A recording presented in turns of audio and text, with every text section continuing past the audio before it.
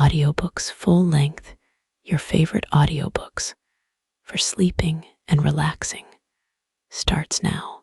Anne of Green Gables by Lucy Maud Montgomery. Chapter 1. Mrs. Rachel Lynde is surprised. Mrs. Rachel Lynde lived just where the Avonlea main road dipped down into a little hollow, fringed with alders and ladies' eardrops, and traversed by a brook that had its source away back in the woods of the old Cuthbert place. It was reputed to be an intricate, headlong brook in its earlier course through those woods, with dark secrets of pool and cascade. But by the time it reached Lynn's Hollow, it was a quiet, well-conducted little stream, for not even a brook could run past Mrs. Rachel Lynde's door without due regard for decency and decorum.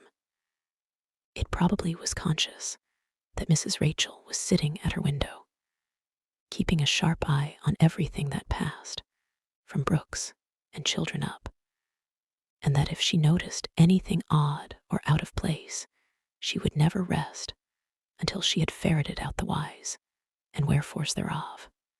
There are plenty of people, in Avonlea and out of it, who can attend closely to their neighbor's business by dint of neglecting their own. But Mrs. Rachel Lynde was one of those capable creatures who can manage their own concerns and those of other folks into the bargain. She was a notable housewife. Her work was always done, and well done. She ran the sewing circle, helped run the Sunday school, and was the strongest prop of the Church Aid Society and Foreign Missions Auxiliary. Yet with all this, Mrs. Rachel found abundant time to sit for hours at her kitchen window, knitting cotton warp quilts. She had knitted 16 of them, as Avonlea housekeepers were wont to tell in awed voices, and keeping a sharp eye on the main road that crossed the hollow and wound up the steep red hill beyond, since Avonlea occupied a little triangular peninsula jutting out into the Gulf of St. Lawrence, with water on two sides of it. Anybody who went out of it or into it had to pass over that hill road, and so run the unseen gauntlet of Mrs. Rachel's all-seeing eye. She was sitting there one afternoon in early June. The sun was coming in at the window warm and bright. The orchard on the slope below the house was in a bridal flush of pinky white bloom, hummed over by a myriad of bees. Thomas Lynde, meek little man, whom Avonlea people called Rachel Lynde's husband, was sowing his late turnip seed on the hill field beyond the barn, and Matthew Cuthbert ought to have been sowing his on the big red brook field away over by Green Gables. Mrs. Rachel knew that he ought because she had heard him tell Peter Morrison the evening before in William J. Blair's store over at Carmody that he meant to sow his turnip seed the next afternoon. Peter had asked him, of course, for Matthew Cuthbert had never been known to volunteer information about anything in his whole life. And yet here was Matthew Cuthbert, at 3:30 on the afternoon of a busy day, placidly driving over the hollow and up the hill. Moreover, he wore a white collar and his best suit of clothes, which was plain proof that he was going out of Avonlea, and he had the buggy and the sorrel mare, which betokened that he was going a considerable distance. Now, where was Matthew Cuthbert going, and why was he going there? Had it been any other man in Avonlea, Mrs. Rachel, deftly putting this and that together, might have given a pretty good guess as to both questions. But Matthew so rarely went from home that it must be something pressing and unusual which was taking him. He was the shyest man alive, and hated to have to go among strangers or to any place where he might have to talk. Matthew, dressed up with a white collar and driving in a buggy, was something that didn't happen often. Mrs. Rachel, ponder as she might, could make nothing of it, and her afternoon's enjoyment was spoiled. I'll just step over to Green Gables after tea and find out from Marilla where he's gone and why, the worthy woman finally concluded. He doesn't generally go to town this time of year, and he never visits. If he'd run out of turnip seed, he wouldn't dress up and take the buggy to go for more. He wasn't driving fast enough to be going for a doctor. Yet something must have happened since last night to start him off. I'm clean puzzled, that's what. And I won't know a minute's peace of mind or conscience until I know what has taken Matthew Cuthbert out of Avonlea today. Accordingly, after tea, Mrs. Rachel set out. She had not far to go. The big, rambling, orchard-embowered house where the Cuthberts lived was a scant quarter of a mile up the road from Lynn's Hollow. To be sure, the long lane made it a good deal further. Matthew Cuthbert's father, as shy and silent as his son after him, had got as far away as he possibly could from his fellow men without actually retreating into the woods when he founded his homestead. Green Gables was built at the furthest edge of his cleared land, and there it was to this day, barely visible from the main road, along which all the other Avonlea houses were so sociably situated. Mrs. Rachel Lynde did not call living in such a place living at all. It's just staying, that's what, she said as she stepped along the deep-rutted, grassy lane bordered with wild rose bushes. It's no wonder Matthew and Marilla are both a little odd, living away back here by themselves. Trees aren't much company, though dear knows if they were there'd be enough of them. I'd rather look at people. To be sure, they seem contented enough, but then, I suppose, they're used to it. A body can get used to anything, even to being hanged, as the Irishman said. With this, Mrs. Rachel stepped out of the lane into the backyard of Green Gables. Very green and neat and precise was that yard, set about on one side with great patriarchal willows, and on the other with prim Lombardies. Not a stray stick nor stone was to be seen, for Mrs. Rachel would have seen it if there had been. Privately, she was of the opinion that Marilla Cuthbert swept that yard over as often as she swept her house. One could have eaten a meal off the ground without overbrimming the proverbial peck of dirt. Mrs. Rachel rapped smartly at the kitchen door and stepped in when bidden to do so. The kitchen at Green Gables was a cheerful apartment, or would have been cheerful if it had not been so painfully clean as to give it something of the appearance of an unused parlor. Its windows looked east and west. Through the west one, looking out on the backyard, came a flood of mellow June sunlight. But the east one, whence you got a glimpse of the bloom-white cherry trees in the left orchard and nodding, slender birches down in the hollow by the brook, was greened over by a tangle of vines. Here sat Marilla Cuthbert, when she sat at all, always slightly distrustful of sunshine, which seemed to her too dancing and irresponsible a thing for a world which was meant to be taken seriously. And here she sat now, knitting, and the table behind her was laid for supper. Mrs. Rachel, before she had fairly closed the door, had taken a mental note of everything that was on that table. There were 3 plates laid, so that Marilla must be expecting someone home with Matthew to tea.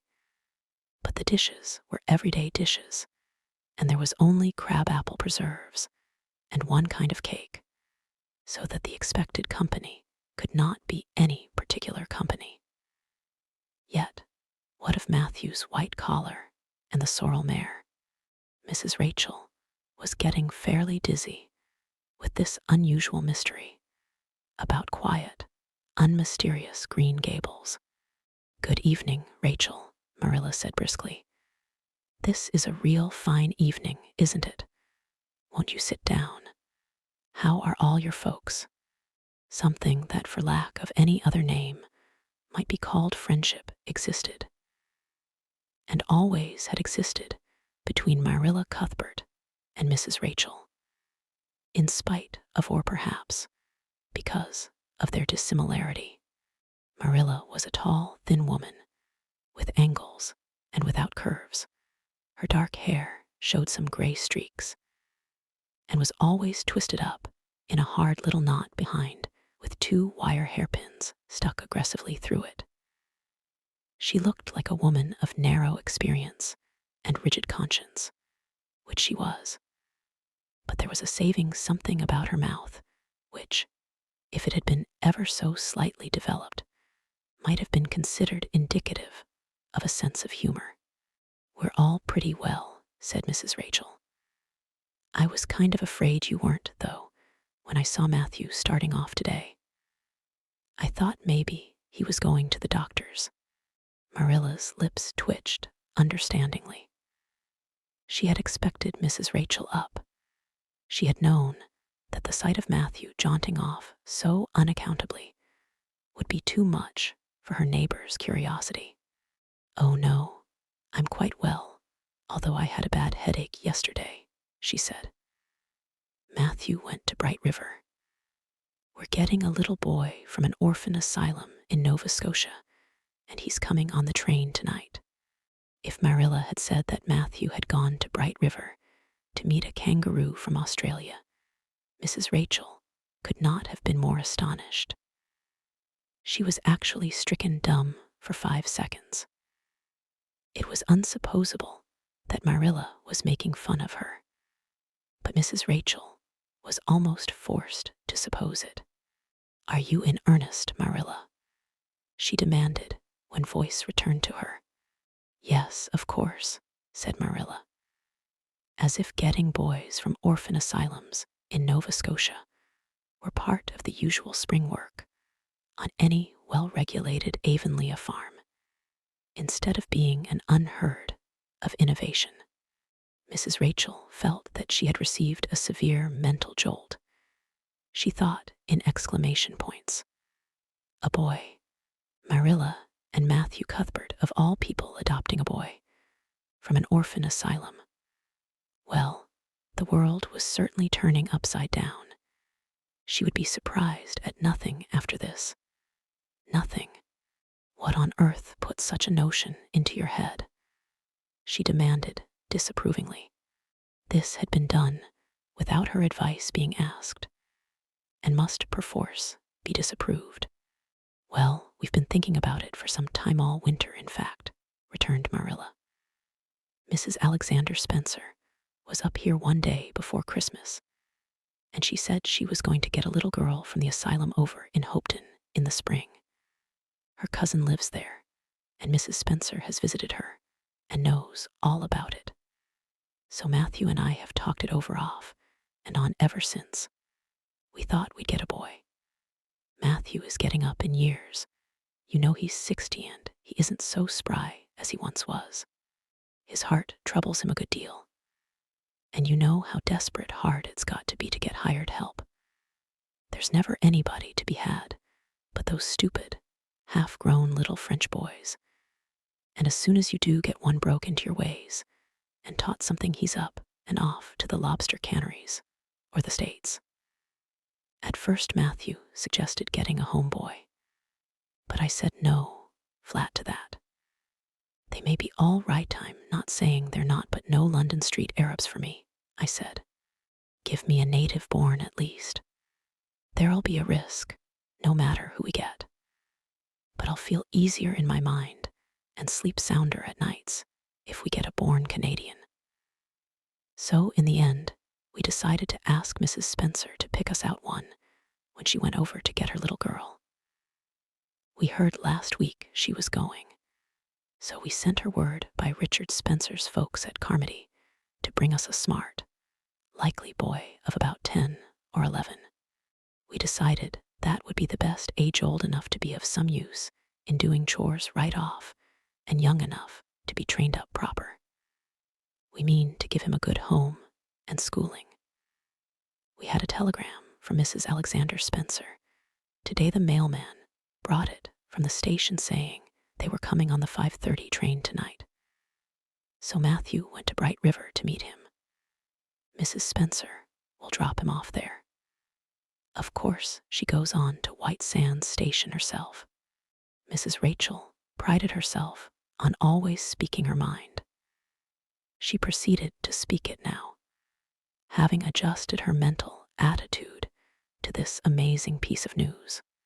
Well, Marilla, I'll just tell you plain that I think you're doing a mighty foolish thing, a risky thing. That's what. You don't know what you're getting. You're bringing a strange child into your house and home, and you don't know a single thing about him, nor what his disposition is like, nor what sort of parents he had, nor how he's likely to turn out. Why, it was only last week I read in the paper how a man and his wife, up west of the island, took a boy out of an orphan asylum, and he set fire to the house at night, set it on purpose. Marillion nearly burnt them to a crisp in their beds. And I know another case where an adopted boy used to suck the eggs, they couldn't break him of it. If you had asked my advice in the matter, which you didn't do, Marilla, I'd have said, for mercy's sake, not to think of such a thing. That's what.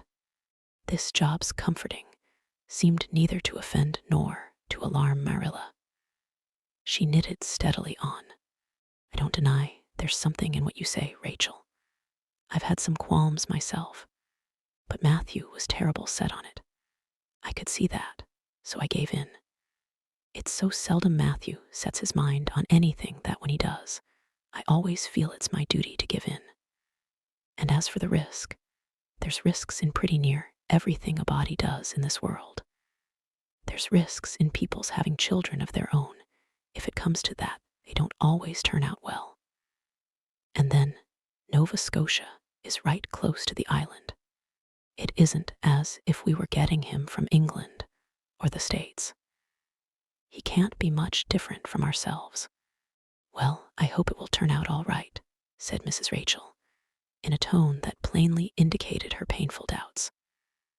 Only don't say I didn't warn you if he burns Green Gables down, or puts strychnine in the well. I heard of a case over in New Brunswick where an orphan asylum child did that, and the whole family died in fearful agonies. Only it was a girl in that instance. Well, we're not getting a girl, said Marilla, as if poisoning wells were a purely feminine accomplishment and not to be dreaded in the case of a boy. I'd never dream of taking a girl to bring up. I wonder at Mrs. Alexander Spencer for doing it. But there, she wouldn't shrink from adopting a whole orphan asylum if she took it into her head. Mrs. Rachel would have liked to stay until Matthew came home with his imported orphan. But reflecting that it would be a good 2 hours at least before his arrival, she concluded to go up the road to Robert Bell's and tell the news. It would certainly make a sensation second to none, and Mrs. Rachel dearly loved to make a sensation. So she took herself away, somewhat to Marilla's relief, for the latter felt her doubts and fears reviving under the influence of Mrs. Rachel's pessimism. Well, of all things that ever were or will be, ejaculated Mrs. Rachel when she was safely out in the lane. It does really seem as if I must be dreaming.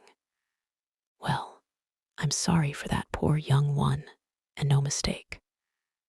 Matthew and Marilla don't know anything about children, and they'll expect him to be wiser and steadier than his own grandfather, if so be's he ever had a grandfather, which is doubtful.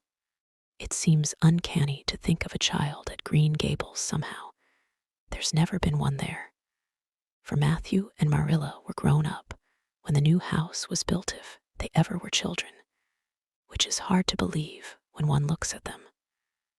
I wouldn't be in that orphan's shoes for anything. My, but I pity him, that's what. So said Mrs. Rachel, to the wild rose bushes out of the fullness of her heart. But if she could have seen the child who was waiting patiently at the bright river station at that very moment, her pity would have been still deeper and more profound. Chapter 2. Matthew Cuthbert is surprised. Matthew Cuthbert and the sorrel mare jogged comfortably over the 8 miles to Bright River.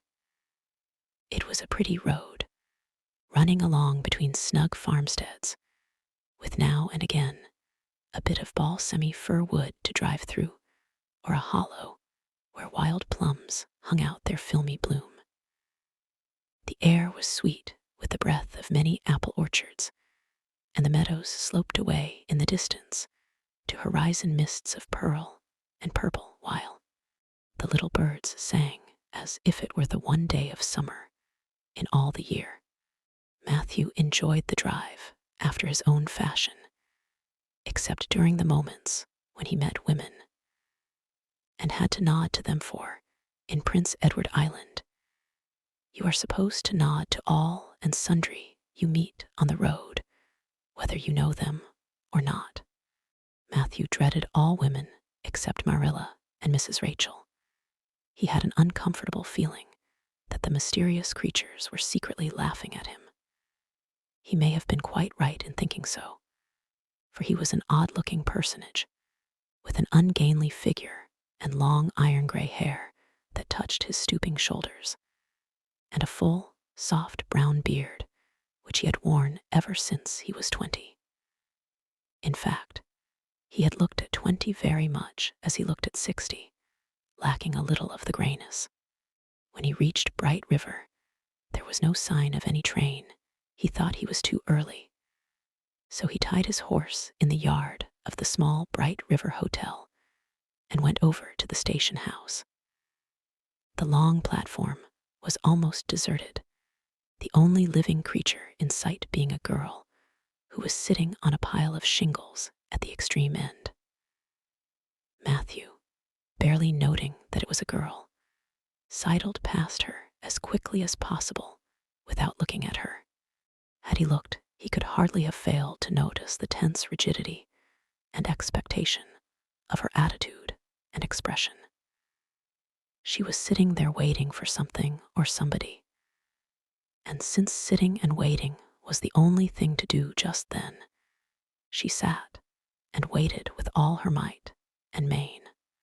Matthew encountered the station master, locking up the ticket office preparatory to going home for supper, and asked him if the 5:30 train would soon be along. "The 5:30 train has been in and gone half an hour ago," answered that brisk official. "But there was a passenger dropped off for you, a little girl. She's sitting out there on the shingles. I asked her to go into the ladies' waiting room, but she informed me gravely that she preferred to stay outside. There was more scope for imagination," she said. "She's a case, I should say." "I'm not expecting a girl," said Matthew blankly. "It's a boy I've come for. He should be here. Mrs. Alexander Spencer was to bring him over from Nova Scotia for me." The station master whistled. "Guess there's some mistake," he said. "Mrs. Spencer came off the train with that girl and gave her into my charge. Said you and your sister were adopting her from an orphan asylum, and that you would be along for her presently. That's all I know about it, and I haven't got any more orphans concealed hereabouts." "I don't understand," said Matthew helplessly, wishing that Marilla was at hand to cope with the situation. "Well, you'd better question the girl," said the station master carelessly. "I dare say she'll be able to explain. She's got a tongue of her own, that's certain. Maybe they were out of boys of the brand you wanted." He walked jauntily away, being hungry, and the unfortunate Matthew was left to do that which was harder for him than bearding a lion in its den walk, up to a girla strange girlin orphan girland demand of her why she wasn't a boy. Matthew groaned in spirit as he turned about and shuffled gently down the platform towards her. She had been watching him ever since he had passed her, and she had her eyes on him now. Matthew was not looking at her, and would not have seen what she was really like if he had been, but an ordinary observer would have seen this. A child of about 11, garbed in a very short, very tight, very ugly dress of yellowish-gray wincey. She wore a faded brown sailor hat, and beneath the hat, extending down her back, were 2 braids of very thick, decidedly red hair. Her face was small, white, and thin, also much freckled. Her mouth was large, and so were her eyes, which looked green in some lights and moods, and gray in others. So far, the ordinary observer. An extraordinary observer might have seen that the chin was very pointed and pronounced, that the big eyes were full of spirit and vivacity, that the mouth was sweet-lipped and expressive, that the forehead was broad and full. In short, our discerning extraordinary observer might have concluded that no commonplace soul inhabited the body of this stray woman-child, of whom shy Matthew Cuthbert was so ludicrously afraid. Matthew, however, was spared the ordeal of speaking first, for as soon as she concluded that he was coming to her, she stood up, grasping with one thin brown hand the handle of a shabby, old-fashioned carpet-bag. The other she held out to him. "I suppose you are Mr. Matthew Cuthbert of Green Gables," she said in a peculiarly clear, sweet voice. "I'm very glad to see you. I was beginning to be afraid you weren't coming for me, and I was imagining all the things that might have happened to prevent you. I had made up my mind that if you didn't come for me tonight, I'd go down the track to that big wild cherry tree at the bend and climb up into it to stay all night. I wouldn't be a bit afraid, and it would be lovely to sleep in a wild cherry tree, all white with bloom in the moonshine, don't you think? You could imagine you were dwelling in marble halls, couldn't you? And I was quite sure you would come for me in the morning, if you didn't tonight." Matthew had taken the scrawny little hand awkwardly in his then, and there he decided what to do. He could not tell this child with the glowing eyes that there had been a mistake. He would take her home and let Marilla do that.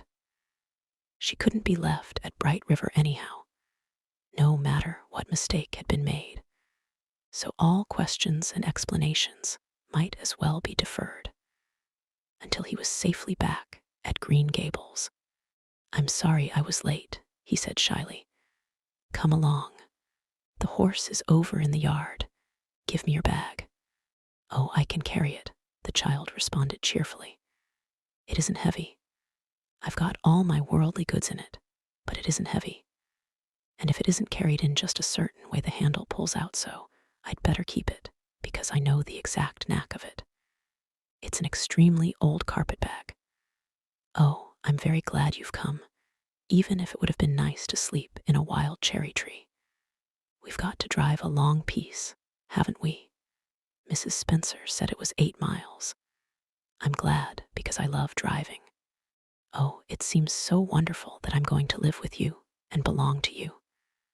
I've never belonged to anybody, not really. But the asylum was the worst. I've only been in it 4 months, but that was enough. I don't suppose you ever were an orphan in an asylum, so you can't possibly understand what it is like. It's worse than anything you could imagine. Mrs. Spencer said it was wicked of me to talk like that, but I didn't mean to be wicked. It's so easy to be wicked without knowing it, isn't it? They were good, you know, the asylum people. But there is so little scope for the imagination in an asylum only, just in the other orphans. It was pretty interesting to imagine things about them, to imagine that perhaps the girl who sat next to you was really the daughter of a belted earl who had been stolen away from her parents in her infancy by a cruel nurse who died before she could confess. I used to lie awake at nights and imagine things like that because I didn't have time in the day. I guess that's why I'm so thin. I am dreadful thin, ain't I? There isn't a pick on my bones. I do love to imagine I'm nice and plump, with dimples in my elbows. With this, Matthew's companion stopped talking, partly because she was out of breath, and partly because they had reached the buggy. Not another word did she say until they had left the village and were driving down a steep little hill, the road part of which had been cut so deeply into the soft soil that the banks, fringed with blooming wild cherry trees and slim white birches, were several feet above their heads. The child put out her hand and broke off a branch of wild plum that brushed against the side of the buggy. Isn't that beautiful?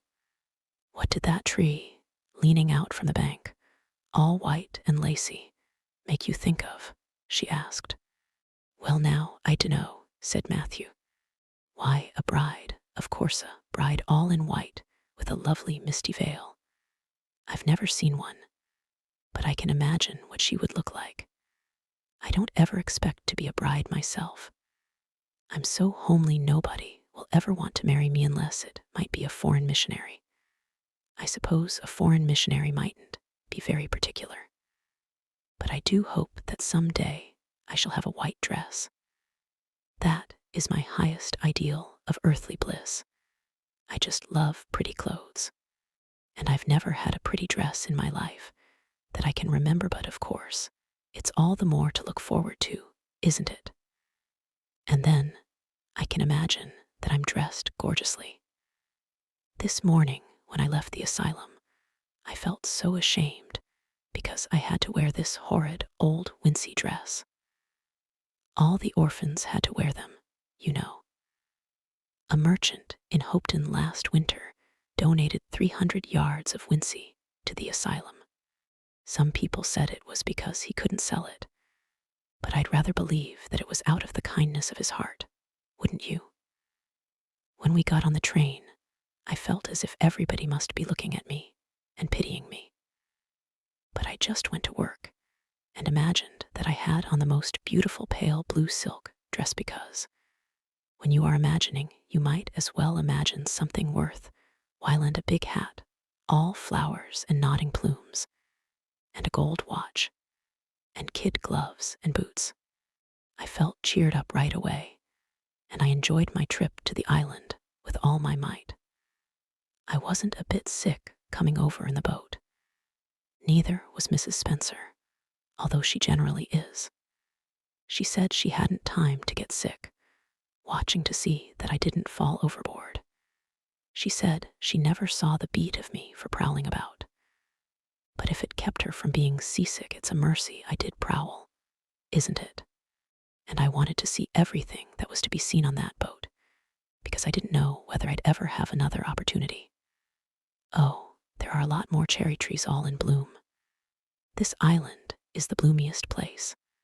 I just love it already, and I'm so glad I'm going to live here. I've always heard that Prince Edward Island was the prettiest place in the world, and I used to imagine I was living here, but I never really expected I would.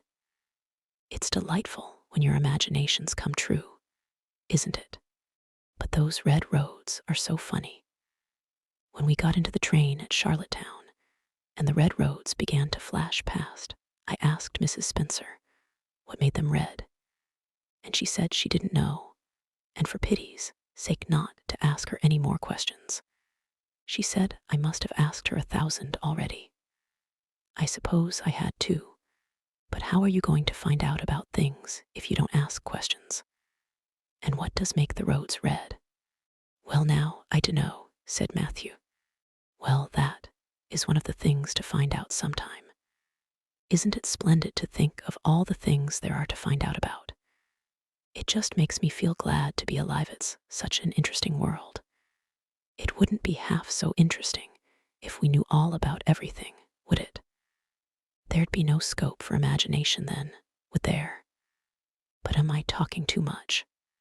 People are always telling me I do. Would you rather I didn't talk? If you say so, I'll stop. I can stop when I make up my mind to it, although it's difficult. Matthew, much to his own surprise, was enjoying himself. Like most quiet folks, he liked talkative people when they were willing to do the talking themselves, and did not expect him to keep up his end of it. But he had never expected to enjoy the society of a little girl. Women were bad enough in all conscience, but little girls were worse. He detested the way they had of sidling past him timidly, with sidewise glances, as if they expected him to gobble them up at a mouthful if they ventured to say a word. That was the Avonlea type of well-bred little girl. But this freckled witch was very different, and although he found it rather difficult for his slower intelligence to keep up with her brisk mental processes, he thought that he kind of liked her chatter. So he said, as shyly as usual, "Oh, you can talk as much as you like. I don't mind. Oh, I'm so glad. I know you and I are going to get along together fine. It's such a relief to talk when one wants to, and not be told that children should be seen and not heard. I've had that said to me 1,000,000 times if I have once. And people laugh at me because I use big words. But if you have big ideas, you have to use big words to express them, haven't you?" "Well now, that seems reasonable," said Matthew. "Mrs. Spencer said that my tongue must be hung in the middle, but it isn't, it's firmly fastened at one end. Mrs. Spencer said your place was named Green Gables. I asked her all about it, and she said there were trees all around it. I was gladder than ever. I just love trees, and there weren't any at all about the asylum, only a few poor weeny-teeny things out in front, with little whitewashed cagey things about them. They just looked like orphans themselves. Those trees did. It used to make me want to cry to look at them.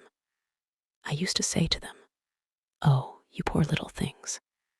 If you were out in a great big woods with other trees all around you, and little mosses, and June bells growing over your roots, and a brook not far away, and birds singing in your branches, you could grow, couldn't you? But you can't where you are. I know just exactly how you feel, little trees. I felt sorry to leave them behind this morning.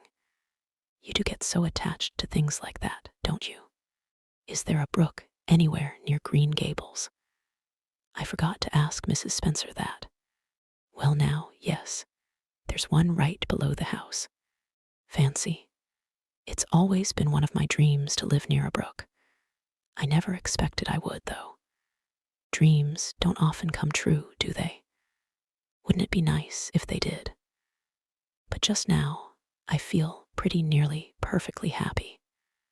I can't feel exactly perfectly happy because, well, what color would you call this?" She twitched one of her long, glossy braids over her thin shoulder and held it up before Matthew's eyes. Matthew was not used to deciding on the tints of ladies' tresses, but in this case, there couldn't be much doubt. "It's red, ain't it?" he said. The girl let the braid drop back with a sigh that seemed to come from her very toes, and to exhale forth all the sorrows of the ages. "Yes, it's red," she said resignedly. "Now you see why I can't be perfectly happy. Nobody could who has red hair. I don't mind the other things so much, the freckles and the green eyes and my skinniness. I can imagine them away. I can imagine that I have a beautiful rose-leaf complexion and lovely starry violet eyes, but I cannot imagine that red hair away. I do my best. I think to myself, now my hair is a glorious black, black as the raven's wing. But all the time I know it is just plain red, and it breaks my heart. It will be my lifelong sorrow. I read of a girl once in a novel who had a lifelong sorrow, but it wasn't red hair. Her hair was pure gold rippling back from her alabaster brow. What is an alabaster brow? I never could find out. Can you tell me?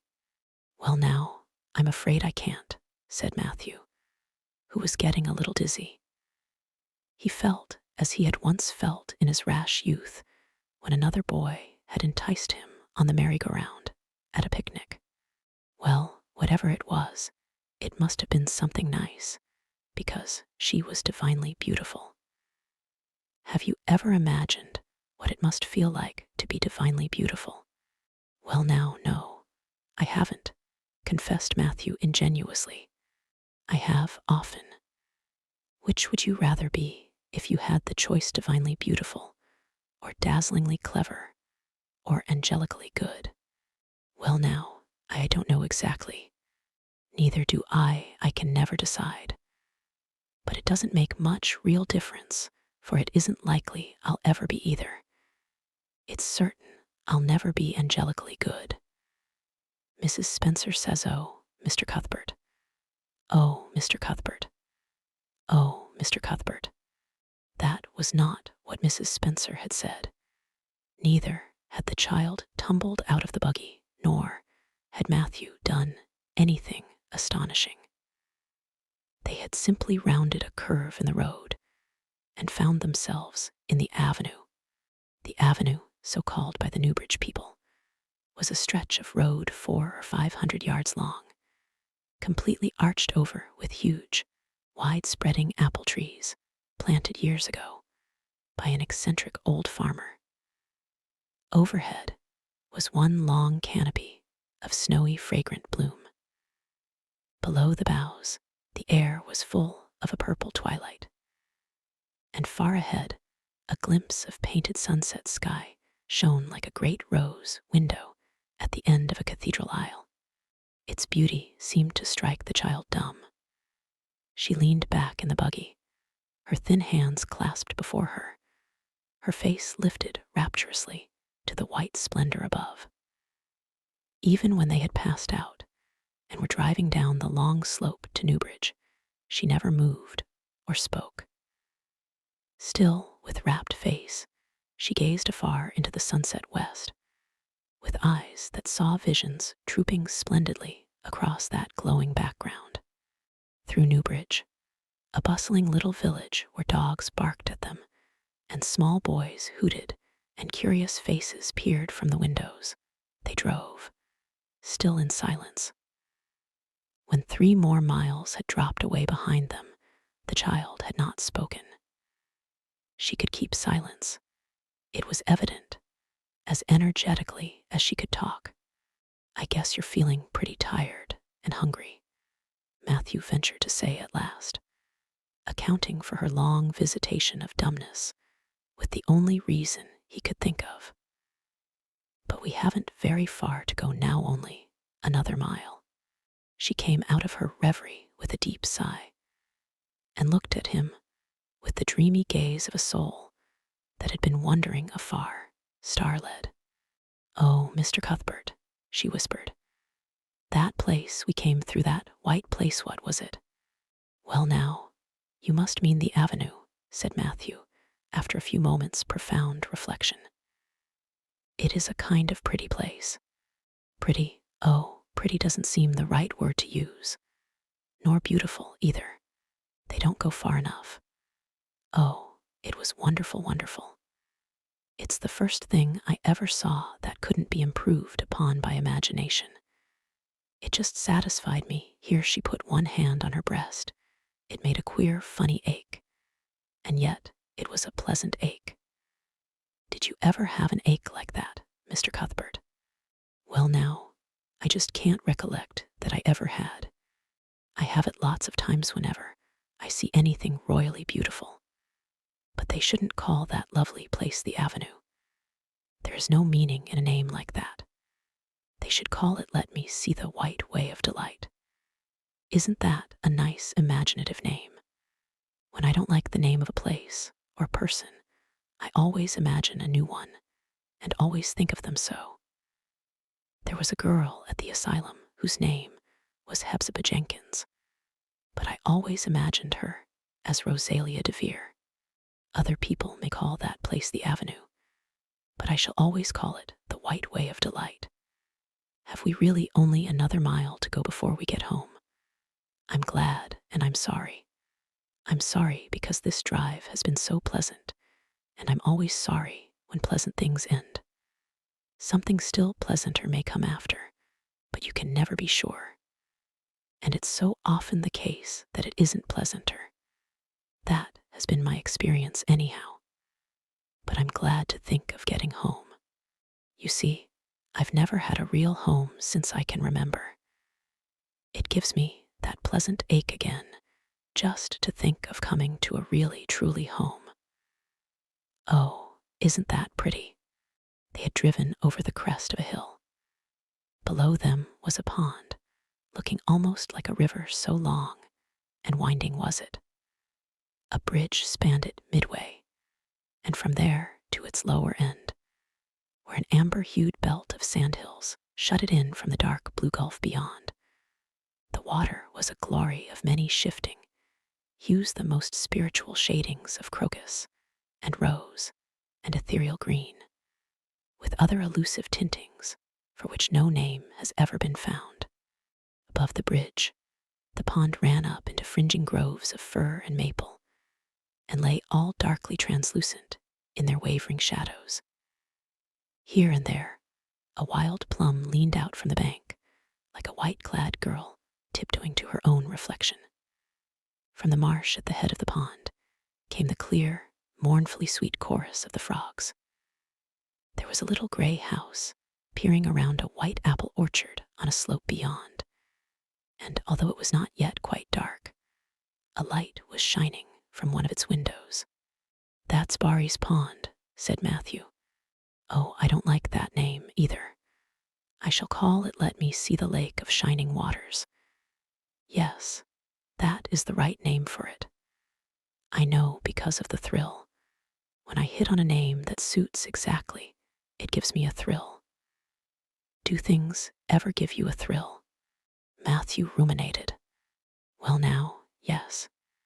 It always kind of gives me a thrill to see them ugly white grubs that spade up in the cucumber beds. I hate the look of them. Oh, I don't think that can be exactly the same kind of a thrill. Do you think it can? There doesn't seem to be much connection between grubs and lakes of shining waters, does there? But why do other people call it Barry's Pond? I reckon because Mr. Barry lives up there in that house. Orchard Slope's the name of his place. If it wasn't for that big bush behind it, you could see Green Gables from here. But we have to go over the bridge and round by the road, so it's near half a mile further. Has Mr. Barry any little girls? Well, not so very little either, about my size. He's got one about 11. Her name is Diana. Oh, with a long indrawing of breath. What a perfectly lovely name. Well now, I dunno. There's something dreadful heathenish about it, seems to me. I'd rather Jane or Mary or some sensible name like that. But when Diana was born, there was a schoolmaster boarding there, and they gave him the naming of her, and he called her Diana. I wish there had been a schoolmaster like that around when I was born then. Oh, here we are at the bridge. I'm going to shut my eyes tight. I'm always afraid going over bridges. I can't help imagining that perhaps, just as we get to the middle, they'll crumple up like a jackknife and nip us. So I shut my eyes, but I always have to open them for all when I think we're getting near the middle. Because, you see, if the bridge did crumple up, I'd want to see it crumple. What a jolly rumble it makes. I always like the rumble part of it. Isn't it splendid? There are so many things to like in this world. There, we're over. Now I'll look back. Good night, dear lake of shining waters. I always say good night to the things I love, just as I would to people. I think they like it. That water looks as if it was smiling at me. When they had driven up the further hill and around a corner, Matthew said, We're pretty near home now. That's Green Gables over. Oh, don't tell me, she interrupted breathlessly, catching at his partially raised arm and shutting her eyes that she might not see his gesture. Let me guess. I'm sure I'll guess right. She opened her eyes and looked about her. They were on the crest of a hill. The sun had set some time since, but the landscape was still clear in the mellow afterlight. To the west, a dark church spire rose up against a marigold sky.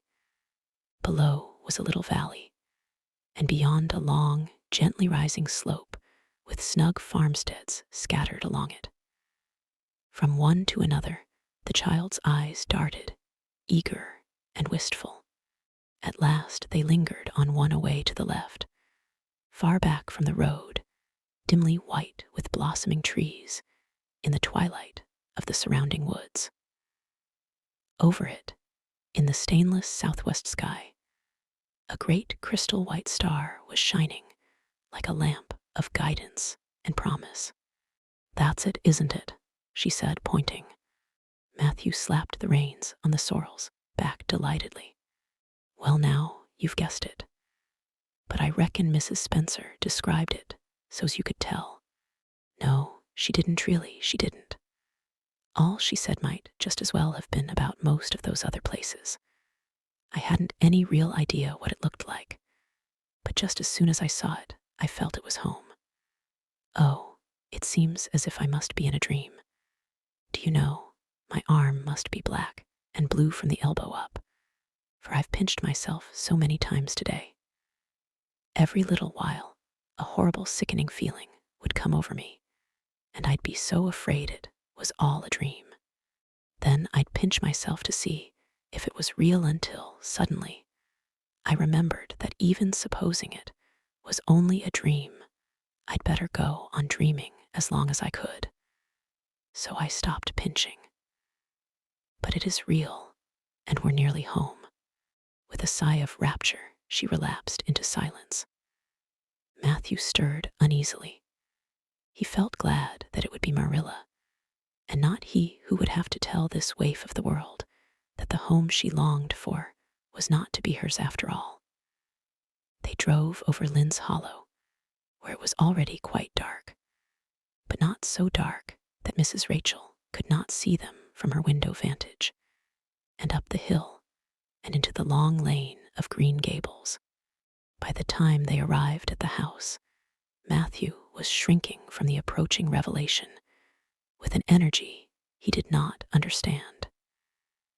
It was not of Marilla or himself he was thinking, or of the trouble this mistake was probably going to make for them, but of the child's disappointment when he thought of that rapt light being quenched in her eyes. He had an uncomfortable feeling that he was going to assist at murdering something much the same feeling that came over him when he had to kill a lamb or calf or any other innocent little creature. The yard was quite dark as they turned into it, and the poplar leaves were rustling silkily all round it. Listen to the trees talking in their sleep, she whispered, as he lifted her to the ground. What nice dreams they must have. Then, holding tightly to the carpetbag, which contained all her worldly goods, she followed him into the house. Chapter 3. Marilla Cuthbert is surprised. Marilla came briskly forward as Matthew opened the door. But when her eyes fell on the odd little figure in the stiff, ugly dress, with the long braids of red hair and the eager, luminous eyes, she stopped short in amazement. Matthew Cuthbert, who's that? She ejaculated. Where is the boy?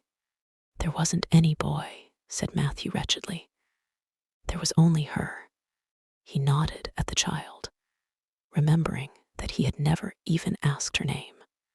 No boy. But there must have been a boy, insisted Marilla. We sent word to Mrs. Spencer to bring a boy. Well, she didn't. She brought her. I asked the station master, and I had to bring her home.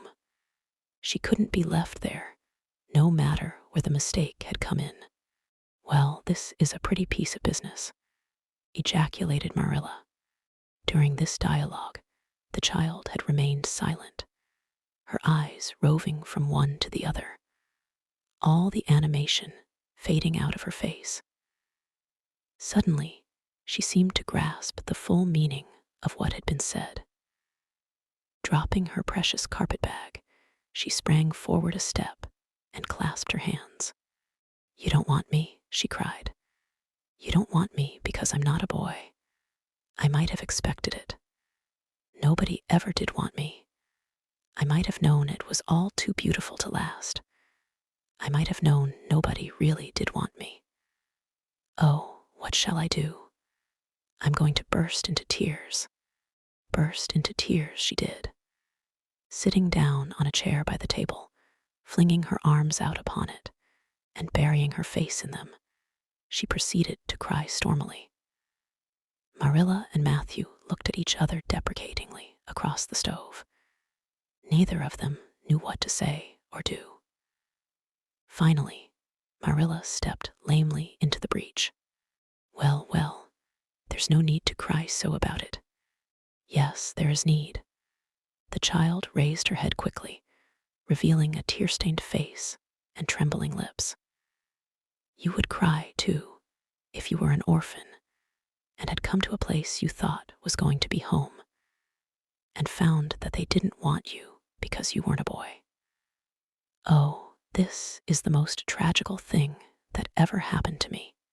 Something like a reluctant smile, rather rusty from long disuse, mellowed Marilla's grim expression. "Well, don't cry any more. We're not going to turn you out of doors tonight. You'll have to stay here until we investigate this affair. What's your name?" The child hesitated for a moment. "Will you please call me Cordelia?" she said eagerly. "Call you Cordelia? Is that your name?" "No, it's not exactly my name, but I would love to be called Cordelia. It's such a perfectly elegant name. I don't know what on earth you mean.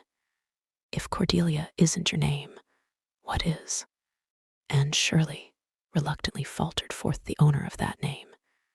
"But oh, please do call me Cordelia. It can't matter much to you what you call me if I'm only going to be here a little while, can it? And Anne is such an unromantic name." "Unromantic fiddlesticks," said the unsympathetic Marilla. "Anne is a real good, plain, sensible name. You've no need to be ashamed of it." "Oh, I'm not ashamed of it," explained Anne. "Only I like Cordelia better. I've always imagined that my name was Cordelia at least. I always have of late years. When I was young, I used to imagine it was Geraldine, but I like Cordelia better now. But if you call me, and please call me Anne spelled with an E." "What difference does it make how it's spelled?" asked Marilla with another rusty smile as she picked up the teapot. "Oh, it makes such a difference. It looks so much nicer. When you hear a name pronounced, can't you always see it in your mind, just as if it was printed out?" "I can. And ANN looks dreadful, but ANNE looks so much more distinguished. If you'll only call me Anne spelled with an E, I shall try to reconcile myself to not being called Cordelia." "Very well, then. Anne spelled with an E. Can you tell us how this mistake came to be made?" "We sent word to Mrs. Spencer to bring us a boy." "Were there no boys at the asylum?" "Oh, yes, there was an abundance of them. But Mrs. Spencer said distinctly that you wanted a girl about 11 years old, and the matron said she thought I would do. You don't know how delighted I was. I couldn't sleep all last night for joy. Oh," she added reproachfully, turning to Matthew, "why didn't you tell me at the station that you didn't want me and leave me there? If I hadn't seen the white way of delight, and the lake of shining waters, it wouldn't be so hard. What on earth does she mean? Demanded Marilla, staring at Matthew. She's just referring to some conversation we had on the road, said Matthew hastily. I'm going out to put the mare in, Marilla. Have tea ready when I come back. Did Mrs. Spencer bring anybody over besides you? Continued Marilla when Matthew had gone out. She brought Lily Jones for herself. Lily is only 5 years old, and she is very beautiful and had nut brown hair. If I was very beautiful and had nut brown hair, would you keep me? No, we want a boy to help Matthew on the farm. A girl would be of no use to us. Take off your hat. I'll lay it and your bag on the hall table. Anne took off her hat meekly. Matthew came back presently, and they sat down to supper. But Anne could not eat. In vain, she nibbled at the bread and butter, and pecked at the crabapple preserve out of the little scalloped glass dish by her plate. She did not really make any headway at all. You're not eating anything, said Marilla sharply, eyeing her as if it were a serious shortcoming. Anne sighed. I can't. I'm in the depths of despair. Can you eat when you are in the depths of despair? I've never been in the depths of despair, so I can't say, responded Marilla. Weren't you?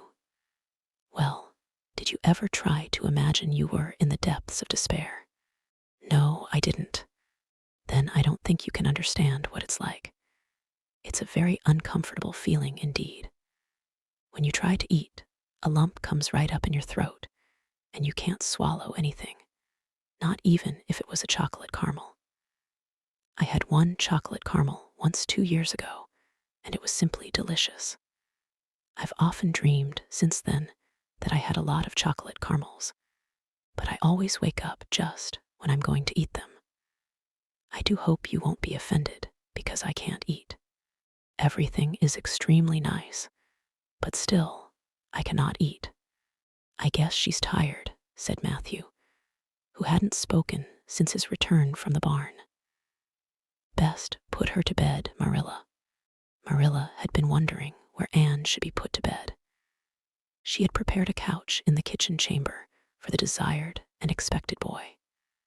But although it was neat and clean, it did not seem quite the thing to put a girl there somehow. But the spare room was out of the question for such a stray waif, so there remained only the east gable room. Marilla lighted a candle and told Anne to follow her, which Anne spiritlessly did, taking her hat and carpetbag from the hall table as she passed. The hall was fearsomely clean. The little gable chamber in which she presently found herself seemed still cleaner. Marilla set the candle on a 3-legged, 3-cornered table and turned down the bedclothes. I suppose you have a nightgown, she questioned. Anne nodded. Yes, I have 2. The matron of the asylum made them for me. They're fearfully skimpy. There is never enough to go around in an asylum, so things are always skimpy, at least in a poor asylum like ours.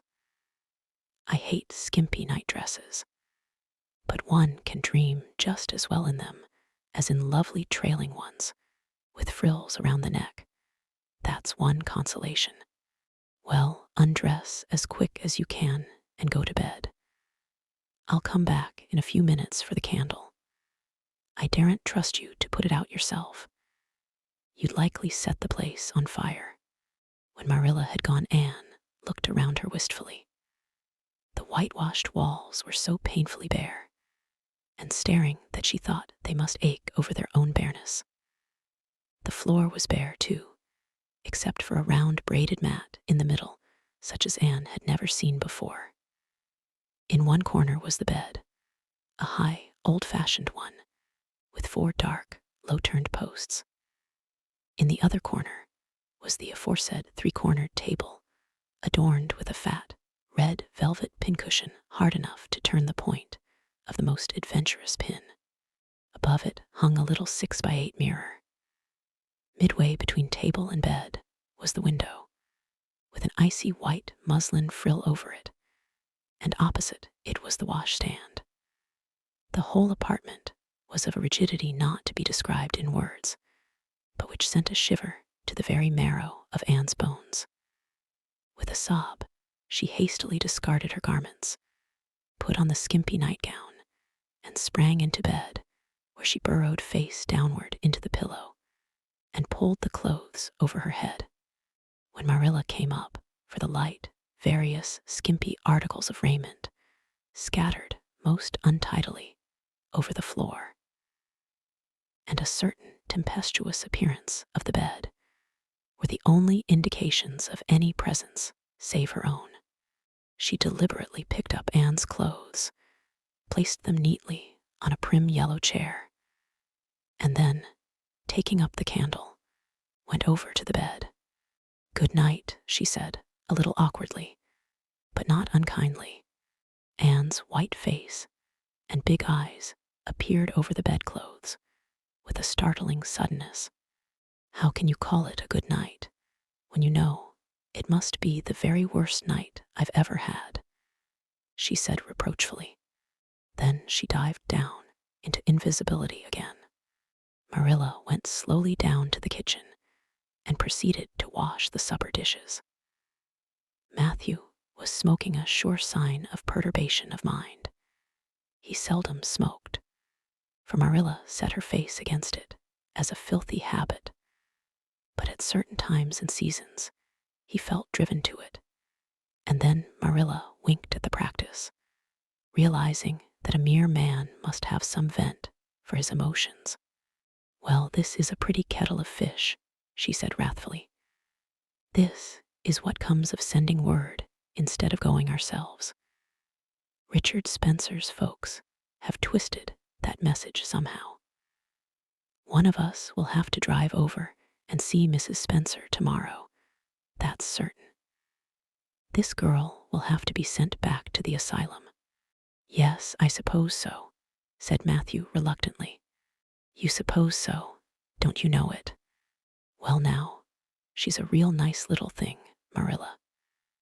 It's kind of a pity to send her back when she's so set on staying here." "Matthew Cuthbert, you don't mean to say you think we ought to keep her?" Marilla's astonishment could not have been greater if Matthew had expressed a predilection for standing on his head. "Well now, no, I suppose not exactly," stammered Matthew, uncomfortably driven into a corner for his precise meaning. "I suppose we could hardly be expected to keep her." "I should say not. What good would she be to us?" "We might be some good to her," said Matthew suddenly and unexpectedly. "Matthew Cuthbert, I believe that child has bewitched you. I can see as plain that you want to keep her." "Well now, she's a real interesting little thing," persisted Matthew. "You should have heard her talk coming from the station.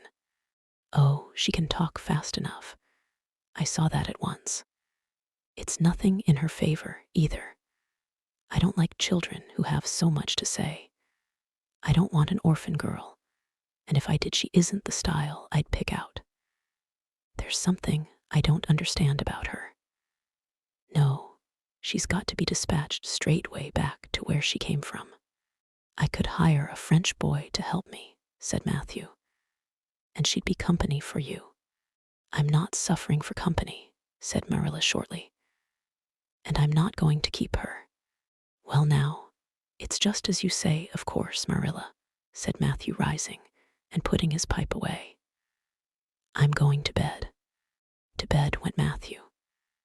And to bed, when she had put her dishes away, went Marilla, frowning most resolutely. And upstairs in the east gable, a lonely, heart-hungry, friendless child cried herself to sleep. Chapter 4. Morning at Green Gables. It was broad daylight when Anne awoke and sat up in bed, staring confusedly at the window, through which a flood of cheery sunshine was pouring. And outside, of which something white and feathery waved across glimpses of blue sky. For a moment, she could not remember where she was. First came a delightful thrill, as of something very pleasant, then a horrible remembrance. This was Green Gables, and they didn't want her because she wasn't a boy. But it was morning, and yes, it was a cherry tree in full bloom outside of her window. With a bound, she was out of bed and across the floor.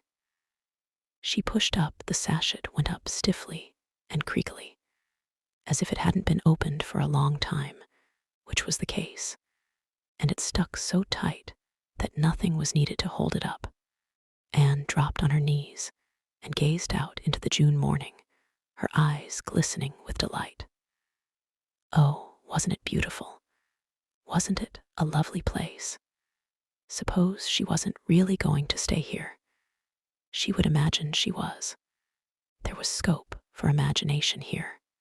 A huge cherry tree grew outside, so close that its boughs tapped against the house, and it was so thick-set with blossoms that hardly a leaf was to be seen. On both sides of the house was a big orchard, one of apple trees and one of cherry trees, also showered over with blossoms, and their grass was all sprinkled with dandelions.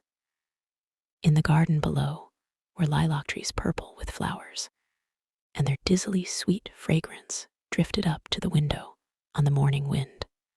Below the garden, a green field lush with clover sloped down to the hollow where the brook ran, and where scores of white birches grew, upspringing airily out of an undergrowth suggestive of delightful possibilities in ferns and mosses and woodsy things generally.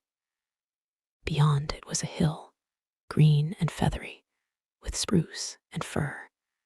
There was a gap in it, where the gray gable end of the little house she had seen from the other side of the lake of shining waters was visible. Off to the left were the big barns, and beyond them, away down over green, low-sloping fields, was a sparkling blue glimpse of sea. Anne's beauty-loving eyes lingered on it all, taking everything greedily in.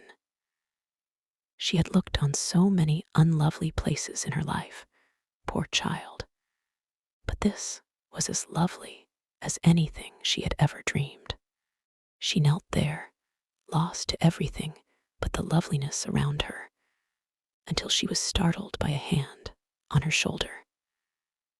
Marilla had come in unheard by the small dreamer. "It's time you were dressed," she said curtly.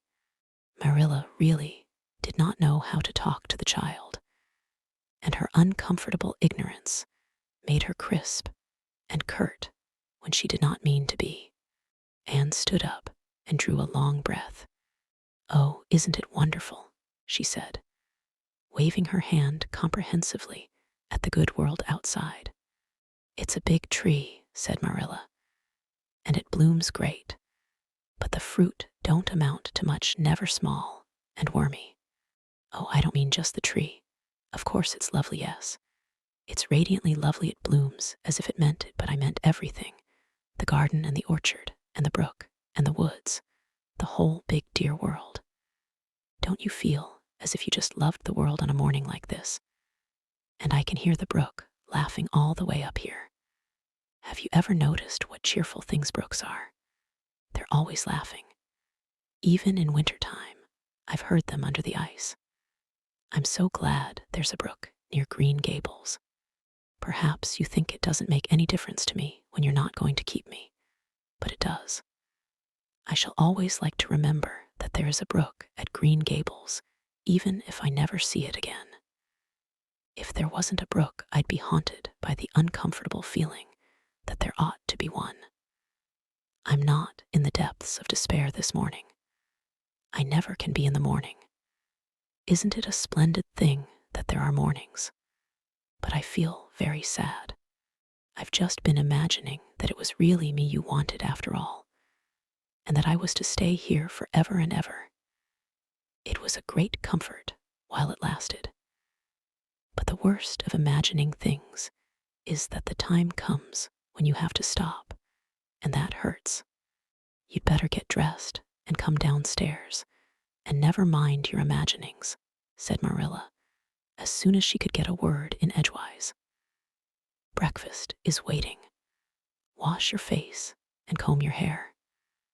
Leave the window up and turn your bedclothes back over the foot of the bed. Be as smart as you can. Anne could evidently be smart to some purpose, for she was downstairs in 10 minutes' time, with her clothes neatly on, her hair brushed and braided, her face washed, and a comfortable consciousness pervading her soul that she had fulfilled all Marilla's requirements. As a matter of fact, however, she had forgotten to turn back the bedclothes. "I'm pretty hungry this morning," she announced, as she slipped into the chair Marilla placed for her. "The world doesn't seem such a howling wilderness as it did last night. I'm so glad it's a sunshiny morning, but I like rainy mornings real well, too. All sorts of mornings are interesting, don't you think? You don't know what's going to happen through the day, and there's so much scope for imagination. But I'm glad it's not rainy today, because it's easier to be cheerful and bear up under affliction on a sunshiny day. I feel that I have a good deal to bear up under. It's all very well to read about sorrows and imagine yourself living through them heroically, but it's not so nice when you really come to have them, is it? For pity's sake, hold your tongue," said Marilla. "You talk entirely too much for a little girl." Thereupon Anne held her tongue so obediently and thoroughly that her continued silence made Marilla rather nervous, as if in the presence of something not exactly natural. Matthew also held his tongue, but this was natural, so that the meal was a very silent one. As it progressed, Anne became more and more abstracted, eating mechanically, with her big eyes fixed unswervingly and unseeingly on the sky outside the window. This made Marilla more nervous than ever. She had an uncomfortable feeling that while this odd child's body might be there at the table, her spirit was far away in some remote airy cloudland, borne aloft on the wings of imagination. Who would want such a child about the place? Yet Matthew wished to keep her, of all unaccountable things. Marilla felt that he wanted it just as much this morning as he had the night before, and that he would go on wanting it. That was Matthew's way to take a whim into his head and cling to it with the most amazing silent persistency, 10 times more potent and effectual in its very silence than if he had talked it out. When the meal was ended, Anne came out of her reverie and offered to wash the dishes. "Can you wash dishes right?" asked Marilla distrustfully. "Pretty well. I'm better at looking after children, though. I've had so much experience at that. It's such a pity you haven't any here for me to look after. I don't feel as if I wanted any more children to look after than I've got at present. You're problem enough in all conscience. What's to be done with you, I don't know. Matthew is a most ridiculous man." "I think he's lovely," said Anne reproachfully. "He is so very sympathetic. He didn't mind how much I talked, he seemed to like it. I felt that he was a kindred spirit as soon as ever I saw him." "You're both queer enough, if that's what you mean by kindred spirits," said Marilla with a sniff. "Yes, you may wash the dishes. Take plenty of hot water, and be sure you dry them well. I've got enough to attend to this morning, for I'll have to drive over to White Sands in the afternoon and see Mrs. Spencer. You'll come with me, and we'll settle what's to be done with you. After you've finished the dishes, go upstairs and make your bed." Anne washed the dishes deftly enough, as Marilla, who kept a sharp eye on the process, discerned. Later on, she made her bed less successfully, for she had never learned the art of wrestling with a feather tick. But it was done somehow and smoothed down. And then Marilla, to get rid of her, told her she might go out of doors and amuse herself until dinner time. Anne flew to the door, face alight, eyes glowing. On the very threshold, she stopped short, wheeled about, came back, and sat down by the table, light and glow as effectually blotted out as if someone had clapped an extinguisher on her. "What's the matter now?" demanded Marilla. "I don't dare go out," said Anne, in the tone of a martyr, relinquishing all earthly joys. "If I can't stay here, there is no use in my loving Green Gables. And if I go out there and get acquainted with all those trees and flowers and the orchard and the brook, I'll not be able to help loving it. It's hard enough now, so I won't make it any harder. I want to go out so much everything seems to be calling to me. Anne, come out to us. Anne, we want a playmate, but it's better not.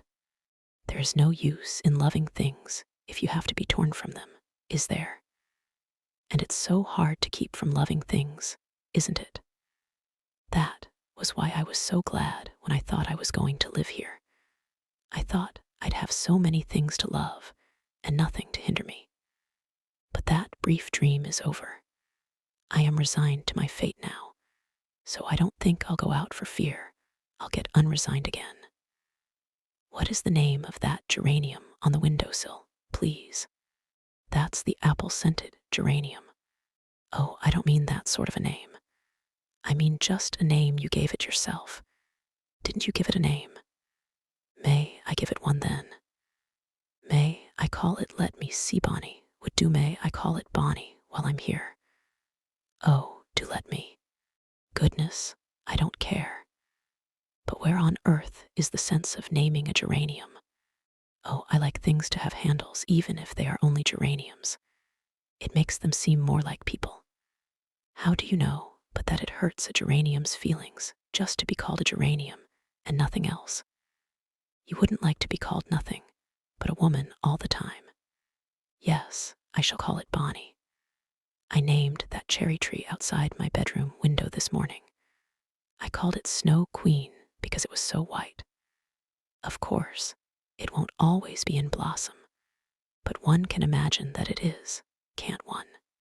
I never in all my life saw or heard anything to equal her, muttered Marilla, beating a retreat down to the cellar after potatoes. She is kind of interesting, as Matthew says. I can feel already that I'm wondering what on earth she'll say next. She'll be casting a spell over me too. She's cast it over Matthew. That look he gave me when he went out said everything he said or hinted last night over again. I wish he was like other men and would talk things out. A body could answer back then and argue him into reason.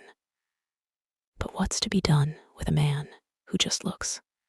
Anne had relapsed into reverie, with her chin in her hands and her eyes on the sky, when Marilla returned from her cellar pilgrimage. There Marilla left her until the early dinner was on the table. I suppose I can have the mare and buggy this afternoon, Matthew, said Marilla. Matthew nodded and looked wistfully at Anne. Marilla intercepted the look and said grimly, I'm going to drive over to White Sands and settle this thing. I'll take Anne with me, and Mrs. Spencer will probably make arrangements to send her back to Nova Scotia at once. I'll set your tea out for you, and I'll be home in time to milk the cows. Still Matthew said nothing, and Marilla had a sense of having wasted words and breath. There is nothing more aggravating than a man who won't talk back unless it is a woman who won't. Matthew hitched the sorrel into the buggy in due time, and Marilla and Anne set off. Matthew opened the yard gate for them, and as they drove slowly through, he said, to nobody in particular as it seemed, Little Jerry Butte from the creek was here this morning, and I told him, I guessed, I'd hire him for the summer." Marilla made no reply, but she hit the unlucky sorrel such a vicious clip with the whip that the fat mare, unused to such treatment, whizzed indignantly down the lane at an alarming pace. Marilla looked back once as the buggy bounced along and saw that aggravating Matthew leaning over the gate, looking wistfully after them. Chapter 5. Anne's History. "Do you know," said Anne confidentially, "I've made up my mind to enjoy this drive. It's been my experience that you can nearly always enjoy things if you make up your mind firmly that you will. Of course, you must make it up firmly. I am not going to think about going back to the asylum while we're having our drive. I'm just going to think about the drive. Oh, look, there's one little early wild rose out. Isn't it lovely? Don't you think it must be glad to be a rose? Wouldn't it be nice if roses could talk? I'm sure they could tell us such lovely things. And isn't pink the most bewitching color in the world? I love it, but I can't wear it. Red-headed people can't wear pink, not even in imagination. Did you ever know of anybody whose hair was red when she was young, but got to be another color when she grew up?" "No, I don't know as I ever did," said Marilla mercilessly. "And I shouldn't think it likely to happen in your case either." Anne sighed. "Well, that is another hope gone. My life is a perfect graveyard of buried hopes." That's a sentence I read in a book once, and I say it over to comfort myself whenever I'm disappointed in anything. "I don't see where the comforting comes in myself," said Marilla. "Why, because it sounds so nice and romantic, just as if I were a heroine in a book, you know. I am so fond of romantic things, and a graveyard full of buried hopes is about as romantic a thing as one can imagine, isn't it? I'm rather glad I have one. Are we going across the lake of shining waters today? We're not going over Barry's pond, if that's what you mean by your lake of shining waters. We're going by the shore road." "Shore road sounds nice," said Anne dreamily. "Is it as nice as it sounds? Just when you said shore road, I saw it in a picture in my mind, as quick as that. And White Sands is a pretty name, too, but I don't like it as well as Avonlea. Avonlea is a lovely name. It just sounds like music. How far is it to White Sands?" "It's 5 miles. And as you're evidently bent on talking, you might as well talk to some purpose by telling me what you know about yourself." "Oh, what I know about myself isn't really worth telling," said Anne eagerly. "If you'll only let me tell you what I imagine about myself, you'll think it ever so much more interesting." "No, I don't want any of your imaginings. Just you stick to bald facts. Begin at the beginning. Where were you born, and how old are you?" "I was 11 last March," said Anne, resigning herself to bald facts with a little sigh. "And I was born in Bolingbroke, Nova Scotia. My father's name was Walter Shirley, and he was a teacher in the Bolingbroke High School. My mother's name was Bertha Shirley. Aren't Walter and Bertha lovely names? I'm so glad my parents had nice names. It would be a real disgrace to have a father named, well, say Jedediah, wouldn't it? I guess it doesn't matter what a person's name is as long as he behaves himself," said Marilla, feeling herself called upon to inculcate a good and useful moral. "Well, I don't know." Anne looked thoughtful. "I read in a book once that a rose by any other name would smell as sweet, but I've never been able to believe it. I don't believe a rose would be as nice if it was called a thistle or a skunk cabbage. I suppose my father could have been a good man, even if he had been called Jedediah, but I'm sure it would have been a cross. Well, My mother was a teacher in the high school, too. But when she married Father, she gave up teaching, of course. A husband was enough responsibility. Mrs. Thomas said that they were a pair of babies, and as poor as church mice. They went to live in a weeny-teeny little yellow house in Bolingbroke. I've never seen that house, but I've imagined it thousands of times. I think it must have had honeysuckle over the parlor window, and lilacs in the front yard, and lilies of the valley just inside the gate. Yes, and muslin curtains in all the windows. Muslin curtains give a house such an air. I was born in that house. Mrs. Thomas said I was the homeliest baby she ever saw. I was so scrawny and tiny and nothing but eyes. But that mother thought I was perfectly beautiful. I should think a mother would be a better judge than a poor woman who came in to scrub, wouldn't you? I'm glad she was satisfied with me anyhow.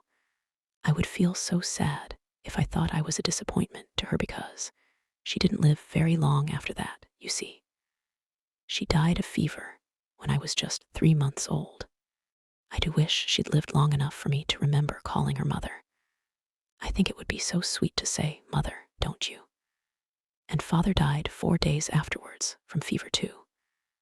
That left me an orphan and folks were at their wits' end. So Mrs. Thomas said, what to do with me? You see, nobody wanted me even then. It seems to be my fate. Father and mother had both come from places far away, and it was well known they hadn't any relatives living. Finally, Mrs. Thomas said she'd take me, though she was poor and had a drunken husband. She brought me up by hand. Do you know if there is anything in being brought up by hand that ought to make people who are brought up that way better than other people? Because whenever I was naughty, Mrs. Thomas would ask me how I could be such a bad girl when she had brought me up by hand reproachful like. Mr. and Mrs. Thomas moved away from Bolingbroke to Marysville, and I lived with them until I was 8 years old. I helped look after the Thomas children. There were 4 of them younger than me, and I can tell you they took a lot of looking after. Then Mr. Thomas was killed falling under a train, and his mother offered to take Mrs. Thomas and the children, but she didn't want me. Mrs. Thomas was at her wits' end, so she said, what to do with me? Then Mrs. Hammond from up the river came down and said she'd take me, seeing I was handy with children, and I went up the river to live with her in a little clearing among the stumps. It was a very lonesome place. I'm sure I could never have lived there if I hadn't had an imagination. Mr. Hammond worked a little sawmill up there, and Mrs. Hammond had 8 children. She had twins 3 times. I like babies in moderation, but twins 3 times in succession is too much. I told Mrs. Hammond so firmly when the last pair came. I used to get so dreadfully tired carrying them about. I lived up river with Mrs. Hammond over 2 years, and then Mr. Hammond died, and Mrs. Hammond broke up housekeeping. She divided her children among her relatives and went to the States. I had to go to the asylum at Hopeton because nobody would take me. They didn't want me at the asylum either. They said they were overcrowded as it was. But they had to take me, and I was there 4 months until Mrs. Spencer came. Anne finished up with another sigh of relief this time. Evidently, she did not like talking about her experiences in a world that had not wanted her. Did you ever go to school? Demanded Marilla, turning the sorrel mare down the shore road. Not a great deal. I went a little the last year I stayed with Mrs. Thomas. When I went up river, we were so far from a school that I couldn't walk it in winter, and there was vacation in summer, so I could only go in the spring and fall. But of course I went while I was at the asylum. I can read pretty well, and I know ever so many pieces of poetry off by heart: the Battle of Hohenlinden, and Edinburgh after Flodden, and Bingen on the Rhine, and lots of The Lady of the Lake, and most of The Seasons by James Thompson. Don't you just love poetry that gives you a crinkly feeling up and down your back? There is a piece in the fifth Reader, The Downfall of Poland, that is just full of thrills. Of course, I wasn't in the fifth reader, I was only in the fourth, but the big girls used to lend me theirs to read. Were those women, Mrs. Thomas and Mrs. Hammond, good to you? Asked Marilla, looking at Anne out of the corner of her eye. "OOH," faltered Anne. Her sensitive little face suddenly flushed scarlet, and embarrassment sat on her brow. "Oh, they meant to be, I know, they meant to be just as good and kind as possible. And when people mean to be good to you, you don't mind very much when they're not quite always. They had a good deal to worry them, you know. It's very trying to have a drunken husband, you see, and it must be very trying to have twins 3 times in succession, don't you think? But I feel sure they meant to be good to me." Marilla asked no more questions. Anne gave herself up to a silent rapture over the shore road, and Marilla guided the sorrel abstractedly while she pondered deeply. Pity was suddenly stirring in her heart for the child. What a starved, unloved life she had had, a life of drudgery and poverty and neglect. For Marilla was shrewd enough to read between the lines of Anne's history and divine the truth. No wonder she had been so delighted at the prospect of a real home. It was a pity she had to be sent back. What if she, Marilla, should indulge Matthew's unaccountable whim and let her stay? He was set on it, and the child seemed a nice, teachable little thing. She's got too much to say, thought Marilla, but she might be trained out of that. And there's nothing rude or slangy in what she does say. She's ladylike. It's likely her people were nice folks. The shore road was woodsy and wild and lonesome. On the right hand, scrub firs, their spirits quite unbroken by long years of tussle with the Gulf winds, grew thickly. On the left were the steep red sandstone cliffs, so near the track in places that a mare of less steadiness than the sorrel might have tried the nerves of the people behind her. Down at the base of the cliffs were heaps of surf-worn rocks, or little sandy coves inlaid with pebbles, as with ocean jewels. Beyond lay the sea, shimmering and blue, and over it soared the gulls, their pinions flashing silvery in the sunlight.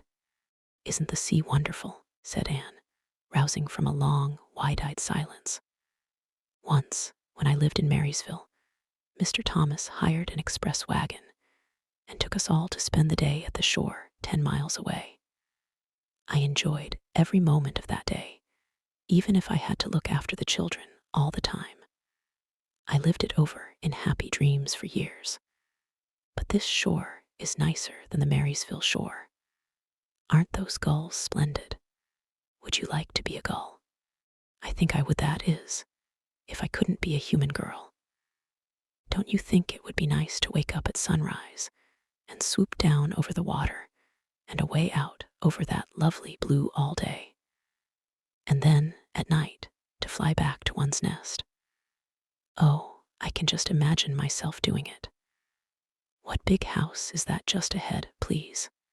That's the White Sands Hotel. Mr. Kirk runs it, but the season hasn't begun yet. There are heaps of Americans come there for the summer. They think this shore is just about right. I was afraid it might be Mrs. Spencer's place, said Anne mournfully. I don't want to get there. Somehow, it will seem like the end of everything. Chapter 6. Marilla makes up her mind. Get there they did, however, in due season. Mrs. Spencer lived in a big yellow house at White Sands Cove, and she came to the door with surprise and welcome mingled on her benevolent face. Dear, dear, she exclaimed, you're the last folks I was looking for today, but I'm real glad to see you. You'll put your horse in. And how are you, Anne? I'm as well as can be expected, thank you, said Anne smilelessly. A blight seemed to have descended on her. I suppose we'll stay a little while to rest the mare, said Marilla. But I promised Matthew I'd be home early. The fact is, Mrs. Spencer, there's been a queer mistake somewhere, and I've come over to see where it is. We sent word, Matthew and I, for you to bring us a boy from the asylum. We told your brother Robert to tell you we wanted a boy 10 or 11 years old. Marilla Cuthbert, you don't say so, said Mrs. Spencer in distress.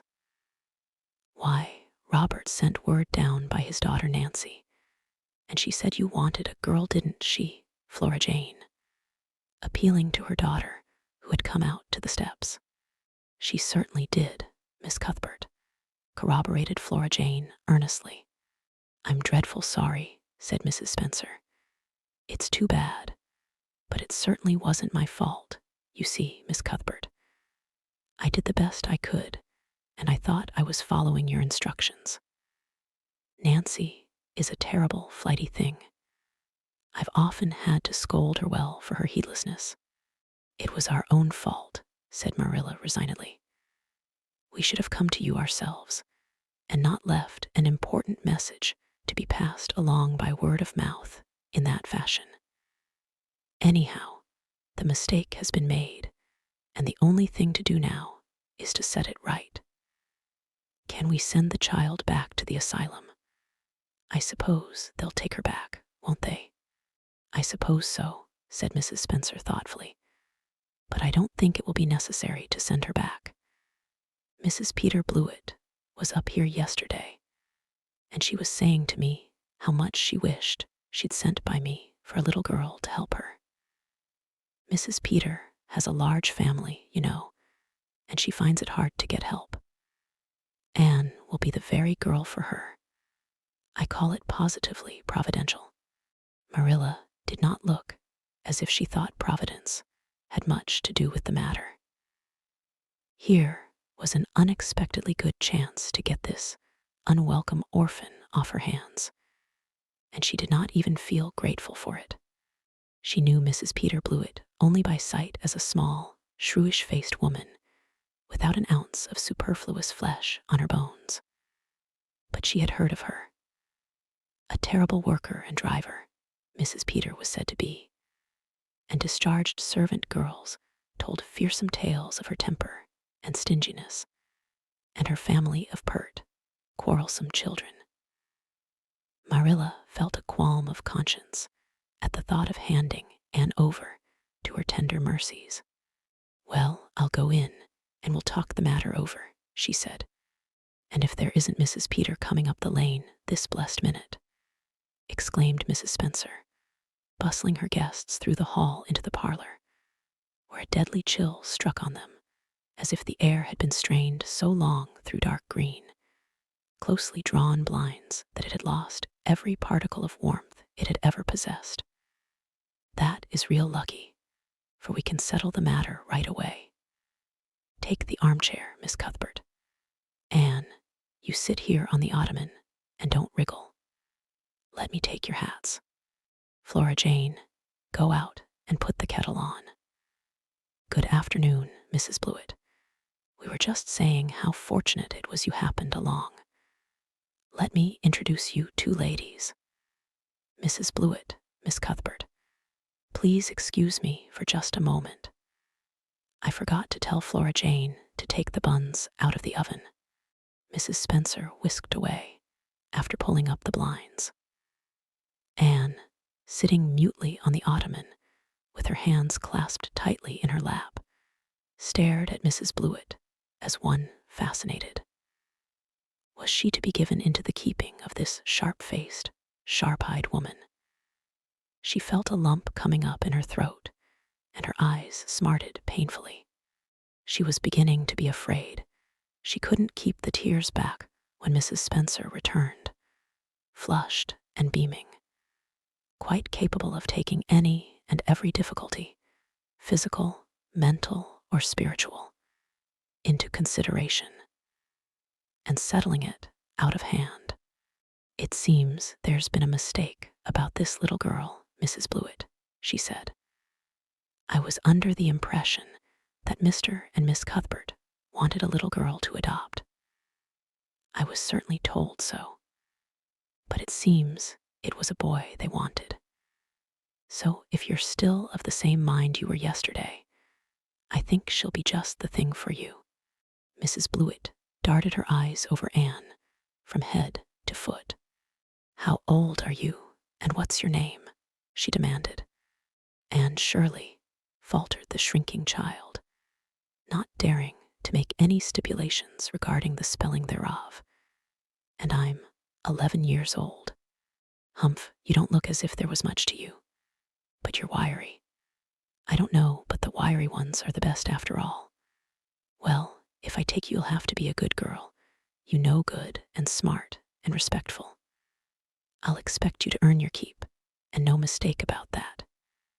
"Yes, I suppose I might as well take her off your hands, Miss Cuthbert. The baby's awful fractious, and I'm clean worn out attending to him.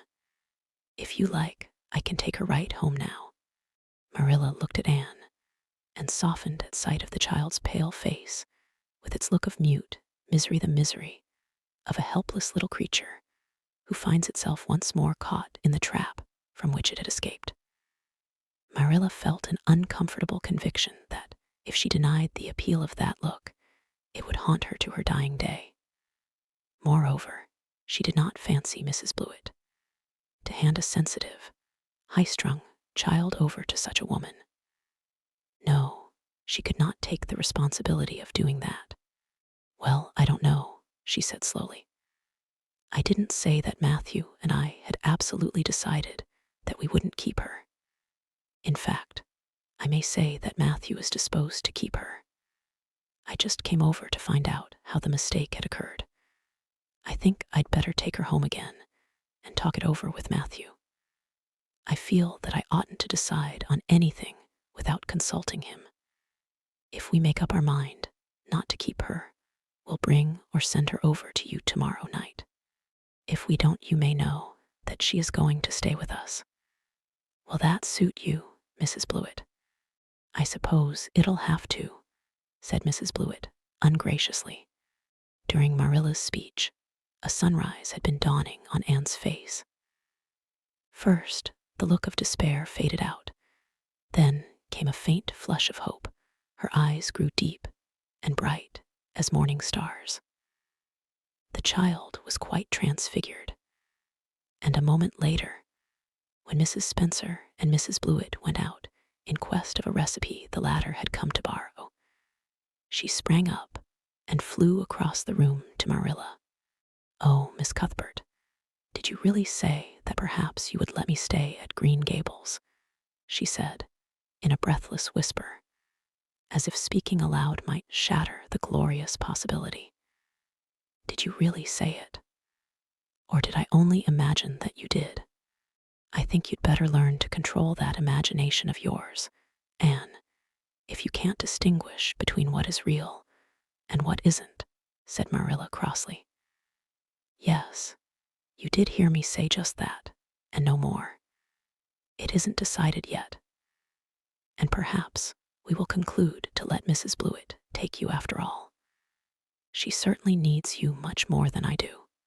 "I'd rather go back to the asylum than go to live with her," said Anne passionately. "She looks exactly like a gimlet." Marilla smothered a smile under the conviction that Anne must be reproved for such a speech. "A little girl like you should be ashamed of talking so about a lady and a stranger," she said severely. "Go back and sit down quietly and hold your tongue and behave as a good girl should. I'll try to do and be anything you want me, if you'll only keep me," said Anne, returning meekly to her ottoman. When they arrived back at Green Gables that evening, Matthew met them in the lane. Marilla, from afar, had noted him prowling along it and guessed his motive. She was prepared for the relief she read in his face when he saw that she had at least brought Anne back with her. But she said nothing to him relative to the affair until they were both out in the yard behind the barn milking the cows. Then she briefly told him Anne's history and the result of the interview with Mrs. Spencer. "I wouldn't give a dog I liked to that Blewett woman," said Matthew, with unusual vim. "I don't fancy her style myself," admitted Marilla. "But it's that or keeping her ourselves, Matthew. And since you seem to want her, I suppose I'm willing or have to be. I've been thinking over the idea until I've got kind of used to it. It seems a sort of duty. I've never brought up a child, especially a girl, and I dare say I'll make a terrible mess of it. But I'll do my best. So far as I'm concerned, Matthew, she may stay." Matthew's shy face was a glow of delight. "Well now, I reckoned you'd come to see it in that light, Marilla," he said. "She's such an interesting little thing. It'd be more to the point if you could say she was a useful little thing," retorted Marilla. "But I'll make it my business to see she's trained to be that. And mind, Matthew, you're not to go interfering with my methods. Perhaps an old maid doesn't know much about bringing up a child, but I guess she knows more than an old bachelor. So you just leave me to manage her. When I fail, it'll be time enough to put your oar in." There, Marilla. You can have your own way," said Matthew reassuringly. "Only be as good and kind to her as you can without spoiling her. I kind of think she's one of the sort you can do anything with if you only get her to love you."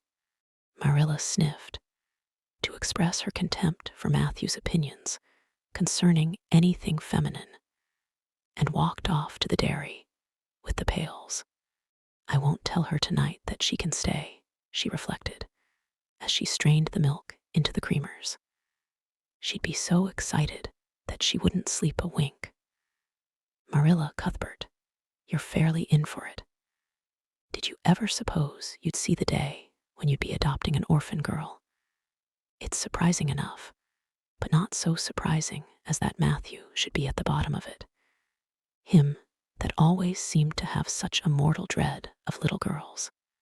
Anyhow, we've decided on the experiment, and goodness only knows what will come of it." Chapter 7.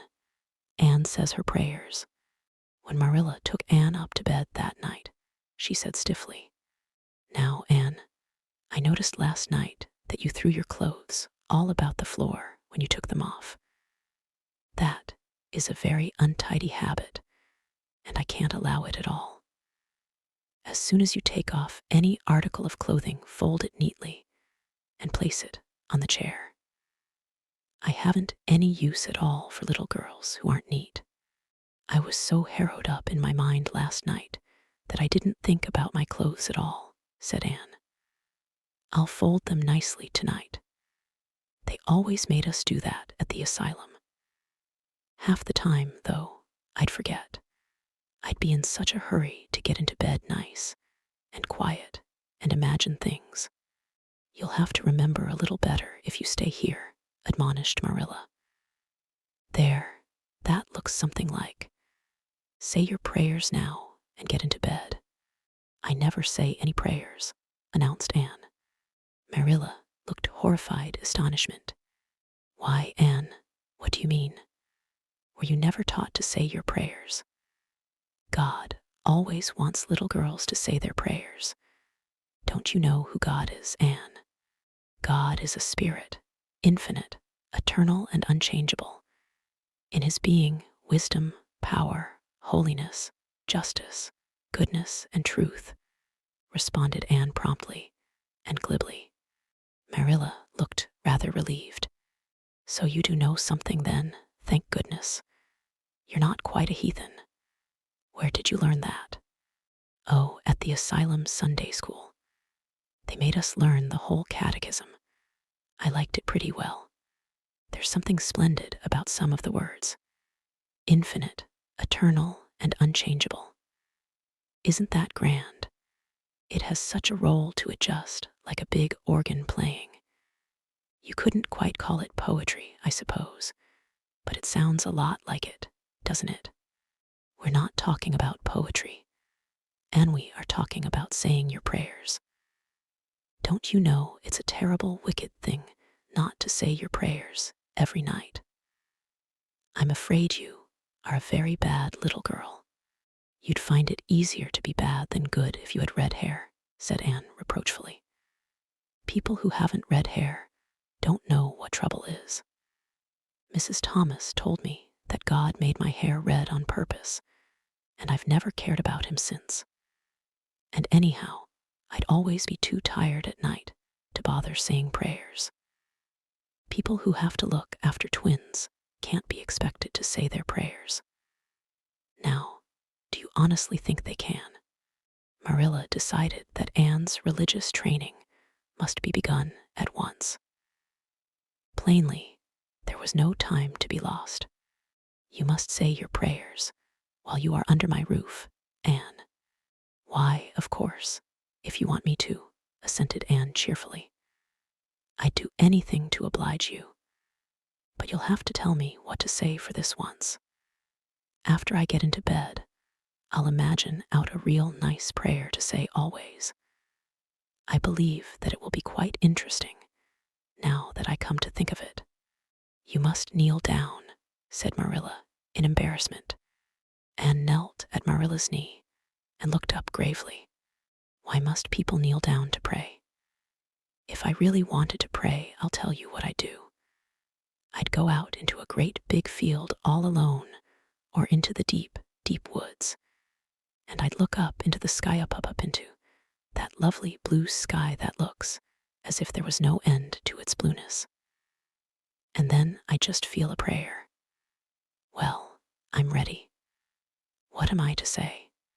Marilla felt more embarrassed than ever. She had intended to teach Anne the childish classic.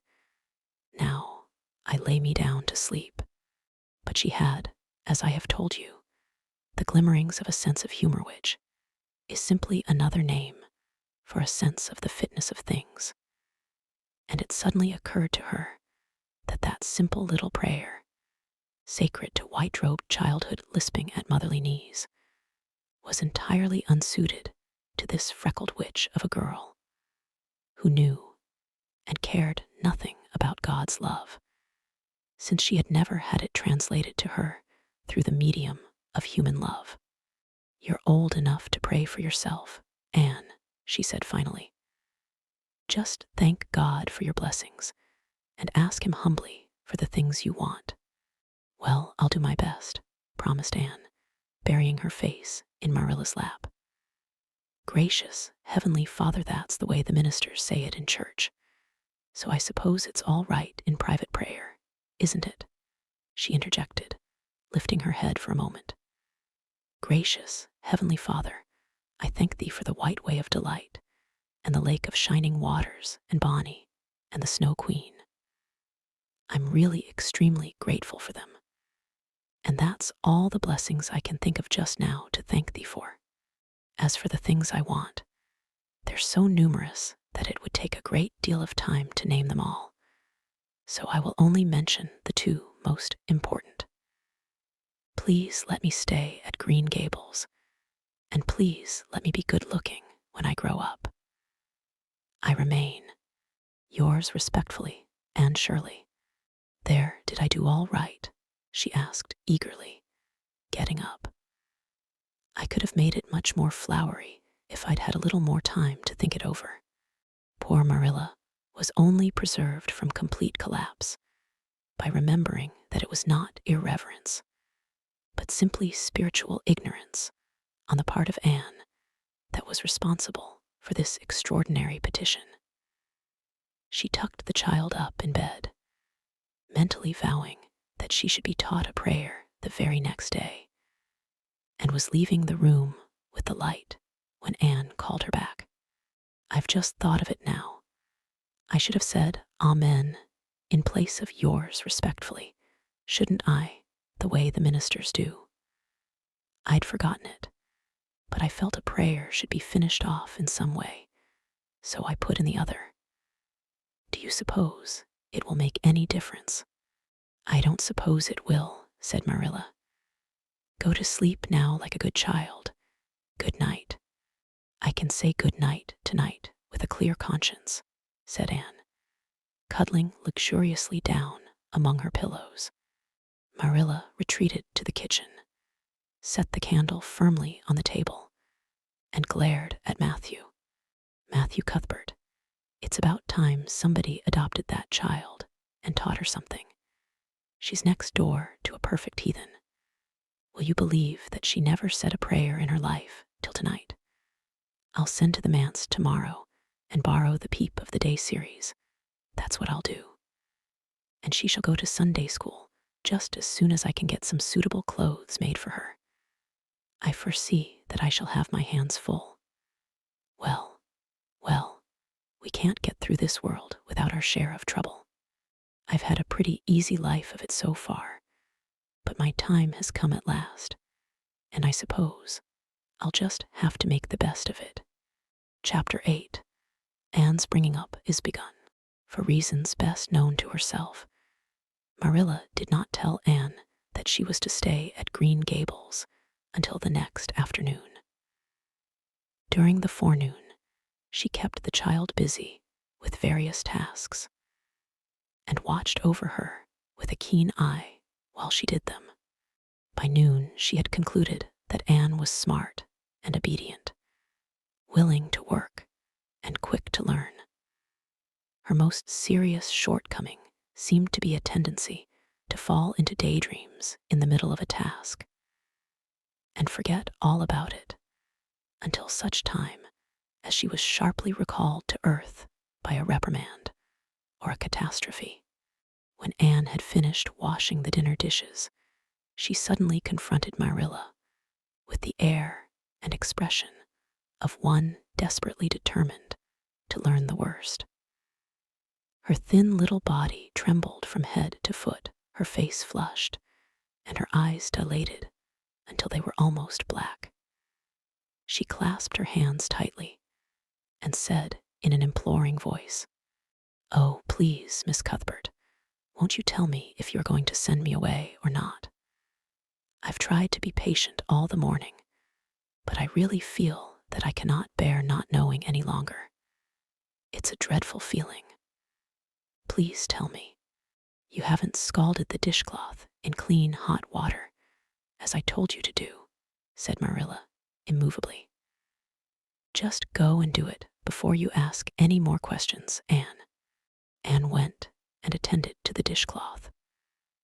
Then she returned to Marilla and fastened imploring eyes on the latter's face. "Well," said Marilla, unable to find any excuse for deferring her explanation longer, "I suppose I might as well tell you. Matthew and I have decided to keep you, that is, if you will try to be a good little girl and show yourself grateful." "Why, child, whatever is the matter?" "I'm crying," said Anne in a tone of bewilderment. "I can't think why. I'm glad as glad can be. Oh, glad doesn't seem the right word at all. I was glad about the white way and the cherry blossoms, but this, oh, it's something more than glad. I'm so happy. I'll try to be so good. It will be uphill work, I expect, for Mrs. Thomas often told me I was desperately wicked. However, I'll do my very best. But can you tell me why I'm crying?" "I suppose it's because you're all excited and worked up," said Marilla disapprovingly. "Sit down on that chair and try to calm yourself. I'm afraid you both cry and laugh far too easily. Yes, you can stay here, and we will try to do right by you. You must go to school, but it's only a fortnight till vacation, so it isn't worthwhile for you to start before it opens again in September." "What am I to call you?" asked Anne. "Shall I always say Miss Cuthbert? Can I call you Aunt Marilla?" "No, you'll call me just plain Marilla. I'm not used to being called Miss Cuthbert, and it would make me nervous. It sounds awfully disrespectful, to just say Marilla, protested Anne. I guess there'll be nothing disrespectful in it, if you're careful to speak respectfully. Everybody, young and old, in Avonlea calls me Marilla, except the minister. He says Miss Cuthbert when he thinks of it. I'd love to call you Aunt Marilla, said Anne wistfully. I've never had an aunt, or any relation at all, not even a grandmother. It would make me feel as if I really belonged to you.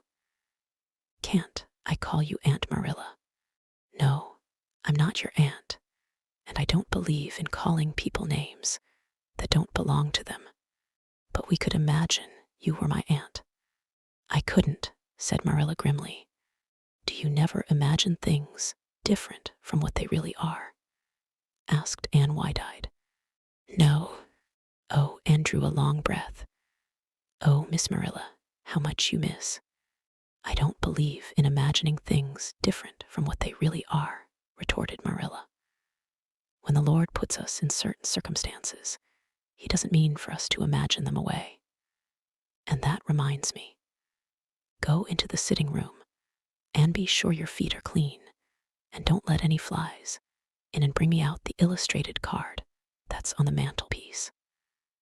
The Lord's Prayer is on it, and you'll devote your spare time this afternoon to learning it off by heart. There's to be no more of such praying, as I heard last night. I suppose I was very awkward, said Anne apologetically. But then, you see, I'd never had any practice. You couldn't really expect a person to pray very well the first time she tried, could you? I thought out a splendid prayer after I went to bed, just as I promised you I would. It was nearly as long as a minister's, and so poetical. But would you believe it?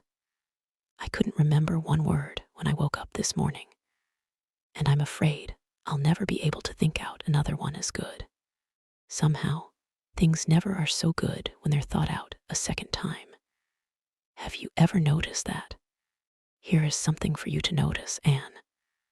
When I tell you to do a thing, I want you to obey me at once, and not stand stock still and discourse about it. Just you go and do as I bid you. Anne promptly departed for the sitting room across the hall. She failed to return. After waiting 10 minutes, Marilla laid down her knitting and marched after her with a grim expression. She found Anne standing motionless before a picture hanging on the wall between the two windows, with her eyes a-star with dreams. The white and green light strained through apple trees, and clustering vines outside fell over the rapt little figure with a half-unearthly radiance. Anne, whatever are you thinking of? Demanded Marilla sharply. Anne came back to earth with a start. That, she said, pointing to the picture, a rather vivid chromo entitled, Christ Blessing Little Children. And I was just imagining I was one of them, that I was the little girl in the blue dress, standing off by herself in the corner, as if she didn't belong to anybody like me. She looks lonely and sad, don't you think? I guess she hadn't any father or mother of her own, but she wanted to be blessed too, so she just crept shyly up on the outside of the crowd, hoping nobody would notice her except him. I'm sure I know just how she felt. Her heart must have beat, and her hands must have got cold, like mine did when I asked you if I could stay. She was afraid he mightn't notice her. But it's likely he did, don't you think? I've been trying to imagine it all out, her edging a little nearer all the time, until she was quite close to him. And then he would look at her and put his hand on her hair, and oh, such a thrill of joy as would run over her. But I wish the artist hadn't painted him so sorrowful looking. All his pictures are like that, if you've noticed. But I don't believe he could really have looked so sad, or the children would have been afraid of him. Anne, said Marilla, wondering why she had not broken into this speech long before. You shouldn't talk that way. It's irreverent, positively irreverent. Anne's eyes marveled. Why, I felt just as reverent as could be. I'm sure I didn't mean to be irreverent. Well, I don't suppose you did, but it doesn't sound right to talk so familiarly about such things. And another thing, Anne, when I send you after something, you're to bring it at once, and not fall into mooning and imagining before pictures. Remember that. Take that card and come right to the kitchen. Now, sit down in the corner and learn that prayer off by heart. Anne set the card up against the jugful of apple blossoms she had brought in to decorate the dinner. Table Marilla had eyed that decoration askance, but had said nothing, propped her chin on her hands, and fell to studying it intently for several silent minutes. I like this, she announced at length. It's beautiful. I've heard it before. I heard the superintendent of the asylum Sunday school say it over once, but I didn't like it then. He had such a cracked voice, and he prayed it so mournfully. I really felt sure he thought praying was a disagreeable duty. This isn't poetry, but it makes me feel just the same way poetry does. Our Father who art in heaven, hallowed be thy name. That is just like a line of music. Oh, I'm so glad you thought of making me learn this, Miss Marilla. Well, learn it, and hold your tongue, said Marilla shortly.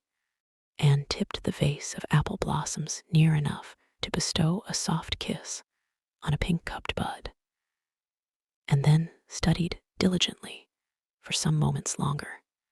Marilla, she demanded presently, do you think that I shall ever have a bosom friend in Avonlea? What kind of friend? A bosom friend, an intimate friend. You know, a really kindred spirit to whom I can confide my inmost soul. I've dreamed of meeting her all my life. I never really supposed I would, but so many of my loveliest dreams have come true all at once that perhaps this one will, too. Do you think it's possible? Diana Barry lives over at Orchard Slope, and she's about your age. She's a very nice little girl, and perhaps she will be a playmate for you when she comes home. She's visiting her aunt over at Carmody just now. You'll have to be careful how you behave yourself, though. Mrs. Barry is a very particular woman. She won't let Diana play with any little girl who isn't nice and good. Anne looked at Marilla through the apple blossoms, her eyes aglow with interest.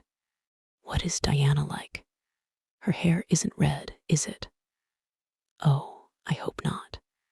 It's bad enough to have red hair myself, but I positively couldn't endure it in a bosom friend.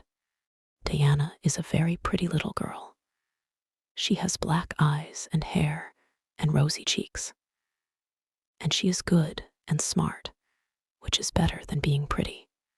Marilla was as fond of morals as the Duchess in Wonderland, and was firmly convinced that one should be tacked on to every remark made to a child who was being brought up.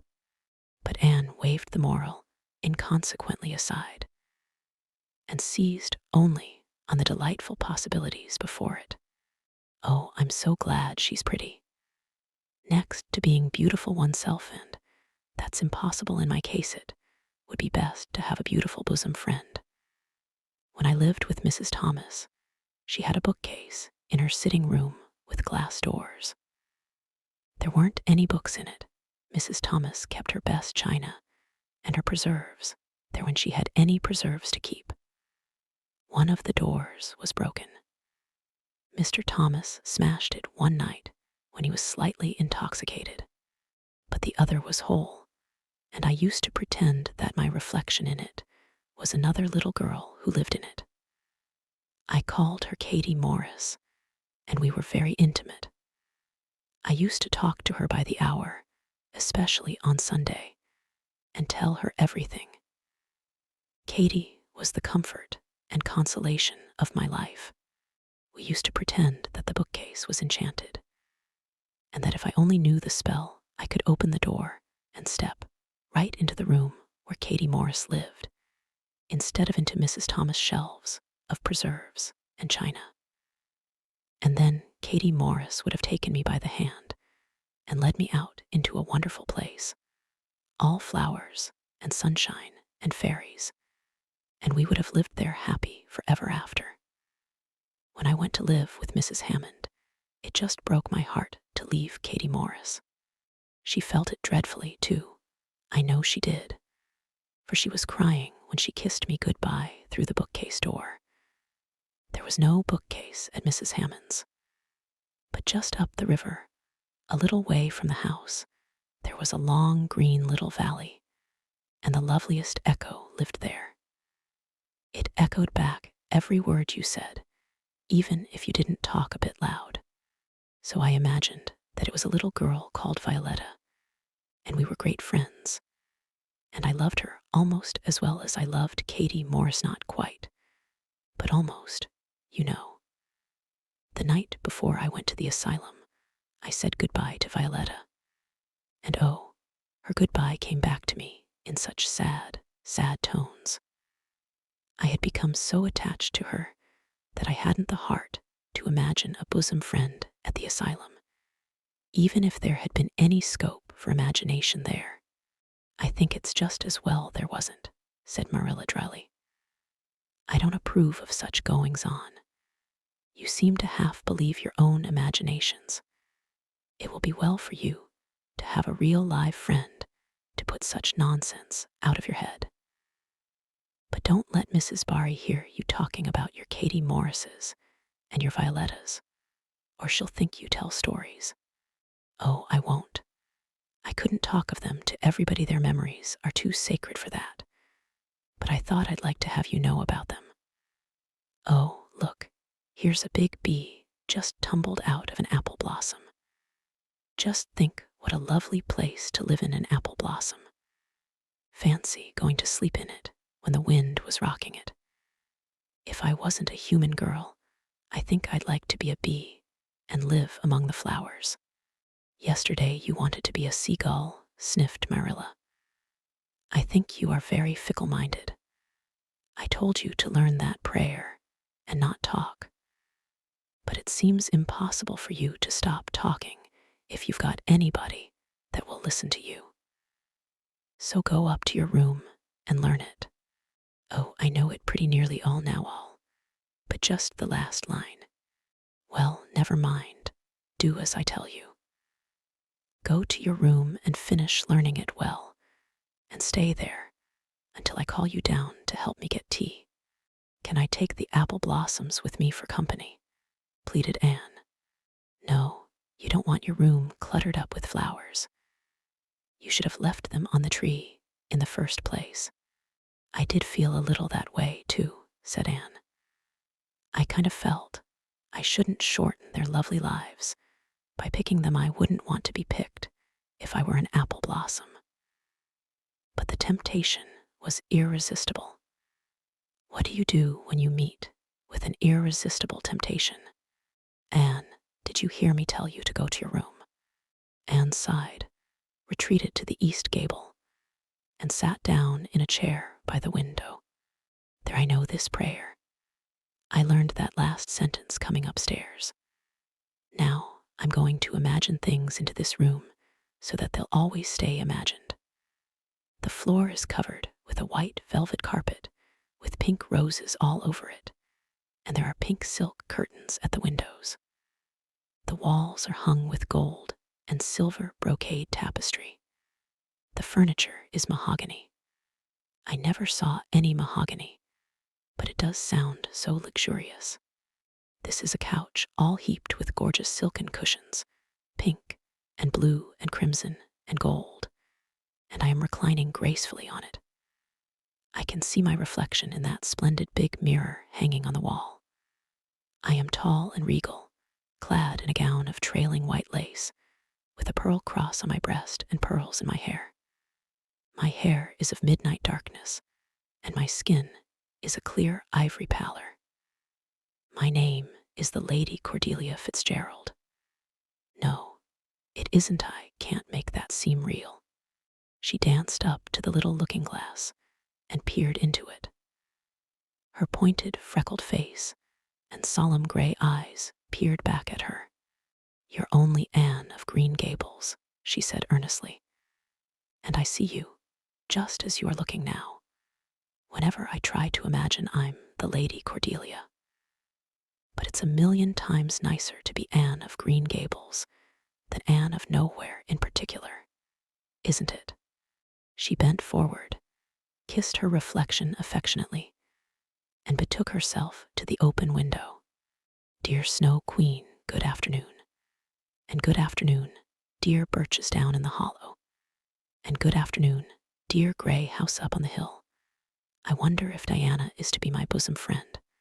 I hope she will, and I shall love her very much. But I must never quite forget Katie Morris and Violetta.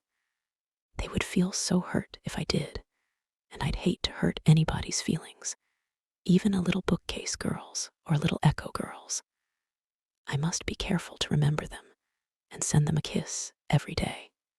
Anne blew a couple of airy kisses from her fingertips past the cherry blossoms, and then, with her chin in her hands, drifted luxuriously out on a sea of daydreams. Chapter 9. Mrs. Rachel Lynde is properly horrified. Anne had been a fortnight at Green Gables before Mrs. Lynde arrived to inspect her. Mrs. Rachel, to do her justice, was not to blame for this. A severe and unseasonable attack of grippe had confined that good lady to her house ever since the occasion of her last visit to Green Gables.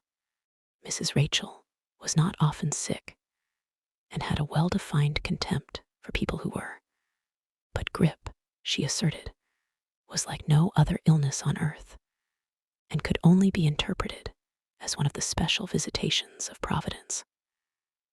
As soon as her doctor allowed her to put her foot out of doors, she hurried up to Green Gables, bursting with curiosity to see Matthew and Marilla's orphan, concerning whom all sorts of stories and suppositions had gone abroad in Avonlea.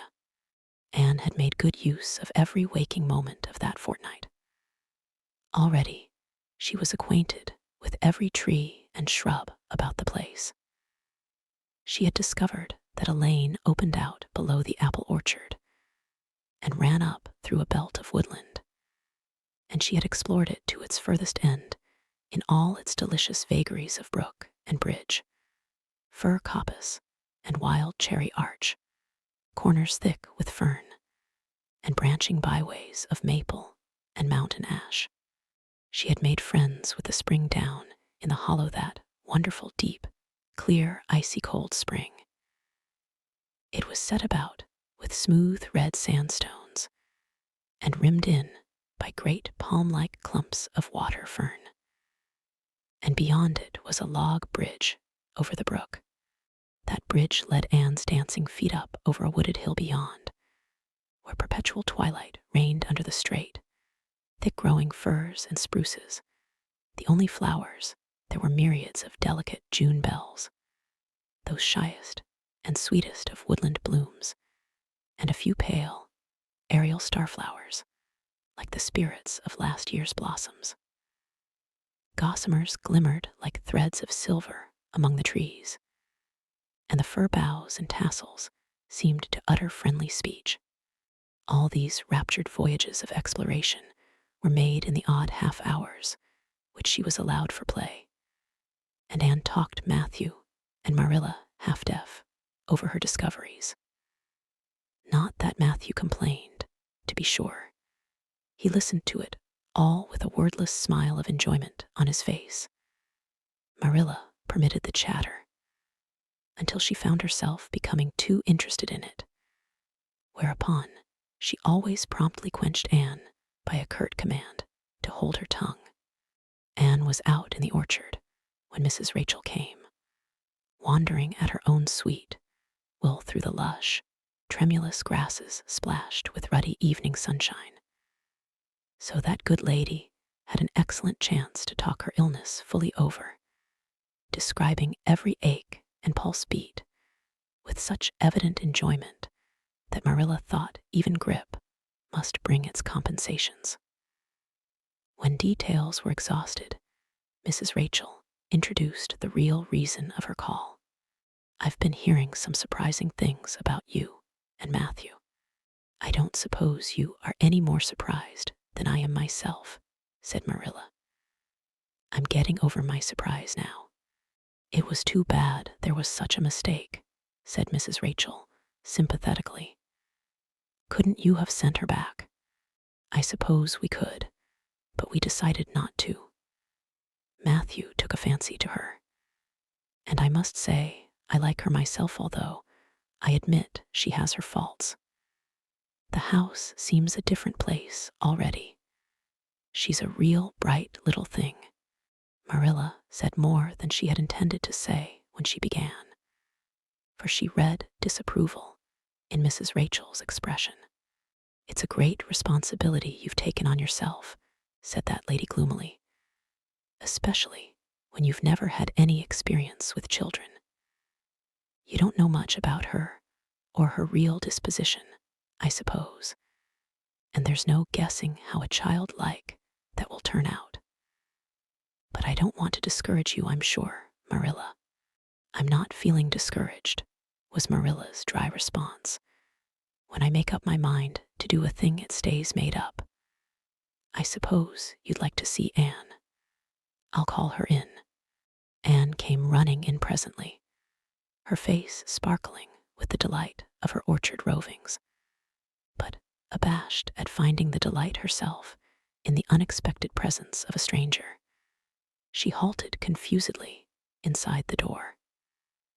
She certainly was an odd-looking little creature in the short, tight, wincey dress she had worn from the asylum, below which her thin legs seemed ungracefully long. Her freckles were more numerous and obtrusive than ever. The wind had ruffled her hatless hair into over-brilliant disorder. It had never looked redder than at that moment. "Well, they didn't pick you for your looks, that's sure and certain," was Mrs. Rachel Lynde's emphatic comment. Mrs. Rachel was one of those delightful and popular people who pride themselves on speaking their mind without fear or favor. "She's terrible skinny and homely, Marilla. Come here, child, and let me have a look at you. Lawful heart, did anyone ever see such freckles? And hair as red as carrots. Come here, child, I say." Anne came there, but not exactly as Mrs. Rachel expected. With one bound, she crossed the kitchen floor and stood before Mrs. Rachel, her face scarlet with anger, her lips quivering, and her whole slender form trembling from head to foot. "I hate you," she cried in a choked voice, stamping her foot on the floor. "I hate you, I hate you, I hate you," a louder stamp, with each assertion of hatred. "How dare you call me skinny and ugly? How dare you say I'm freckled and red-headed? You are a rude, impolite, unfeeling woman," Anne exclaimed Marilla in consternation. But Anne continued to face Mrs. Rachel undauntedly, head up, eyes blazing, hands clenched, passionate indignation exhaling from her like an atmosphere. "How dare you say such things about me?" she repeated vehemently. "How would you like to have such things said about you? How would you like to be told that you are fat and clumsy and probably hadn't a spark of imagination in you? I don't care if I do hurt your feelings by saying so. I hope I hurt them. You have hurt mine worse than they were ever hurt before, even by Mrs. Thomas' intoxicated husband. And I'll never forgive you for it. Never, never. Stamp, stamp. Did anybody ever see such a temper?" exclaimed the horrified Mrs. Rachel. "And go to your room and stay there until I come up," said Marilla, recovering her powers of speech with difficulty. Anne, bursting into tears, rushed to the hall door, slammed it until the tins on the porch wall outside rattled in sympathy and fled through the hall and up the stairs like a whirlwind. A subdued slam above told that the door of the east gable had been shut with equal vehemence. "Well, I don't envy you your job bringing that up, Marilla," said Mrs. Rachel, with unspeakable solemnity. Marilla opened her lips to say she knew not what of apology or deprecation. What she did say was a surprise to herself then and ever afterwards. "You shouldn't have twitted her about her looks, Rachel." "Marilla Cuthbert, you don't mean to say that you are upholding her in such a terrible display of temper as we've just seen?" demanded Mrs. Rachel indignantly. "No," said Marilla slowly. "I'm not trying to excuse her. She's been very naughty, and I'll have to give her a talking to about it. But we must make allowances for her. She's never been taught what is right. And you were too hard on her, Rachel." Marilla could not help tacking on that last sentence, although she was again surprised at herself for doing it. Mrs. Rachel got up with an air of offended dignity.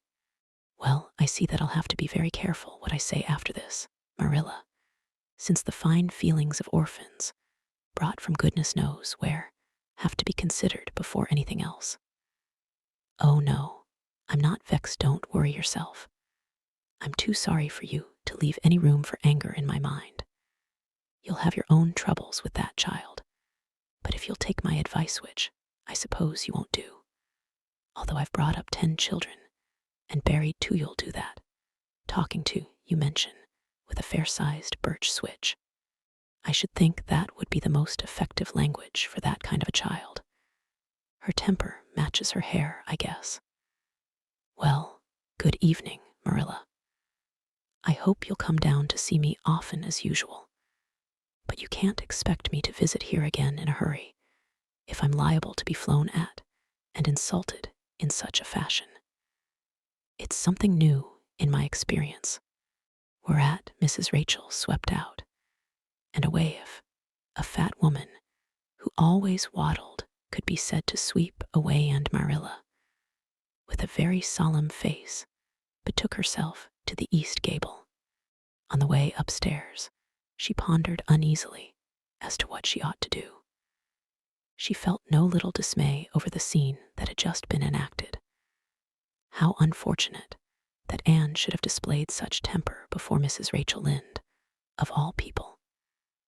Then Marilla suddenly became aware of an uncomfortable and rebuking consciousness that she felt more humiliation over this than sorrow over the discovery of such a serious defect in Anne's disposition. And how was she to punish her? The amiable suggestion of the birch, switched to the efficiency of which all of Mrs. Rachel's own children could have borne smarting testimony, did not appeal to Marilla. She did not believe she could whip a child. No, some other method of punishment must be found to bring Anne to a proper realization of the enormity of her offense. Marilla found Anne face downward on her bed, crying bitterly, quite oblivious of muddy boots on a clean counterpane. "Anne," she said not ungently. No answer. "Anne," with greater severity, "get off that bed this minute and listen to what I have to say to you." Anne squirmed off the bed and sat rigidly on a chair beside it, her face swollen and tear-stained, and her eyes fixed stubbornly on the floor. "This is a nice way for you to behave. Anne, aren't you ashamed of yourself?" "She hadn't any right to call me ugly and red-headed," retorted Anne, evasive and defiant. "You hadn't any right to fly into such a fury and talk the way you did to her, Anne. I was ashamed of you, thoroughly ashamed of you. I wanted you to behave nicely to Mrs. Lynde, and instead of that you have disgraced me. I'm sure I don't know why you should lose your temper like that just because Mrs. Lynde said you were red-haired and homely. You say it yourself often enough. Oh, but there's such a difference between saying a thing yourself and hearing other people say it, wailed Anne. You may know a thing is so, but you can't help hoping other people don't quite think it is. I suppose you think I have an awful temper, but I couldn't help it. When she said those things, something just rose right up in me and choked me. I had to fly out at her. Well, you made a fine exhibition of yourself, I must say. Mrs. Lynde will have a nice story to tell about you everywhere, and she'll tell it, too. It was a dreadful thing for you to lose your temper like that, Anne. Just imagine how you would feel if somebody told you to your face that you were skinny and ugly, pleaded Anne tearfully. An old remembrance suddenly rose up before Marilla. She had been a very small child when she had heard one aunt say of her to another, "What a pity she is such a dark, homely little thing." Marilla was every day of 50 before the sting had gone out of that memory. I don't say that I think Mrs. Lynde was exactly right in saying what she did to you, Anne, she admitted in a softer tone. Rachel is too outspoken. But that is no excuse for such behavior on your part. She was a stranger and an elderly person, and my visit are all 3 very good reasons why you should have been respectful to her. You were rude and saucy, and Marilla had a saving inspiration of punishment. You must go to her and tell her you are very sorry for your bad temper, and ask her to forgive you. I can never do that, said Anne determinedly and darkly. You can punish me in any way you like, Marilla. You can shut me up in a dark, damp dungeon inhabited by snakes and toads, and feed me only on bread and water, and I shall not complain. But I cannot ask Mrs. Lynde to forgive me. We're not in the habit of shutting people up in dark, damp dungeons, said Marilla dryly, especially as they're rather scarce in Avonlea. But apologize to Mrs. Lynde you must, and shall, and you'll stay here in your room until you can tell me you're willing to do it. I shall have to stay here forever then, said Anne mournfully, because I can't tell Mrs. Lynde I'm sorry I said those things to her. How can I? I'm not sorry. I'm sorry I've vexed you, but I'm glad I told her just what I did. It was a great satisfaction. I can't say I'm sorry when I'm not, can I? I can't even imagine I'm sorry.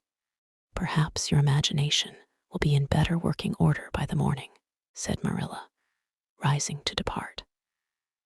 You'll have the night to think over your conduct in, and come to a better frame of mind. You said you would try to be a very good girl if we kept you at Green Gables, but I must say it hasn't seemed very much like it this evening.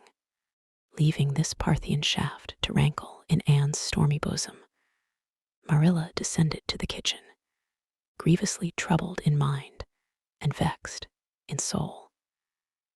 She was as angry with herself as with Anne, because whenever she recalled Mrs. Rachel's dumbfounded countenance, her lips twitched with amusement, and she felt a most reprehensible desire to laugh. Chapter 10. Anne's Apology.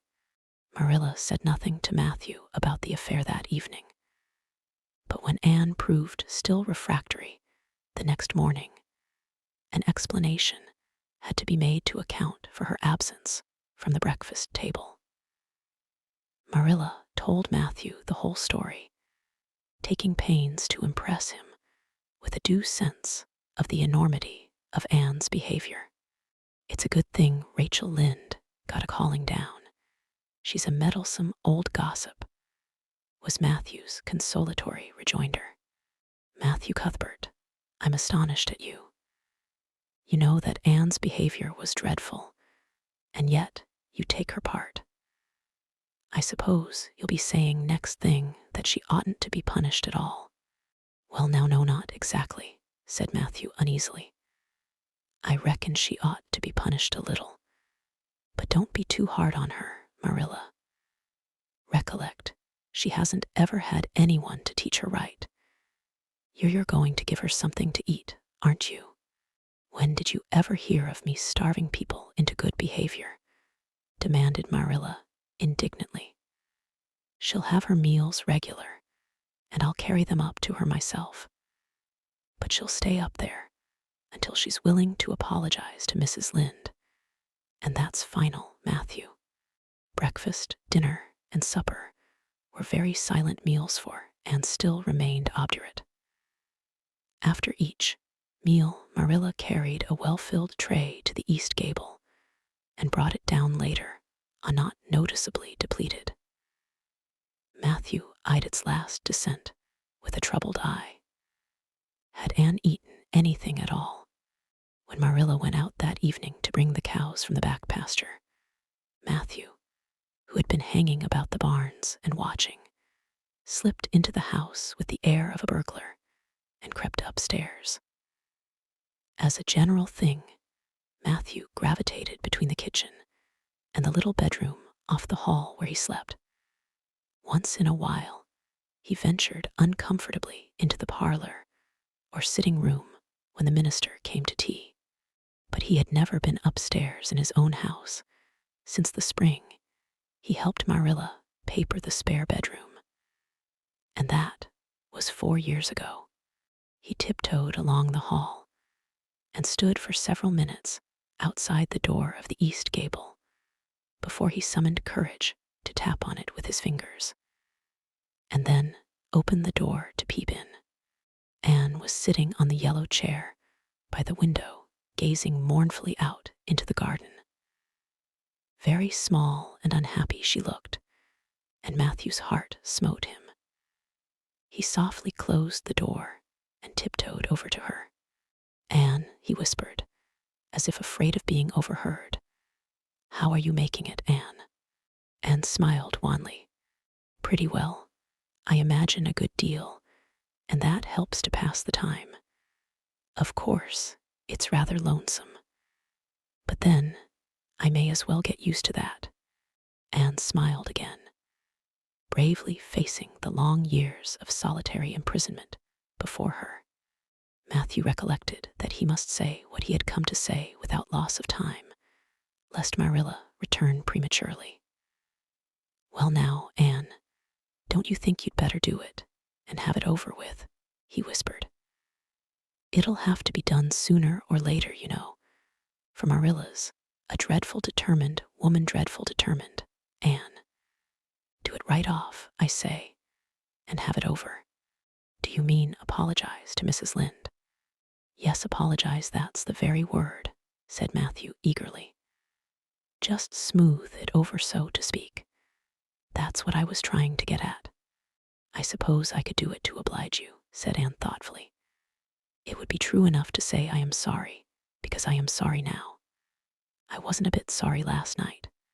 I was mad clear through, and I stayed mad all night. I know I did because I woke up 3 times, and I was just furious every time. But this morning, it was over. I wasn't in a temper anymore, and it left a dreadful sort of goneness, too. I felt so ashamed of myself, but I just couldn't think of going and telling Mrs. Lynde so. It would be so humiliating. I made up my mind I'd stay shut up here forever rather than do that. But still, I'd do anything for you if you really want me to. Well now, of course I do. It's terrible lonesome downstairs without you. Just go and smooth things over, that's a good girl. Very well, said Anne resignedly. I'll tell Marilla as soon as she comes in I've repented. That's right, Anne. But don't tell Marilla I said anything about it. She might think I was putting my oar in, and I promised not to do that.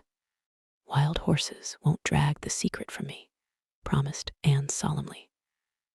How would wild horses drag a secret from a person anyhow? But Matthew was gone, scared at his own success. He fled hastily to the remotest corner of the horse pasture, lest Marilla should suspect what he had been up to.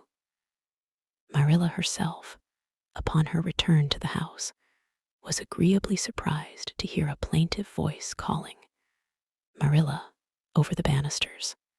"Well," she said, going into the hall, "I'm sorry I lost my temper and said rude things, and I'm willing to go and tell Mrs. Lynde so." "Very well." Marilla's crispness gave no sign of her relief. She had been wondering what under the canopy she should do if Anne did not give in.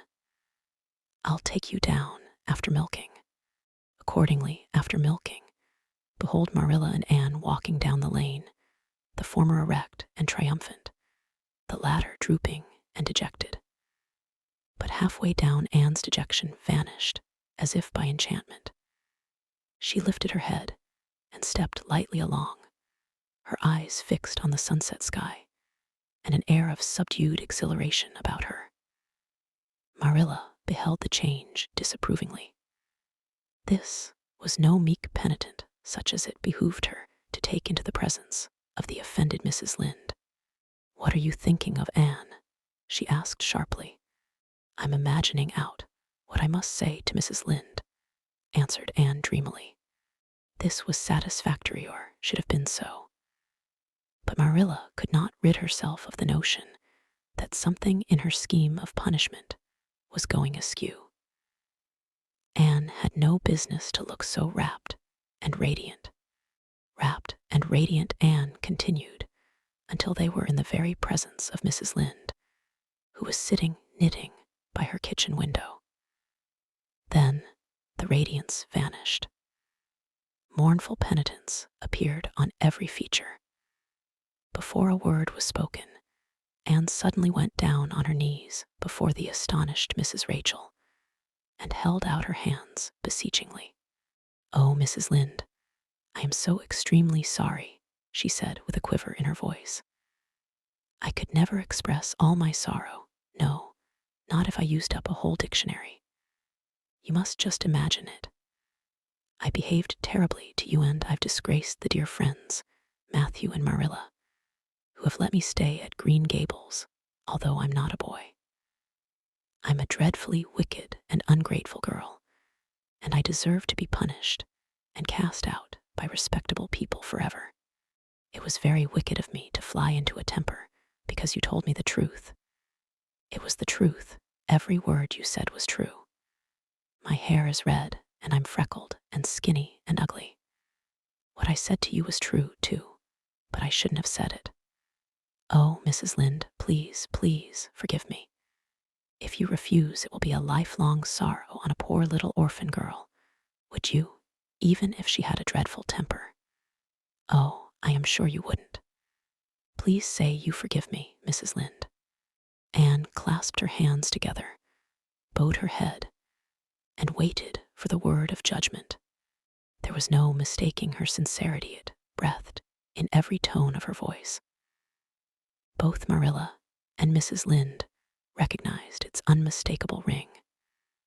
But the former understood in dismay that Anne was actually enjoying her valley of humiliation, was reveling in the thoroughness of her abasement. Where was the wholesome punishment upon which she, Marilla, had plumed herself? Anne had turned it into a species of positive pleasure. Good Mrs. Lynde, not being overburdened with perception, did not see this. She only perceived that Anne had made a very thorough apology, and all resentment vanished from her kindly, if somewhat officious, heart. There, get up, child," she said heartily. "Of course I forgive you. I guess I was a little too hard on you anyway, but I'm such an outspoken person. You just mustn't mind me, that's what. It can't be denied your hair is terrible red, but I knew a girl once went to school with her, in fact whose hair was every mite as red as yours when she was young. But when she grew up it darkened to a real handsome auburn. I wouldn't be a mite surprised if yours did, too not a mite. Oh, Mrs. Lynde. Anne drew a long breath as she rose to her feet. You have given me a hope. I shall always feel that you are a benefactor. Oh, I could endure anything if I only thought my hair would be a handsome auburn when I grew up. It would be so much easier to be good if one's hair was a handsome auburn, don't you think? And now, may I go out into your garden and sit on that bench under the apple trees while you and Marilla are talking? There is so much more scope for imagination out there. Laws, yes. Run along, child. And you can pick a bouquet of them white June lilies over in the corner, if you like. As the door closed behind Anne, Mrs. Lynde got briskly up to light a lamp. She's a real odd little thing. Take this chair, Marilla. It's easier than the one you've got. I just keep that for the hired boy to sit on. Yes, she certainly is an odd child, but there is something kind of taking about her after all. I don't feel so surprised at you and Matthew keeping her as I did nor so sorry for you either. She may turn out all right. Of course, she has a queer way of expressing herself a little too well. Too kind of forcible, you know. But she'll likely get over that now that she's come to live among civilized folks. And then, her temper's pretty quick, I guess. But there's one comfort. A child that has a quick temper, just blaze up and cool down, ain't never likely to be sly or deceitful. Preserve me from a sly child, that's what. On the whole, Marilla, I kind of like her. When Marilla went home, Anne came out of the fragrant twilight of the orchard with a sheaf of white narcissi in her hands. I apologized pretty well, didn't I? She said proudly as they went down the lane. I thought since I had to do it, I might as well do it thoroughly.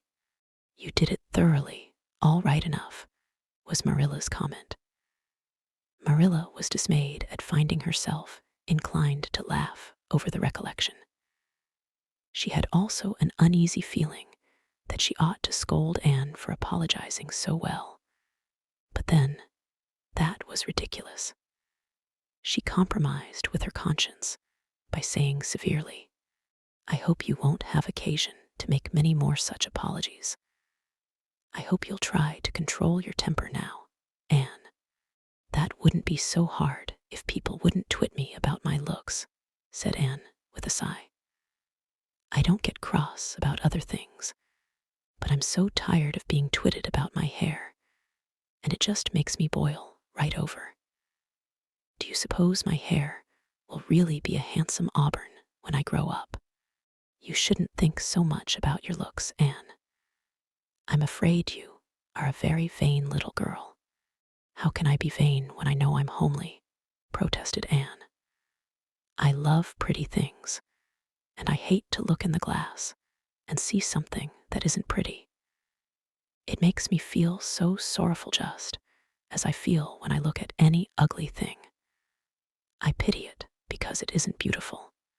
Handsome is as handsome does, quoted Marilla. I've had that said to me before, but I have my doubts about it, remarked skeptical Anne, sniffing at her narcissi. Oh, aren't these flowers sweet? It was lovely of Mrs. Lynde to give them to me. I have no hard feelings against Mrs. Lynde now. It gives you a lovely, comfortable feeling to apologize and be forgiven, doesn't it? Aren't the stars bright tonight?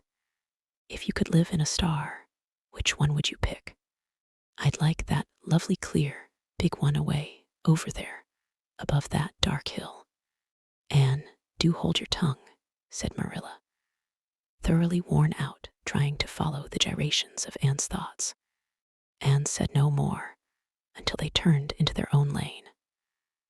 A little gypsy wind came down it to meet them, laden with the spicy perfume of young dew-wet ferns.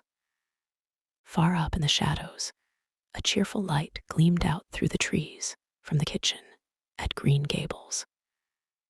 Anne suddenly came close to Marilla and slipped her hand into the older woman's hard palm.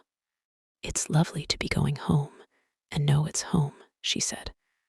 "I love Green Gables already, and I never loved any place before. No place ever seemed like home. Oh, Marilla, I'm so happy. I could pray right now and not find it a bit hard." Something warm and pleasant welled up in Marilla's heart at touch of that thin little hand, in her own a throb of the maternity she had missed, perhaps. Its very unaccustomedness and sweetness disturbed her. She hastened to restore her sensations to their normal calm by inculcating a moral. "If you'll be a good girl, you'll always be happy, Anne. And you should never find it hard to say your prayers. Saying one's prayers isn't exactly the same thing as praying," said Anne meditatively. "But I'm going to imagine that I'm the wind that is blowing up there in those treetops. When I get tired of the trees, I'll imagine I'm gently waving down here in the fern's end.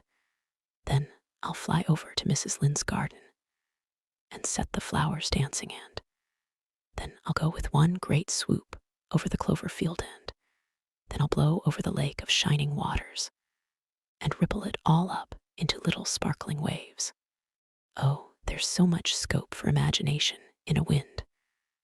So I'll not talk any more just now, Marilla." "Thanks be to goodness for that," breathed Marilla in devout relief. Chapter 11. Anne's Impressions of Sunday School. "Well, how do you like them?" said Marilla. Anne was standing in the gable room, looking solemnly at 3 new dresses spread out on the bed. One was of snuffy-colored gingham, which Marilla had been tempted to buy from a peddler the preceding summer because it looked so serviceable. One was of black and white checkered sateen, which she had picked up at a bargain counter in the winter. And one was a stiff print of an ugly blue shade, which she had purchased that week at a Carmody store. She had made them up herself, and they were all made alike plain skirts, fulled tightly to plain waists, with sleeves as plain as waist and skirt, and tight as sleeves could be. "I'll imagine that I like them," said Anne soberly. "I don't want you to imagine it," said Marilla, offended.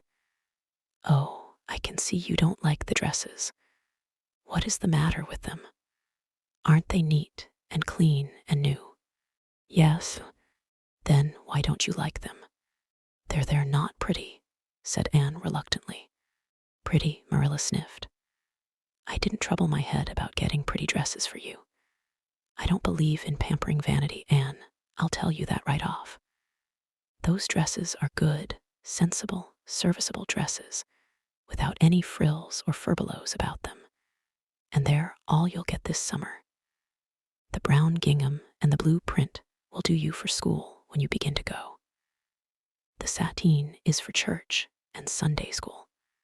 I'll expect you to keep them neat and clean and not to tear them. I should think you'd be grateful to get most anything after those skimpy, wincey things you've been wearing." "Oh, I am grateful," protested Anne. "But I'd be ever so much gratefuler if you'd made just one of them with puffed sleeves. Puffed sleeves are so fashionable now. It would give me such a thrill, Marilla, just to wear a dress with puffed sleeves." "Well, you'll have to do without your thrill. I hadn't any material to waste on puffed sleeves. I think they are ridiculous-looking things anyhow. I prefer the plain, sensible ones, but I'd rather look ridiculous when everybody else does than plain and sensible all by myself," persisted Anne mournfully. "Trust you for that. Well, hang those dresses carefully up in your closet, and then sit down and learn the Sunday school lesson. I got a quarterly from Mr. Bell for you, and you'll go to Sunday school tomorrow," said Marilla, disappearing downstairs in high dudgeon. Anne clasped her hands and looked at the dresses. I did hope there would be a white one with puffed sleeves, she whispered disconsolately. I prayed for one, but I didn't much expect it on that account. I didn't suppose God would have time to bother about a little orphan girl's dress. I knew I'd just have to depend on Marilla for it.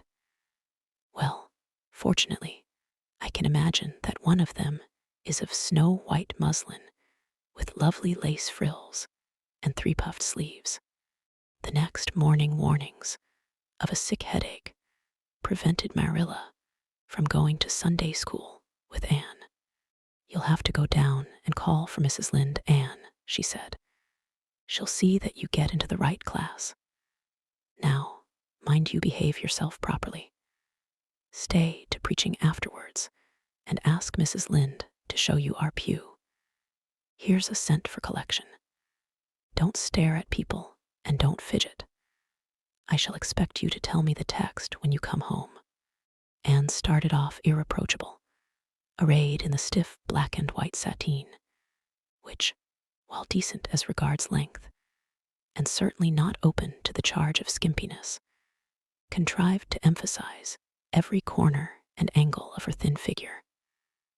Her hat was a little, flat, glossy, new sailor, the extreme plainness of which had likewise much disappointed Anne, who had permitted herself secret visions of ribbon and flowers.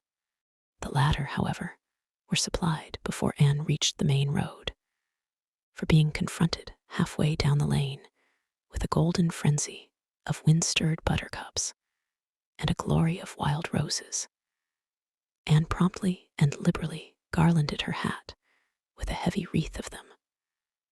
Whatever other people might have thought of the result, it satisfied Anne, and she tripped gaily down the road, holding her ruddy head with its decoration of pink and yellow very proudly.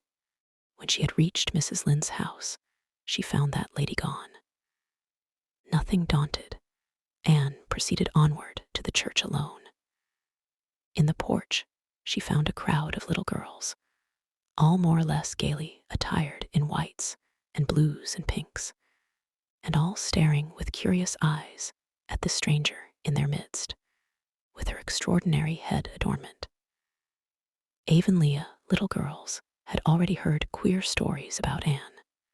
Mrs. Lynde said she had an awful temper. Jerry Butte, the hired boy at Green Gables, said she talked all the time to herself or to the trees and flowers like a crazy girl. They looked at her and whispered to each other behind their quarterlies. Nobody made any friendly advances, then or later on when the opening exercises were over, and Anne found herself in Miss Rogerson's class. Miss Rogerson was a middle-aged lady who had taught a Sunday school class for 20 years. Her method of teaching was to ask the printed questions from the quarterly and look sternly over its edge at the particular little girl she thought ought to answer the question. She looked very often at Anne, and Anne, thanks to Marilla's drilling, answered promptly, but it may be questioned if she understood very much about either question or answer. She did not think she liked Miss Rogerson, and she felt very miserable. Every other little girl in the class had puffed sleeves. Anne felt that life was really not worth living without puffed sleeves. Well, how did you like Sunday school? Marilla wanted to know when Anne came home. Her wreath having faded, Anne had discarded it in the lane, so Marilla was spared the knowledge of that for a time. I didn't like it a bit. It was horrid. Anne Shirley, said Marilla rebukingly. Anne sat down on the rocker with a long sigh, kissed one of Bonny's leaves, and waved her hand to a blossoming fuchsia. They might have been lonesome while I was away, she explained. And now about the Sunday school. I behaved well, just as you told me. Mrs. Lynde was gone, but I went right on myself. I went into the church with a lot of other little girls, and I sat in the corner of a pew by the window while the opening exercises went on. Mr. Bell made an awfully long prayer. I would have been dreadfully tired before he got through if I hadn't been sitting by that window. But it looked right out on the lake of shining waters. So I just gazed at that and imagined all sorts of splendid things. You shouldn't have done anything of the sort. You should have listened to Mr. Bell. But he wasn't talking to me, protested Anne. He was talking to God, and he didn't seem to be very much interested in it either. I think he thought God was too far off, though. There was a long row of white birches hanging over the lake, and the sunshine fell down through them, way, way down, deep into the water. Oh, Marilla, it was like a beautiful dream. It gave me a thrill, and I just said, "Thank you for it, God," 2 or 3 times. Not out loud, I hope, said Marilla anxiously. Oh no, just under my breath. Well, Mr. Bell did get through at last, and they told me to go into the classroom with Miss Rogerson's class. There were 9 other girls in it. They all had puffed sleeves. I tried to imagine mine were puffed too, but I couldn't. Why couldn't I? It was as easy as could be to imagine they were puffed when I was alone in the east gable. But it was awfully hard there among the others who had really truly puffs. You shouldn't have been thinking about your sleeves in Sunday school. You should have been attending to the lesson. I hope you knew it. Oh yes, and I answered a lot of questions. Miss Rogerson asked ever so many. I don't think it was fair for her to do all the asking. There were lots I wanted to ask her, but I didn't like to because I didn't think she was a kindred spirit. Then all the other little girls recited a paraphrase. She asked me if I knew any. I told her I didn't, but I could recite "The Dog at His Master's Grave" if she liked. That's in the 3rd Royal Reader. It isn't a really truly religious piece of poetry, but it's so sad and melancholy that it might as well be. She said it wouldn't do, and she told me to learn the 19th paraphrase for next Sunday. I read it over in church afterwards, and it's splendid. There are 2 lines in particular that just thrill me. Quick as the slaughtered squadrons fell in Midian's evil day. I don't know what squadrons means nor Midian either, but it sounds so tragical. I can hardly wait until next Sunday to recite it. I'll practice it all the week. After Sunday school, I asked Miss Rogerson because Mrs. Lynde was too far away to show me your pew. I sat just as still as I could, and the text was Revelations, 3rd chapter, 2nd and 3rd verses. It was a very long text. If I was a minister, I'd pick the short, snappy ones. The sermon was awfully long, too. I suppose the minister had to match it to the text. I didn't think he was a bit interesting. The trouble with him seems to be that he hasn't enough imagination. I didn't listen to him very much. I just let my thoughts run, and I thought of the most surprising things. Marilla felt helplessly that all this should be sternly reproved. But she was hampered by the undeniable fact that some of the things Anne had said, especially about the minister's sermons and Mr. Bell's prayers, were what she herself had really thought deep down in her heart for years, but had never given expression to.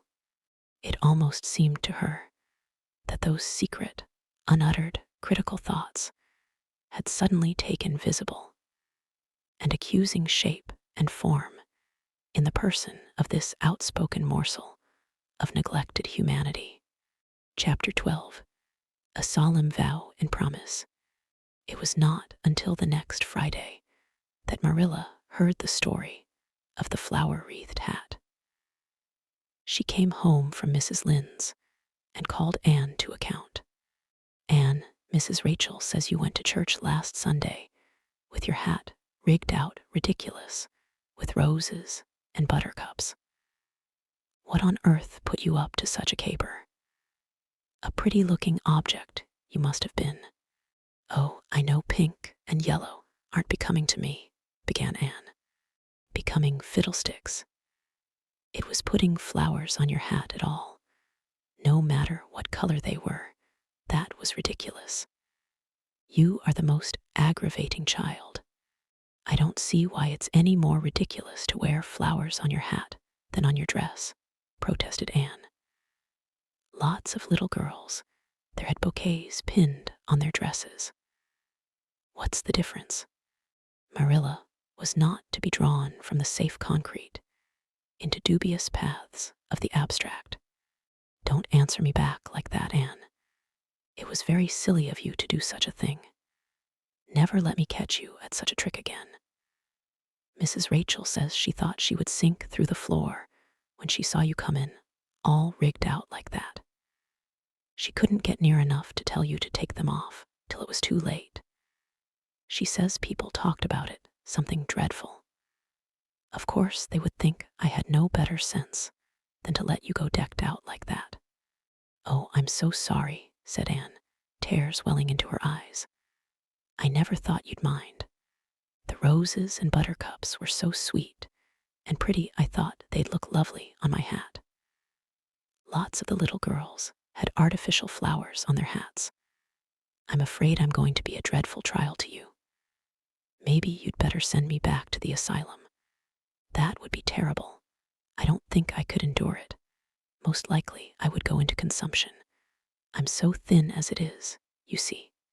But that would be better than being a trial to you. Nonsense, said Marilla, vexed at herself for having made the child cry. I don't want to send you back to the asylum, I'm sure. All I want is that you should behave like other little girls and not make yourself ridiculous. Don't cry any more. I've got some news for you. Diana Barry came home this afternoon. I'm going up to see if I can borrow a skirt pattern from Mrs. Barry, and if you like, you can come with me and get acquainted with Diana. Anne rose to her feet with clasped hands, the tears still glistening on her cheeks. The dish towel she had been hemming slipped unheeded to the floor. Oh, Marilla, I'm frightened now that it has come. I'm actually frightened. What if she shouldn't like me? It would be the most tragical disappointment of my life. Now, don't get into a fluster. And I do wish you wouldn't use such long words. It sounds so funny in a little girl. I guess Diana, LL, like you well enough. It's her mother you've got to reckon with. If she doesn't like you, it won't matter how much Diana does. If she has heard about your outburst to Mrs. Lynde and going to church with buttercups round your hat, I don't know what she'll think of you. You must be polite and well behaved, and don't make any of your startling speeches. For pity's sake, if the child isn't actually trembling. Anne was trembling. Her face was pale and tense. Oh, Marilla, you'd be excited too. If you were going to meet a little girl you hoped to be your bosom friend and whose mother mightn't like you, she said as she hastened to get her hat. They went over to Orchard Slope by the short cut across the brook and up the firry hill grove. Mrs. Barry came to the kitchen door in answer to Marilla's knock. She was a tall, black-eyed, black-haired woman with a very resolute mouth. She had the reputation of being very strict with her children. How do you do, Marilla? She said cordially. Come in. And this is the little girl you have adopted, I suppose. Yes, this is Anne Shirley, said Marilla. Spelled with an E, gasped Anne, who, tremulous and excited as she was determined there should be no misunderstanding on that important point. Mrs. Barry, not hearing or not comprehending, merely shook hands and said kindly, How are you? I am well in body, although considerable rumpled up in spirit. Thank you, ma'am, said Anne gravely. Then aside to Marilla in an audible whisper, There wasn't anything startling in that, was there, Marilla. Diana was sitting on the sofa, reading a book which she dropped when the callers entered. She was a very pretty little girl, with her mother's black eyes and hair, and rosy cheeks, and the merry expression which was her inheritance from her father. "This is my little girl Diana," said Mrs. Barry. "Diana, you might take Anne out into the garden and show her your flowers. It will be better for you than straining your eyes over that book. She reads entirely too much," this to Marilla, as the little girls went out, "and I can't prevent her, for her father aids and abets her. She's always poring over a book. I'm glad she has the prospect of a playmate. Perhaps it will take her more out of doors." Outside in the garden, which was full of mellow sunset light streaming through the dark old firs to the west of it, stood Anne and Diana, gazing bashfully at each other over a clump of gorgeous tiger lilies. The Barry garden was a bowery wilderness of flowers, which would have delighted Anne's heart at any time less fraught with destiny. It was encircled by huge old willows and tall firs, beneath which flourished flowers that loved the shade. Prim, right-angled paths neatly bordered with clamshells intersected it like moist red ribbons, and in the beds between old-fashioned flowers ran riot. There were rosy bleeding hearts, and great splendid crimson peonies, white, fragrant narcissi, and thorny, sweet Scotch roses, pink and blue and white columbines, and lilac-tinted bouncing bets, clumps of southernwood and ribbon grass and mint, purple Adam and Eve daffodils, and masses of sweet clover white with its delicate, fragrant, feathery sprays, scarlet lightning that shot its fiery lances over prim white musk flowers. A garden it was where sunshine lingered and bees hummed, and winds, beguiled into loitering, purred and rustled. "Oh, Diana," said Anne at last, clasping her hands and speaking almost in a whisper. "Oh, do you think you can like me a little enough to be my bosom friend?" Diana laughed. Diana always laughed before she spoke. "Why, I guess so," she said frankly. "I'm awfully glad you've come to live at Green Gables. It will be jolly to have somebody to play with. There isn't any other girl who lives near enough to play with, and I've no sisters big enough. Will you swear to be my friend forever and ever?" demanded Anne eagerly. Diana looked shocked. "Why, it's dreadfully wicked to swear," she said rebukingly. "Oh no, not my kind of swearing. There are two kinds, you know." "I never heard of but one kind," said Diana doubtfully. "There really is another." "Oh, it isn't wicked at all. It just means vowing and promising solemnly." "Well, I don't mind doing that," agreed Diana, relieved. "How do you do it?" "We must join hands so," said Anne gravely.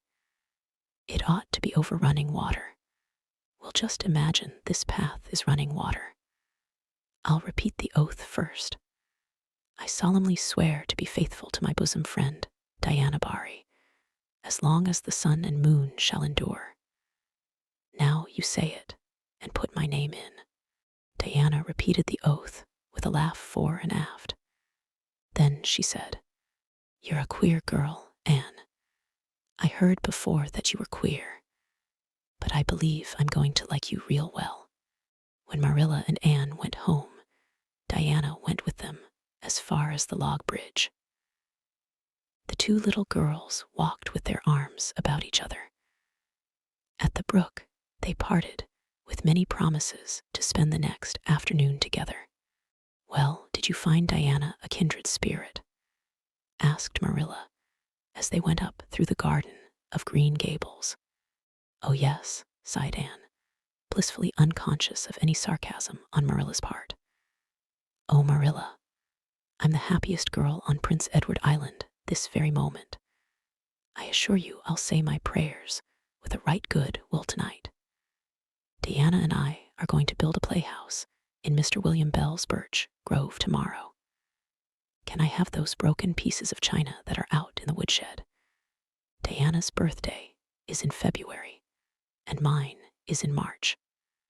Don't you think that is a very strange coincidence? Diana is going to lend me a book to read. She says it's perfectly splendid and tremendously exciting. She's going to show me a place back in the woods where rice lilies grow. Don't you think Diana has got very soulful eyes? I wish I had soulful eyes. Diana is going to teach me to sing a song called Nellie in the Hazel Dell. She's going to give me a picture to put up in my room. It's a perfectly beautiful picture. She says a lovely lady in a pale blue silk dress. A sewing machine agent gave it to her. I wish I had something to give Diana. I'm an inch taller than Diana, but she is ever so much fatter. She says she'd like to be thin because it's so much more graceful. But I'm afraid she only said it to soothe my feelings. We're going to the shore someday to gather shells. We have agreed to call the spring down by the log bridge the Dryad's Bubble. Isn't that a perfectly elegant name? I read a story once about a spring called that. A dryad is sort of a grown-up fairy, I think. Well, all I hope is you won't talk Diana to death, said Marilla. But remember this in all your planning. Anne, you're not going to play all the time nor most of it. You'll have your work to do, and it'll have to be done first. Anne's cup of happiness was full, and Matthew caused it to overflow. He had just got home from a trip to the store at Carmody, and he sheepishly produced a small parcel from his pocket and handed it to Anne with a deprecatory look at Marilla. I heard you say you liked chocolate sweeties, so I got you some, he said. Humph, sniffed Marilla. It'll ruin her teeth and stomach. There, child, don't look so dismal. You can eat those, since Matthew has gone and got them. He'd better have brought you peppermints. They're wholesomer. Don't sicken yourself eating all them at once now. Oh no, indeed, I won't, said Anne eagerly. I'll just eat one tonight, Marilla. And I can give Diana half of them, can't I? The other half will taste twice as sweet to me if I give some to her. It's delightful to think I have something to give her. I will say it for the child, said Marilla when Anne had gone to her gable. She isn't stingy. I'm glad, for of all faults I detest stinginess in a child.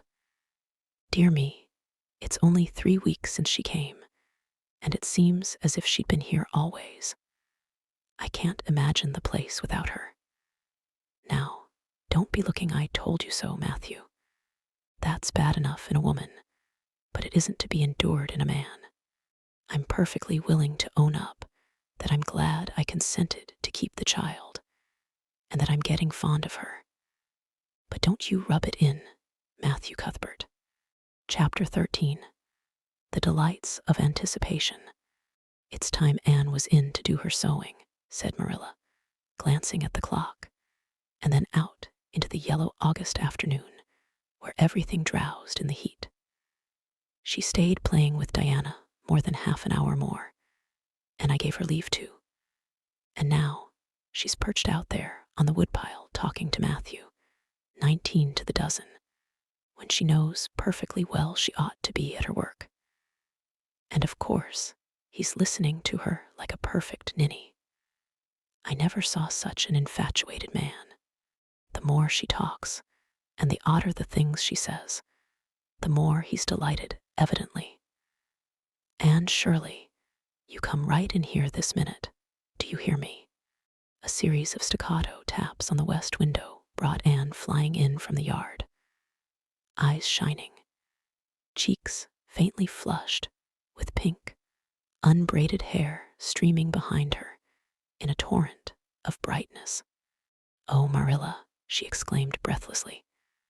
There's going to be a Sunday school picnic next week in Mr. Harmon Andrews' field, right near the Lake of Shining Waters. And Mrs. Superintendent Bell and Mrs. Rachel Lynde are going to make ice cream. Think of it.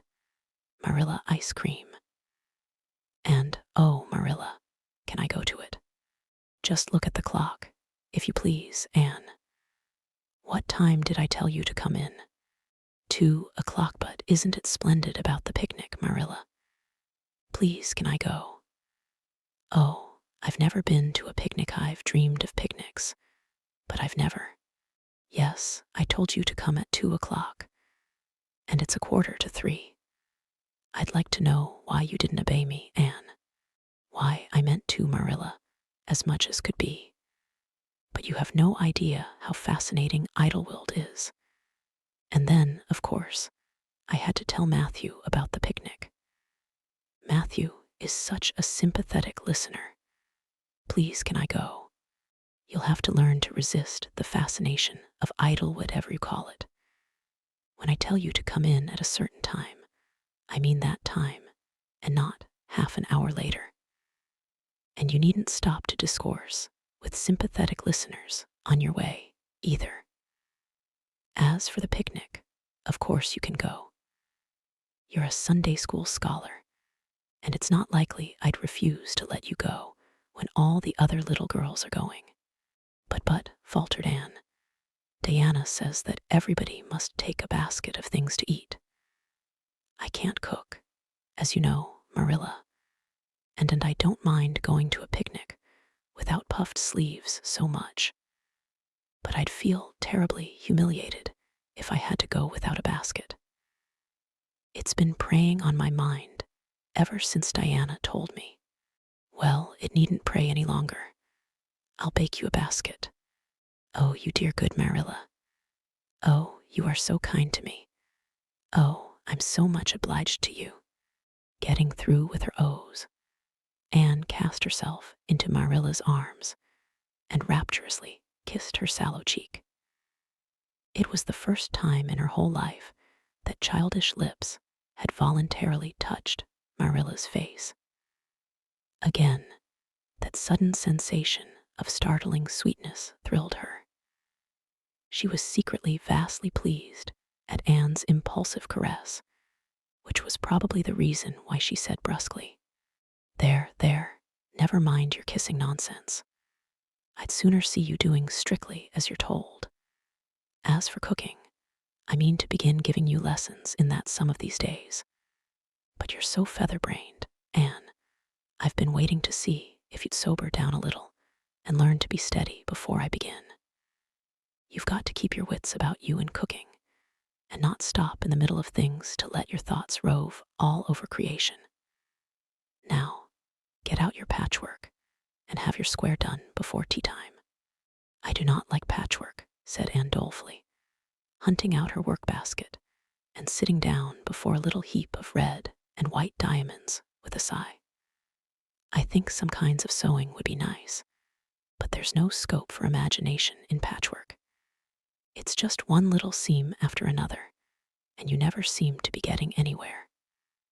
But of course, I'd rather be Anne of Green Gables sewing patchwork than Anne of any other place with nothing to do but play.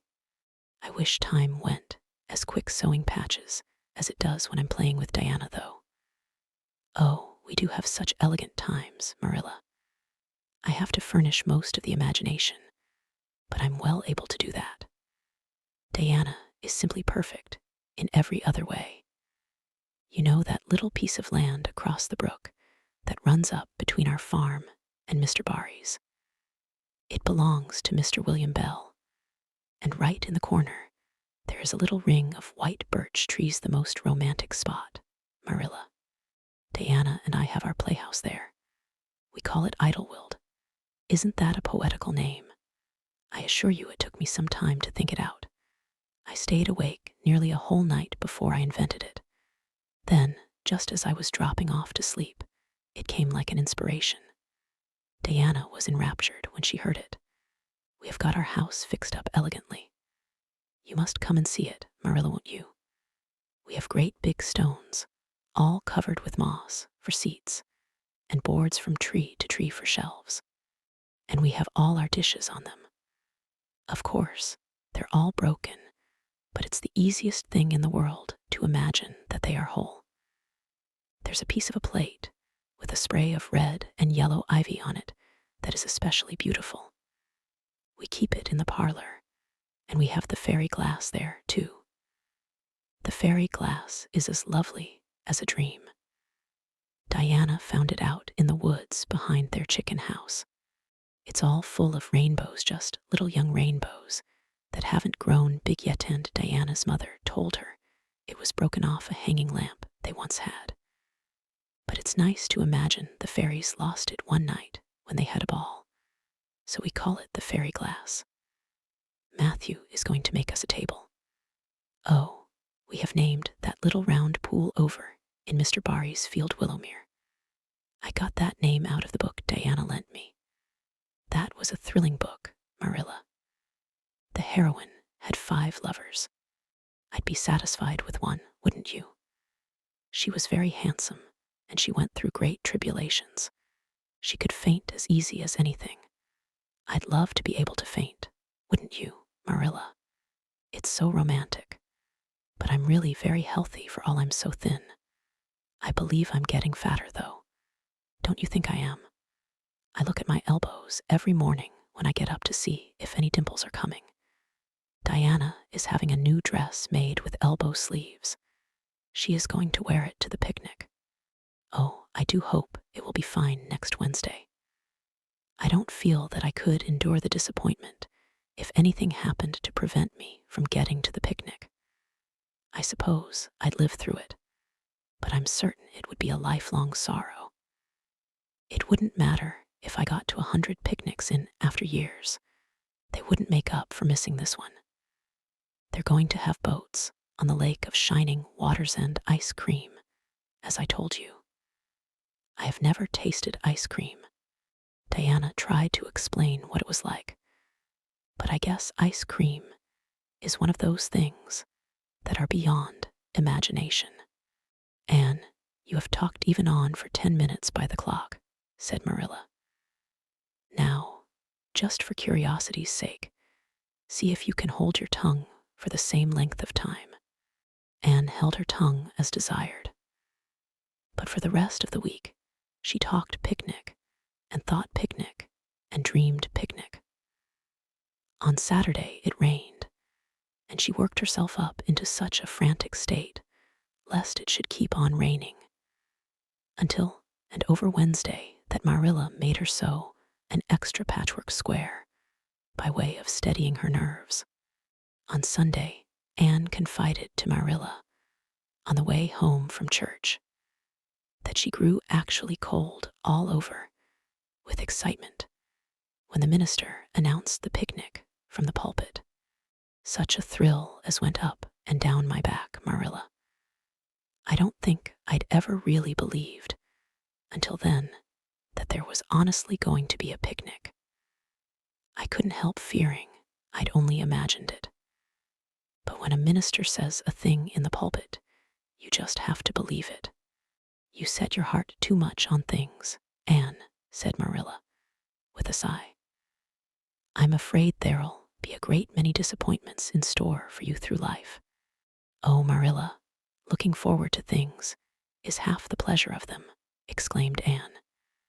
You mayn't get the things themselves, but nothing can prevent you from having the fun of looking forward to them. Mrs. Lynde says, "Blessed are they who expect nothing, for they shall not be disappointed." But I think it would be worse to expect nothing than to be disappointed. Marilla wore her amethyst brooch to church that day as usual. Marilla always wore her amethyst brooch to church. She would have thought it rather sacrilegious to leave it off as bad as forgetting her Bible or her collection dime. That amethyst brooch was Marilla's most treasured possession.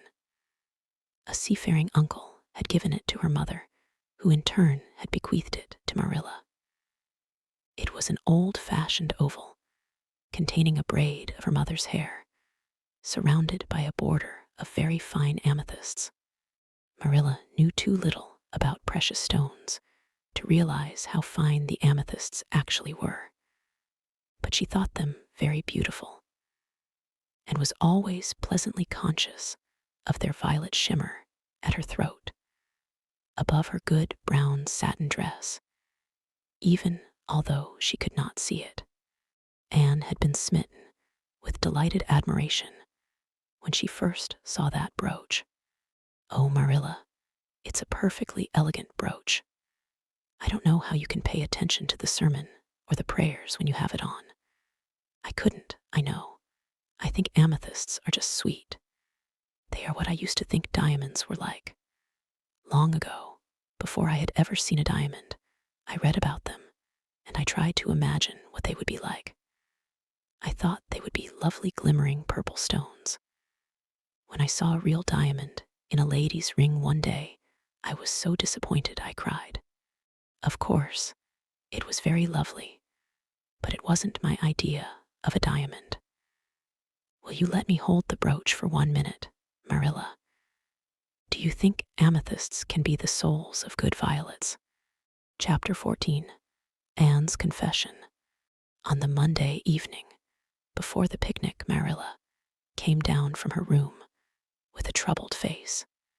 "Anne," she said to that small personage who was shelling peas by the spotless table and singing Nellie of the Hazel Dell with a vigor and expression that did credit to Diana's teaching, "did you see anything of my amethyst brooch? I thought I stuck it in my pincushion when I came home from church yesterday evening, but I can't find it anywhere." "I saw it this afternoon when you were away at the Aid Society," said Anne, a little slowly. "I was passing your door when I saw it on the cushion, so I went in to look at it." "Did you touch it?" said Marilla sternly. "Why, yes," admitted Anne. "I took it up, and I pinned it on my breast just to see how it would look." "You had no business to do anything of the sort. It's very wrong in a little girl to meddle. You shouldn't have gone into my room in the first place, and you shouldn't have touched a brooch that didn't belong to you in the second." "Where did you put it?" "Oh, I put it back on the bureau. I hadn't it on a minute. Truly, I didn't mean to meddle, Marilla. I didn't think about its being wrong to go in and try on the brooch, but I see now that it was, and I'll never do it again. That's one good thing about me. I never do the same naughty thing twice." "You didn't put it back," said Marilla. "That brooch isn't anywhere on the bureau. You've taken it out or something, Anne." "I did put it back," said Anne quickly, pertly. Marilla thought. "I don't just remember whether I stuck it on the pincushion or laid it in the china tray, but I'm perfectly certain I put it back." "I'll go and have another look," said Marilla, determining to be just. "If you put that brooch back, it's there still. If it isn't, I'll know you didn't, that's all." Marilla went to her room and made a thorough search, not only over the bureau, but in every other place she thought the brooch might possibly be. It was not to be found, and she returned to the kitchen. "Anne, the brooch is gone. By your own admission, you were the last person to handle it. Now, what have you done with it? Tell me the truth at once. Did you take it out and lose it?" "No, I didn't," said Anne solemnly, meeting Marilla's angry gaze squarely. "I never took the brooch out of your room, and that is the truth, if I was to be led to the block, for it, although I'm not very certain what a block is." So there, Marilla. Anne's "so there" was only intended to emphasize her assertion, but Marilla took it as a display of defiance. "I believe you are telling me a falsehood, Anne," she said sharply. "I know you are. There now, don't say anything more unless you are prepared to tell the whole truth. Go to your room and stay there until you are ready to confess." "Will I take the peas with me?" said Anne meekly. "No, I'll finish shelling them myself. Do as I bid you." When Anne had gone, Marilla went about her evening tasks in a very disturbed state of mind. She was worried about her valuable brooch. What if Anne had lost it? And how wicked of the child to deny having taken it, when anybody could see she must have. With such an innocent face, too. I don't know what I wouldn't sooner have had happen, thought Marilla, as she nervously shelled the peas. Of course, I don't suppose she meant to steal it, or anything like that. She's just taken it to play with or help along that imagination of hers. She must have taken it, that's clear, for there hasn't been a soul in that room since she was in it, by her own story, until I went up tonight. And the brooch is gone. There's nothing surer. I suppose she has lost it, and is afraid to own up for fear she'll be punished. It's a dreadful thing to think she tells falsehoods. It's a far worse thing than her fit of temper. It's a fearful responsibility to have a child in your house you can't trust. Slyness and untruthfulness, that's what she has displayed. I declare I feel worse about that than about the brooch. If she'd only have told the truth about it, I wouldn't mind so much. Marilla went to her room at intervals all through the evening and searched for the brooch without finding it. A bedtime visit to the east gable produced no result. Anne persisted in denying that she knew anything about the brooch, but Marilla was only the more firmly convinced that she did. She told Matthew the story the next morning. Matthew was confounded and puzzled. He could not so quickly lose faith in Anne, but he had to admit that circumstances were against her. "You're sure it hasn't fell down behind the bureau?" was the only suggestion he could offer. "I've moved the bureau, and I've taken out the drawers, and I've looked in every crack and cranny," was Marilla's positive answer. "The brooch is gone, and that child has taken it and lied about it. That's the plain, ugly truth, Matthew Cuthbert, and we might as well look it in the face." "Well now, what are you going to do about it?" Matthew asked forlornly, feeling secretly thankful that Marilla and not he had to deal with the situation. He felt no desire to put his oar in this time. "She'll stay in her room until she confesses," said Marilla grimly, remembering the success of this method in the former case. "Then we'll see. Perhaps we'll be able to find the brooch if she'll only tell where she took it. But in any case, she'll have to be severely punished, Matthew." "Well now, you'll have to punish her," said Matthew, reaching for his hat. "I've nothing to do with it, remember. You warned me off yourself." Marilla felt deserted by everyone. She could not even go to Mrs. Lynde for advice. She went up to the east gable with a very serious face and left it with a face more serious still. Anne steadfastly refused to confess. She persisted in asserting that she had not taken the brooch. The child had evidently been crying, and Marilla felt a pang of pity, which she sternly repressed. By night she was, as she expressed it, beat out. "You'll stay in this room until you confess, Anne. You can make up your mind to that," she said firmly. "But the picnic is tomorrow, Marilla," cried Anne. "You won't keep me from going to that, will you? You'll just let me out for the afternoon, won't you? Then I'll stay here as long as you like afterwards cheerfully. But I must go to the picnic." "You'll not go to picnics, nor anywhere else, until you've confessed, Anne." "Oh, Marilla," gasped Anne. But Marilla had gone out and shut the door. Wednesday morning dawned as bright and fair, as if expressly made to order for the picnic. Birds sang around Green Gables. The Madonna lilies in the garden sent out whiffs of perfume that entered in on viewless winds at every door and window, and wandered through halls and rooms like spirits of benediction. The birches in the hollow waved joyful hands, as if watching for Anne's usual morning greeting from the east gable. But Anne was not at her window.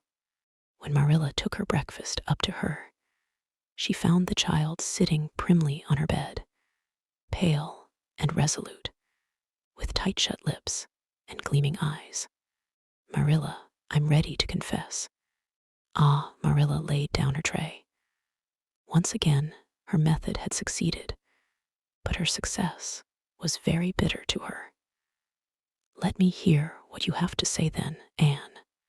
"I took the amethyst brooch," said Anne, as if repeating a lesson she had learned. "I took it just as you said. I didn't mean to take it when I went in.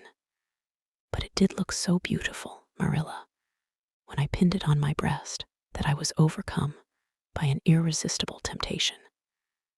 I imagined how perfectly thrilling it would be to take it to Idlewild and play I was the Lady Cordelia Fitzgerald.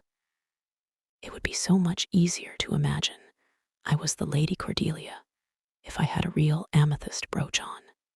Diana and I make necklaces of roseberries, but what are roseberries compared to amethysts? So I took the brooch. I thought I could put it back before you came home. I went all the way around by the road to lengthen out the time.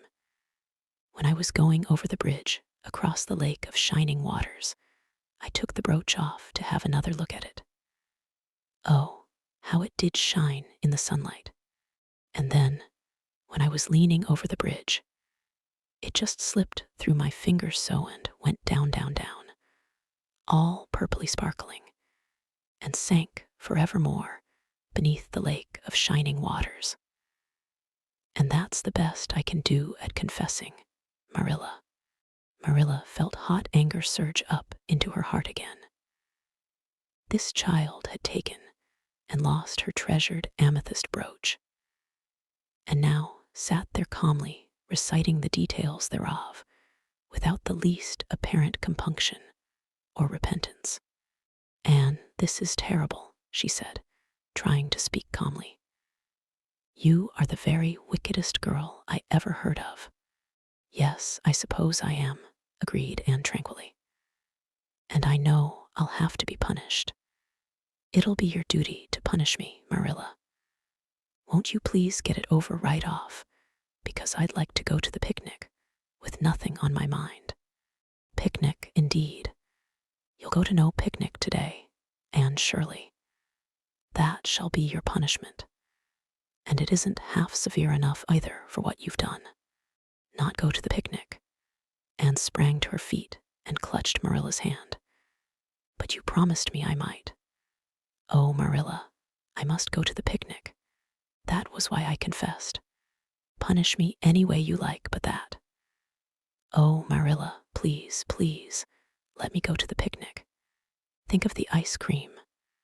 For anything you know, I may never have a chance to taste ice cream again." Marilla disengaged Anne's clinging hands stonily. "You needn't plead, Anne.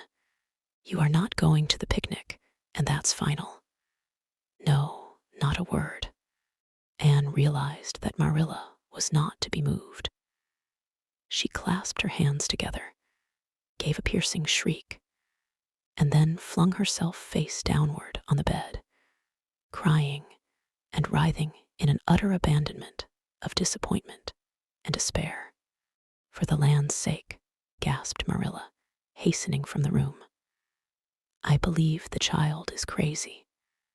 No child in her senses would behave as she does. If she isn't, she's utterly bad. Oh dear, I'm afraid Rachel was right from the first. But I've put my hand to the plow, and I won't look back."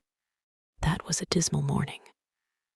Marilla worked fiercely and scrubbed the porch floor and the dairy shelves when she could find nothing else to do. Neither the shelves nor the porch needed it, but Marilla did.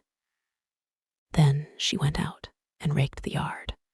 When dinner was ready, she went to the stairs and called Anne. A tear-stained face appeared, looking tragically over the banisters. "Come down to your dinner, Anne." "I don't want any dinner, Marilla," said Anne sobbingly. "I couldn't eat anything." My heart is broken. You'll feel remorse of conscience someday, I expect, for breaking it, Marilla. But I forgive you. Remember when the time comes that I forgive you. But please don't ask me to eat anything, especially boiled pork and greens. Boiled pork and greens are so unromantic when one is in affliction. Exasperated, Marilla returned to the kitchen and poured out her tale of woe to Matthew, who, between his sense of justice and his unlawful sympathy with Anne, was a miserable man. Well now, she shouldn't have taken the brooch, Marilla, or told stories about it, he admitted, mournfully surveying his plateful of unromantic pork and greens, as if he, like Anne, thought it a food unsuited to crises of feeling. But she's such a little thing, such an interesting little thing. Don't you think it's pretty rough not to let her go to the picnic when she's so set on it? Matthew Cuthbert, I'm amazed at you. I think I've let her off entirely too easy. And she doesn't appear to realize how wicked she's been at all. That's what worries me most. If she'd really felt sorry, it wouldn't be so bad. And you don't seem to realize it, neither. You're making excuses for her all the time to yourself, I can see that. Well now, she's such a little thing, feebly reiterated Matthew. And there should be allowances made, Marilla. You know, she's never had any bringing up. Well, she's having it now, retorted Marilla. The retort silenced Matthew if it did not convince him. That dinner was a very dismal meal. The only cheerful thing about it was Jerry Bude, the hired boy, and Marilla resented his cheerfulness as a personal insult when her dishes were washed and her bread sponge set, and her hens fed. Marilla remembered that she had noticed a small rent in her best black lace shawl when she had taken it off on Monday afternoon on returning from the Ladies' Aid. She would go and mend it. The shawl was in a box in her trunk. As Marilla lifted it out, the sunlight, falling through the vines that clustered thickly about the window, struck upon something caught in the shawl, something that glittered and sparkled in facets of violet light. Marilla snatched at it with a gasp. It was the amethyst brooch, hanging to a thread of the lace by its catch. Dear life and heart, said Marilla blankly. What does this mean? Here's my brooch safe, and sound that I thought was at the bottom of Barry's pond. Whatever did that girl mean by saying she took it and lost it? I declare I believe Green Gables is bewitched. I remember now that when I took off my shawl Monday afternoon, I laid it on the bureau for a minute. I suppose the brooch got caught in it somehow. Well, Marilla betook herself to the east gable, brooch in hand. Anne had cried herself out and was sitting dejectedly by the window. Anne Shirley, said Marilla solemnly, I've just found my brooch hanging to my black lace shawl. Now, I want to know what that rigmarole you told me this morning meant. Why, you said you'd keep me here until I confessed, returned Anne wearily. And so I decided to confess, because I was bound to get to the picnic. I thought out a confession last night after I went to bed and made it as interesting as I could. And I said it over and over so that I wouldn't forget it. But you wouldn't let me go to the picnic after all, so all my trouble was wasted. Marilla had to laugh in spite of herself, but her conscience pricked her. Anne, you do beat all. But I was wrong, I see that now. I shouldn't have doubted your word when I'd never known you to tell a story. Of course, it wasn't right for you to confess to a thing you hadn't done. It was very wrong to do so. But I drove you to it. So if you'll forgive me, Anne, I'll forgive you and we'll start square again. And now get yourself ready for the picnic. Anne flew up like a rocket. Oh, Marilla, Isn't it too late? No, it's only 2 o'clock. They won't be more than well gathered yet, and it'll be an hour before they have tea. Wash your face and comb your hair and put on your gingham. I'll fill a basket for you.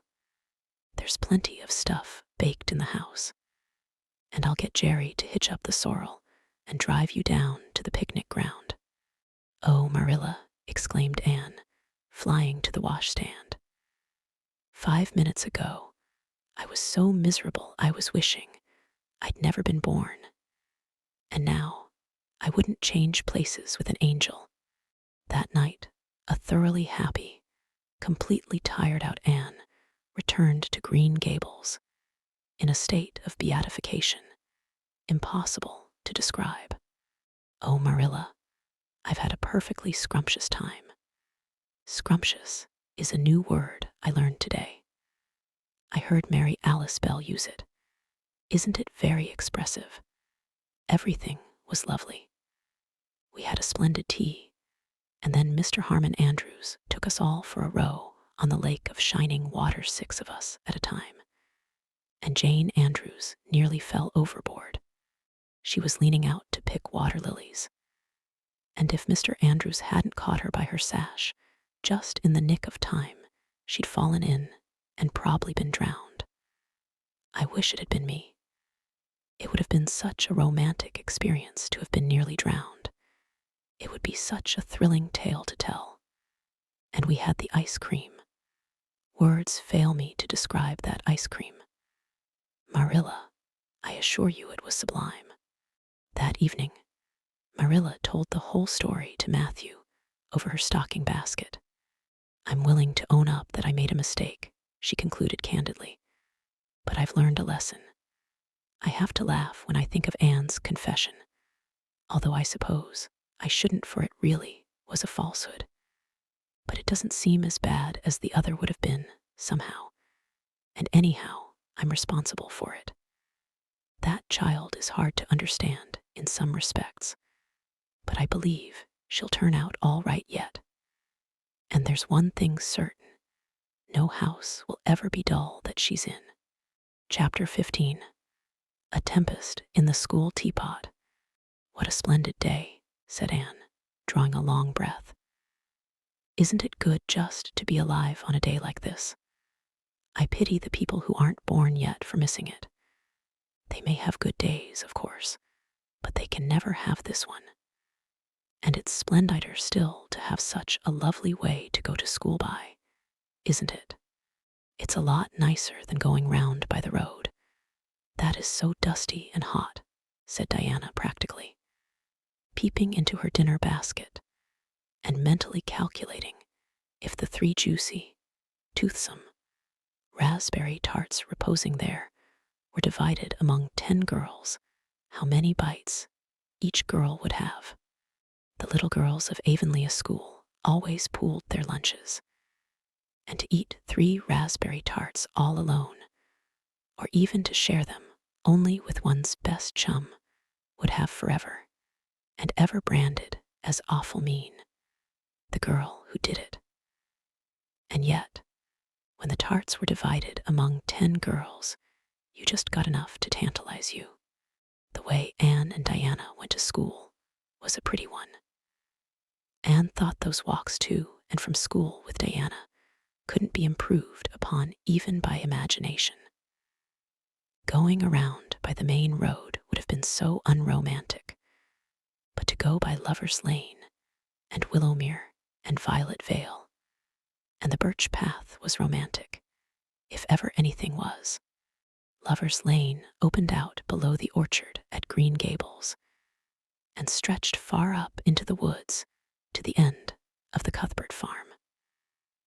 It was the way by which the cows were taken to the back pasture and the wood hauled home in winter. Anne had named it Lover's Lane before she had been a month at Green Gables. Not that lovers ever really walk there, she explained to Marilla. But Diana and I are reading a perfectly magnificent book, and there's a Lover's Lane in it. So we want to have one, too. And it's a very pretty name, don't you think? So romantic. We can't imagine the lovers into it, you know. I like that lane because you can think out loud there without people calling you crazy. Anne, starting out alone in the morning, went down Lover's Lane as far as the brook. Here Diana met her, and the two little girls went on up the lane under the leafy arch of maples. Maples are such sociable trees, said Anne. They're always rustling and whispering to you until they came to a rustic bridge. Then they left the lane and walked through Mr. Barry's back field and past Willowmere. Beyond Willowmere came Violet Vela, little green dimple in the shadow of Mr. Andrew Bell's big woods. Of course, there are no violets there now, Anne told Marilla, but Diana says there are millions of them in spring. Oh, Marilla, can't you just imagine you see them? It actually takes away my breath. I named it Violet Vale. Diana says she never saw the beat of me for hitting on fancy names for places. It's nice to be clever at something, isn't it? But Diana named the Birch Path. She wanted to, so I let her. But I'm sure I could have found something more poetical than plain Birch Path. Anybody can think of a name like that. But the Birch Path is one of the prettiest places in the world, Marilla. It was. Other people besides Anne thought so when they stumbled on it.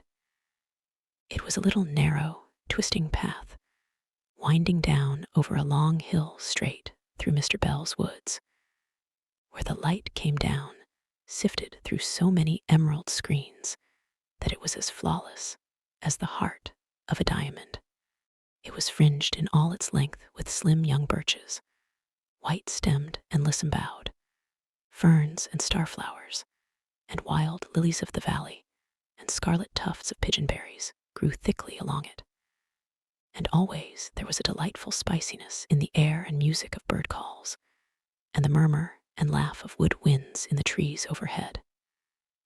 Now and then you might see a rabbit skipping across the road if you were quiet, which, with Anne and Diana, happened about once in a blue moon. Down in the valley, the path came out to the main road, and then it was just up the spruce hill to the school. The Avonlea School was a whitewashed building, low in the eaves and wide in the windows, furnished inside with comfortable, substantial, old-fashioned desks that opened and shut, and were carved all over their lids with the initials and hieroglyphics of 3 generations of school children. The schoolhouse was set back from the road, and behind it was a dusky fir wood and a brook where all the children put their bottles of milk in the morning to keep cool and sweet until dinner hour. Marilla had seen Anne start off to school on the first day of September with many secret misgivings. Anne was such an odd girl. How would she get on with the other children? And how on earth would she ever manage to hold her tongue during school hours? Things went better than Marilla feared, however. Anne came home that evening in high spirits. "I think I'm going to like school here," she announced. "I don't think much of the master, though. He's all the time curling his mustache and making eyes at Prissy Andrews. Prissy is grown up, you know. She's 16, and she's studying for the entrance examination into Queen's Academy at Charlottetown next year. Tilly Boulter says the master is dead gone on her. She's got a beautiful complexion and curly brown hair, and she does it up so elegantly. She sits in the long seat at the back, and he sits there, too, most of the time to explain her lessons, he says. But Ruby Gillies says she saw him writing something on her slate, and when Prissy read it, she blushed as red as a beet and giggled. And Ruby Gillies says she doesn't believe it had anything to do with the lesson. And Shirley, don't let me hear you talking about your teacher in that way again, said Marilla sharply. You don't go to school to criticize the master. I guess he can teach you something, and it's your business to learn. And I want you to understand right off that you are not to come home telling tales about him. That is something I won't encourage. I hope you were a good girl." "Indeed I was," said Anne comfortably. "It wasn't so hard as you might imagine, either. I sit with Diana. Our seat is right by the window, and we can look down to the lake of shining waters. There are a lot of nice girls in school, and we had scrumptious fun playing at dinner time. It's so nice to have a lot of little girls to play with. But of course, I like Diana best, and always will. I adore Diana. I'm dreadfully far behind the others. They're all in the 5th book, and I'm only in the 4th. I feel that it's kind of a disgrace. But there's not one of them has such an imagination as I have, and I soon found that out. We had reading and geography, and Canadian history, and dictation today. Mr. Phillips said my spelling was disgraceful, and he held up my slate so that everybody could see it, all marked over. I felt so mortified, Marilla. He might have been politer to a stranger, I think. Ruby Gillies gave me an apple, and Sophia Sloane lent me a lovely pink card with "May I see you home" on it. I'm to give it back to her tomorrow. And Tilly Bolter let me wear her bead ring all the afternoon. Can I have some of those pearl beads off the old pincushion in the garret to make myself a ring? And oh, Marilla, Jane Andrews told me that Minnie Macpherson told her that she heard Prissy Andrews tell Sarah Gillies that I had a very pretty nose. Marilla, that is the first compliment I have ever had in my life, and you can't imagine what a strange feeling it gave me. Marilla, have I really a pretty nose? I know you'll tell me the truth. Your nose is well enough, said Marilla shortly. Secretly, she thought Anne's nose was a remarkable pretty one, but she had no intention of telling her so. That was 3 weeks ago, and all had gone smoothly so far. And now, this crisp September morning, Anne and Diana were tripping blithely down the birch path, 2 of the happiest little girls in Avonlea.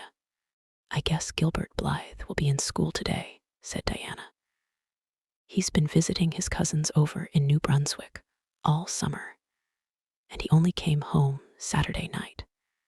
He's awfully handsome, Anne, and he teases the girls something terrible. He just torments our lives out. Diana's voice indicated that she rather liked having her life tormented out than not. Gilbert Blythe, said Anne.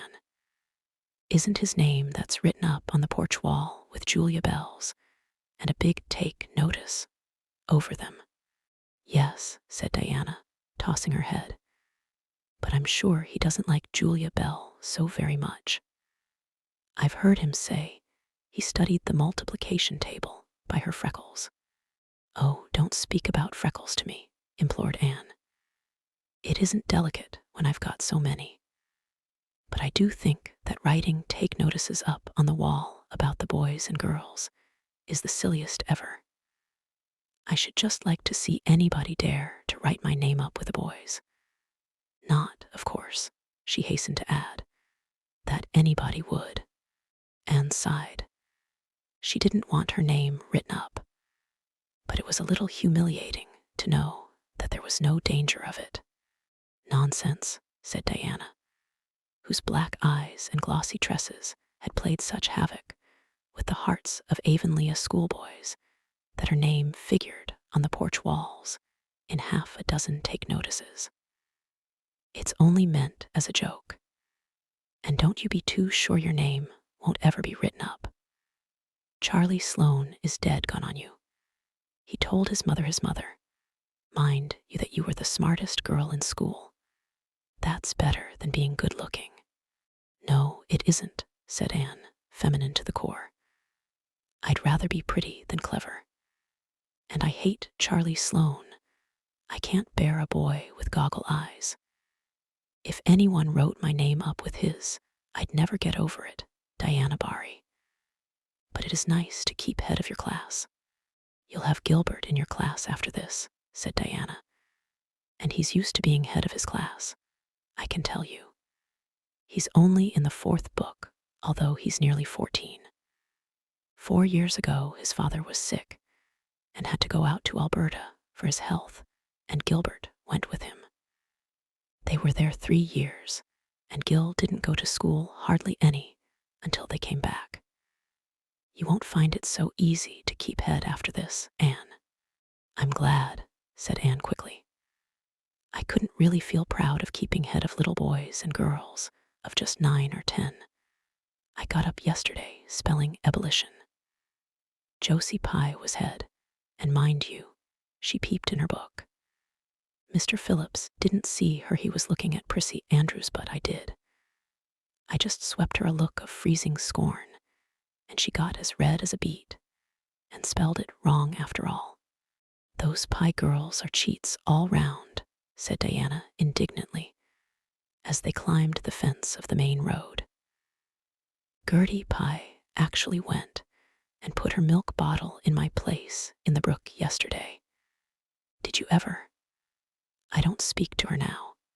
When Mr. Phillips was in the back of the room hearing Prissy Andrews' Latin, Diana whispered to Anne, That's Gilbert Blythe sitting right across the aisle from you, Anne. Just look at him and see if you don't think he's handsome. Anne looked accordingly. She had a good chance to do so, for the said Gilbert Blythe was absorbed in stealthily pinning the long yellow braid of Ruby Gillies, who sat in front of him, to the back of her seat. He was a tall boy, with curly brown hair, roguish hazel eyes, and a mouth twisted into a teasing smile. Presently, Ruby Gillies started up to take a sum to the master. She fell back into her seat with a little shriek, believing that her hair was pulled out by the roots. Everybody looked at her, and Mr. Phillips glared so sternly that Ruby began to cry.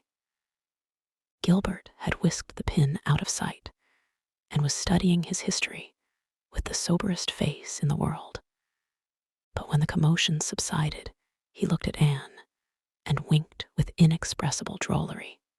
I think your Gilbert Blythe is handsome, confided Anne to Diana, but I think he's very bold.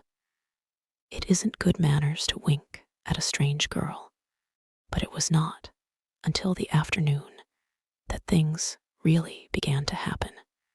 Mr. Phillips was back in the corner, explaining a problem in algebra to Prissy Andrews, and the rest of the scholars were doing pretty much as they pleased, eating green apples, whispering, drawing pictures on their slates, and driving crickets harnessed to strings up and down aisle. Gilbert Blythe was trying to make Anne Shirley look at him, and failing utterly, because Anne was at that moment totally oblivious not only to the very existence of Gilbert Blythe, but of every other scholar in Avonlea school itself. With her chin propped on her hands, and her eyes fixed on the blue glimpse of the lake of shining waters that the west window afforded, she was far away in a gorgeous dreamland, hearing and seeing nothing save her own wonderful visions. Gilbert Blythe wasn't used to putting himself out to make a girl look at him and meeting with failure. She should look at him, that red-haired Shirley girl with the little pointed chin and the big eyes that weren't like the eyes of any other girl in Avonlea school. Gilbert reached across the aisle, picked up the end of Anne's long red braid, held it out at arm's length, and said in a piercing whisper, "Carrots, carrots." Then Anne looked at him with a vengeance. She did more than look. She sprang to her feet, her bright fancies fallen into cureless ruin. She flashed one indignant glance at Gilbert from eyes whose angry sparkle was swiftly quenched in equally angry tears. "You mean hateful boy," she exclaimed passionately. "How dare you?" And then thwack.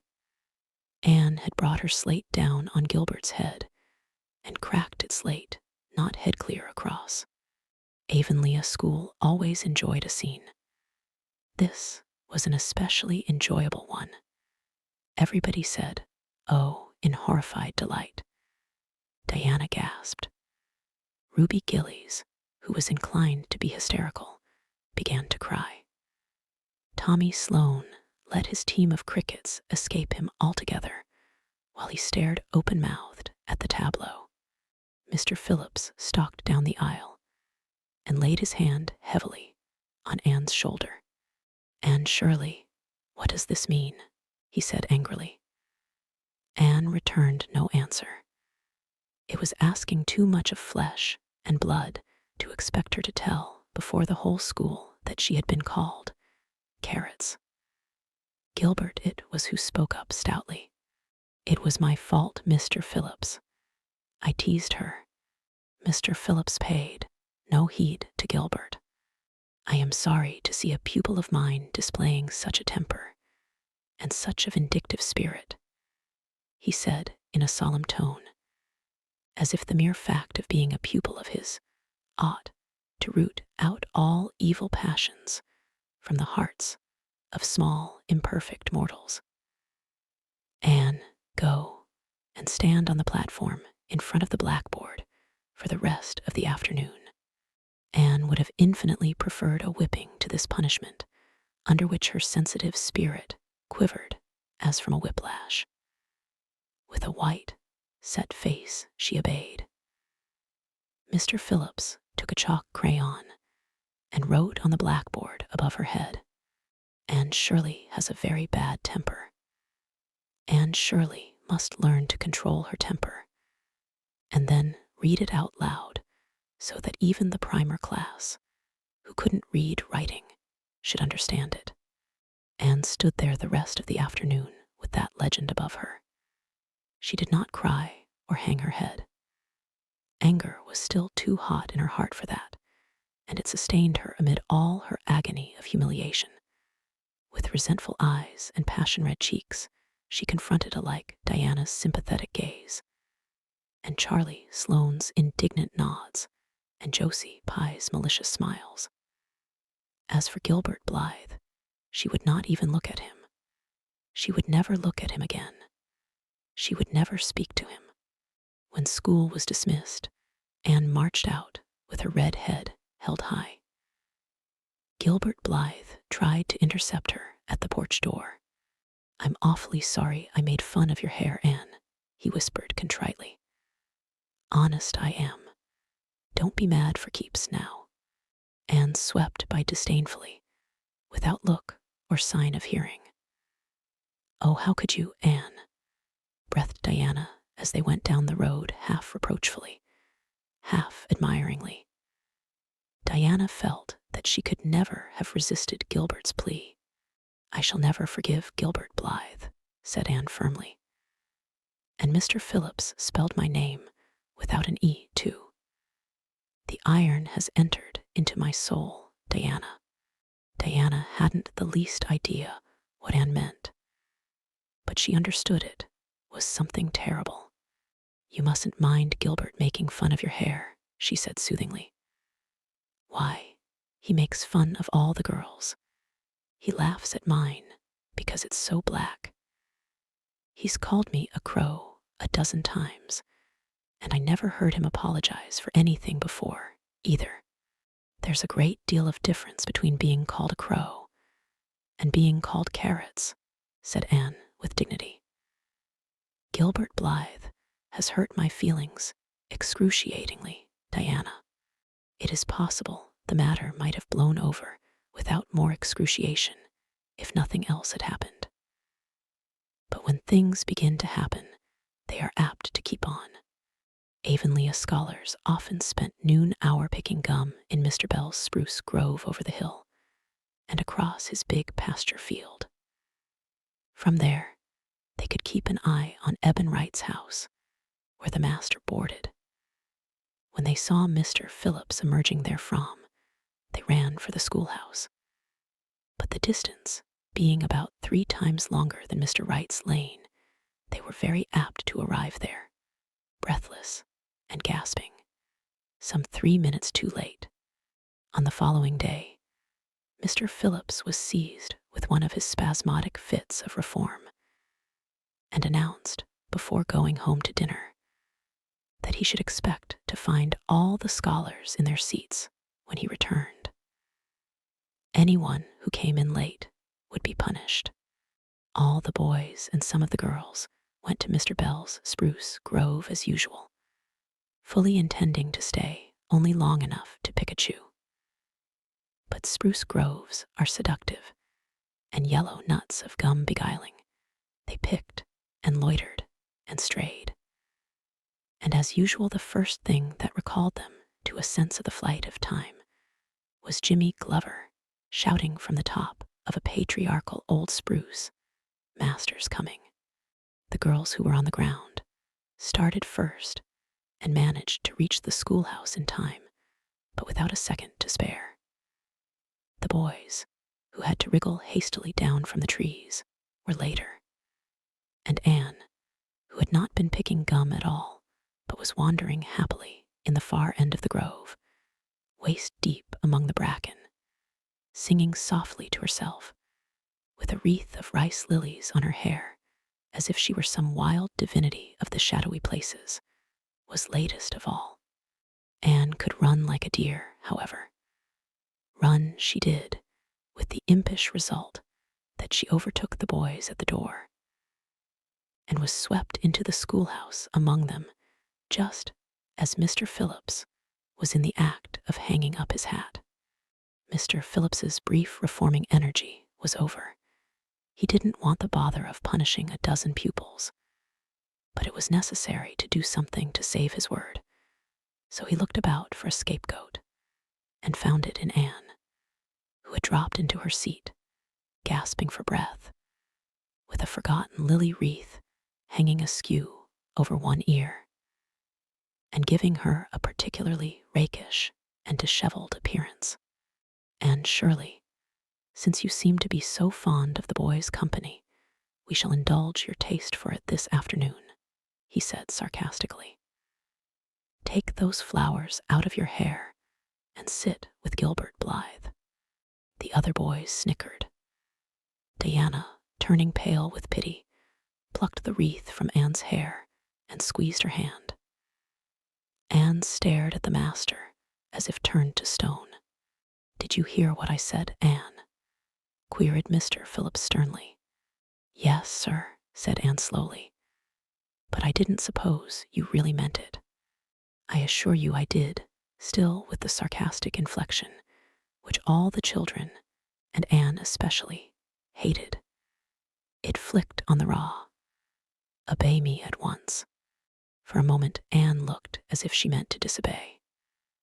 Then, realizing that there was no help for it, she rose haughtily, stepped across the aisle, sat down beside Gilbert Blythe, and buried her face in her arms on the desk.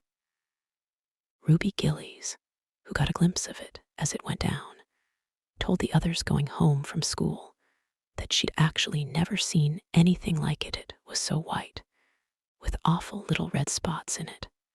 To Anne, this was as the end of all things. It was bad enough to be singled out for punishment from among a dozen equally guilty ones. It was worse still to be sent to sit with a boy. But that boy should be Gilbert Blythe was heaping insult on injury to a degree utterly unbearable. Anne felt that she could not bear it, and it would be of no use to try. Her whole being seethed with shame and anger and humiliation.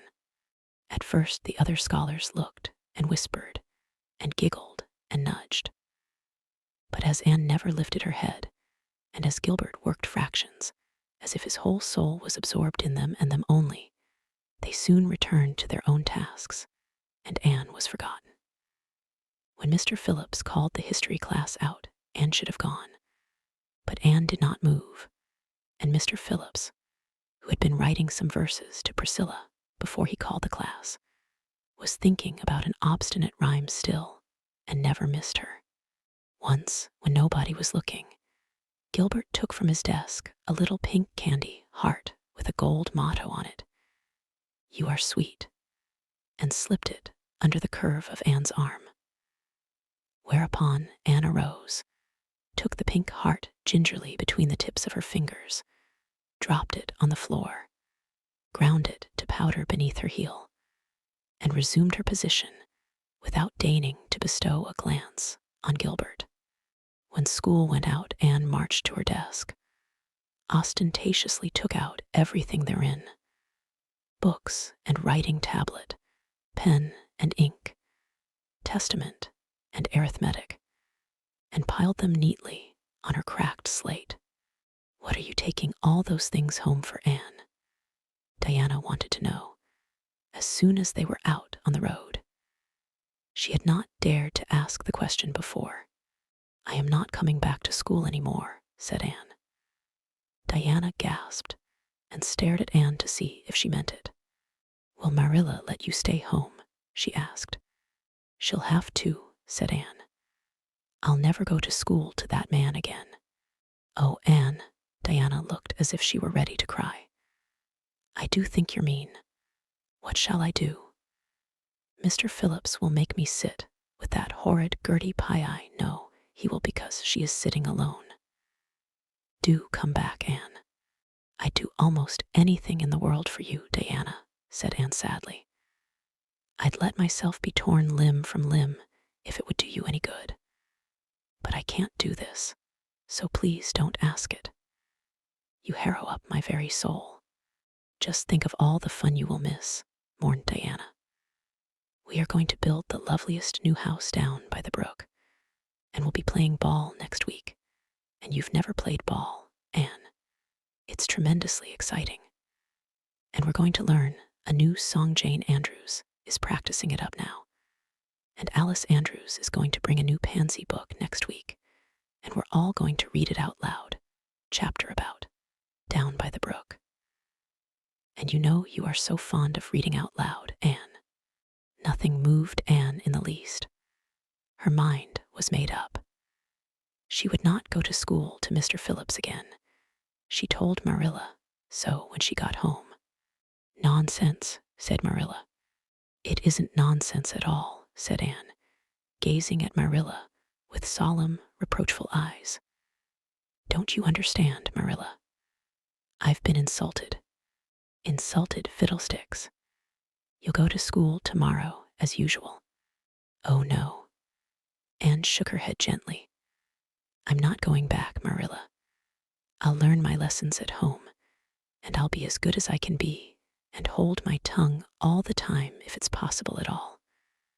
But I will not go back to school, I assure you." Marilla saw something remarkably like unyielding stubbornness looking out of Anne's small face.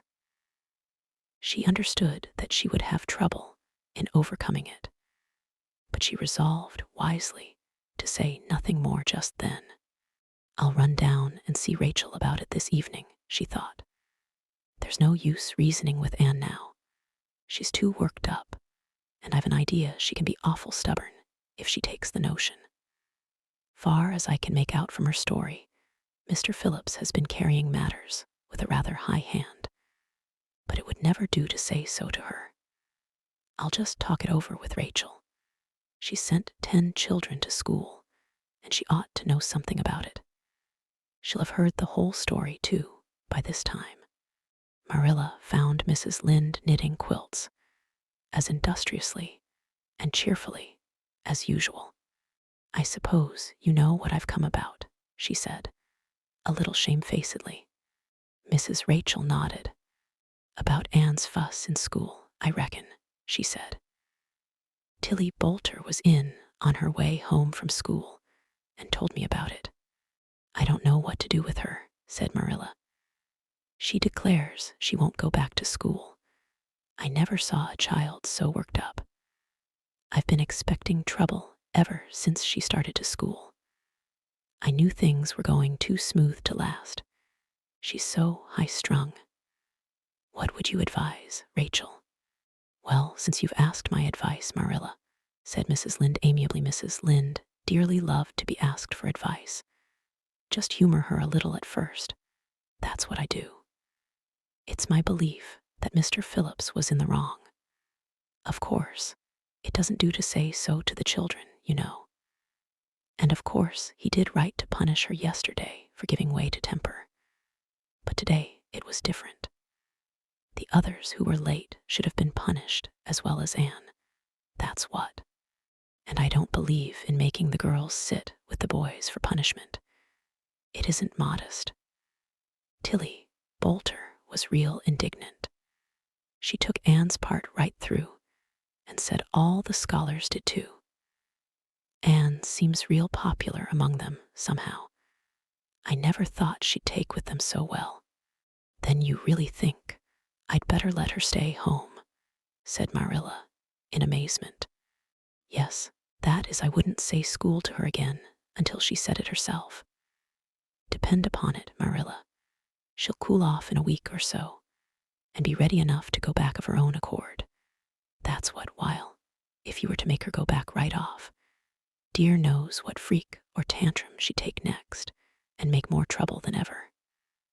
The less fuss made the better, in my opinion. She won't miss much by not going to school, as far as that goes. Mr. Phillips isn't any good at all as a teacher. The order he keeps is scandalous. That's what. And he neglects the young fry and puts all his time on those big scholars he's getting ready for Queen's. He'd never have got the school for another year if his uncle hadn't been a trustee the trustee, for he just leads the other two around by the nose. That's what. I declare, I don't know what education in this island is coming to. Mrs. Rachel shook her head, as much as to say, if she were only at the head of the educational system of the province, things would be much better managed.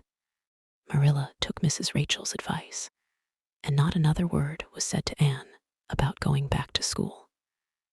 She learned her lessons at home, did her chores, and played with Diana in the chilly purple autumn twilights.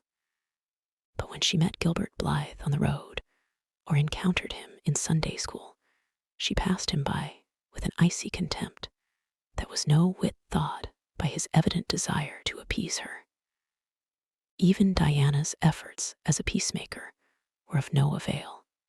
Anne had evidently made up her mind to hate Gilbert Blythe to the end of life. As much as she hated Gilbert, however, did she love Diana with all the love of her passionate little heart, equally intense in its likes and dislikes. One evening, Marilla, coming in from the orchard with a basket of apples, found Anne sitting along by the east window in the twilight, crying bitterly. Whatever's the matter now, Anne? She asked. It's about Diana, sobbed Anne luxuriously. I love Diana so, Marilla. I cannot ever live without her. But I know very well when we grow up that Diana will get married and go away and leave me. And oh, what shall I do? I hate her husband, I just hate him furiously. I've been imagining it all out, the wedding and everything, Diana, dressed in snowy garments, with a veil, and looking as beautiful and regal as a queen. And me, the bridesmaid, with a lovely dress too, and puffed sleeves, but with a breaking heart hid beneath my smiling face. And then bidding Diana goodbye.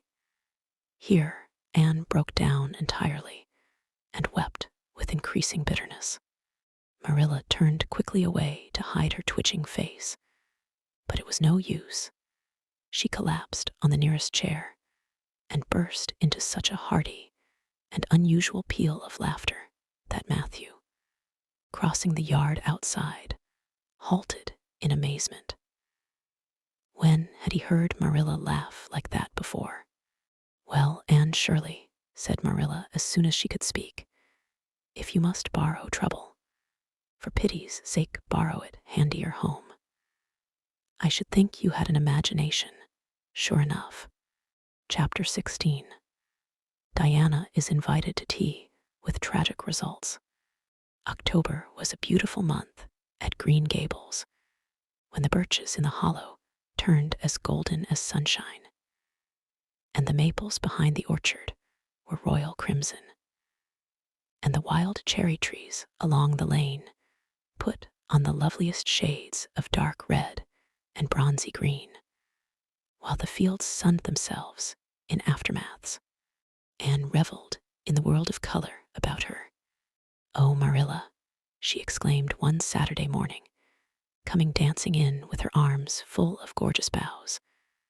"I'm so glad I live in a world where there are Octobers.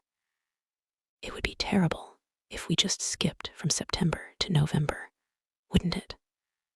Look at these maple branches. Don't they give you a thrill, several thrills?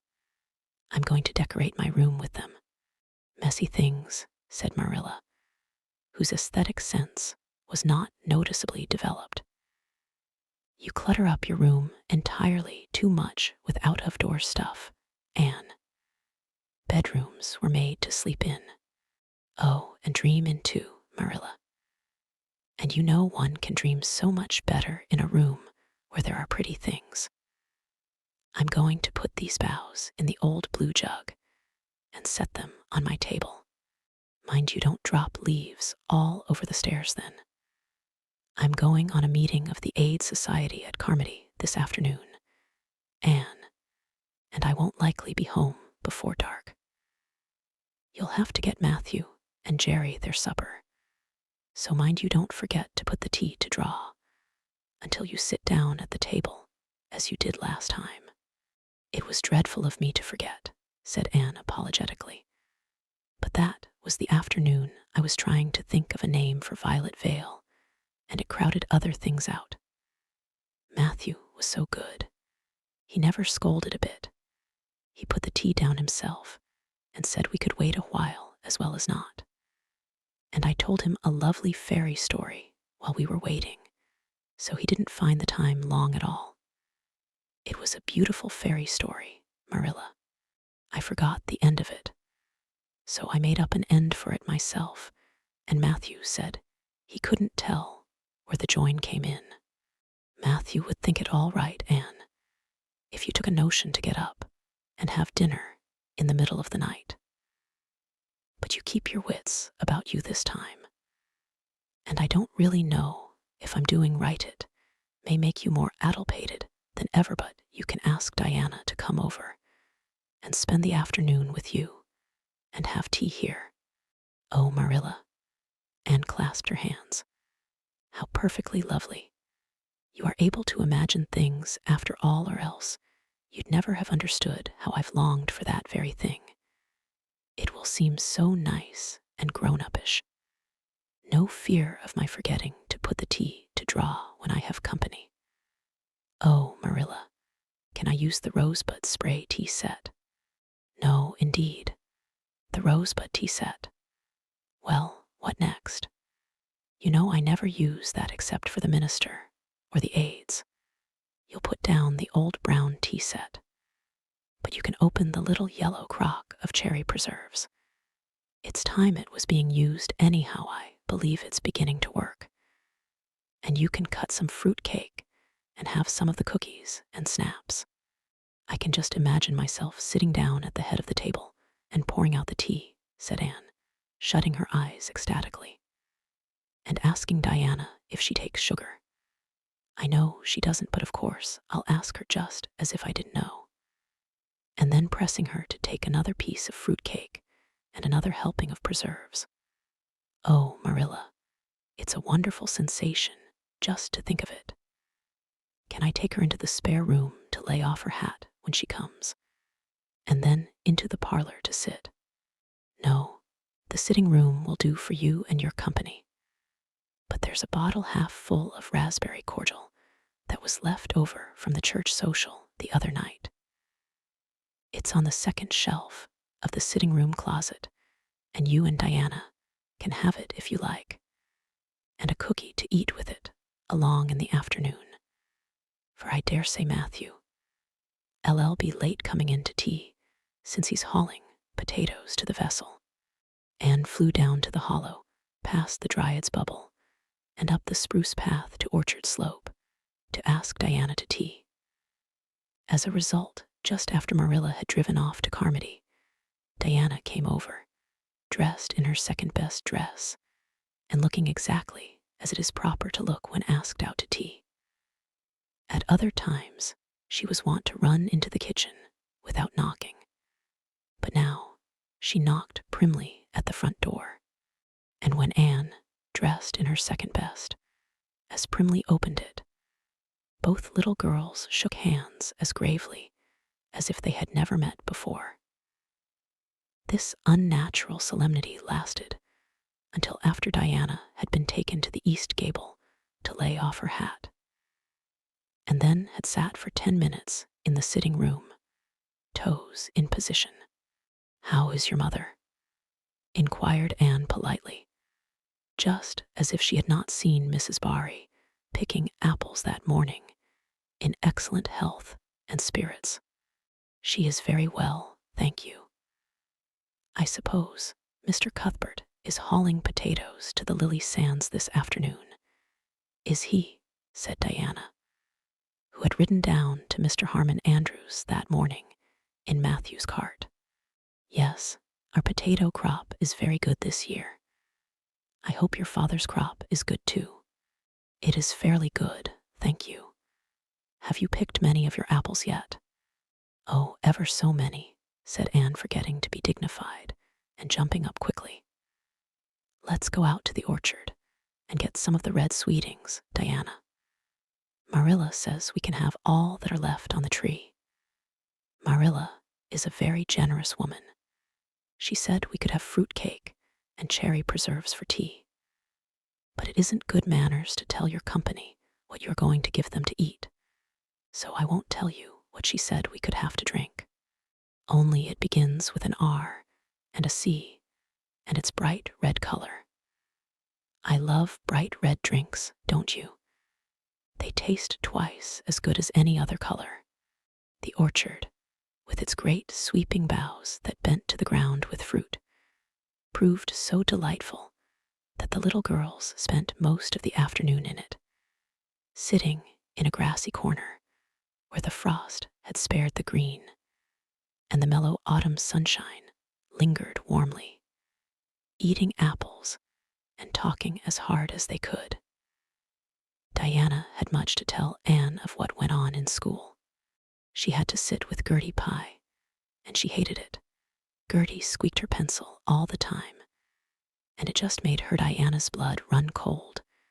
Ruby Gillies had charmed all her warts away, true's you live, with a magic pebble that old Mary Joe from the creek gave her. You had to rub the warts with the pebble, and then throw it away over your left shoulder at the time of the new moon, and the warts would all go.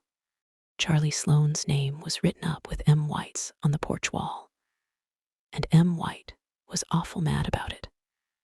Sam Bolter had sassed Mr. Phillips in class, and Mr. Phillips whipped him, and Sam's father came down to the school and dared Mr. Phillips to lay a hand on one of his children again. And Mattie Andrews had a new red hood and a blue crossover with tassels on it, and the airs she put on about it were perfectly sickening. And Lizzie Wright didn't speak to Mamie Wilson, because Mamie Wilson's grown-up sister had cut out Lizzie Wright's grown-up sister with her bow. And everybody missed Anne so, and wished she's come to school again. And Gilbert Blythe. But Anne didn't want to hear about Gilbert Blythe. She jumped up hurriedly and said suppose they go in and have some raspberry cordial. Anne looked on the second shelf of the room pantry, but there was no bottle of raspberry cordial there. Search revealed it away back on the top shelf. Anne put it on a tray and set it on the table with a tumbler. "Now, please help yourself, Diana," she said politely. "I don't believe I'll have any just now. I don't feel as if I wanted any after all those apples." Diana poured herself out a tumblerful, looked at its bright red hue admiringly, and then sipped it daintily. "That's awfully nice raspberry cordial, Anne," she said. I didn't know raspberry cordial was so nice. I'm real glad you like it. Take as much as you want. I'm going to run out and stir the fire up. There are so many responsibilities on a person's mind when they're keeping house, isn't there? When Anne came back from the kitchen, Diana was drinking her second glassful of cordial, and, being entreated thereto by Anne, she offered no particular objection to the drinking of a third. The tumblerfuls were generous ones, and the raspberry cordial was certainly very nice. The nicest I ever drank, said Diana. It's ever so much nicer than Mrs. Lynde's, although she brags of hers so much. It doesn't taste a bit like hers. I should think Marilla's raspberry cordial would probably be much nicer than Mrs. Lynde's, said Anne loyally. Marilla is a famous cook. She is trying to teach me to cook, but I assure you, Diana, it is uphill work. There's so little scope for imagination in cookery. You just have to go by rules. The last time I made a cake, I forgot to put the flour in. I was thinking the loveliest story about you and me, Diana. I thought you were desperately ill with smallpox, and everybody deserted you. But I went boldly to your bedside and nursed you back to life. And then I took the smallpox and died, and I was buried under those poplar trees in the graveyard. And you planted a rosebush by my grave and watered it with your tears. And you never forgot the friend of your youth who sacrificed her life for you. Oh, it was such a pathetic tale, Diana. The tears just rained down over my cheeks while I mixed the cake. But I forgot the flour, and the cake was a dismal failure. Flour is so essential to cakes, you know. Marilla was very cross, and I don't wonder. I'm a great trial to her. She was terribly mortified about the pudding sauce last week. We had a plum pudding for dinner on Tuesday, and there was half the pudding and a pitcher full of sauce left over. Marilla said there was enough for another dinner, and told me to set it on the pantry shelf and cover it. I meant to cover it just as much as could be, Diana. But when I carried it in, I was imagining. I was a nun, of course, I'm a Protestant. But I imagined I was a Catholic taking the veil to bury a broken heart in cloistered seclusion. And I forgot all about covering the pudding sauce. I thought of it next morning and ran to the pantry. Diana, fancy, if you can, my extreme horror at finding a mouse drowned in that pudding sauce. I lifted the mouse out with a spoon and threw it out in the yard, and then I washed the spoon in 3 waters. Marilla was out milking, and I fully intended to ask her when she came in if I'd give the sauce to the pigs. But when she did come in, I was imagining that I was a frost fairy going through the woods, turning the trees red and yellow, whichever they wanted to be. So I never thought about the pudding sauce again, and Marilla sent me out to pick apples. Well, Mr. and Mrs. Chester Ross from Spencervale came here that morning. You know, they are very stylish people, especially Mrs. Chester Ross. When Marilla called me in, dinner was all ready, and everybody was at the table. I tried to be as polite and dignified as I could be, for I wanted Mrs. Chester Ross to think I was a ladylike little girl, even if I wasn't pretty. Everything went right until I saw Marilla coming with the plum pudding in one hand and the pitcher of pudding sauce warmed up in the other. Diana, that was a terrible moment. I remembered everything, and I just stood up in my place and shrieked out, Marilla, you mustn't use that pudding sauce. There was a mouse drowned in it. I forgot to tell you before. Oh, Diana, I shall never forget that awful moment if I live to be 100. Mrs. Chester Ross just looked at me, and I thought I would sink through the floor with mortification. She is such a perfect housekeeper, and fancy what she must have thought of us. Marilla turned red as fire, but she never said a word then. She just carried that sauce and pudding out and brought in some strawberry preserves. She even offered me some, but I couldn't swallow a mouthful. It was like heaping coals of fire on my head. After Mrs. Chester Ross went away, Marilla gave me a dreadful scolding. "Why, Diana, what is the matter?" Diana had stood up very unsteadily. Then she sat down again, putting her hands to her head. I'm awful sick," she said, a little thickly. I must go right home." "Oh, you mustn't dream of going home without your tea," cried Anne in distress. "I'll get it right off, I'll go, and put the tea down this very minute." "I must go home," repeated Diana, stupidly but determinedly. "Let me get you a lunch anyhow," implored Anne. "Let me give you a bit of fruit cake and some of the cherry preserves. Lie down on the sofa for a little while and you'll be better. Where do you feel bad?" "I must go home," said Diana, and that was all she would say. In vain Anne pleaded. "I never heard of company going home without tea," she mourned. "Oh, Diana, do you suppose that it's possible you're really taking the smallpox? If you are, I'll go and nurse you. You can depend on that. I'll never forsake you. But I do wish you'd stay till after tea. Where do you feel bad?" "I'm awful dizzy," said Diana, and indeed, she walked very dizzily. Anne, with tears of disappointment in her eyes, got Diana's hat and went with her as far as the Barry yard fence. Then she wept all the way back to Green Gables, where she sorrowfully put the remainder of the raspberry cordial back into the pantry and got tea ready for Matthew and Jerry, with all the zest gone out of the performance. The next day was Sunday, and as the rain poured down in torrents from dawn till dusk, Anne did not stir abroad from Green Gables. Monday afternoon, Marilla sent her down to Mrs. Lynde's on an errand. In a very short space of time, Anne came flying back up the lane with tears rolling down her cheeks. Into the kitchen she dashed and flung herself face downward on the sofa in an agony. "Whatever has gone wrong now, Anne?" queried Marilla in doubt and dismay. "I do hope you haven't gone and been saucy to Mrs. Lynde again." No answer from Anne, save more tears and stormier sobs. "Anne Shirley, when I ask you a question, I want to be answered. Sit right up this very minute and tell me what you are crying about."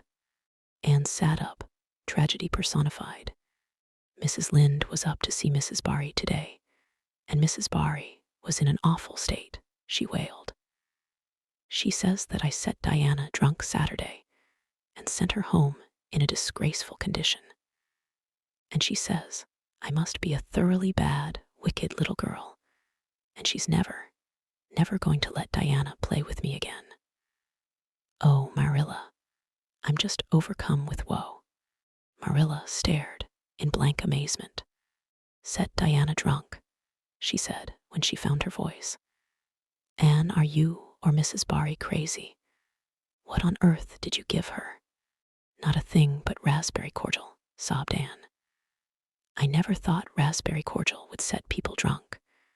Marilla, not even if they drank 3 big tumblerfuls, as Diana did."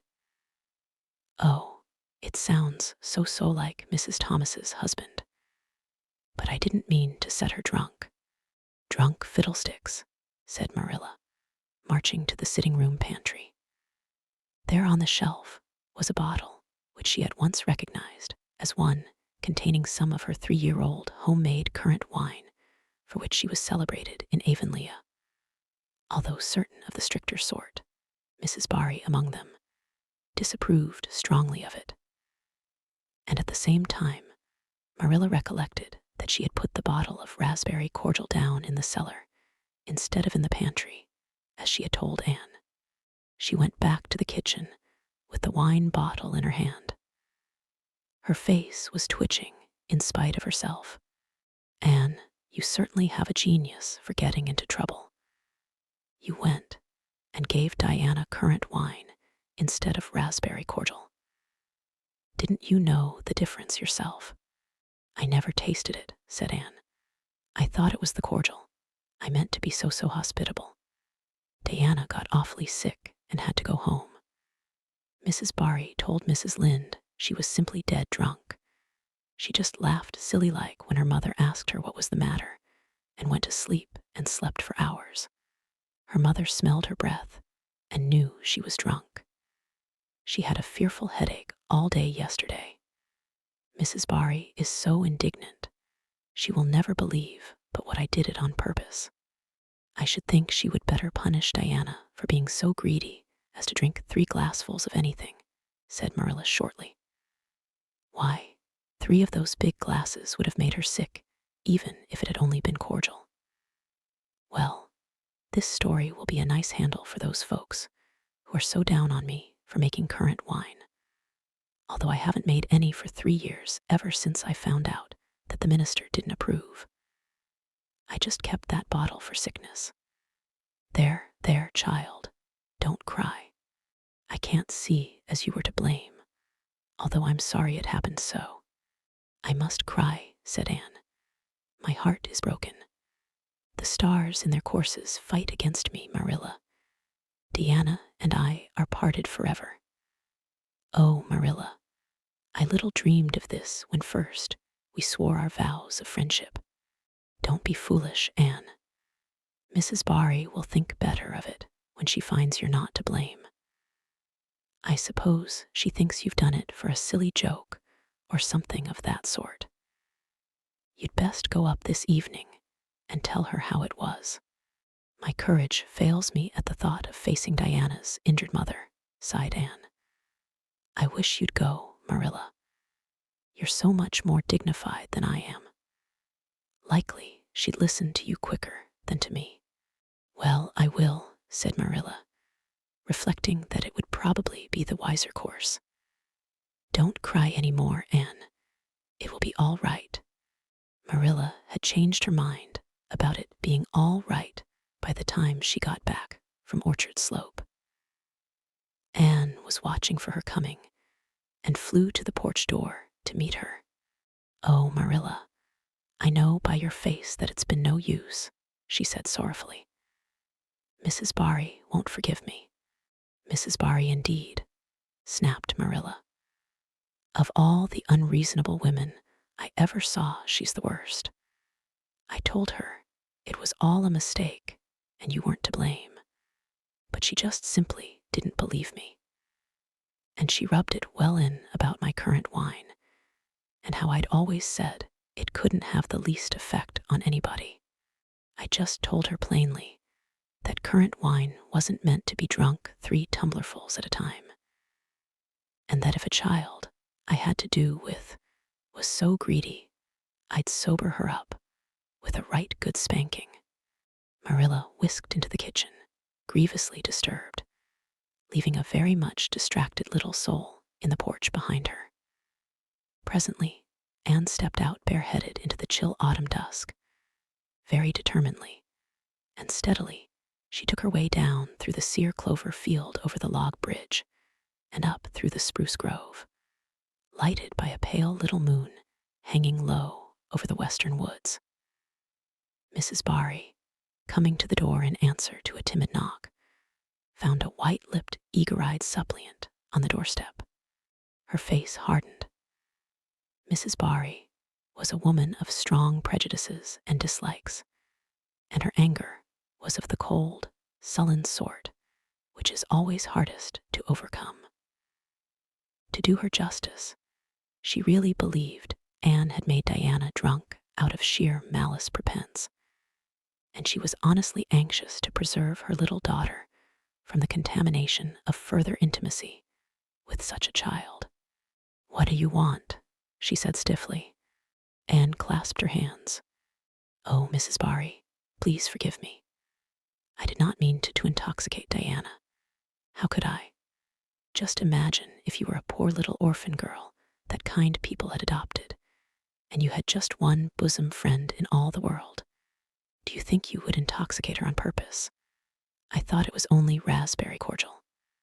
I was firmly convinced it was raspberry cordial.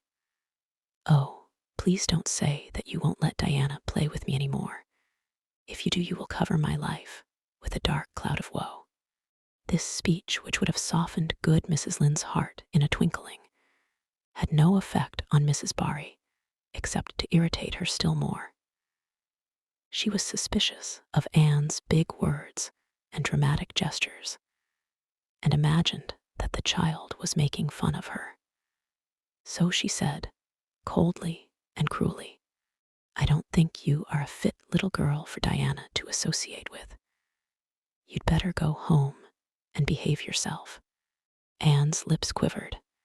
Won't you let me see Diana just once to say farewell? She implored. Diana has gone over to Carmody with her father, said Mrs. Barry, going in and shutting the door. Anne went back to Green Gables calm with despair. My last hope is gone, she told Marilla. I went up and saw Mrs. Barry myself, and she treated me very insultingly. Marilla, I do not think she is a well-bred woman. There is nothing more to do except to pray, and I haven't much hope that that'll do much good because, Marilla, I do not believe that God himself can do very much with such an obstinate person as Mrs. Barry. Anne, you shouldn't say such things, rebuked Marilla, striving to overcome that unholy tendency to laughter, which she was dismayed to find growing upon her. And indeed, when she told the whole story to Matthew that night, she did laugh heartily over Anne's tribulations. But when she slipped into the east gable before going to bed and found that Anne had cried herself to sleep, an unaccustomed softness crept into her face. Poor little soul, she murmured, lifting a loose curl of hair from the child's tear-stained face. Then she bent down and kissed the flushed cheek on the pillow. Chapter 17. A New Interest in Life. The next afternoon, Anne, bending over her patchwork at the kitchen window, happened to glance out and beheld Diana down by the Dryad's bubble beckoning mysteriously. In a trice, Anne was out of the house and flying down to the hollow, astonishment and hope struggling in her expressive eyes. But the hope faded when she saw Diana's dejected countenance. Your mother hasn't relented, she gasped. Diana shook her head mournfully. No, and oh, Anne, she says I'm never to play with you again. I've cried and cried, and I told her it wasn't your fault, but it wasn't any use. I had ever such a time coaxing her to let me come down and say goodbye to you. She said I was only to stay 10 minutes, and she's timing me by the clock. 10 minutes isn't very long to say an eternal farewell in, said Anne tearfully. Oh, Diana, will you promise faithfully never to forget me, the friend of your youth, no matter what dearer friends may caress thee? Indeed I will, sobbed Diana, and I'll never have another bosom friend I don't want to have. I couldn't love anybody as I love you. Oh, Diana, cried Anne, clasping her hands, do you love me? Why, of course I do. Didn't you know that? No, Anne drew a long breath. I thought you liked me, of course, but I never hoped you loved me. Why, Diana, I didn't think anybody could love me. Nobody ever has loved me since I can remember. Oh, this is wonderful. It's a ray of light which will forever shine on the darkness of a path severed from thee, Diana. Oh, just say it once again. I love you devotedly, Anne, said Diana stanchly. And I always will. You may be sure of that. And I will always love thee, Diana, said Anne, solemnly extending her hand. In the years to come, thy memory will shine like a star over my lonely life, as that last story we read together says. Diana, wilt thou give give me a lock of thy jet-black tresses, in parting to treasure forevermore. Have you got anything to cut it with? Queried Diana, wiping away the tears which Anne's affecting accents had caused to flow afresh, and returning to practicalities. Yes, I've got my patchwork scissors in my apron pocket, fortunately, said Anne. She solemnly clipped one of Diana's curls. Fare thee well, my beloved friend. Henceforth, we must be as strangers, though living side by side. But my heart will ever be faithful to thee.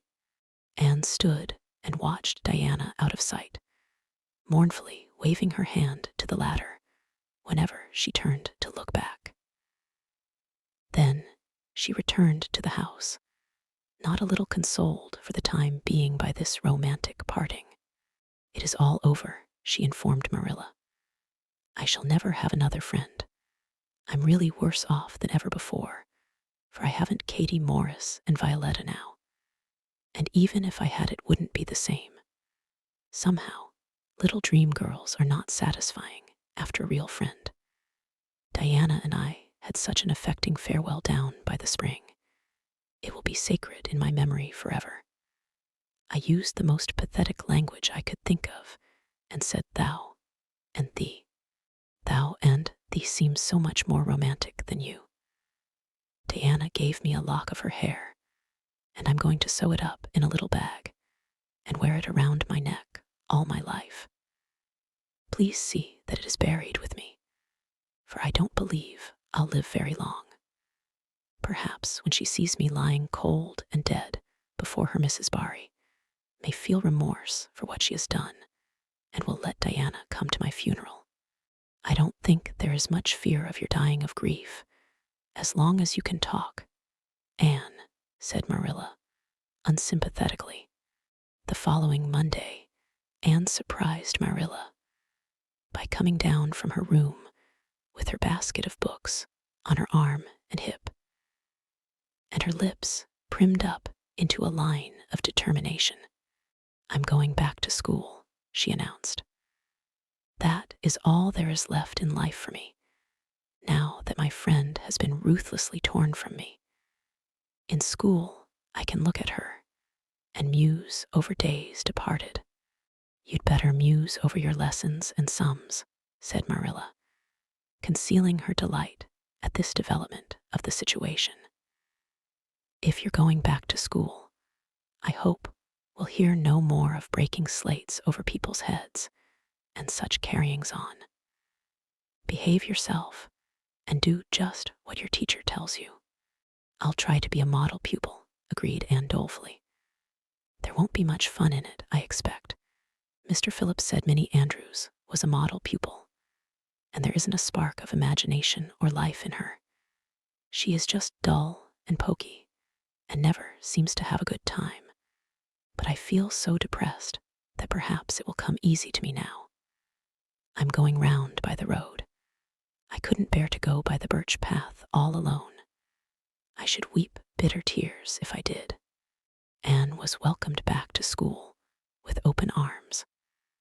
Her imagination had been sorely missed in games, her voice in the singing, and her dramatic ability in the perusal aloud of books at dinner hour. Ruby Gillies smuggled 3 blue plums over to her during Testament reading. Ella May Macpherson gave her an enormous yellow pansy cut from the covers of a floral cataloga species of desk decoration, much prized in Avonlea school. Sophia Sloane offered to teach her a perfectly elegant new pattern of knit lace, so nice for trimming aprons. Katie Bolter gave her a perfume bottle to keep slate water in, and Julia Bell copied carefully on a piece of pale pink paper, scalloped on the edges, the following effusion. To Anne, when twilight drops her curtain down, and pins it with a star, remember that you have a friend, though she may wander far. It's so nice to be appreciated, sighed Anne rapturously to Marilla that night. The girls were not the only scholars who appreciated her. When Anne went to her seat after dinner hour, she had been told by Mr. Phillips to sit with the model Minnie Andrews she found on her desk, a big, luscious strawberry apple. Anne caught it up all ready to take a bite when she remembered that the only place in Avonlea where strawberry apples grew was in the old Blythe orchard on the other side of the lake of shining waters. Anne dropped the apple as if it were a red-hot coal and ostentatiously wiped her fingers on her handkerchief. The apple lay untouched on her desk until the next morning, when little Timothy Andrews, who swept the school and kindled the fire, annexed it as one of his perquisites. Charlie Sloane's slate pencil, gorgeously bedizened with striped red and yellow paper, costing 2 cents where ordinary pencils cost only 1, which he sent up to her after dinner hour, met with a more favorable reception. Anne was graciously pleased to accept it, and rewarded the donor with a smile which exalted that infatuated youth straightway into the 7th heaven of delight, and caused him to make such fearful errors in his dictation that Mr. Phillips kept him in after school to rewrite it. But as the Caesar's pageant shorn of Brutus' bust did but of Rome's best son remind her more, so the marked absence of any tribute or recognition from Diana Barry, who was sitting with Gertie Pye, embittered Anne's little triumph. Diana might just have smiled at me once, I think, she mourned to Marilla that night. But the next morning, a note most fearfully and wonderfully twisted and folded, and a small parcel were passed across to Anne. Dear Anne, ran the former, Mother says I'm not to play with you or talk to you even in school. It isn't my fault, and don't be cross at me, because I love you as much as ever. I miss you awfully to tell all my secrets to, and I don't like Gertie Pye one bit. I made you one of the new bookmarkers out of red tissue paper. They are awfully fashionable now, and only 3 girls in school know how to make them. When you look at it, remember, your true friend, Diana Barry. Anne read the note, kissed the bookmark, and dispatched a prompt reply back to the other side of the school.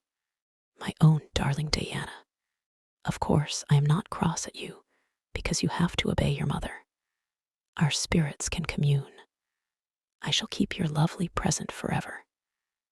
Minnie Andrews is a very nice little girl, although she has no imagination, but after having been Diana's buxom friend, I cannot be Minnie's. Please excuse mistakes, because my spelling isn't very good yet, although much improved. Yours, until death us do part, Anne, or Cordelia Shirley.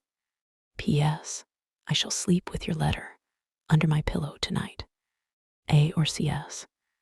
Marilla pessimistically expected more trouble since Anne had again begun to go to school, but none developed. Perhaps Anne caught something of the model spirit from Minnie Andrews. At least, she got on very well with Mr. Phillips thenceforth. She flung herself into her studies heart and soul, determined not to be outdone in any class by Gilbert Blythe. The rivalry between them was soon apparent. It was entirely good-natured on Gilbert's side, but it is much to be feared that the same thing cannot be said of Anne, who had certainly an unpraiseworthy tenacity for holding grudges. She was as intense in her hatreds as in her loves. She would not stoop to admit that she meant to rival Gilbert in schoolwork, because that would have been to acknowledge his existence, which Anne persistently ignored. But the rivalry was there, and honors fluctuated between them. Now Gilbert was head of the spelling class. Now Anne, with a toss of her long red braids, spelled him down. One morning, Gilbert had all his sums done correctly, and had his name written on the blackboard on the roll of honor. The next morning, Anne, having wrestled wildly with decimals the entire evening before, would be first. One awful day they were ties, and their names were written up together. It was almost as bad as a take notice, and Anne's mortification was as evident as Gilbert's satisfaction.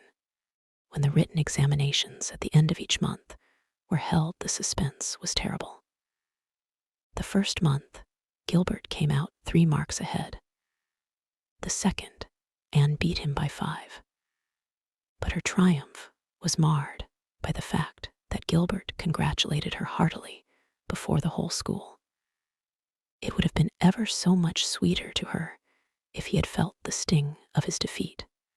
Mr. Phillips might not be a very good teacher, but a pupil so inflexibly determined on learning as Anne could hardly escape making progress under any kind of teacher. By the end of the term, Anne and Gilbert were both promoted into the 5th class and allowed to begin studying the elements of the branches, by which Latin, geometry, French, and algebra were meant. In geometry, Anne met her Waterloo. "It's perfectly awful stuff, Marilla," she groaned. "I'm sure I'll never be able to make head or tail of it. There is no scope for imagination in it at all. Mr. Phillips says I'm the worst dunce he ever saw at it. And some of the others are so smart at it. It is extremely mortifying, Marilla. Even Diana gets along better than I do. But I don't mind being beaten by Diana. Even although we meet as strangers now, I still love her with an inextinguishable love. It makes me very sad at times to think about her. But really, Marilla, one can't stay sad very long in such an interesting world, can one?" Chapter 18. Anne to the rescue. All things great are wound up with all things little. At first glance, it might not seem that the decision of a certain Canadian premier to include Prince Edward Island in a political tour could have much or anything to do with the fortunes of little Anne Shirley at Green Gables. But it had. It was a January the premier came to address his loyal supporters, and such of his non-supporters as chose to be present at the monster mass meeting held in Charlottetown. Most of the Avonlea people were on Premier's side of politics. Hence, on the night of the meeting, nearly all the men and a goodly proportion of the women had gone to town 30 miles away. Mrs. Rachel Lynde had gone too. Mrs. Rachel Lynde was a red-hot politician and couldn't have believed that the political rally could be carried through without her, although she was on the opposite side of politics. So she went to town and took her husband Thomas, would be useful in looking after the horse, and Marilla Cuthbert with her. Marilla had a sneaking interest in politics herself, and as she thought it might be her only chance to see a real live premier, she promptly took it, leaving Anne and Matthew to keep house until her return the following day. Hence, while Marilla and Mrs. Rachel were enjoying themselves hugely at the mass meeting, Anne and Matthew had the cheerful kitchen at Green Gables all to themselves. A bright fire was glowing in the old-fashioned Waterloo stove, and blue-white frost crystals were shining on the window panes.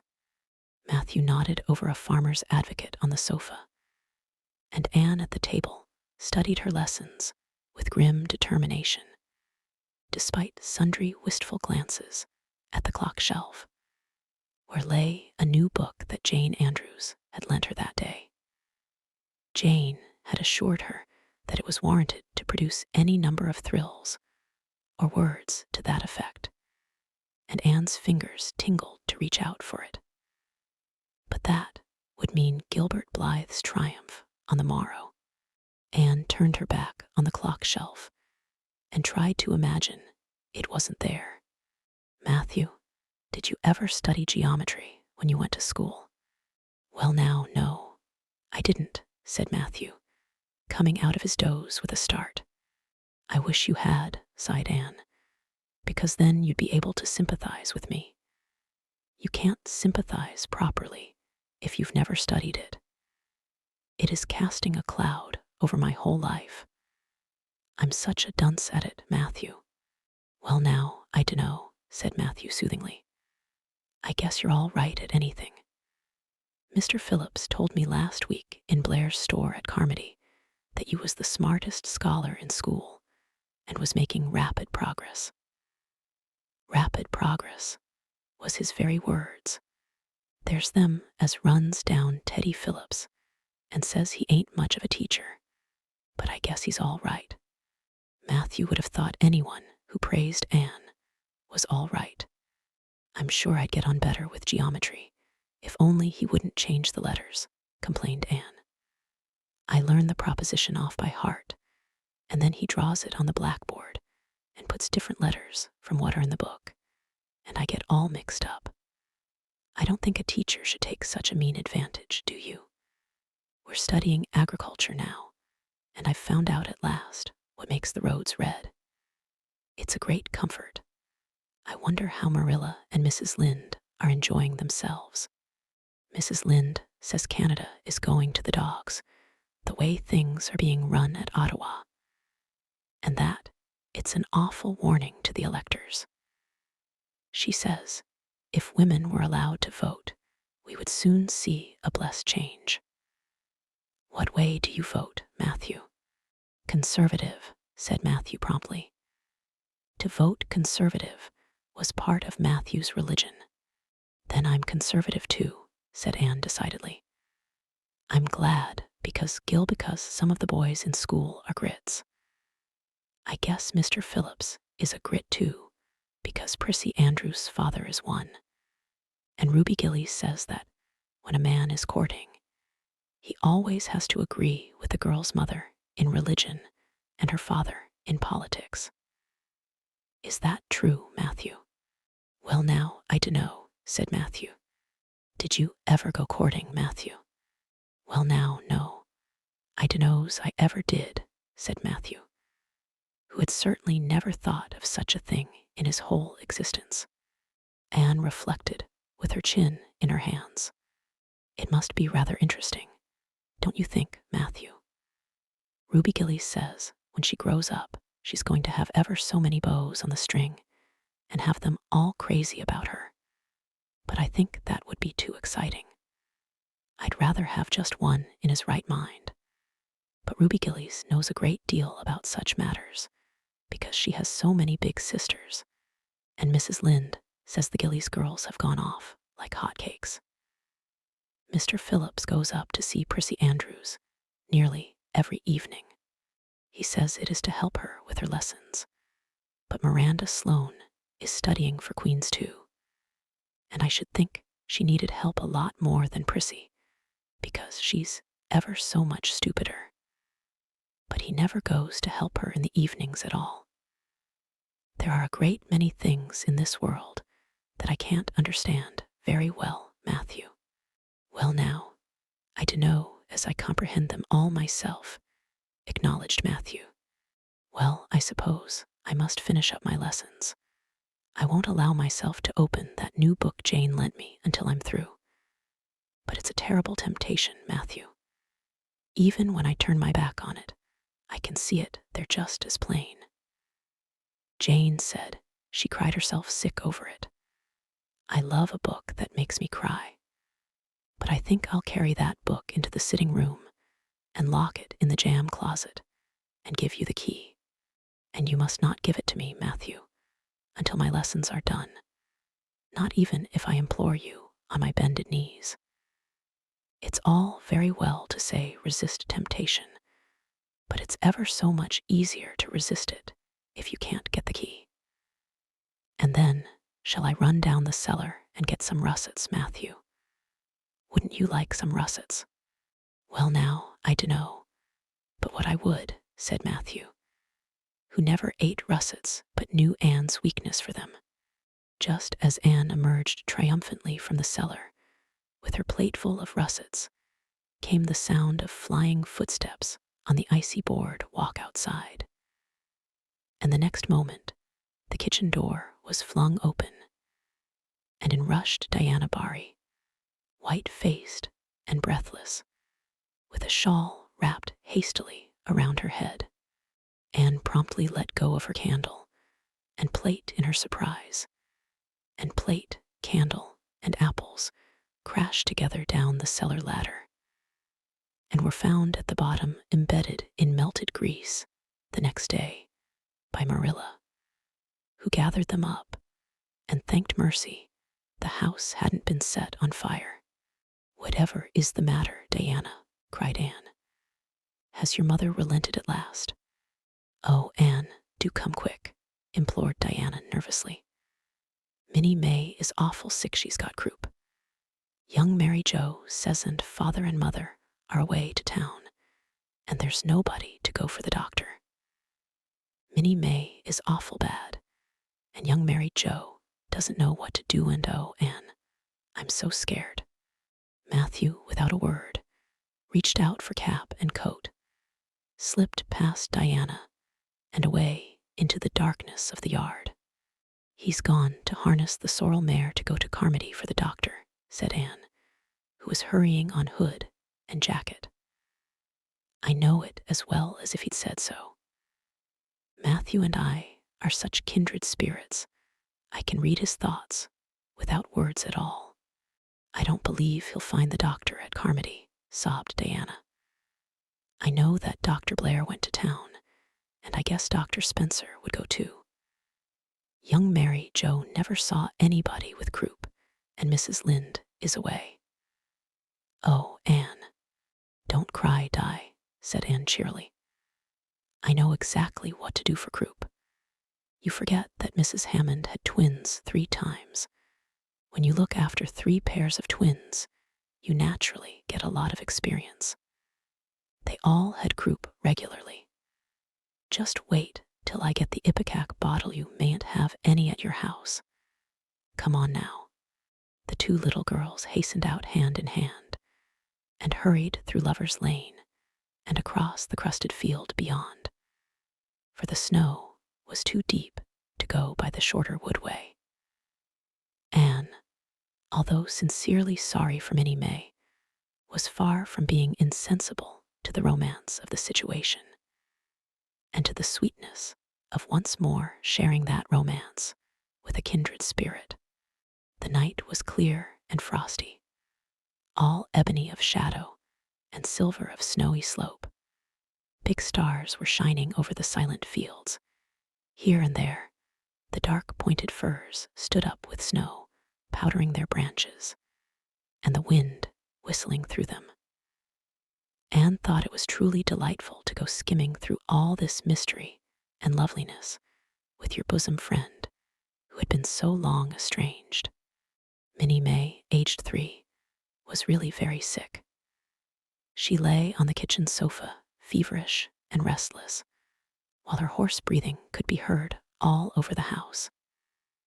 Young Mary Joe, a buxom, broad-faced French girl from the creek, whom Mrs. Barry had engaged to stay with the children during her absence, was helpless and bewildered, quite incapable of thinking what to do, or doing it if she thought of it. Anne went to work with skill and promptness. "Minnie May has croup all right. She's pretty bad, but I've seen them worse.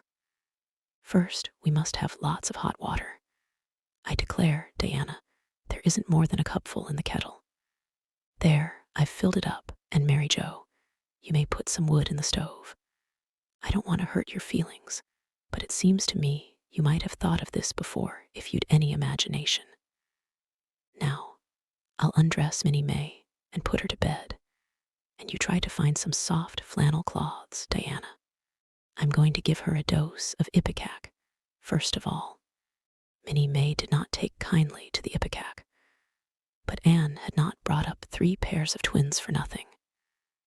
Down that ipecac went, not only once, but many times during the long, anxious night when the 2 little girls worked patiently over the suffering Minnie May.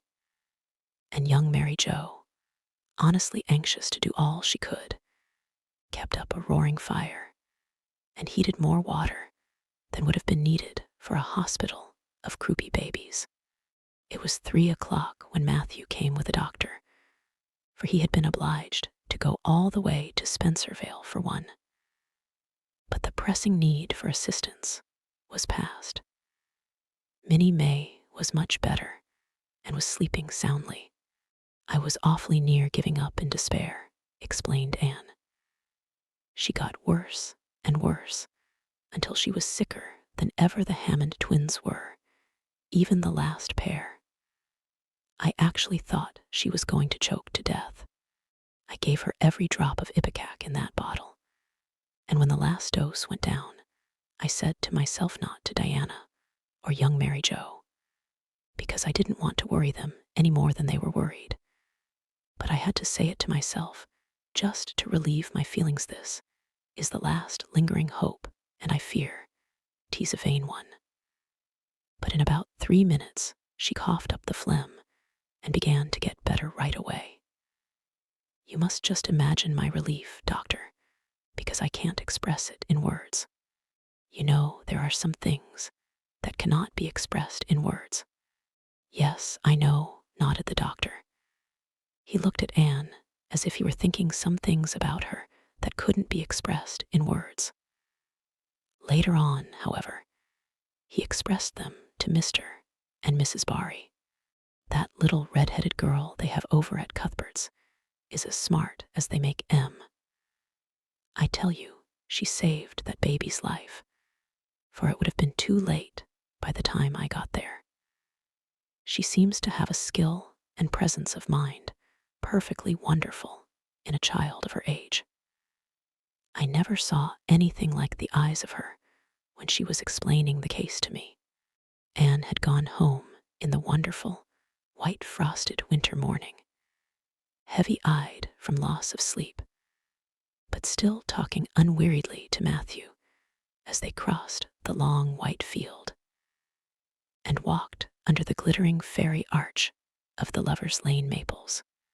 Oh, Matthew, isn't it a wonderful morning? The world looks like something God had just imagined for his own pleasure, doesn't it? Those trees look as if I could blow them away with a breath poof. I'm so glad I live in a world where there are white frosts, aren't you? And I'm so glad Mrs. Hammond had 3 pairs of twins after all. If she hadn't, I mightn't have known what to do for Minnie May. I'm real sorry I was ever cross with Mrs. Hammond for having twins. But oh, Matthew, I'm so sleepy. I can't go to school. I just know I couldn't keep my eyes open, and I'd be so stupid. But I hate to stay home, for Gil some of the others will get head of the class. And it's so hard to get up again, although, of course, the harder it is, the more satisfaction you have when you do get up. Haven't you? Well now, I guess you'll manage all right, said Matthew, looking at Anne's white little face and the dark shadows under her eyes. You just go right to bed and have a good sleep. I'll do all the chores. Anne accordingly went to bed and slept so long and soundly that it was well on in the white and rosy winter afternoon when she awoke and descended to the kitchen where Marilla, who had arrived home in the meantime, was sitting knitting. Oh, did you see the premier? Exclaimed Anne at once. What did he look like, Marilla? Well, he never got to be premier on account of his looks, said Marilla. Such a nose as that man had, but he can speak. I was proud of being a conservative. Rachel Lynde, of course, being a liberal, had no use for him. Your dinner is in the oven, Anne, and you can get yourself some blue plum preserve out of the pantry. I guess you're hungry. Matthew has been telling me about last night. I must say it was fortunate you knew what to do. I wouldn't have had any idea myself, for I never saw a case of croup. There now, never mind talking till you've had your dinner.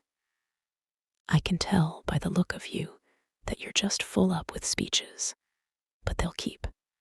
Marilla had something to tell Anne, but she did not tell it just then, for she knew if she did, Anne's consequent excitement would lift her clear out of the region of such material matters as appetite or dinner. Not until Anne had finished her saucer of blue plums did Marilla say, "Mrs. Barry was here this afternoon, Anne. She wanted to see you, but I wouldn't wake you up. She says you saved Minnie May's life, and she is very sorry she acted as she did in that affair of the currant wine. She says she knows now you didn't mean to set Diana drunk, and she hopes you'll forgive her and be good friends with Diana again. You're to go over this evening, if you like, for Diana can't stir outside the door on account of a bad cold she caught last night. Now, Anne Shirley, for pity's sake, don't fly up into the air." The warning seemed not unnecessary. So uplifted and aerial was Anne's expression and attitude as she sprang to her feet, her face irradiated with the flame of her spirit. "Oh, Marilla, can I go right now without washing my dishes? I'll wash them when I come back, but I cannot tie myself down to anything so unromantic as dishwashing at this thrilling moment." "Yes, yes, run along," said Marilla indulgently. "And surely are you crazy? Come back this instant and put something on you. I might as well call to the wind. She's gone without a cap or wrap. Look at her tearing through the orchard with her hair streaming. It'll be a mercy if she doesn't catch her death of cold." Anne came dancing home in the purple winter twilight across the snowy places. Afar in the southwest was the great shimmering, pearl-like sparkle of an evening star in a sky that was pale golden and ethereal rose over gleaming white spaces and dark glens of spruce.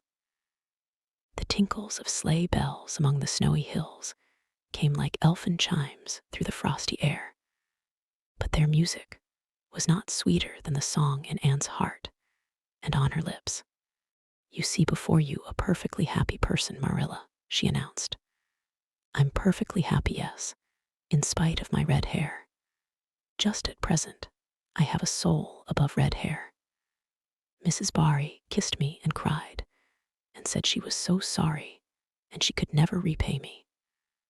I felt fearfully embarrassed, Marilla, but I just said as politely as I could, 'I have no hard feelings for you, Mrs. Barry. I assure you once for all that I did not mean to intoxicate Diana, and henceforth I shall cover the past with the mantle of oblivion.' That was a pretty dignified way of speaking, wasn't it, Marilla?" I felt that I was heaping coals of fire on Mrs. Barry's head, and Diana and I had a lovely afternoon. Diana showed me a new fancy crochet stitch her aunt over at Carmody taught her. Not a soul in Avonlea knows it but us, and we pledged a solemn vow never to reveal it to anyone else. Diana gave me a beautiful card with a wreath of roses on it and a verse of poetry. "If you love me as I love you, nothing but death can part us two." And that is true, Marilla. We're going to ask Mr. Phillips to let us sit together in school again, and Gertie Pye can go with Minnie Andrews. We had an elegant tea. Mrs. Barry had the very best china set out, Marilla, just as if I was real company. I can't tell you what a thrill it gave me. Nobody ever used their very best china on my account before. And we had fruit cake and pound cake and donuts and 2 kinds of preserves, Marilla. And Mrs. Barry asked me if I took tea and said, "Pa, why don't you pass the biscuits to Anne?" It must be lovely to be grown up, Marilla, when just being treated as if you were is so nice. "I don't know about that," said Marilla, with a brief sigh. "Well, anyway, when I am grown up," said Anne decidedly, "I'm always going to talk to little girls as if they were 2, and I'll never laugh when they use big words. I know from sorrowful experience how that hurts one's feelings. After tea, Diana and I made taffy. The taffy wasn't very good, I suppose because neither Diana nor I had ever made any before. Diana left me to stir it while she buttered the plates, and I forgot and let it burn. And then, when we set it out on the platform, to cool, the cat walked over one plate, and that had to be thrown away. But the making of it was splendid fun. Then, when I came home, Mrs. Barry asked me to come over as often as I could, and Diana stood at the window and threw kisses to me all the way down to Lover's Lane. I assure you, Marilla, that I feel like praying tonight, and I'm going to think out a special brand new prayer in honor of the occasion. Chapter 19. A concert, a catastrophe, and a confession. Marilla, can I go over to see Diana just for a minute? Asked Anne, running breathlessly down from the East Gable one February evening. I don't see what you want to be traipsing about after dark for, said Marilla shortly. You and Diana walked home from school together, and then stood down there in the snow for half an hour more, your tongues going the whole blessed time, clickety-clack. So I don't think you're very badly off to see her again. But she wants to see me, pleaded Anne. She has something very important to tell me. How do you know she has? Because she just signaled to me from her window. We have arranged a way to signal with our candles and cardboard. We set the candle on the window sill and make flashes by passing the cardboard back and forth. So many flashes mean a certain thing. It was my idea, Marilla. I'll warrant you it was, said Marilla emphatically. And the next thing you'll be setting fire to the curtains with your signaling nonsense. Oh, we're very careful, Marilla. And it's so interesting.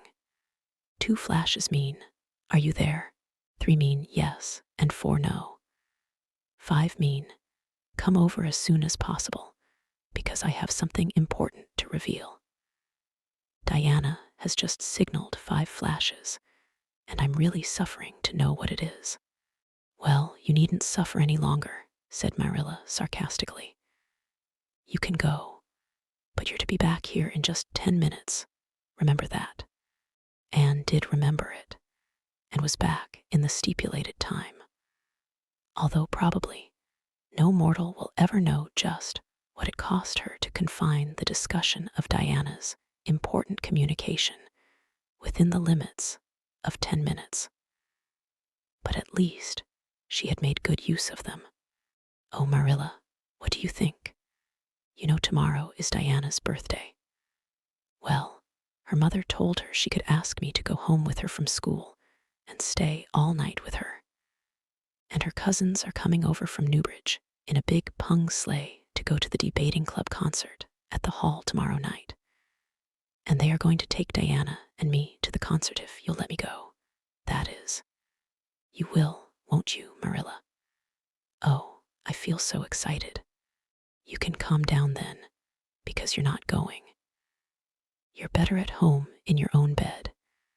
And as for that club concert, it's all nonsense, and little girls should not be allowed to go out to such places at all. I'm sure the debating club is a most respectable affair, pleaded Anne. I'm not saying it isn't. But you're not going to begin gadding about to concerts and staying out all hours of the night. Pretty doings for children.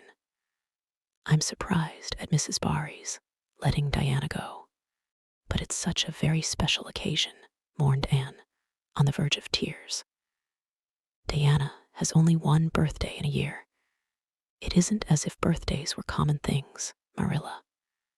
Prissy Andrews is going to recite, "Curfew must not ring tonight." That is such a good moral piece, Marilla. I'm sure it would do me lots of good to hear it. And the choir are going to sing 4 lovely pathetic songs that are pretty near as good as hymns. And oh, Marilla, the minister is going to take part. Yes, indeed, he is. He's going to give an address. That will be just about the same thing as a sermon. Please, mayn't I go, Marilla? You heard what I said, Anne, didn't you?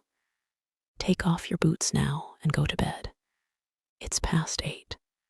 There's just one more thing, Marilla, said Anne, with the air of producing the last shot in her locker. Mrs. Barry told Diana that we might sleep in the spare room bed. Think of the honor of your little Anne being put in the spare room bed. It's an honor you'll have to get along without. Go to bed, Anne, and don't let me hear another word out of you. When Anne, with tears rolling over her cheeks, had gone sorrowfully upstairs, Matthew, who had been apparently sound asleep on the lounge during the whole dialogue, opened his eyes and said decidedly, "Well now, Marilla, I think you ought to let Anne go." "I don't then," retorted Marilla. "Who's bringing this child up, Matthew, you or me?" "Well now, you," admitted Matthew. "Don't interfere then." "Well now, I ain't interfering." "It ain't interfering to have your own opinion. And my opinion is that you ought to let Anne go. You'd think I ought to let Anne go to the moon if she took the notion, I've no doubt," was Marilla's amiable rejoinder. "I might have let her spend the night with Diana, if that was all. But I don't approve of this concert plan. She'd go there and catch cold like as not, and have her head filled up with nonsense and excitement. It would unsettle her for a week. I understand that child's disposition, and what's good for it better than you, Matthew." "I think you ought to let Anne go," repeated Matthew firmly. Argument was not his strong point, but holding fast to his opinion certainly was. Marilla gave a gasp of helplessness and took refuge in silence. The next morning, when Anne was washing the breakfast dishes in the pantry, Matthew paused on his way out to the barn to say to Marilla again, "I think you ought to let Anne go, Marilla." For a moment, Marilla looked things not lawful to be uttered. Then she yielded to the inevitable and said tartly, "Very well, she can go, since nothing else please you," and flew out of the pantry, dripping dishcloth in hand. "Oh, Marilla, Marilla, say those blessed words again. I guess once is enough to say them. This is Matthew's doings, and I wash my hands of it. If you catch pneumonia sleeping in a strange bed or coming out of that hot hall in the middle of the night, don't blame me, blame Matthew. And Shirley, you're dripping greasy water all over the floor. I never saw such a careless child." "Oh, I know I'm a great trial to you, Marilla," said Anne repentantly. "I make so many mistakes, but then just think of all the mistakes I don't make, although I might. I'll get some sand and scrub up the spots before I go to school. Oh, Marilla, my heart was just set on going to that concert. I never was to a concert in my life, and when the other girls talk about them in school, I feel so out of it. You didn't know just how I felt about it, but you see Matthew did. Matthew understands me, and it's so nice to be understood, Marilla." Anne was too excited to do herself justice as to lessons that morning in school. Gilbert Blythe spelled her down in class and left her clear out of sight in mental arithmetic. Anne's consequent humiliation was less than it might have been, however, in view of the concert and the spare room bed. She and Diana talked so constantly about it all day that with a stricter teacher than Mr. Phillip's dire disgrace must inevitably have been their portion.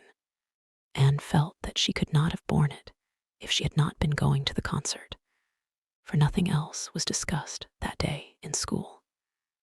The Avonlea Debating Club, which met fortnightly all winter, had had several smaller free entertainments, but this was to be a big affair, admission 10 cents, in aid of the library.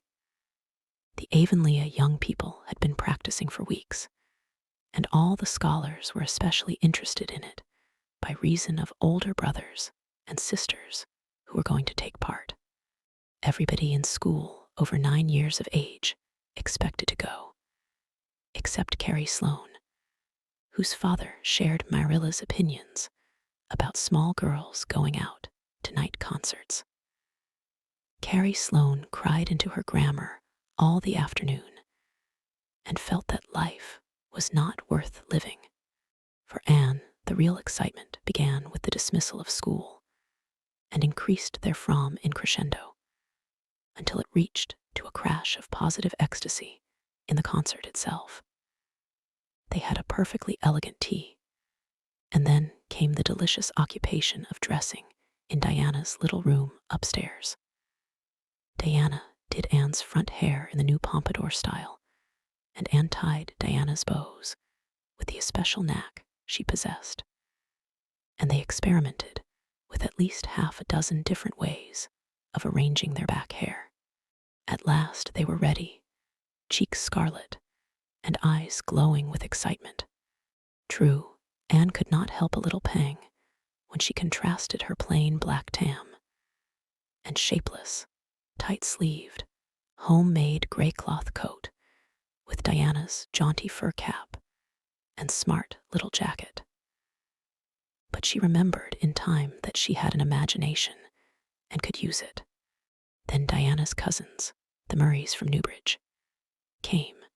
They all crowded into the big pung sleigh among straw and furry robes. Anne reveled in the drive to the hall, slipping along over the satin-smooth roads with the snow crisping under the runners. There was a magnificent sunset, and the snowy hills and deep blue water of the St. Lawrence Gulf seemed to rim in the splendor like a huge bowl of pearl and sapphire brimmed with wine and fire. Tinkles of sleigh bells and distant laughter that seemed like the mirth of wood elves came from every quarter. "Oh, Diana," breathed Anne, squeezing Diana's mittened hand under the fur robe, "isn't it all like a beautiful dream? Do I really look the same as usual? I feel so different that it seems to me it must show in my looks." "You look awfully nice," said Diana, who, having just received a compliment from one of her cousins, felt that she ought to pass it on. "You've got the loveliest color." The program that night was a series of thrills for at least one listener in the audience, and as Anne assured Diana, every succeeding thrill was thrillier than the last. When Prissy Andrews, attired in a new pink silk waist with a string of pearls about her smooth white throat and real carnations in her hair rumor, whispered that the master had sent all the way to town for them for her, climbed the slimy ladder, dark, without one ray of light, and shivered in luxurious sympathy. When the choir sang, far above the gentle daisies, Anne gazed at the ceiling as if it were frescoed with angels. When Sam Sloane proceeded to explain and illustrate how Sockery set a hen, Anne laughed until people sitting near her laughed too, more out of sympathy with her than with amusement at a selection that was rather threadbare even in Avonlea. And when Mr. Phillips gave Mark Antony's oration over the dead body of Caesar in the most heart-stirring tones, looking at Prissy Andrews, at the end of every sentence Anne felt that she could rise and mutiny on the spot if but one Roman citizen led the way. Only one number on the program failed to interest her. When Gilbert Blythe recited Bingen on the Rhine, Anne picked up Rhoda Murray's library book and read it until he had finished, when she sat rigidly stiff and motionless while Diana clapped her hands until they tingled. It was 11 when they got home, sated with dissipation, but with the exceeding sweet pleasure of talking it all over still to come. Everybody seemed asleep, and the house was dark and silent. Anne and Diana tiptoed into the parlor, a long, narrow room out of which the spare room opened.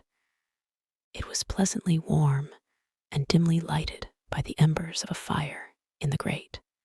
"Let's undress here," said Diana. "It's so nice and warm. Hasn't it been a delightful time?" sighed Anne rapturously. "It must be splendid to get up and recite there. Do you suppose we will ever be asked to do it, Diana?" "Yes, of course, someday. They're always wanting the big scholars to recite. Gilbert Blythe does often, and he's only 2 years older than us." "Oh, Anne, how could you pretend not to listen to him?" When he came to the line, "There's another, not a sister," he looked right down at you. "Diana," said Anne with dignity, "you are my bosom friend, but I cannot allow even you to speak to me of that person. Are you ready for bed? Let's run a race and see who'll get to the bed first." The suggestion appealed to Diana. The 2 little white-clad figures flew down the long room, through the spare room door, and bounded on the bed at the same moment. And then something moved beneath them. There was a gasp and a cry, and somebody said in muffled accents, "Merciful goodness." Anne and Diana were never able to tell just how they got off that bed and out of the room. They only knew that after one frantic rush, they found themselves tiptoeing shiveringly upstairs. "Oh, who was it? What was it?" whispered Anne, her teeth chattering with cold and fright. "It was Aunt Josephine," said Diana, gasping with laughter. "Oh, Anne, it was Aunt Josephine, however she came to be there." "Oh, and I know she will be furious. It's dreadful, it's really dreadful, but did you ever know anything so funny, Anne?" "Who is your Aunt Josephine?" "She's father's aunt, and she lives in Charlottetown. She's awfully old, 70 anyhow, and I don't believe she was ever a little girl. We were expecting her out for a visit, but not so soon. She's awfully prim and proper, and she'll scold dreadfully about this, I know.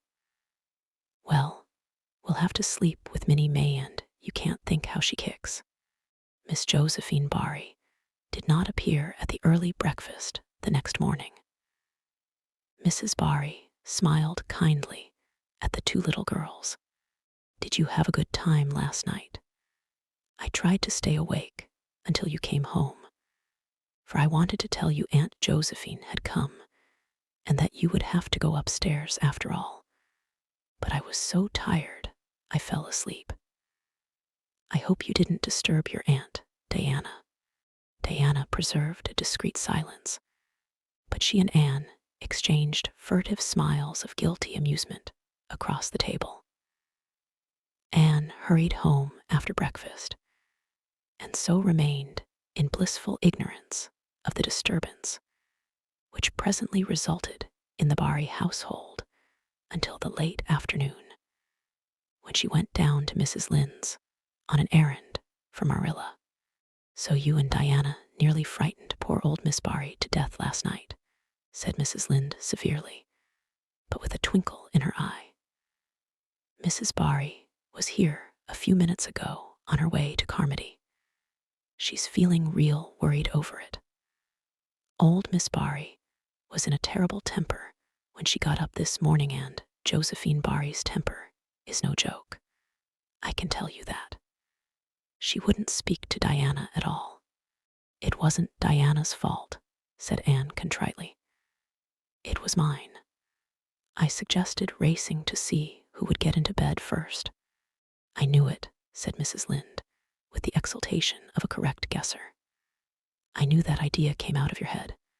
Well, it's made a nice lot of trouble, that's what. Old Miss Barry came out to stay for a month, but she declares she won't stay another day, and is going right back to town tomorrow, Sunday, and all as it is. She'd have gone today if they could have taken her. She had promised to pay for a quarter's music lessons for Diana, but now she is determined to do nothing at all for such a tomboy. Oh, I guess they had a lively time of it there this morning. The Barrys must feel cut up. Old Miss Barry is rich, and they'd like to keep on the good side of her. Of course, Mrs. Barry didn't say just that to me, but I'm a pretty good judge of human nature. That's what. I'm such an unlucky girl, mourned Anne. I'm always getting into scrapes myself, and getting my best friend's people I'd shed my heart's blood for into them too. Can you tell me why it is so, Mrs. Lynde? It's because you're too heedless and impulsive, child.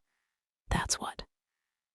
You never stop to think whatever comes into your head to say, or do you say, or do it, without a moment's reflection. Oh, but that's the best of it, protested Anne. Something just flashes into your mind, so exciting, and you must out with it. If you stop to think it over, you spoil it all. Haven't you never felt that yourself, Mrs. Lynde? No, Mrs. Lynde had not. She shook her head sagely.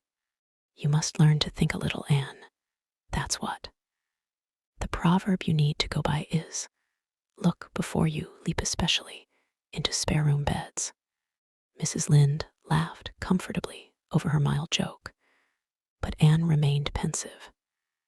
She saw nothing to laugh at in the situation, which to her eyes appeared very serious. When she left Mrs. Lynde's, she took her way across the crusted fields to Orchard Slope. Diana met her at the kitchen door.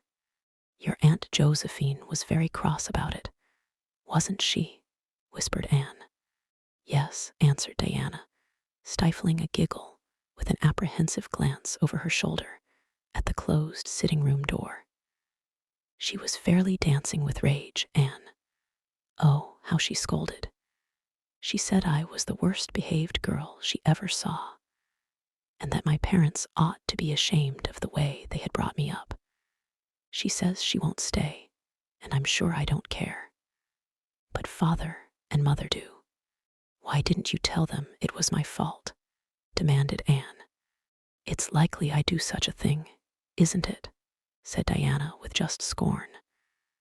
I'm no telltale, Anne Shirley, and anyhow, I was just as much to blame as you. Well, I'm going in to tell her myself, said Anne resolutely. Diana stared. Anne Shirley, you'd never. Why, she'll eat you alive. Don't frighten me any more than I am frightened, implored Anne. I'd rather walk up to a cannon's mouth. But I've got to do it, Diana. It was my fault, and I've got to confess. I've had practice in confessing, fortunately. Well, she's in the room, said Diana. You can go in if you want to. I wouldn't dare. And I don't believe you'll do a bit of good. With this encouragement, Anne bearded the lion in its den, that is to say, walked resolutely up to the sitting room door and knocked faintly. A sharp come-in followed.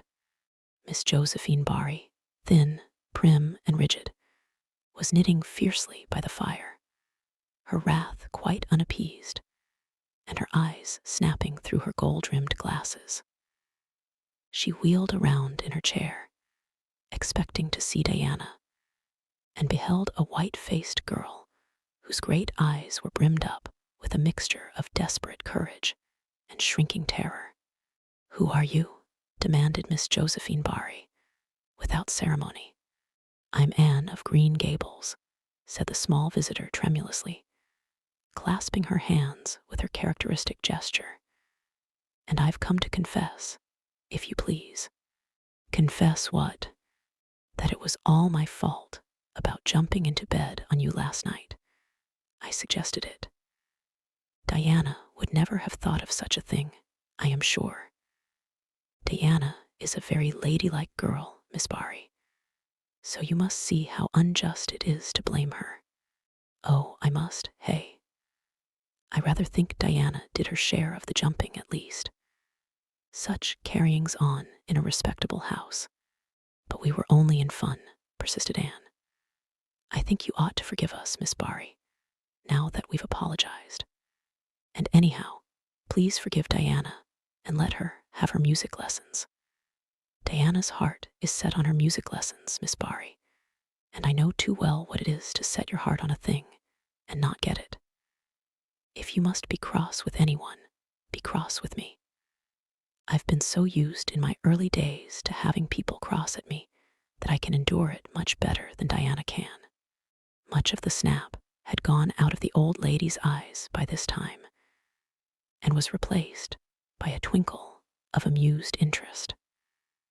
But she still said severely, I don't think it is any excuse for you that you were only in fun. Little girls never indulged in that kind of fun when I was young. You don't know what it is to be awakened out of a sound sleep after a long and arduous journey by two great girls coming bounce down on you. I don't know, but I can imagine, said Anne eagerly. I'm sure it must have been very disturbing. But then there is our side of it too. Have you any imagination, Miss Barry? If you have, just put yourself in our place. We didn't know there was anybody in that bed, and you nearly scared us to death. It was simply awful the way we felt. And then we couldn't sleep in the spare room after being promised. I suppose you are used to sleeping in spare rooms. But just imagine what you would feel like if you were a little orphan girl who had never had such an honor. All the snap had gone by this time. Miss Barry actually laughed a sound which caused Diana, waiting in speechless anxiety in the kitchen outside, to give a great gasp of relief. I'm afraid my imagination is a little rusty. It's so long since I used it, she said. I dare say your claim to sympathy is just as strong as mine. It all depends on the way we look at it. Sit down here and tell me about yourself. I am very sorry I can't, said Anne firmly. I would like to, because you seem like an interesting lady, and you might even be a kindred spirit, although you don't look very much like it. But it is my duty to go home to Miss Marilla Cuthbert. Miss Marilla Cuthbert is a very kind lady who has taken me to bring up properly. She is doing her best, but it is very discouraging work. You must not blame her because I jumped on the bed. But before I go, I do wish you would tell me if you will forgive Diana and stay just as long as you meant to in Avonlea. I think perhaps I will if you will come over and talk to me occasionally, said Miss Barry. That evening, Miss Barry gave Diana a silver bangle bracelet and told the senior members of the household that she had unpacked her valise. I've made up my mind to stay simply for the sake of getting better acquainted with that Anne girl, she said frankly. She amuses me, and at my time of life, an amusing person is a rarity. Marilla's only comment when she heard the story was, I told you so. This was for Matthew's benefit. Miss Barry stayed her month out and over. She was a more agreeable guest than usual, for Anne kept her in good humor. They became firm friends. When Miss Barry went away, she said, Remember, you Anne girl, when you come to town you're to visit me, and I'll put you in my very sparest spare room bed to sleep. Miss Barry was a kindred spirit, after all, Anne confided to Marilla. You wouldn't think so to look at her, but she is. You don't find it right out at first, as in Matthew's case, but after a while, you come to see it. Kindred spirits are not so scarce as I used to think. It's splendid to find out there are so many of them in the world. Chapter 20. A good imagination gone wrong. Spring had come once more to Green Gables, the beautiful, capricious, reluctant Canadian spring, lingering along through April and May in a succession of sweet, fresh, chilly days, with pink sunsets and miracles of resurrection and growth. The maples in Lover's Lane were red-budded, and little curly ferns pushed up around the dryad's bubble. Away up in the barrens, behind Mr. Silas Sloane's place, the mayflowers blossomed out, pink, and white stars of sweetness under their brown leaves. All the schoolgirls and boys had one golden afternoon gathering them, coming home in the clear, echoing twilight, with arms and baskets full of flowery spoil. "I'm so sorry for people who live in lands where there are no mayflowers," said Anne. "Diana says perhaps they have something better, but there couldn't be anything better than mayflowers, could there, Marilla? And Diana says if they don't know what they are like, they don't miss them. But I think that is the saddest thing of all. I think it would be tragic, Marilla, not to know what mayflowers are like and not to miss them. Do you know what I think mayflowers are, Marilla? I think they must be the souls of the flowers that died last summer, and this is their heaven. But we had a splendid time today, Marilla. We had our lunch down in a big mossy hollow by an old well such, a romantic spot. Charlie Sloane dared Artie Gillies to jump over it, and Artie did because he wouldn't take a dare. Nobody would in school. It is very fashionable to dare. Mr. Phillips gave all the mayflowers he found to Prissy Andrews, and I heard him to say, "Sweets to the sweet." He got that out of a book, I know, but it shows he has some imagination. I was offered some mayflowers too, but I rejected them with scorn. I can't tell you the person's name, because I have vowed never to let it cross my lips. We made wreaths of the mayflowers and put them on our hats, and when the time came to go home, we marched in procession down the road, 2 by 2, with our bouquets and wreaths, singing My Home on the Hill. Oh, it was so thrilling, Marilla. All Mr. Silas Sloane's folks rushed out to see us, and everybody we met on the road stopped and stared after us. We made a real sensation. Not much wonder. Such silly doings, was Marilla's response. After the mayflowers came the violets, and Violet Vale was empurpled with them. Anne walked through it on her way to school with reverent steps and worshipping eyes, as if she trod on holy ground. Somehow, she told Diana, when I'm going through here, I don't really care whether Gilweather anybody gets ahead of me in class or not. But when I'm up in school, it's all different, and I care as much as ever. There's such a lot of different Annes in me. I sometimes think that is why I'm such a troublesome person. If I was just the one Anne, it would be ever so much more comfortable. But then, it wouldn't be half so interesting.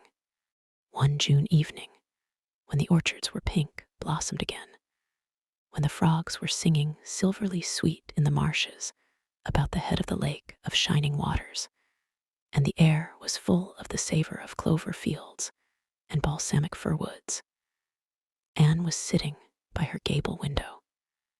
She had been studying her lessons, but it had grown too dark to see the book, so she had fallen into wide-eyed reverie, looking out past the boughs of the Snow Queen, once more bestarred with its tufts of blossom.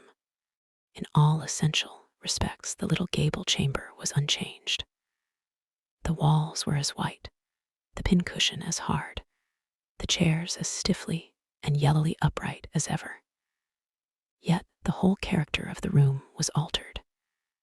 It was full of a new, vital, pulsing personality that seemed to pervade it, and to be quite independent of schoolgirl books and dresses and ribbons, and even of the cracked blue jug full of apple blossoms on the table. It was as if all the dreams, sleeping and waking, of its vivid occupant had taken a visible, although unmaterial form, and had tapestried the bare room with splendid filmy tissues of rainbow and moonshine. Presently, Marilla came briskly in with some of Anne's freshly ironed school aprons. She hung them over a chair and sat down with a short sigh. She had had one of her headaches that afternoon, and although the pain had gone, she felt weak and tuckered out, as she expressed it. Anne looked at her, with eyes limpid with sympathy. I do truly wish I could have had the headache in your place, Marilla. I would have endured it joyfully for your sake. I guess you did your part in attending to the work and letting me rest, said Marilla. You seem to have got on fairly well and made fewer mistakes than usual. Of course, it wasn't exactly necessary to starch Matthew's handkerchiefs. And most people, when they put a pie in the oven to warm up for dinner, take it out and eat it when it gets hot, instead of leaving it to be burned to a crisp. But that doesn't seem to be your way, evidently. Headaches always left Marilla somewhat sarcastic. Oh, I'm so sorry, said Anne penitently. I never thought about that pie from the moment I put it in the oven till now, although I felt instinctively that there was something missing on the dinner table. I was firmly resolved, when you left me in charge this morning, not to imagine anything, but keep my thoughts on facts. I did pretty well until I put the pie in, and then an irresistible temptation came to me to imagine I was an enchanted princess shut up in a lonely tower with a handsome knight riding to my rescue on a coal-black steed. So that is how I came to forget the pie. I didn't know I starched the handkerchiefs. All the time I was ironing, I was trying to think of a name for a new island, Diana, and I have discovered up the brook. It's the most ravishing spot, Marilla. There are 2 maple trees on it, and the brook flows right around it. At last, it struck me that it would be splendid to call it Victoria Island, because we found it on the Queen's birthday. Both Diana and I are very loyal, but I'm sorry about that pie and the handkerchiefs. I wanted to be extra good today because it's an anniversary. Do you remember what happened this day last year, Marilla? No, I can't think of anything special. Oh, Marilla, it was the day I came to Green Gables. I shall never forget it. It was the turning point in my life. Of course, it wouldn't seem so important to you. I've been here for a year, and I've been so happy. Of course, I've had my troubles, but one can live down troubles. Are you sorry you kept me, Marilla? No, I can't say I'm sorry, said Marilla, who sometimes wondered how she could have lived before Anne came to Green Gables. No, not exactly sorry. If you've finished your lessons, Anne, I want you to run over and ask Mrs. Barry if she'll lend me Diana's apron pattern. Oh, it's too dark, cried Anne. Too dark? Why, it's only twilight. And goodness knows you've gone over often enough after dark. I'll go over early in the morning, said Anne eagerly. I'll get up at sunrise and go over, Marilla. What has got into your head now, Anne Shirley? I want that pattern to cut out your new apron this evening. Go at once, and be smart too. I'll have to go around by the road then, said Anne, taking up her hat reluctantly. Go by the road and waste half an hour. I'd like to catch you. I can't go through the haunted wood, Marilla, cried Anne desperately. Marilla stared. The haunted wood? Are you crazy? What under the canopy is the haunted wood? The spruce wood over the brook, said Anne in a whisper. Fiddlesticks. There is no such thing as a haunted wood anywhere. Who has been telling you such stuff? Nobody, confessed Anne. Diana and I just imagined the wood was haunted. All the places around here are so commonplace. We just got this up for our own amusement. We began it in April. A haunted wood is so very romantic, Marilla. We chose the spruce grove because it's so gloomy. Oh, we have imagined the most harrowing things. There's a white lady walks along the brook just about this time of the night and wrings her hands and utters wailing cries. She appears when there is to be a death in the family, and the ghost of a little murdered child haunts the corner up by Idlewild. It creeps up behind you and lays its cold fingers on your hand so. Oh, Marilla, it gives me a shudder to think of it. And there's a headless man stalks up and down the path, and skeletons glower at you between the boughs. Oh, Marilla, I wouldn't go through the haunted wood after dark now for anything. I'd be sure that white things would reach out from behind the trees and grab me. Did ever anyone hear the like? Ejaculated Marilla, who had listened in dumb amazement. Anne Shirley, do you mean to tell me you believe all that wicked nonsense of your own imagination? Not believe exactly, faltered Anne. At least, I don't believe it in daylight. But after dark, Marilla, it's different. That is when ghosts walk. There are no such things as ghosts, Anne. Oh, but there are, Marilla, cried Anne eagerly. I know people who have seen them, and they are respectable people. Charlie Sloane says that his grandmother saw his grandfather driving home the cows one night after he'd been buried for a year. You know, Charlie Sloane's grandmother wouldn't tell a story for anything. She's a very religious woman.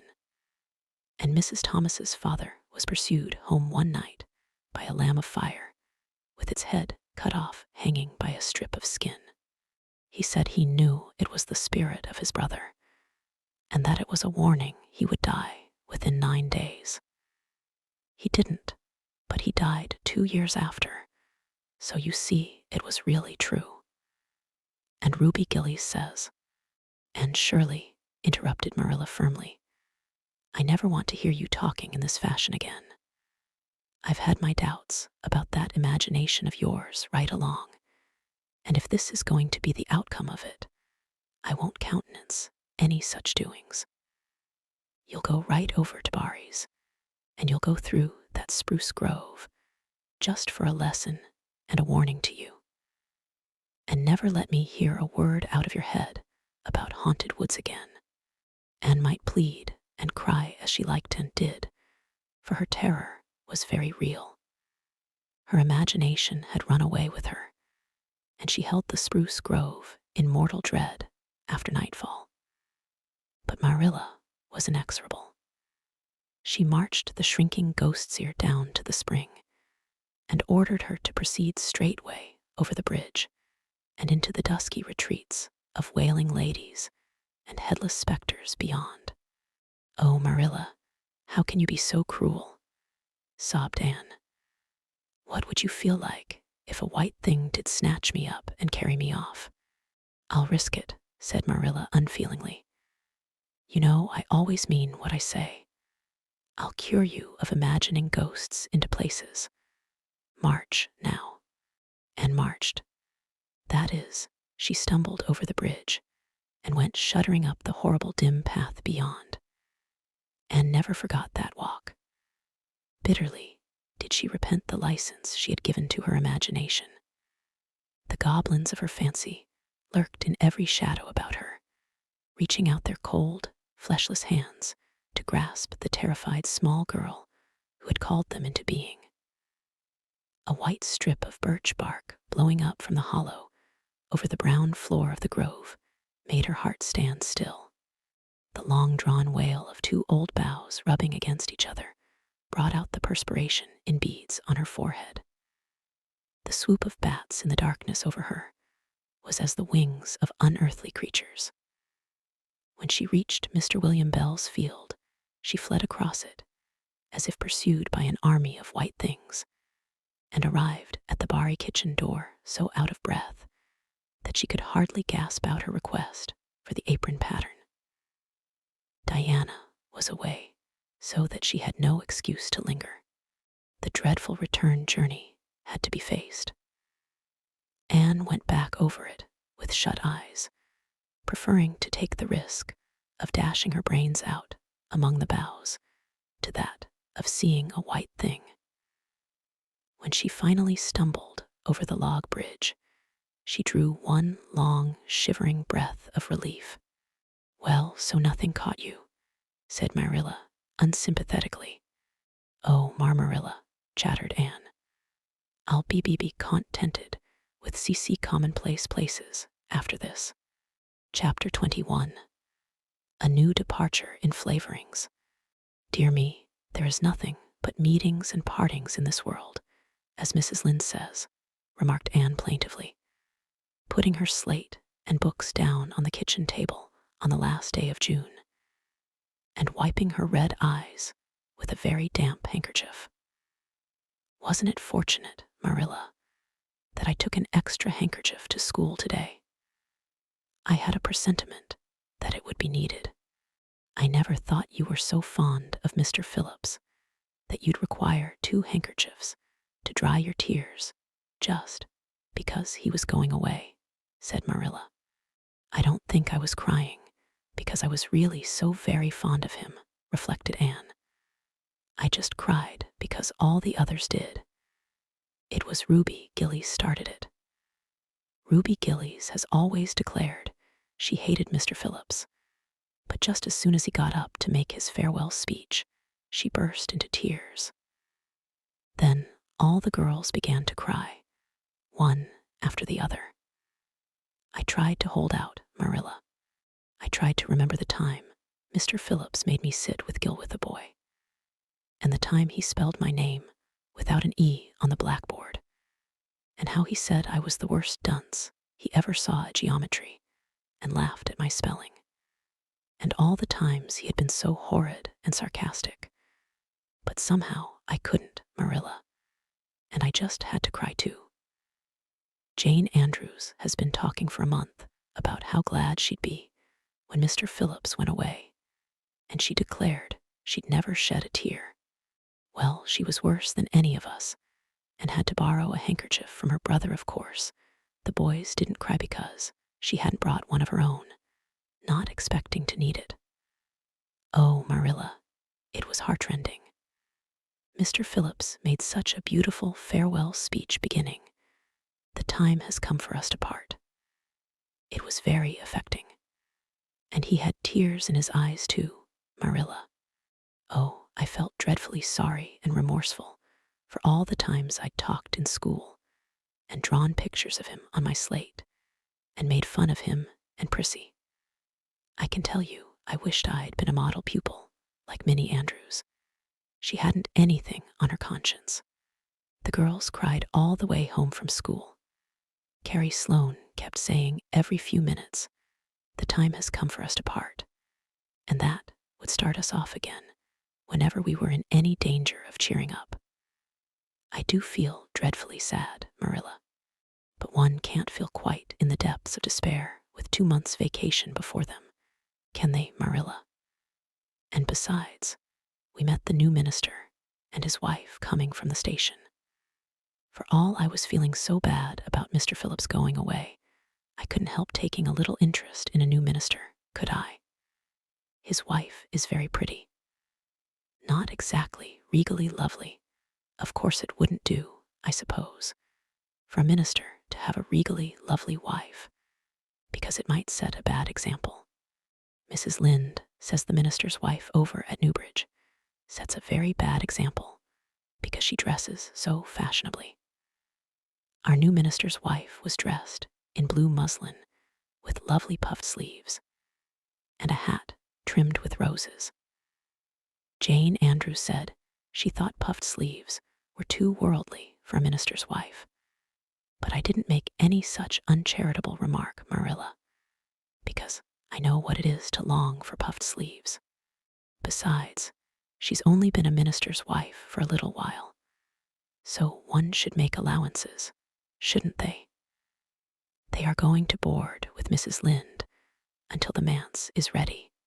If Marilla, in going down to Mrs. Lynde's that evening, was actuated by any motive save her avowed one of returning the quilting frames she had borrowed the preceding winter, it was an amiable weakness shared by most of the Avonlea people.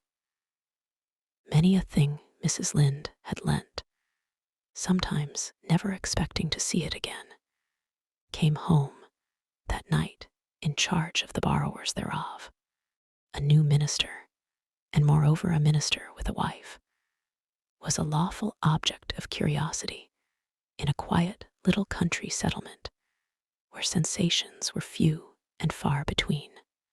Old Mr. Bentley, the minister whom Anne had found lacking in imagination, had been pastor of Avonlea for 18 years. He was a widower when he came, and a widower he remained, despite the fact that gossip regularly married him to this, that, or the other one, every year of his sojourn.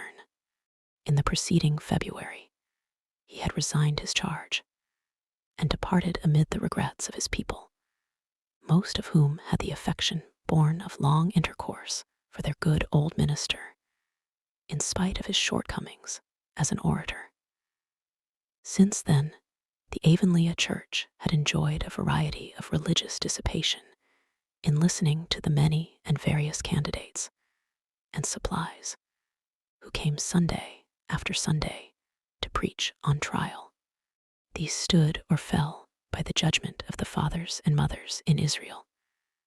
But a certain small, red-haired girl who sat meekly in the corner of the old Cuthbert pew also had her opinions about them, and discussed the same in full with Matthew. Marilla, always declining from principle to criticize ministers in any shape or form.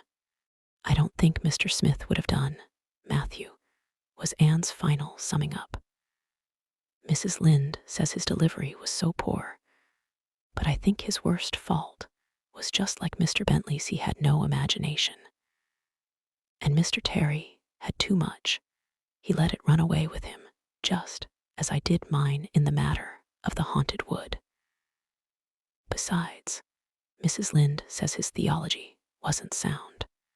Mr. Gresham was a very good man and a very religious man, but he told too many funny stories and made the people laugh in church. He was undignified, and you must have some dignity about a minister. Mustn't you, Matthew? I thought Mr. Marshall was decidedly attractive, but Mrs. Lynde says he isn't married or even engaged because she made special inquiries about him, and she says it would never do to have a young, unmarried minister in Avonlea because he might marry in the congregation, and that would make trouble. Mrs. Lynde is a very farseeing woman, isn't she, Matthew? I'm very glad they've called Mr. Allen.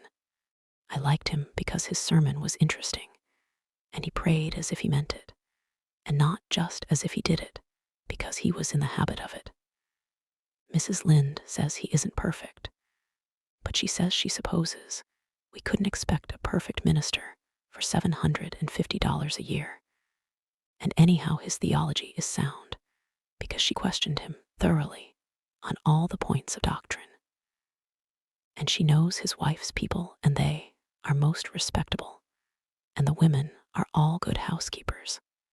Mrs. Lynde says that sound doctrine in the man and good housekeeping in the woman make an ideal combination for a minister's family.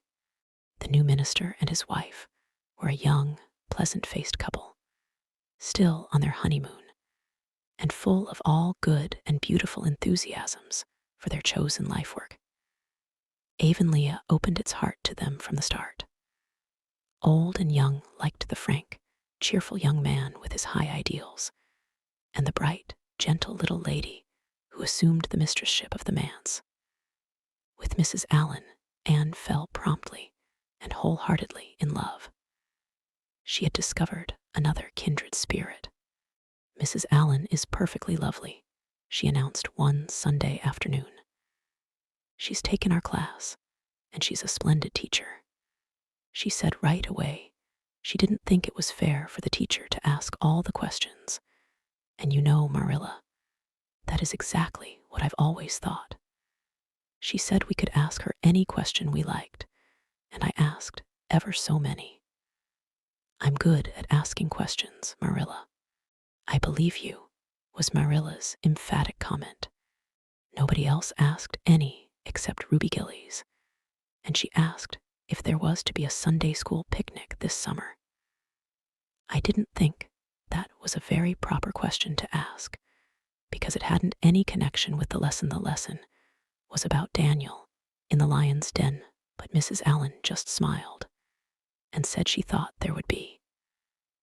Mrs. Allen has a lovely smile. She has such exquisite dimples in her cheeks. I wish I had dimples in my cheeks, Marilla. I'm not half so skinny as I was when I came here, but I have no dimples yet. If I had, perhaps I could influence people for good. Mrs. Allen said we ought always to try to influence other people for good. She talked so nice about everything. I never knew before that religion was such a cheerful thing. I always thought it was kind of melancholy, but Mrs. Allen's isn't, and I'd like to be a Christian if I could be one like her. I wouldn't want to be one like Mr. Superintendent Bell. It's very naughty of you to speak so about Mr. Bell, said Marilla severely. Mr. Bell is a real good man. Oh, of course he's good, agreed Anne, but he doesn't seem to get any comfort out of it. If I could be good, I'd dance and sing all day because I was glad of it.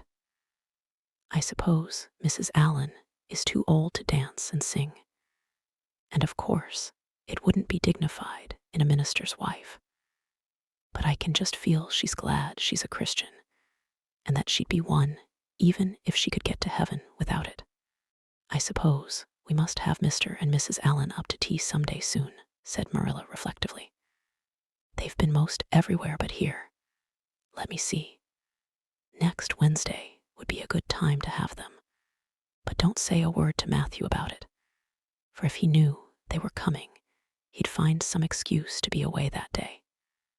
He'd got so used to Mr. Bentley, he didn't mind him, but he's going to find it hard to get acquainted with a new minister, and a new minister's wife will frighten him to death.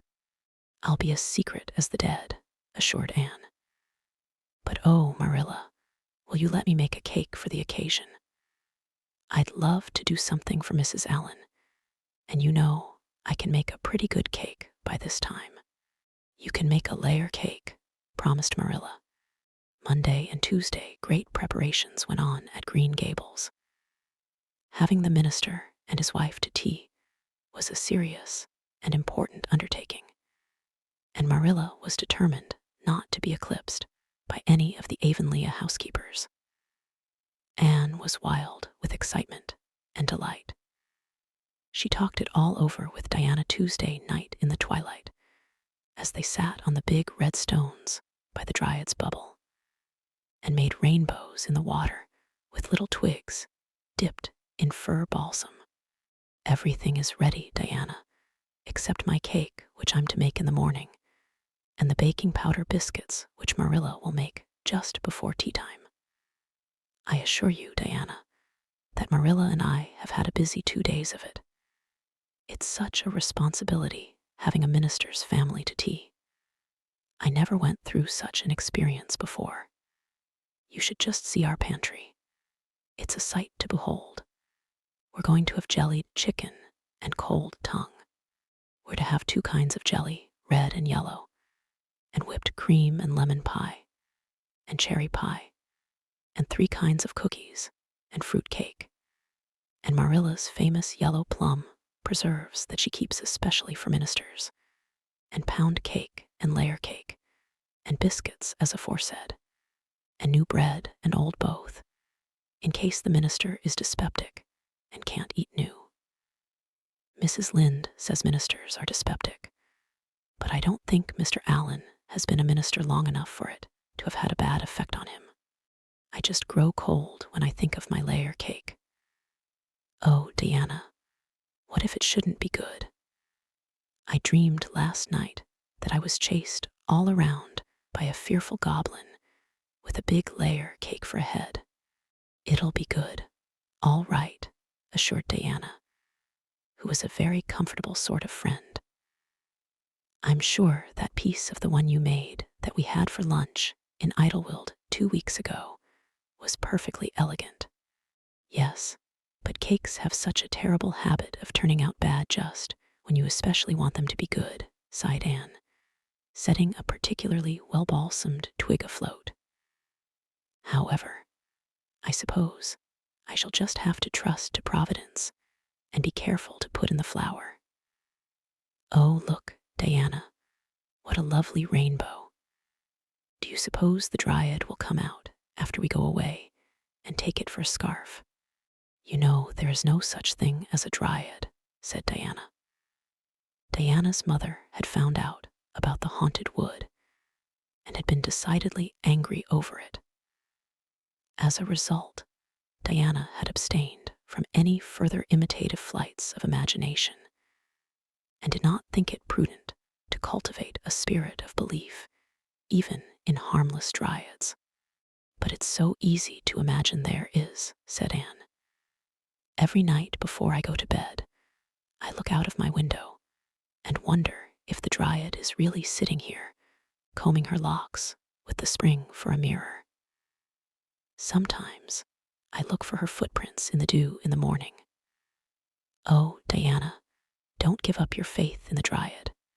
Wednesday morning came. Anne got up at sunrise because she was too excited to sleep. She had caught a severe cold in the head by reason of her dabbling in the spring on the preceding evening, but nothing short of absolute pneumonia could have quenched her interest in culinary matters that morning.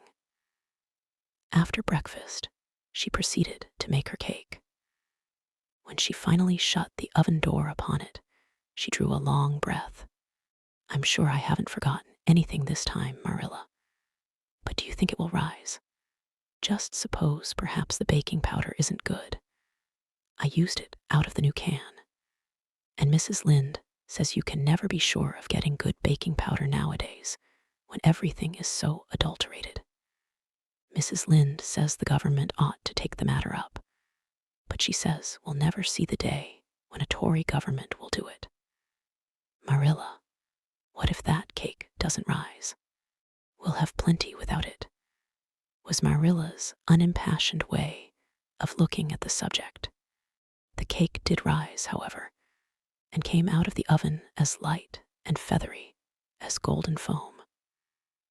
Anne, flushed with delight, clapped it together with layers of ruby jelly, and in imagination saw Mrs. Allen eating it and possibly asking for another piece. You'll be using the best tea set, of course, Marilla, she said. Can I fix the table with ferns and wild roses? I think that's all nonsense, sniffed Marilla. In my opinion, it's the eatables that matter, and not flummery decorations. Mrs. Barry had her table decorated, said Anne, who was not entirely guiltless of the wisdom of the serpent, and the minister paid her an elegant compliment. He said it was a feast for the eye as well as the palate. Well, do as you like, said Marilla, who was quite determined not to be surpassed by Mrs. Barry or anybody else. Only mind you leave enough room for the dishes and the food. Anne laid herself out to decorate in a manner, and after a fashion that should leave Mrs. Barry's nowhere. Having abundance of roses and ferns and a very artistic taste of her own, she made that tea table such a thing of beauty that when the minister and his wife sat down to it, they exclaimed in chorus over its loveliness. It's Anne's doings, said Marilla, grimly just. And Anne felt that Mrs. Allen's approving smile was almost too much happiness for this world. Matthew was there, having been inveigled into the party only goodness, and Anne knew how. He had been in such a state of shyness and nervousness that Marilla had given him up in despair. But Anne took him in hand so successfully that he now sat at the table in his best clothes and white collar, and talked to the minister, not uninterestingly. He never said a word to Mrs. Allen, but that perhaps was not to be expected. All went merry as a marriage bell until Anne's layer cake was passed. Mrs. Allen, having already been helped to a bewildering variety, declined it.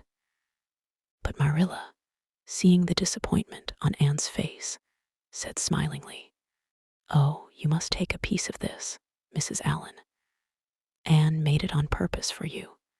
"In that case, I must sample it," laughed Mrs. Allen, helping herself to a plump triangle, as did also the minister and Marilla. Mrs. Allen took a mouthful of hers, and a most peculiar expression crossed her face. Not a word did she say, however, but steadily ate away at it. Marilla saw the expression and hastened to taste the cake. "Anne Shirley," she exclaimed, "what on earth did you put into that cake?" "Nothing but what the recipe said, Marilla," cried Anne with a look of anguish. "Oh, isn't it all right?" "All right. It's simply horrible. Mr. Allen, don't try to eat it." "Anne, taste it yourself. What flavoring did you use?" "Vanilla," said Anne, her face scarlet with mortification after tasting the cake. "Only vanilla? Oh, Marilla, it must have been the baking powder. I had my suspicions of that back. Baking powder fiddlesticks. Go and bring me the bottle of vanilla you used." Anne fled to the pantry and returned with a small bottle partially filled with a brown liquid and labeled yellowly, "Best vanilla." Marilla took it, uncorked it, smelled it. "Mercy on us, Anne. You flavored that cake with anodyne liniment." "I broke the liniment bottle last week and poured what was left into an old, empty vanilla bottle. I suppose it's partly my fault. I should have warned you, but for pity's sake, why couldn't you have smelled it?" Anne dissolved into tears under this double disgrace. "I couldn't. I had such a cold." And with this, she fairly fled to the gable chamber, where she cast herself on the bed and wept as one who refuses to be comforted. Presently, a light step sounded on the stairs, and somebody entered the room. "Oh, Marilla," sobbed Anne, without looking up, "I'm disgraced forever. I shall never be able to live this down. It will get out things always do get out in Avonlea. Diana will ask me how my cake turned out, and I shall have to tell her the truth. I shall always be pointed at as the girl who flavored a cake with anodyne liniment. Gil, the boys in school will never get over laughing at it. Oh, Marilla, if you have a spark of Christian pity, don't tell me that I must go down and wash the dishes after this. I'll wash them when the minister and his wife are gone, but I cannot ever look Mrs. Allen in the face again. Perhaps she'll think I tried to poison her. Mrs. Lynde says she knows an orphan girl who tried to poison her benefactor. But the liniment isn't poisonous. It's meant to be taken internally, although not in cakes. Won't you tell Mrs. Allen so, Marilla? Suppose you jump up and tell her so yourself," said a merry voice. Anne flew up to find Mrs. Allen standing by her bed, surveying her with laughing eyes. "My dear little girl, you mustn't cry like this," she said, genuinely disturbed by Anne's tragic face. "Why, it's all just a funny mistake that anybody might make." "Oh no, it takes me to make such a mistake," said Anne forlornly. "And I wanted to have that cake so nice for you, Mrs. Allen." "Yes, I know, dear. And I assure you I appreciate your kindness and thoughtfulness just as much as if it had turned out all right.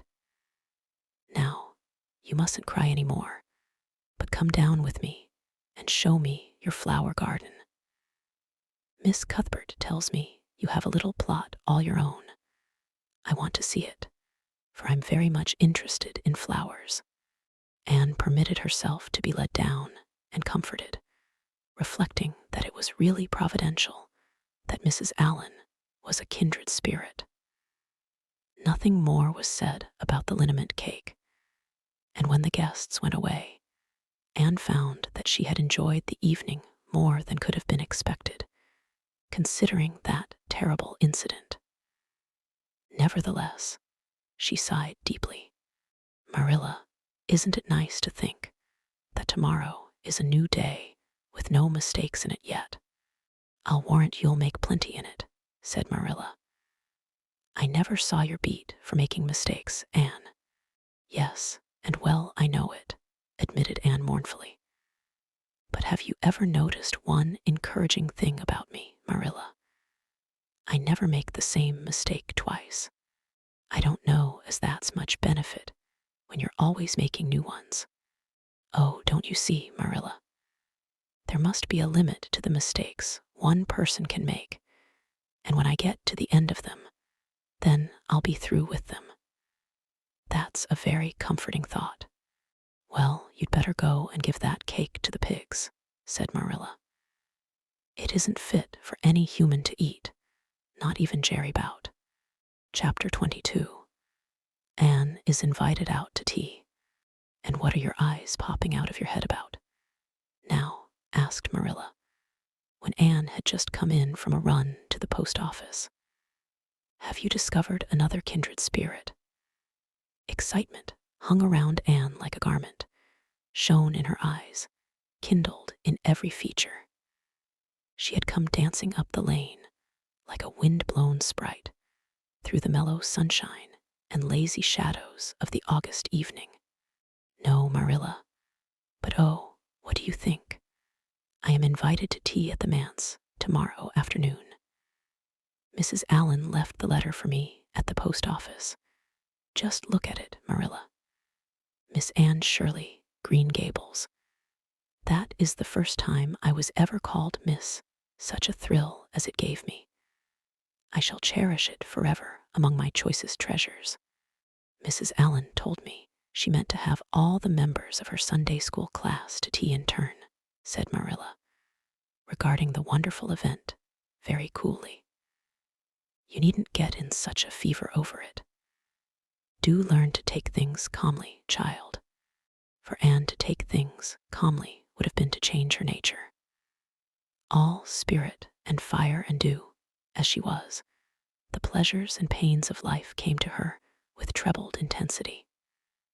Marilla felt this and was vaguely troubled over it, realizing that the ups and downs of existence would probably bear hardly on this impulsive soul, and not sufficiently understanding that the equally great capacity for delight might more than compensate. Therefore Marilla conceived it to be her duty to drill Anne into a tranquil uniformity of disposition, as impossible and alien to her as to a dancing sunbeam in one of the brook shallows. She did not make much headway, as she sorrowfully admitted to herself. The downfall of some dear hope or plan plunged Anne into deeps of affliction. The fulfillment thereof exalted her to dizzy realms of delight. Marilla had almost begun to despair of ever fashioning this waif of the world into her model little girl of demure manners and prim deportment. Neither would she have believed that she really liked Anne much better as she was, and went to bed that night speechless with misery, because Matthew had said the wind was round northeast, and he feared it would be a rainy day tomorrow. The rustle of the poplar leaves about the house worried her. It sounded so like pattering raindrops, and the full, faraway roar of the Gulf, to which she listened delightedly at other times, loving its strange, sonorous, haunting rhythm, now seemed like a prophecy of storm and disaster to a small maiden who particularly wanted a fine day, and thought that the morning would never come. But all things have an end, even nights before the day on which you are invited to take tea at the manse. The morning, in spite of Matthew's predictions, was fine, and Anne's spirits soared to their highest. Oh, Marilla, there is something in me today that makes me just love everybody I see, she exclaimed as she washed the breakfast dishes. You don't know how good I feel. Wouldn't it be nice if it could last? I believe I could be a model child if I were just invited out to tea every day. But oh, Marilla, it's a solemn occasion too. I feel so anxious. What if I shouldn't behave properly? You know, I never had tea at a manse before, and I'm not sure that I know all the rules of etiquette, although I've been studying the rules given in the etiquette department of the Family Herald ever since I came here. I'm so afraid I'll do something silly or forget to do something I should do. Would it be good manners to take a second helping of anything if you wanted to very much?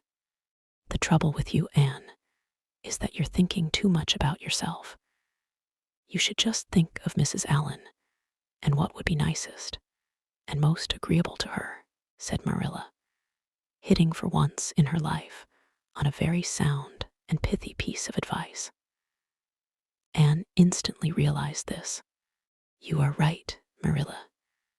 I'll try not to think about myself at all. Anne evidently got through her visit without any serious breach of etiquette, for she came home through the twilight, under a great, high-sprung sky gloried over with trails of saffron and rosy cloud, in a beatified state of mind, and told Marilla all about it happily, sitting on the big red sandstone slab at the kitchen door, with her tired, curly head in Marilla's gingham lap. A cool wind was blowing down over the long harvest fields from the rims of furry western hills and whistling through the poplars. One clear star hung over the orchard, and the fireflies were flitting over in Lover's Lane, in and out among the ferns and rustling boughs. Anne watched them as she talked, and somehow felt that wind and stars and fireflies were all tangled up together into something unutterably sweet and enchanting. Oh, Marilla, I've had a most fascinating time. I feel that I have not lived in vain, and I shall always feel like that even if I should never be invited to tea at a manse again. When I got there, Mrs. Allen met me at the door. She was dressed in the sweetest dress of pale pink organdy, with dozens of frills and elbow sleeves, and she looked just like a seraph. I really think I'd like to be a minister's wife when I grow up, Marilla. A minister mightn't mind my red hair because he wouldn't be thinking of such worldly things. But then, of course, one would have to be naturally good, and I'll never be that. So I suppose there's no use in thinking about it. Some people are naturally good, you know, and others are not. I'm one of the others. Mrs. Lynde says I'm full of original sin. No matter how hard I try to be good, I can never make such a success of it as those who are naturally good. It's a good deal like geometry, I expect. But don't you think that trying so hard ought to count for something? Mrs. Allen is one of the naturally good people. I love her passionately. You know, there are some people, like Matthew and Mrs. Allen, that you can love right off without any trouble. And there are others, like Mrs. Lynde, that you have to try very hard to love. You know, you ought to love them because they know so much and are such active workers in the church. But you have to keep reminding yourself of it all the time, or else you forget. There was another little girl at the manse to tea from the White Sands Sunday School. Her name was Laurette Bradley, and she was a very nice little girl. Not exactly a kindred spirit, you know, but still very nice. We had an elegant tea, and I think I kept all the rules of etiquette pretty well. After tea, Mrs. Allen played and sang, and she got Loretta and me to sing too. Mrs. Allen says I have a good voice, and she says I must sing in the Sunday school choir after this. You can't think how I was thrilled at the mere thought. I've longed so to sing in the Sunday school choir, as Diana does, but I feared it was an honor I could never aspire to. Loretta had to go home early because there is a big concert in the White Sands Hotel tonight, and her sister is to recite at it. Loretta says that the Americans at the hotel give a concert every fortnight in aid of the Charlottetown Hospital, and they ask lots of the White Sands people to recite. Loretta said she expected to be asked herself someday. I just gazed at her in awe. After she had gone, Mrs. Allen and I had a heart-to-heart talk. I told her everything about Mrs. Thomas and the twins, and Katie Morris and Violetta, and coming to Green Gables and my troubles over geometry. And would you believe it, Marilla? Mrs. Allen told me she was a dunce at geometry too. You don't know how that encouraged me. Mrs. Lynde came to the manse just before I left. And what do you think, Marilla? The trustees have hired a new teacher, and it's a lady. Her name is Miss Muriel Stacy. Isn't that a romantic name? Mrs. Lynde says they've never had a female teacher in Avonlea before, and she thinks it is a dangerous innovation. But I think it will be splendid to have a lady teacher, and I really don't see how I'm going to live through the 2 weeks before school begins. I'm so impatient to see her. Chapter 23. Anne comes to grief in an affair of honor. Anne had to live through more than 2 weeks, as it happened. Almost a month having elapsed since the liniment cake episode, it was high time for her to get into fresh trouble of some sort, little mistakes, such as absent-mindedly emptying a pan of skim milk into a basket of yarn balls in the pantry instead of into the pig's bucket, and walking clean over the edge of the log bridge into the brook while wrapped in imaginative reverie, not really being worth counting. A week after the tea at the manse, Diana Barry gave a party, small and select, Anne assured Marilla. Just the girls in our class. They had a very good time, and nothing untoward happened until after tea, when they found themselves in the Barry garden, a little tired of all their games and ripe for any enticing form of mischief which might present itself. This presently took the form of daring. Daring was the fashionable amusement among the Avonlea small fry just then. It had begun among the boys, but soon spread to the girls, and all the silly things that were done in Avonlea that summer, because the doers thereof were dared to do them, would fill a book by themselves. First of all, Carrie Sloane dared Ruby Gillies to climb to a certain point in the huge old willow tree before the front door, which Ruby Gillies, albeit in mortal dread of the fat green caterpillars with which said tree was infested, and with the fear of her mother before her eyes if she should tear her new muslin dress, nimbly did, to the discomfiture of the aforesaid Carrie Sloane. Then Josie Pye dared Jane Andrews to hop on her left leg around the garden without stopping once or putting her right foot to the ground, which Jane Andrews gamely tried to do, but gave out at the third corner and had to confess herself defeated, Josie's triumph being rather more pronounced than good taste permitted. Anne surely dared her to walk along the top of the board fence which bounded the garden to the east. Now, to walk board fences requires more skill and steadiness of head and heel than one might suppose who has never tried it. But Josie Pye, if deficient in some qualities that make for popularity, had at least a natural and inborn gift, duly cultivated, for walking board fences. Josie walked the Barry fence with an airy unconcern, which seemed to imply that a little thing like that wasn't worth a dare. Reluctant admiration greeted her exploit, for most of the other girls could appreciate it, having suffered many things themselves in their efforts to walk fences. Josie descended from her perch, flushed with victory, and darted a defiant glance at Anne. Anne tossed her red braids. I don't think it's such a very wonderful thing to walk a little low board fence, she said. I knew a girl in Marysville who could walk the ridgepole of a roof. I don't believe it, said Josie flatly. I don't believe anybody could walk a ridgepole. You couldn't, anyhow. Couldn't I? Cried Anne rashly. Then I dare you to do it, said Josie defiantly. I dare you to climb up there and walk the ridgepole of Mr. Barry's kitchen roof. Anne turned pale, but there was clearly only one thing to be done. She walked toward the house, where a ladder was leaning against the kitchen roof. All the fifth-class girls said, "Oh," partly in excitement, partly in dismay.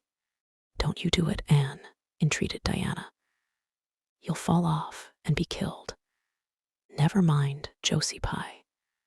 It isn't fair to dare anybody to do anything so dangerous. I must do it. My honor is at stake, said Anne solemnly. I shall walk that ridgepole, Diana, or perish in the attempt. If I am killed, you are to have my pearl bead ring. Anne climbed the ladder amid breathless silence, gained the ridgepole, balanced herself uprightly on that precarious footing, and started to walk along it, dizzily conscious that she was uncomfortably high up in the world, and that walking ridgepoles was not a thing in which your imagination helped you out much. Nevertheless, she managed to take several steps before the catastrophe came.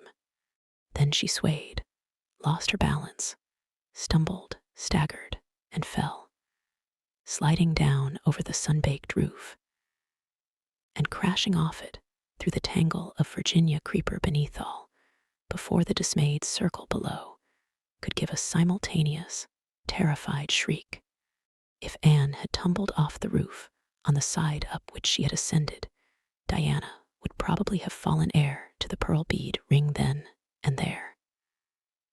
Fortunately, she fell on the other side, where the roof extended down over the porch, so nearly to the ground that a fall therefrom was a much less serious thing. Nevertheless, when Diana and the other girls had rushed frantically around the house except Ruby Gillies, who remained as if rooted to the ground, and went into hysterics, they found Anne lying all white and limp among the wreck and ruin of the Virginia creeper. Anne, are you killed? Shrieked Diana, throwing herself on her knees beside her friend. Oh, Anne, dear Anne, speak just one word to me and tell me if you're killed. To the immense relief of all the girls, and especially of Josie Pye, who, in spite of lack of imagination, had been seized with horrible visions of a future, branded as the girl who was the cause of Anne Shirley's early and tragic death. Anne sat dizzily up and answered uncertainly, No, Diana, I am not killed, but I think I am rendered unconscious. Where? Sobbed Carrie Sloane. Oh, where, Anne? Before Anne could answer, Mrs. Barry appeared on the scene. At sight of her, Anne tried to scramble to her feet, but sank back again with a sharp little cry of pain.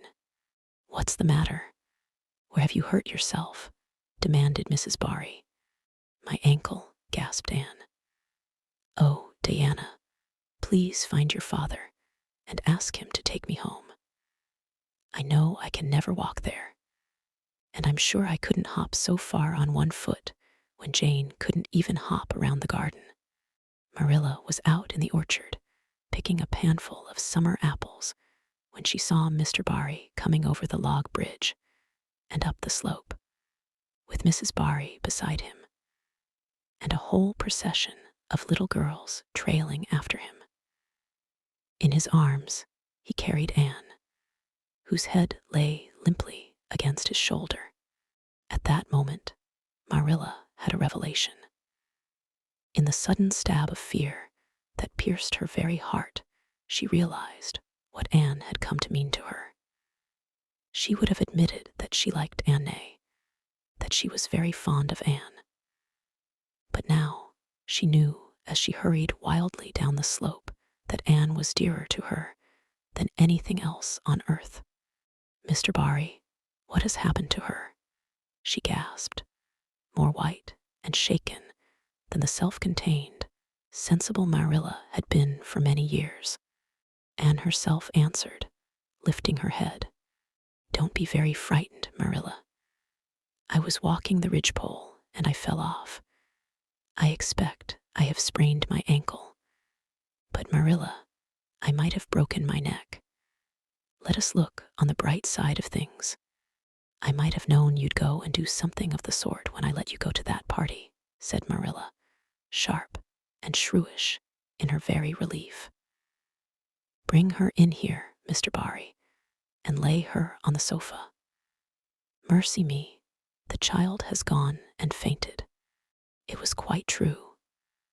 Overcome by the pain of her injury, Anne had one more of her wishes granted to her. She had fainted dead away. Matthew, hastily summoned from the harvest field, was straightway dispatched for the doctor, who in due time came to discover that the injury was more serious than they had supposed. Anne's ankle was broken. That night, when Marilla went up to the east gable, where a white-faced girl was lying, a plaintive voice greeted her from the bed. "Aren't you very sorry for me, Marilla?" "It was your own fault," said Marilla, twitching down the blind and lighting a lamp. "And that is just why you should be sorry for me," said Anne, "because the thought that it is all my own fault is what makes it so hard. If I could blame it on anybody, I would feel so much better. But what would you have done, Marilla, if you had been dared to walk a ridgepole? I'd have stayed on good firm ground and let them dare away." "Such absurdity," said Marilla. Anne sighed. "But you have such strength of mind, Marilla. I haven't. I just felt that I couldn't bear Josie Pye's scorn. She would have crowed over me all my life. And I think I have been punished so much that you needn't be very cross with me, Marilla. It's not a bit nice to faint, after all. And the doctor hurt me dreadfully when he was setting my ankle. I won't be able to go around for 6 or 7 weeks, and I'll miss the new lady teacher. She won't be new anymore by the time I'm able to go to school. And Gil everybody will get ahead of me in class. Oh, I am an afflicted mortal. But I'll try to bear it all bravely, if only you won't be cross with me, Marilla." There, I'm not cross," said Marilla. "You're an unlucky child, there's no doubt about that. But as you say, you'll have the suffering of it. Here now, try and eat some supper. Isn't it fortunate I've got such an imagination?" said Anne. "It will help me through splendidly, I expect. What do people who haven't any imagination do when they break their bones, do you suppose, Marilla?" Anne had good reason to bless her imagination many a time, and oft during the tedious 7 weeks that followed. But she was not solely dependent on it. She had many visitors, and not a day passed without one or more of the schoolgirls dropping in to bring her flowers and books, and tell her all the happenings in the juvenile world of Avonlea. "Everybody has been so good and kind, Marilla," sighed Anne happily, on the day when she could first limp across the floor. "It isn't very pleasant to be laid up, but there is a bright side to it, Marilla. You find out how many friends you have. Why, even Superintendent Bell came to see me, and he's really a very fine man. Not a kindred spirit, of course, but still I like him, and I'm awfully sorry I ever criticized his prayers. I believe now he really does mean them, only he has got into the habit of saying them as if he didn't. He could get over that if he'd take a little trouble. I gave him a good broad hint. I told him how hard I tried to make my own little private prayers interesting. He told me all about the time he broke his ankle when he was a boy. It does seem so strange to think of Superintendent Bell ever being a boy. Even my imagination has its limits, for I can't imagine that. When I try to imagine him as a boy, I see him with gray whiskers and spectacles, just as he looks in Sunday school, only small. Now, it's so easy to imagine Mrs. Allen as a little girl. Mrs. Allen has been to see me 14 times. Isn't that something to be proud of, Marilla? When a minister's wife has so many claims on her time, she is such a cheerful person to visit you, too. She never tells you it's your own fault, and she hopes you'll be a better girl on account of it. Mrs. Lynde always told me that when she came to see me, and she said it in a kind of way that made me feel she might hope I'd be a better girl, but didn't really believe I would. Even Josie Pye came to see me. I received her as politely as I could, because I think she was sorry she dared me to walk a ridgepole. If I had been killed, she would have had to carry a dark burden of remorse all her life. Diana has been a faithful friend. She's been over every day to cheer my lonely pillow. But oh, I shall be so glad when I can go to school, for I've heard such exciting things about the new teacher. The girls all think she is perfectly sweet. Diana says she has the loveliest fair, curly hair and such fascinating eyes. She dresses beautifully, and her sleeve puffs are bigger than anybody else's in Avonlea. Every other Friday afternoon, she has recitations, and everybody has to say a piece or take part in a dialogue. Oh, it's just glorious to think of it. Josie Pye says she hates it, but that is just because Josie has so little imagination. Diana and Ruby Gillies and Jane Andrews are preparing a dialogue called A Morning Visit for next Friday. And the Friday afternoons, they don't have recitations. Miss Stacy takes them all to the woods for a field day, and they study ferns and flowers and birds. And they have physical culture exercises every morning and evening. Mrs. Lynde says she never heard of such goings-on, and it all comes of having a lady teacher. But I think it must be splendid, and I believe I shall find that Miss Stacy is a kindred spirit. There's one thing plain to be seen, Anne, said Marilla, and that is that your fall off the barry roof hasn't injured your tongue at all. Chapter 24. Miss Stacy and her pupils get up a concert. It was October again, when Anne was ready to go back to school, a glorious October, all red and gold, with mellow mornings when the valleys were filled with delicate mists, as if the spirit of autumn had poured them in for the sun to drain amethyst, pearl, silver, rose, and smoke blue. The dews were so heavy that the fields glistened like cloth of silver, and there were such heaps of rustling leaves in the hollows of many-stemmed woods to run crisply through. The birch path was a canopy of yellow, and the ferns were sere and brown all along it.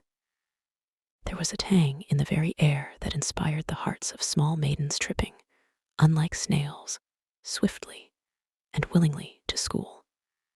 And it was jolly to be back again at the little brown desk beside Diana, with Ruby Gillies nodding across the aisle, and Carrie Sloane sending up notes, and Julia Bell passing a chew of gum down from the back seat. Anne drew a long breath of happiness as she sharpened her pencil and arranged her picture cards in her desk. Life was certainly very interesting. In the new teacher, she found another true and helpful friend. Miss Stacy was a bright, sympathetic young woman with the happy gift of winning and holding the affections of her pupils, and bringing out the best that was in them, mentally and morally. Anne expanded like a flower under this wholesome influence, and carried home to the admiring Matthew and the critical Marilla glowing accounts of schoolwork and aims. I love Miss Stacy with my whole heart, Marilla. She is so ladylike, and she has such a sweet voice. When she pronounces my name, I feel instinctively that she's spelling it with an E. We had recitations this afternoon. I just wish you could have been there to hear me recite Mary, Queen of Scots. I just put my whole soul into it. Ruby Gillies told me coming home that the way I said the line, "Now for my father's arm," she said, "my woman's heart farewell," just made her blood run cold. Well now, you might recite it for me some of these days. Out in the barn, suggested Matthew. Of course I will, said Anne meditatively. But I won't be able to do it so well, I know. It won't be so exciting as it is when you have a whole schoolful before you hanging breathlessly on your words. I know I won't be able to make your blood run cold. Mrs. Lynde says it made her blood run cold to see the boys climbing to the very tops of those big trees on Bell's Hill after crow's nests last Friday, said Marilla. I wonder at Miss Stacy for encouraging it. But we wanted a crow's nest for nature study, explained Anne. That was on our field afternoon. Field afternoons are splendid, Marilla. And Miss Stacy explains everything so beautifully. We have to write compositions on our field afternoons, and I write the best ones. It's very vain of you to say so then. You'd better let your teacher say it. But she did say it, Marilla. And indeed, I'm not vain about it. How can I be when I'm such a dunce at geometry? Although I'm really beginning to see through it a little too. Miss Stacy makes it so clear. Still, I'll never be good at it, and I assure you it is a humbling reflection. But I love writing compositions. Mostly, Miss Stacy lets us choose our own subjects. But next week, we are to write a composition on some remarkable person. It's hard to choose among so many remarkable people who have lived. Mustn't it be splendid to be remarkable and have compositions written about you after you're dead? Oh, I would dearly love to be remarkable. I think when I grow up, I'll be a trained nurse and go with the red crosses to the field of battle as a messenger of mercy. That is, if I don't go out as a foreign missionary. That would be very romantic, but one would have to be very good to be a missionary, and that would be a stumbling block. We have physical culture exercises every day, too. They make you graceful and promote digestion. Promote fiddlesticks, said Marilla, who honestly thought it was all nonsense, but all the field afternoons and recitation Fridays and physical culture contortions paled before a project which Miss Stacy brought forward in November. This was that the scholars of Avonlea School should get up a concert and hold it in the hall on Christmas night for the laudable purpose of helping to pay for a schoolhouse flag. The pupils one and all taking graciously to this plan, the preparations for a program were begun at once, and of all the excited performers-elect none was so excited as Anne Shirley, who threw herself into the undertaking heart and soul, hampered as she was by Marilla's disapproval. Marilla thought it all rank foolishness. It's just filling your heads up with nonsense and taking time that ought to be put on your lessons, she grumbled. I don't approve of children's getting up concerts and racing about to practices. It makes them vain and forward and fond of gadding. But think of the worthy object, pleaded Anne. A flag will cultivate a spirit of patriotism, Marilla. Fudge, there's precious little patriotism in the thoughts of any of you. All you want is a good time. Well, when you can combine patriotism and fun, isn't it all right? Of course, it's real nice to be getting up a concert. We're going to have 6 choruses, and Diana is to sing a solo. I'm in 2 Dialogues the Society for the Suppression of Gossip, and the Fairy Queen. The boys are going to have a dialogue too, and I'm to have 2 recitations, Marilla. I just tremble when I think of it, but it's a nice, thrilly kind of tremble. And we're to have a tableau at the last faith, hope, and charity. Diana and Ruby and I are to be in it, all draped in white with flowing hair. I'm to be Hope, with my hands clasped so and my eyes uplifted. I'm going to practice my recitations in the garret. Don't be alarmed if you hear me groaning. I have to groan heartrendingly in one of them, and it's really hard to get up a good artistic groan, Marilla. Josie Pye is sulky because she didn't get the part she wanted in the dialogue. She wanted to be the Fairy Queen. That would have been ridiculous, for who ever heard of a Fairy Queen as fat as Josie? Fairy Queens must be slender. Jane Andrews is to be the Queen, and I am to be one of her maids of honor. Josie says she thinks a red-haired fairy is just as ridiculous as a fat one, but I do not let myself mind what Josie says. I'm to have a wreath of white roses on my hair, and Ruby Gillies is going to lend me her slippers because I haven't any of my own. It's necessary for fairies to have slippers, you know. You couldn't imagine a fairy wearing boots, could you? Especially with copper toes. We are going to decorate the hall with creeping spruce and fir mottos with pink tissue paper roses in them. And we are all to march in 2 by 2 after the audience is seated, while Emma White plays a march on the organ. Oh, Marilla, I know you are not so enthusiastic about it as I am, but don't you hope your little Anne will distinguish herself? All I hope is that you'll behave yourself. I'll be heartily glad when all this fuss is over and you'll be able to settle down. You are simply good for nothing just now, with your head stuffed full of dialogues and groans and tableaus. As for your tongue, it's a marvel it's not clean worn out. Anne sighed and betook herself to the backyard, over which a young new moon was shining through the leafless poplar boughs from an apple-green western sky, and where Matthew was splitting wood. Anne perched herself on a block and talked the concert over with him, sure of an appreciative and sympathetic listener, in this instance at least. Well now, I reckon it's going to be a pretty good concert. And I expect you'll do your part fine, he said, smiling down into her eager, vivacious little face. Anne smiled back at him. Those 2 were the best of friends, and Matthew thanked his stars many a time, and oft that he had nothing to do with bringing her up.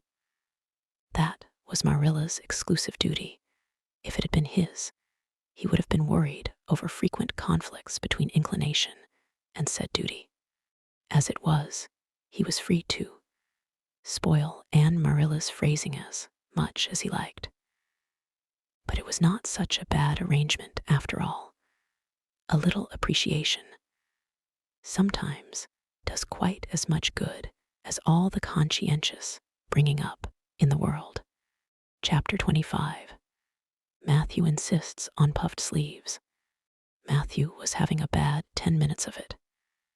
He had come into the kitchen in the twilight of a cold, gray December evening, and had sat down in the woodbox corner to take off his heavy boots, unconscious of the fact that Anne and a bevy of her schoolmates were having a practice of the Fairy Queen in the sitting room. Presently they came trooping through the hall and out into the kitchen, laughing and chattering gaily. They did not see Matthew, who shrank bashfully back into the shadows beyond the woodbox with a boot in one hand and a bootjack in the other, and he watched them shyly for the aforesaid 10 minutes as they put on caps and jackets and talked about the dialogue and the concert. Anne stood among them, bright-eyed and animated as they. But Matthew suddenly became conscious that there was something about her different from her mates, and what worried Matthew was that the difference impressed him as being something that should not exist. Anne had a brighter face and bigger, starrier eyes and more delicate features than the other. Even shy, unobservant Matthew had learned to take note of these things, but the difference that disturbed him did not consist in any of these respects. Then, in what did it consist? Matthew was haunted by this question long after the girls had gone, arm in arm, down the long, hard-frozen lane, and Anne had betaken herself to her books. He could not refer it to Marilla, who, he felt, would be quite sure to sniff scornfully and remark that the only difference she saw between Anne and the other girls was that they sometimes kept their tongues quiet, while Anne never did. This, Matthew felt, would be no great help. He had recourse to his pipe that evening to help him study it out, much to Marilla's disgust. After 2 hours of smoking and hard reflection, Matthew arrived at a solution of his problem. Anne was not dressed like the other girls. The more Matthew thought about the matter, the more he was convinced that Anne never had been dressed like the other girls, never, since she had come to Green Gables. Marilla kept her clothed in plain, dark dresses, all made after the same unvarying pattern. If Matthew knew there was such a thing as fashion in dress, it was as much as he did. But he was quite sure that Anne's sleeves did not look at all like the sleeves the other girls wore. He recalled the cluster of little girls he had seen around her that evening, all gay in waists of red and blue and pink and white, and he wondered why Marilla always kept her so plainly and soberly gowned. Of course, it must be all right. Marilla knew best, and Marilla was bringing her up. Probably some wise, inscrutable motive was to be served thereby. But surely it would do no harm to let the child have one pretty dress, something like Diana Barry always wore. Matthew decided that he would give her one. That surely could not be objected to as an unwarranted putting in of his oar. Christmas was only a fortnight off. A nice new dress would be the very thing for a present. Matthew, with a sigh of satisfaction, put away his pipe and went to bed, while Marilla opened all the doors and aired the house. The very next evening Matthew betook himself to Carmody to buy the dress, determined to get the worst over and have done with it. It would be, he felt assured, no trifling ordeal. There were some things Matthew could buy and prove himself no mean bargainer, but he knew he would be at the mercy of shopkeepers when it came to buying a girl's dress. After much cogitation, Matthew resolved to go to Samuel Lawson's store instead of William Blair's. To be sure, the Cuthberts always had gone to William Blair's. It was almost as much a matter of conscience with them as to attend the Presbyterian church and vote conservative. But William Blair's 2 daughters frequently waited on customers there, and Matthew held them in absolute dread. He could contrive to deal with them when he knew exactly what he wanted and could point it out. But in such a matter as this, requiring explanation and consultation, Matthew felt that he must be sure of a man behind the counter. So he would go to Lawson's, where Samuel or his son would wait on him. Alas, Matthew did not know that Samuel, in the recent expansion of his business, had set up a lady clerk also. She was a niece of his wife's, and a very dashing young person indeed, with a huge, drooping pompadour, big, rolling brown eyes, and a most extensive and bewildering smile. She was dressed with exceeding smartness, and wore several bangle bracelets that glittered and rattled and tinkled with every movement of her hands. Matthew was covered with confusion at finding her there at all, and those bangles completely wrecked his wits at one fell swoop. "What can I do for you this evening, Mr. Cuthbert?" Miss Lucilla Harris inquired, briskly and ingratiatingly, tapping the counter with both hands. "Have you any, well now, say any garden rakes?" stammered Matthew. Miss Harris looked somewhat surprised, as well she might, to hear a man inquiring for garden rakes in the middle of December. "I believe we have 1 or 2 left over," she said, "but they're upstairs in the lumber room. I'll go and see." During her absence, Matthew collected his scattered senses for another effort, when Miss Harris returned with the rake and cheerfully inquired, "Anything else tonight, Mr. Cuthbert?" Matthew took his courage in both hands and replied, "Well now, since you suggest it, I might as well take that is look at buy some hayseed." Miss Harris had heard Matthew Cuthbert called odd. She now concluded that he was entirely crazy. "We only keep hayseed in the spring," she explained loftily. "We've none on hand just now." "Oh, certainly, just as you say," stammered unhappy Matthew, seizing the rake and making for the door. At the threshold, he recollected that he had not paid for it, and he turned miserably back.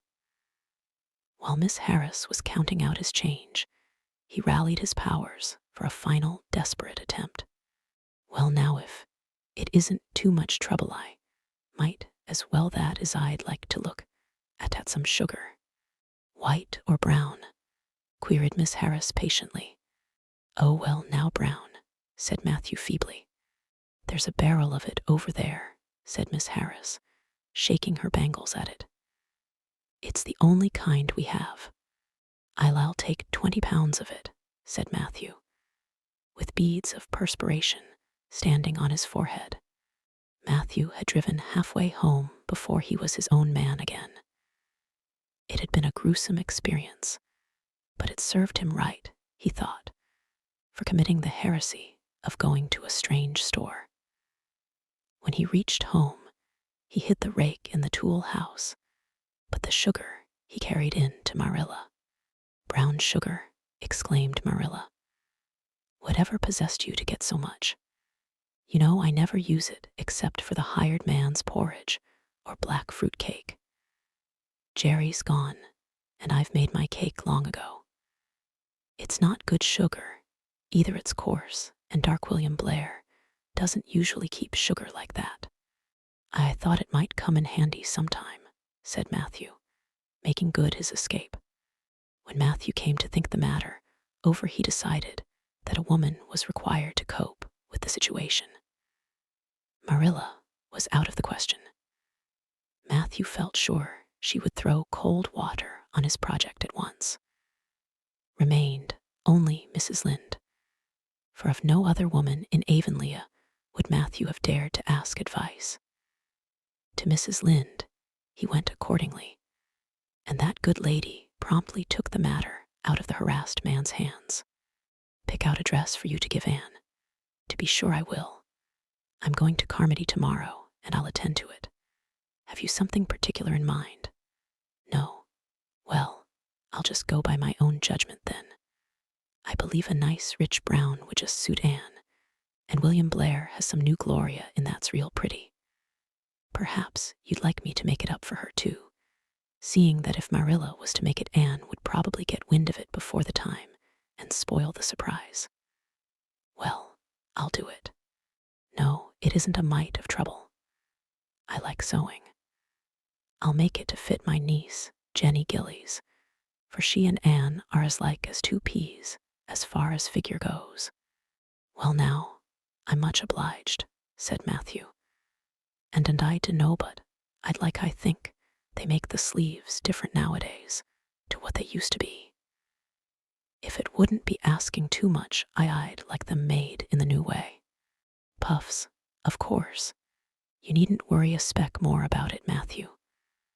I'll make it up in the very latest fashion," said Mrs. Lynde.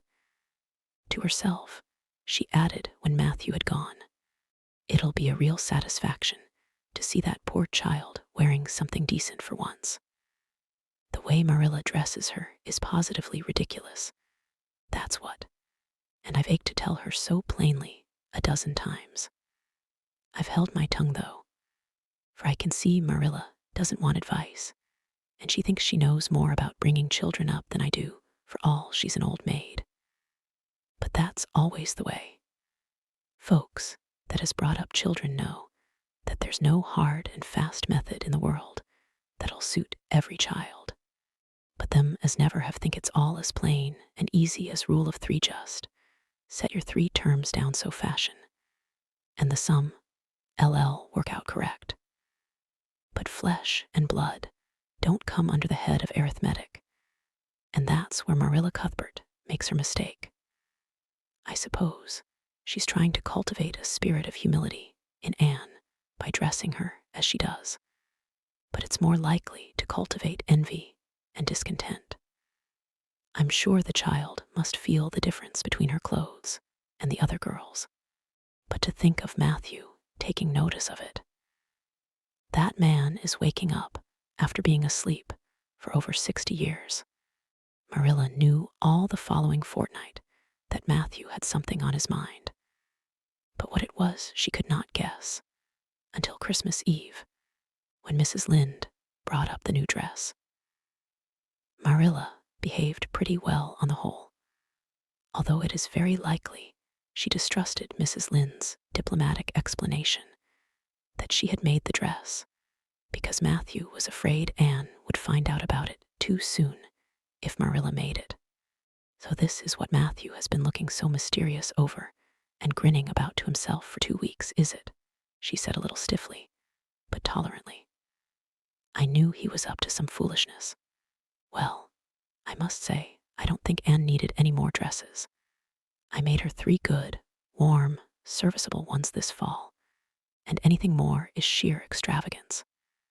There's enough material in those sleeves alone to make a waist. I declare there is.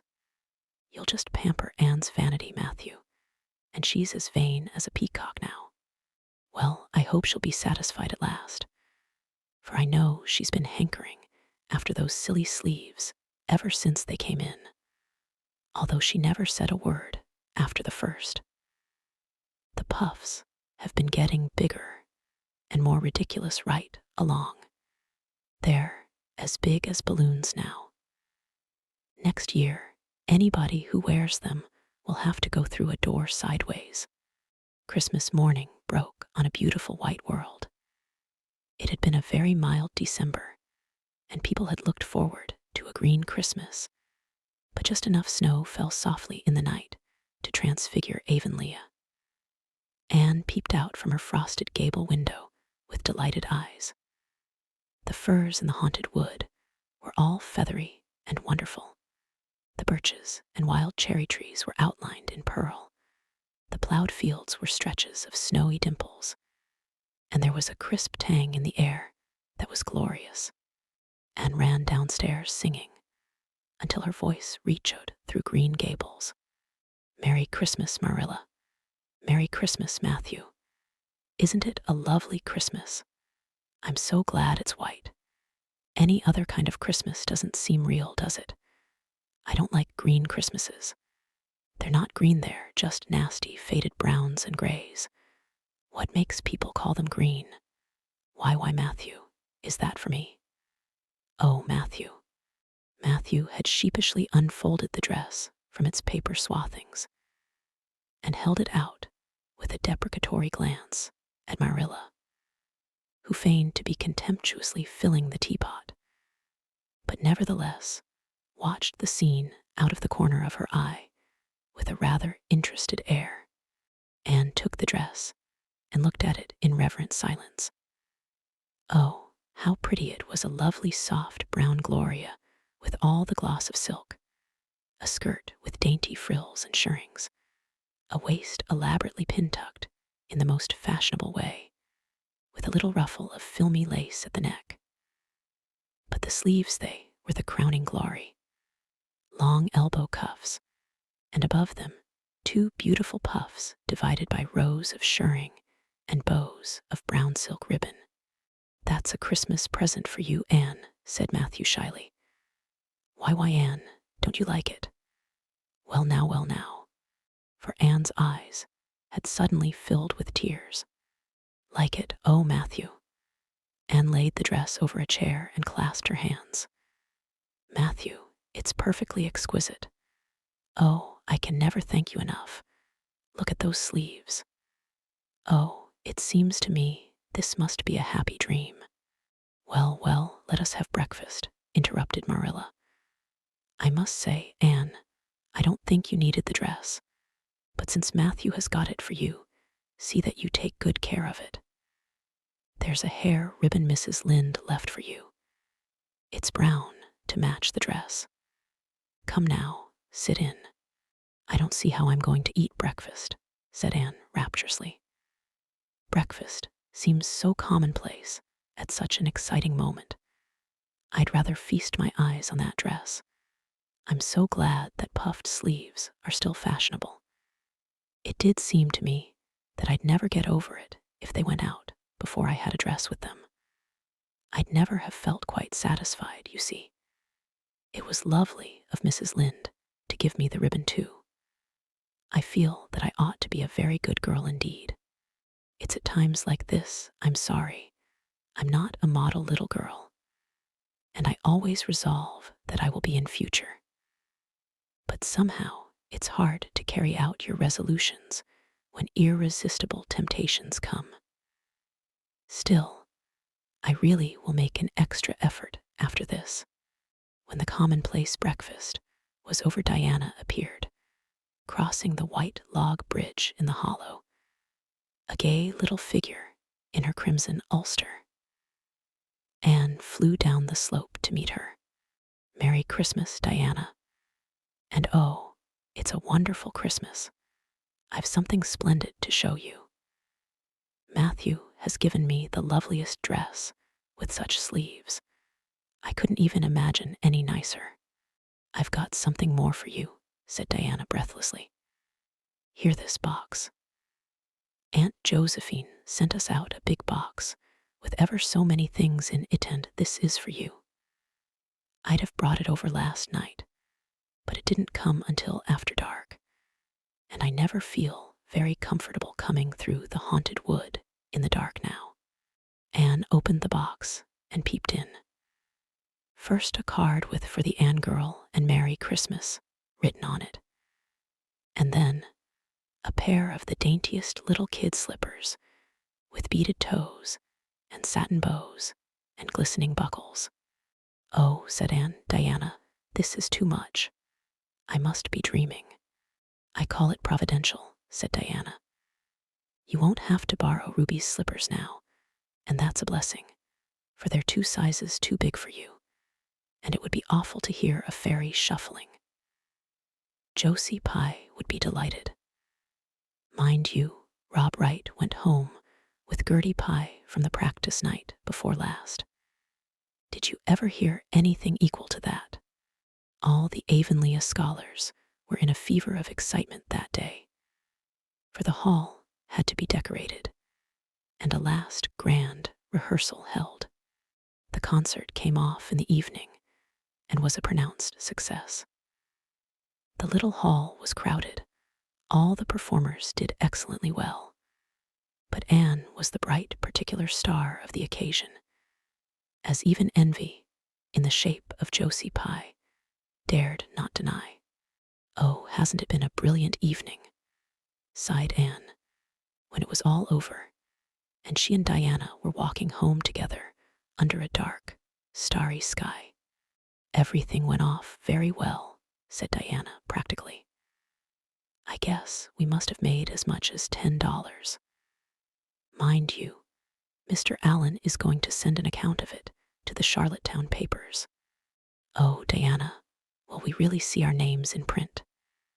It makes me thrill to think of it. Your solo was perfectly elegant, Diana. I felt prouder than you did when it was encored.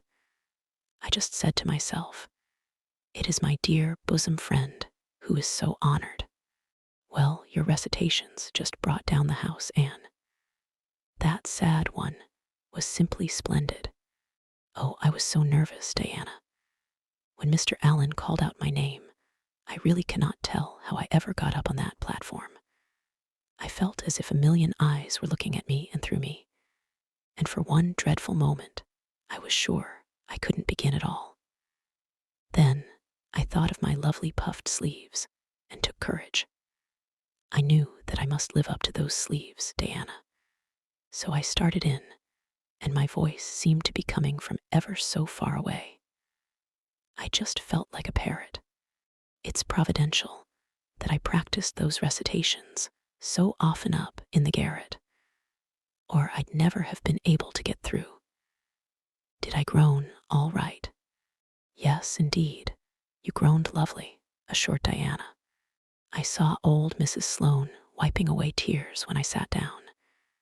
It was splendid to think I had touched somebody's heart. It's so romantic to take part in a concert, isn't it? Oh, it's been a very memorable occasion indeed. Wasn't the boys' dialogue fine? Said Diana. Gilbert Blythe was just splendid. Anne, I do think it's awful mean the way you treat Gil. Wait till I tell you. When you ran off the platform after the fairy dialogue, one of your roses fell out of your hair. I saw Gil pick it up and put it in his breast pocket. There now. You're so romantic that I'm sure you ought to be pleased at that. It's nothing to me what that person does, said Anne loftily. I simply never waste a thought on him, Diana. That night, Marilla and Matthew, who had been out to a concert for the first time in 20 years, sat for a while by the kitchen fire after Anne had gone to bed. Well now, I guess our Anne did as well as any of them, said Matthew proudly. Yes, she did, admitted Marilla. She's a bright child, Matthew, and she looked real nice too. I've been kind of opposed to this concert scheme, but I suppose there's no real harm in it after all. Anyhow, I was proud of Anne tonight, although I'm not going to tell her so. Well now, I was proud of her, and I did tell her so, 'fore she went upstairs, said Matthew. We must see what we can do for her some of these days, Marilla. I guess she'll need something more than Avonlea school by and by. There's time enough to think of that, said Marilla. She's only 13 in March, though tonight it struck me she was growing quite a big girl. Mrs. Lynde made that dress a mite too long, and it makes Anne look so tall. She's quick to learn, and I guess the best thing we can do for her will be to send her to Queen's after a spell. But nothing need be said about that for a year or two yet. Well now, it'll do no harm to be thinking it over off and on, said Matthew. Things like that are all the better for lots of thinking over. Chapter 26. The Story Club is formed. Junior Avonlea found it hard to settle down to humdrum existence again. To Anne, in particular, things seemed fearfully flat, stale, and unprofitable after the goblet of excitement she had been sipping for weeks.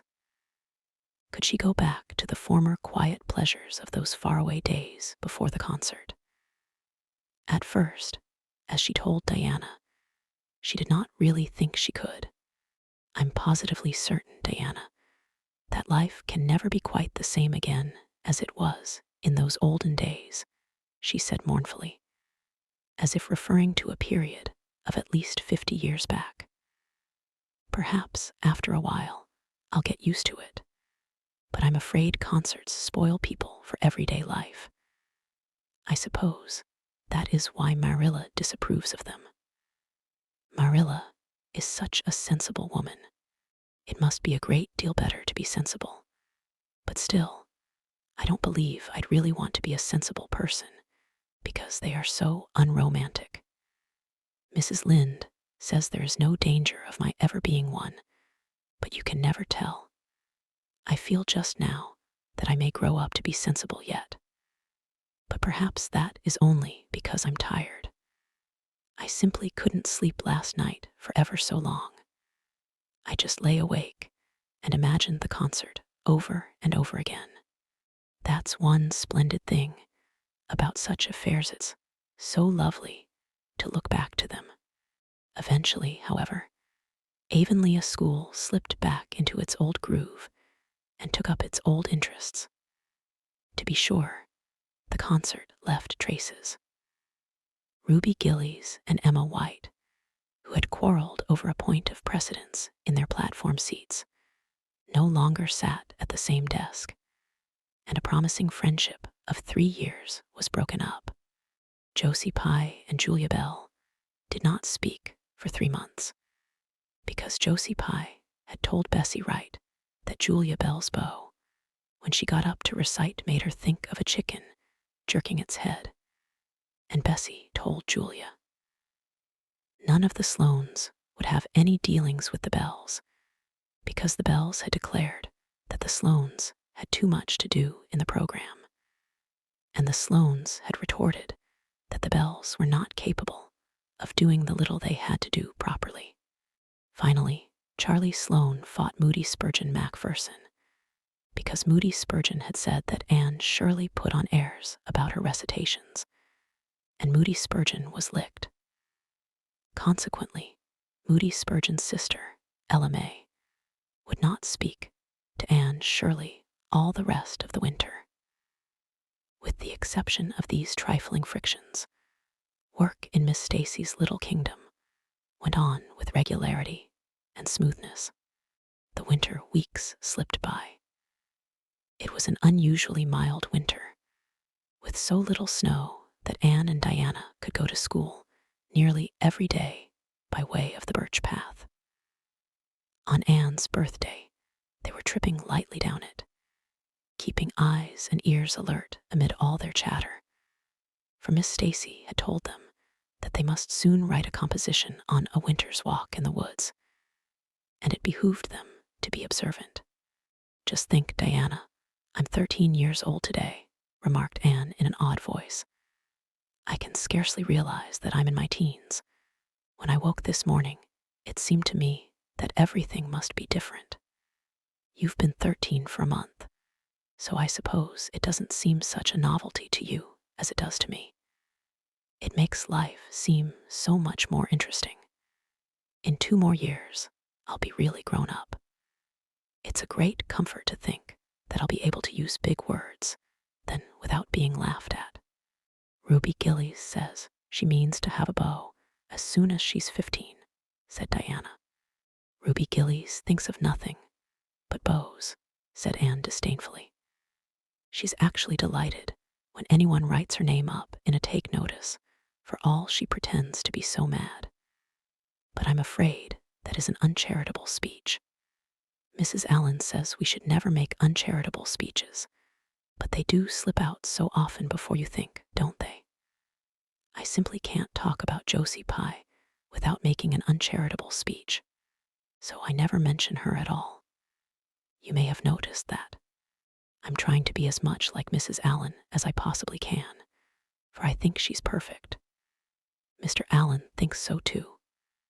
Mrs. Lynde says he just worships the ground she treads on, and she doesn't really think it right for a minister to set his affections so much on a mortal being. But then, Diana, even ministers are human and have their besetting sins just like everybody else. I had such an interesting talk with Mrs. Allen about besetting sins last Sunday afternoon. There are just a few things it's proper to talk about on Sundays, and that is one of them. My besetting sin is imagining too much and forgetting my duties. I'm striving very hard to overcome it, and now that I'm really 13, perhaps I'll get on better. In 4 more years, we'll be able to put our hair up, said Diana.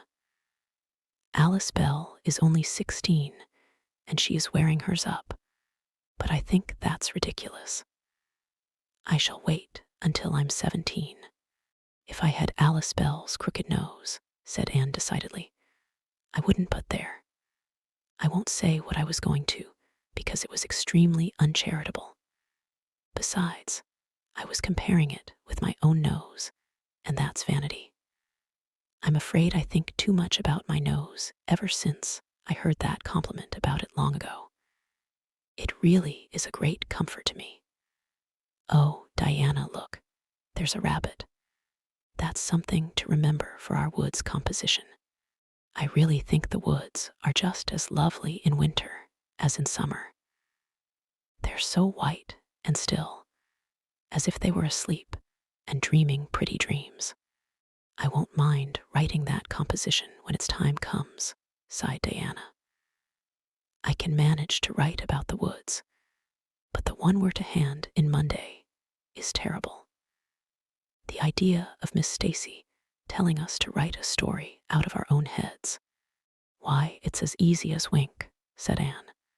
It's easy for you because you have an imagination, retorted Diana. But what would you do if you had been born without one? I suppose you have your composition all done. Anne nodded, trying hard not to look virtuously complacent, and failing miserably. I wrote it last Monday evening. It's called The Jealous Rival, or In Death Not Divided. I read it to Marilla, and she said it was stuff and nonsense. Then I read it to Matthew, and he said it was fine. That is the kind of critic I like. It's a sad, sweet story. I just cried like a child while I was writing it. It's about two beautiful maidens called Cordelia Montmorency and Geraldine Seymour, who lived in the same village and were devotedly attached to each other. Cordelia was a regal brunette with a coronet of midnight hair and duskly flashing eyes.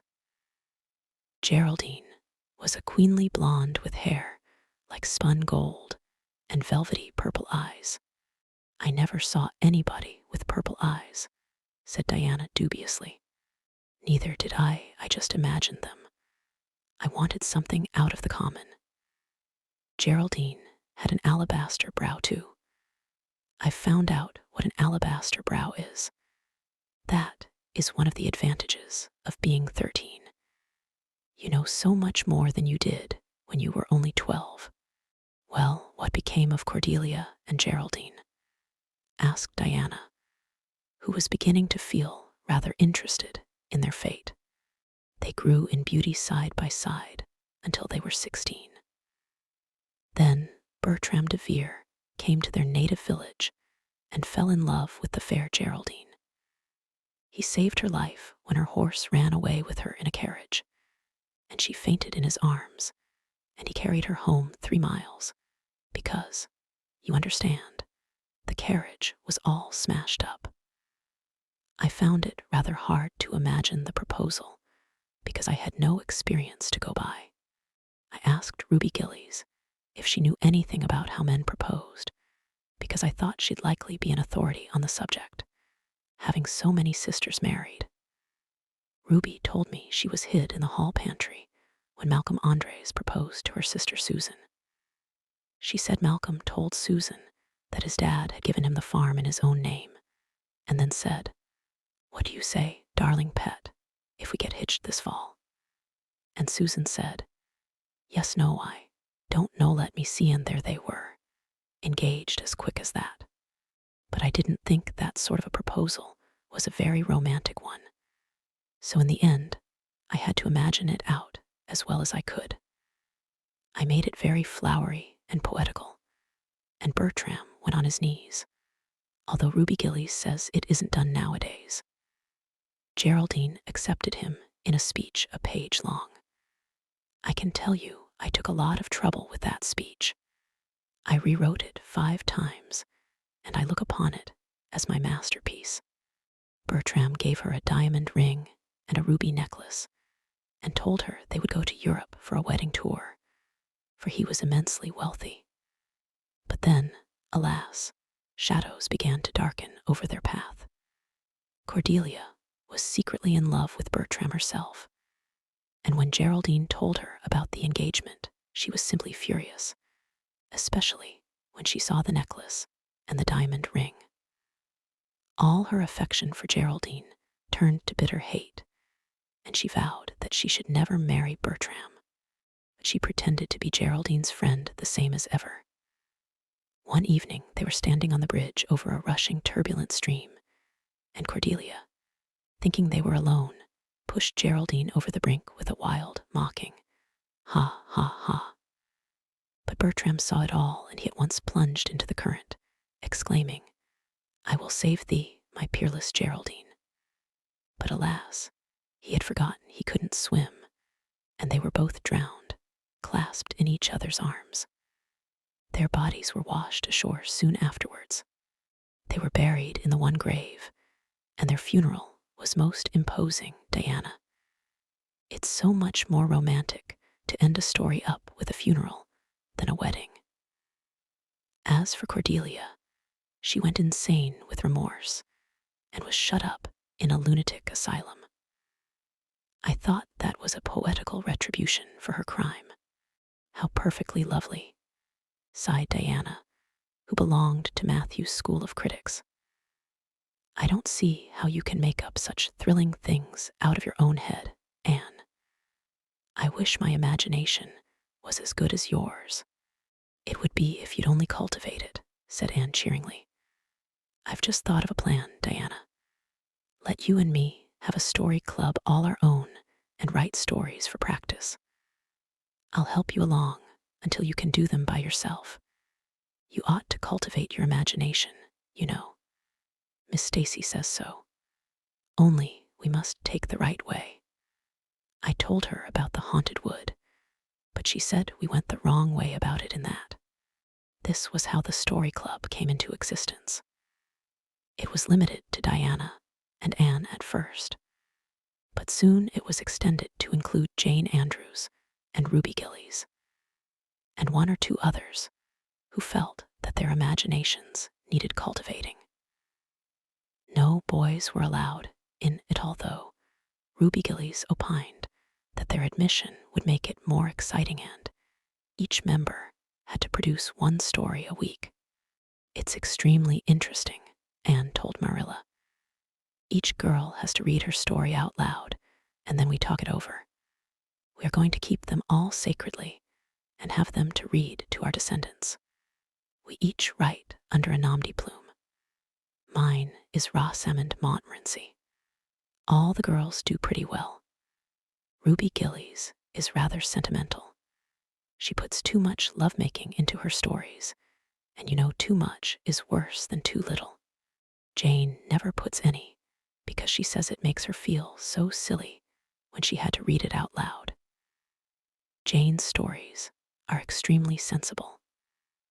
Then Diana puts too many murders into hers. She says most of the time she doesn't know what to do with the people, so she kills them off to get rid of them. I mostly always have to tell them what to write about, but that isn't hard, for I've millions of ideas. I think this story writing business is the foolishest yet, scoffed Marilla. You'll get a pack of nonsense into your heads and waste time that should be put on your lessons. Reading stories is bad enough, but writing them is worse. But we're so careful to put a moral into them all, Marilla, explained Anne. I insist upon that. All the good people are rewarded, and all the bad ones are suitably punished. I'm sure that must have a wholesome effect. The moral is the great thing. Mr. Allen says so. I read one of my stories to him and Mrs. Allen, and they both agreed that the moral was excellent. Only they laughed in the wrong places. I like it better when people cry. Jane and Ruby almost always cry when I come to the pathetic parts. Diana wrote her Aunt Josephine about our club, and her Aunt Josephine wrote back that we were to send her some of our stories. So we copied out 4 of our very best and sent them.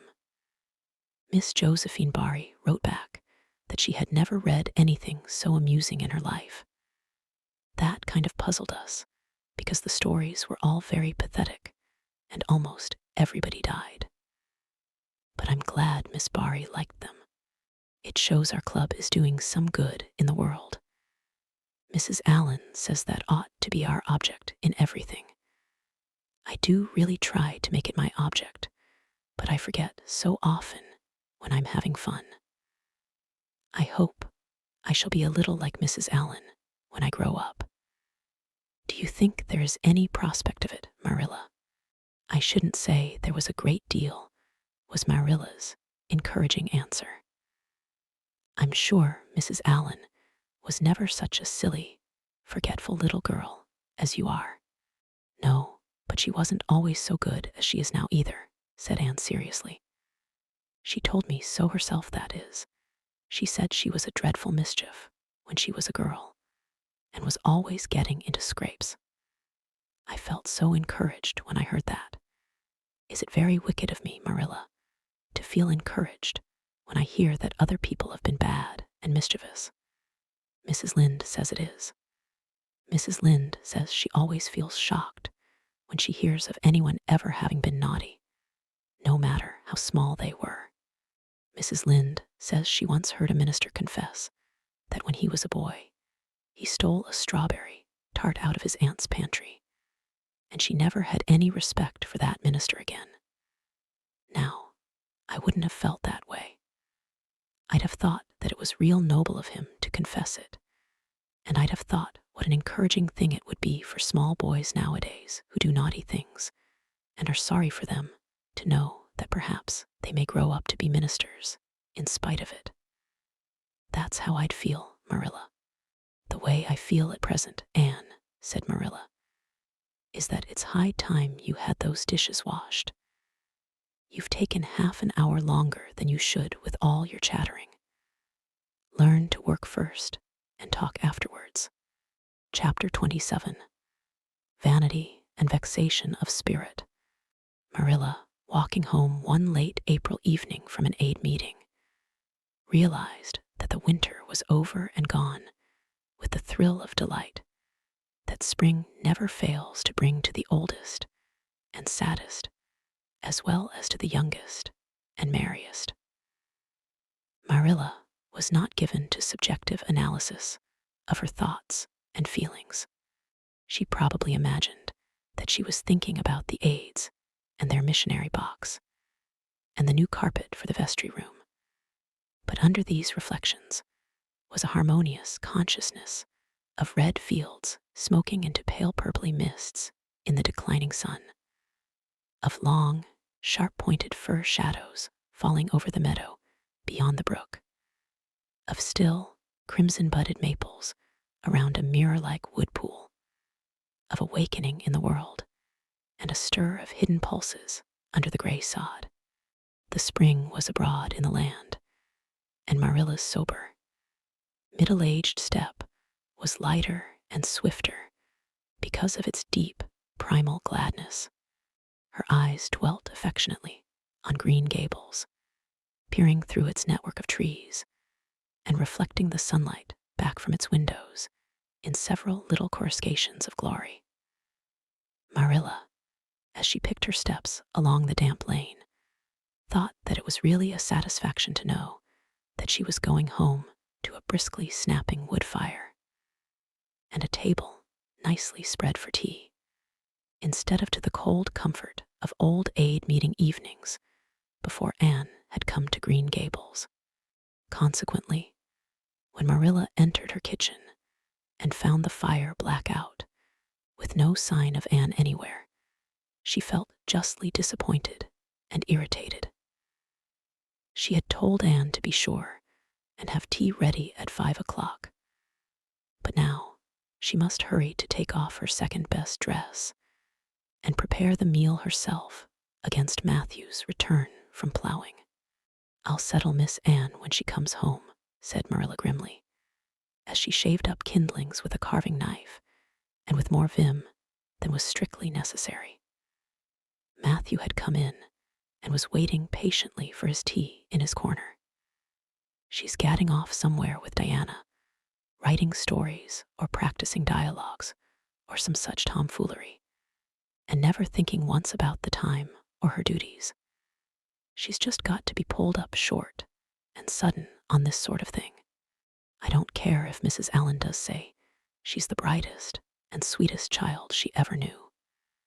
She may be bright and sweet enough, but her head is full of nonsense, and there's never any knowing what shape it'll break out in next. Just as soon as she grows out of one freak, she takes up with another. But here I am saying the very thing I was so riled with Rachel Lynde for saying at the aid today. I was real glad when Mrs. Allen spoke up for Anne, for if she hadn't, I know, I'd have said something too sharp to Rachel before everybody. Anne's got plenty of faults, goodness knows, and far be it from me to deny it.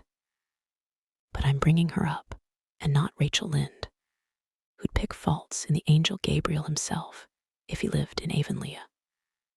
Just the same, Anne has no business to leave the house like this when I told her she was to stay home this afternoon and look after things. I must say, with all her faults, I never found her disobedient or untrustworthy before, and I'm real sorry to find her so now. Well now, I dunno, said Matthew, who being patient and wise, and above all hungry, had deemed it best to let Marilla talk her wrath out unhindered, having learned by experience that she got through with whatever work was on hand much quicker, if not delayed by untimely argument. Perhaps you're judging her too hasty, Marilla. Don't call her untrustworthy until you're sure she has disobeyed you. Meb, it can all be explained. Dan's a great hand at explaining. She's not here when I told her to stay, retorted Marilla. I reckon she'll find it hard to explain that to my satisfaction. Of course, I knew you'd take her part, Matthew. But I'm bringing her up, not you. It was dark when supper was ready, and still no sign of Anne, coming hurriedly over the log bridge or up Lover's Lane, breathless and repentant with a sense of neglected duties. Marilla washed and put away the dishes grimly. Then, wanting a candle to light her way down the cellar, she went up to the east gable for the one that generally stood on Anne's table. Lighting it, she turned around to see Anne herself lying on the bed, face downward among the pillows. Mercy on us, said astonished Marilla. Have you been asleep, Anne? No, was the muffled reply. Are you sick then? Demanded Marilla anxiously, going over to the bed. Anne cowered deeper into her pillows, as if desirous of hiding herself forever from mortal eyes. No, but please, Marilla, go away and don't look at me. I'm in the depths of despair, and I don't care who gets head in class, or writes the best composition, or sings in the Sunday school choir anymore. Little things like that are of no importance now, because I don't suppose I'll ever be able to go anywhere again. My career is closed. Please, Marilla, go away and don't look at me. Did anyone ever hear the like? The mystified Marilla wanted to know. And surely, whatever is the matter with you? What have you done? Get right up this minute and tell me. This minute, I say. There now, what is it? Anne had slid to the floor in despairing obedience. Look at my hair, Marilla, she whispered. Accordingly, Marilla lifted her candle and looked scrutinizingly at Anne's hair, flowing in heavy masses down her back. It certainly had a very strange appearance. And surely, what have you done to your hair? Why, it's green. Green it might be called, if it were any earthly color, a queer, dull, bronzy green, with streaks here and there of the original red to heighten the ghastly effect. Never in all her life had Marilla seen anything so grotesque as Anne's hair at that moment. Yes, it's green, moaned Anne.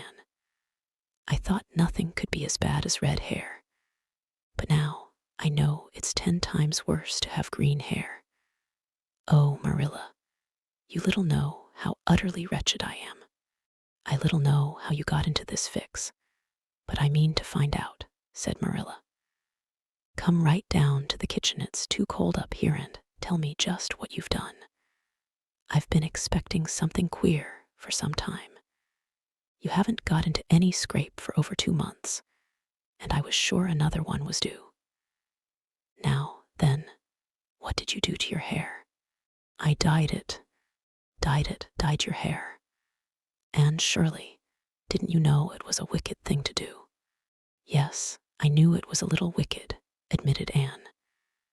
But I thought it was worth while to be a little wicked to get rid of red hair. I counted the cost, Marilla. Besides, I meant to be extra good in other ways to make up for it. Well, said Marilla sarcastically, if I'd decided it was worth while to dye my hair, I'd have dyed it a decent color at least. I wouldn't have dyed it green. But I didn't mean to dye it green, Marilla, protested Anne dejectedly. If I was wicked, I meant to be wicked to some purpose. He said it would turn my hair a beautiful raven black. He positively assured me that it would. How could I doubt his word, Marilla? I know what it feels like to have your word doubted. And Mrs. Allen says we should never suspect anyone of not telling us the truth unless we have proof that they're not. I have proof now. Green hair is proof enough for anybody. But I hadn't then, and I believed every word he said implicitly. Who said? Who are you talking about? The peddler that was here this afternoon. I bought the dye from him. And Shirley, how often have I told you never to let one of those Italians in the house? I don't believe in encouraging them to come around at all. Oh, I didn't let him in the house. I remembered what you told me, and I went out, carefully shut the door, and looked at his things on the step. Besides, he wasn't an Italian, he was a German Jew. He had a big box full of very interesting things, and he told me he was working hard to make enough money to bring his wife and children out from Germany. He spoke so feelingly about them that it touched my heart. I wanted to buy something from him to help him in such a worthy object. Then all at once, I saw the bottle of hair dye. The peddler said it was warranted to dye any hair a beautiful raven black and wouldn't wash off. In a trice, I saw myself with beautiful raven black hair, and the temptation was irresistible. But the price of the bottle was 75 cents, and I had only 50 cents left out of my chicken money.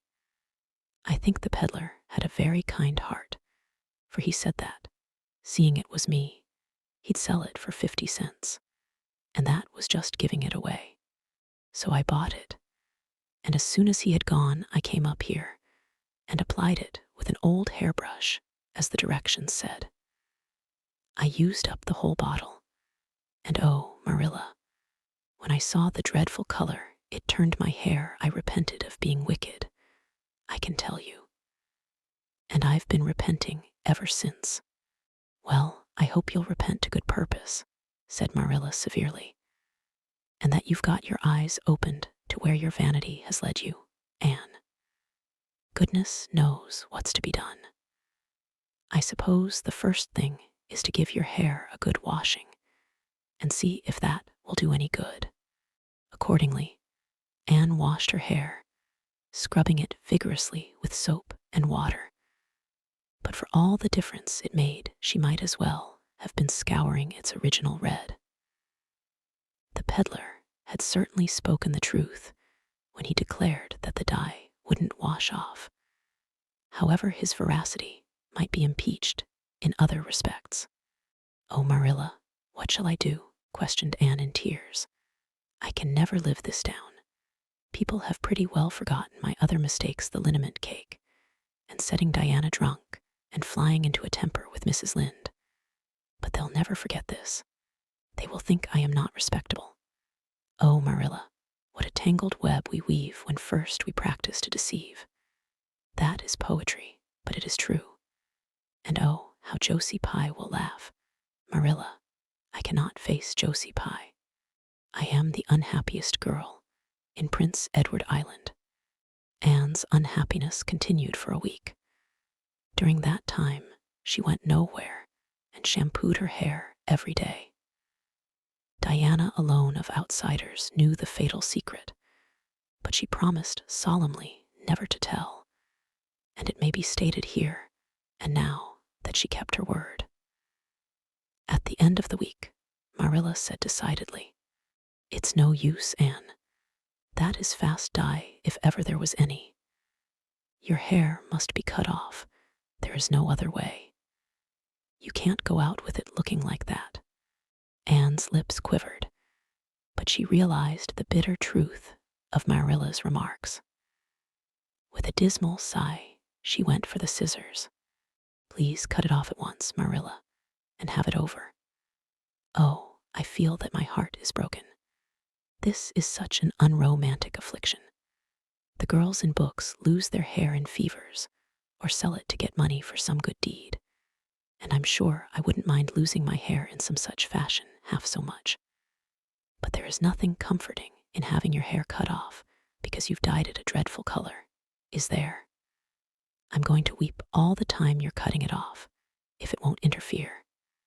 It seems such a tragic thing." Anne wept then, but later on, when she went upstairs and looked in the glass, she was calm with despair. Marilla had done her work thoroughly, and it had been necessary to shingle the hair as closely as possible. The result was not becoming, to state the case as mildly as may be. Anne promptly turned her glass to the wall. "I'll never look at myself again until my hair grows," she exclaimed passionately. Then she suddenly righted the glass. "Yes, I will too. I'd do penance for being wicked that way. I'll look at myself every time I come to my room and see how ugly I am. And I won't try to imagine it away, either. I never thought I was vain about my hair, of all things, but now I know I was, in spite of its being red, because it was so long and thick and curly. I expect something will happen to my nose next." Anne's clipped head made a sensation in school on the following Monday.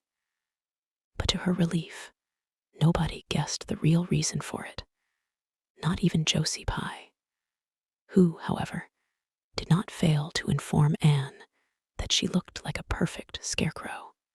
"I didn't say anything when Josie said that to me," Anne confided that evening to Marilla, who was lying on the sofa after one of her headaches, "because I thought it was part of my punishment, and I ought to bear it patiently.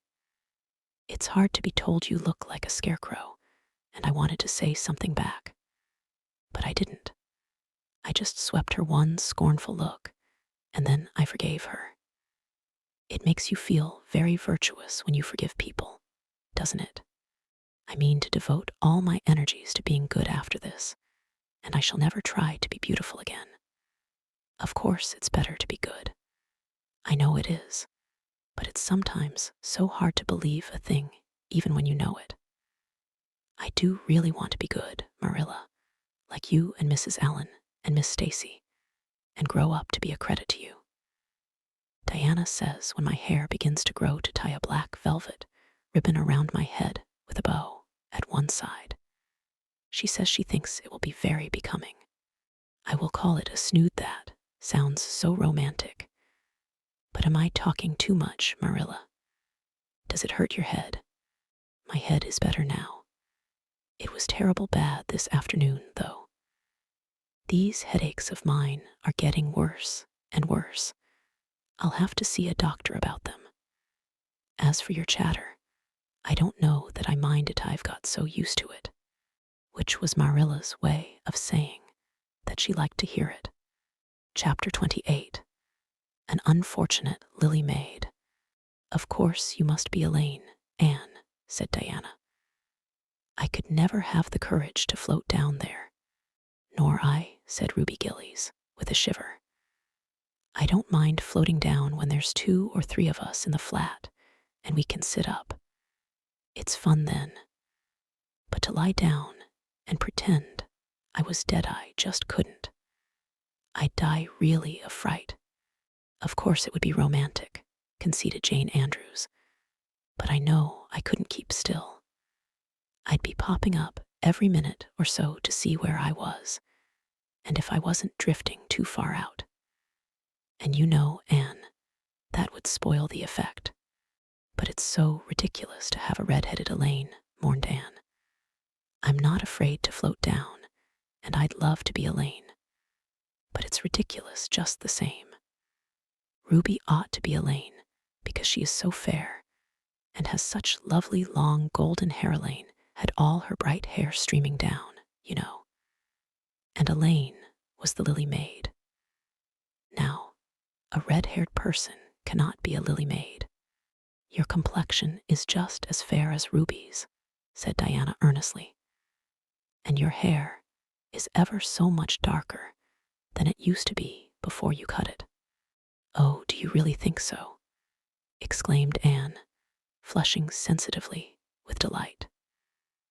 I've sometimes thought it was myself, but I never dared to ask anyone for fear she would tell me it wasn't.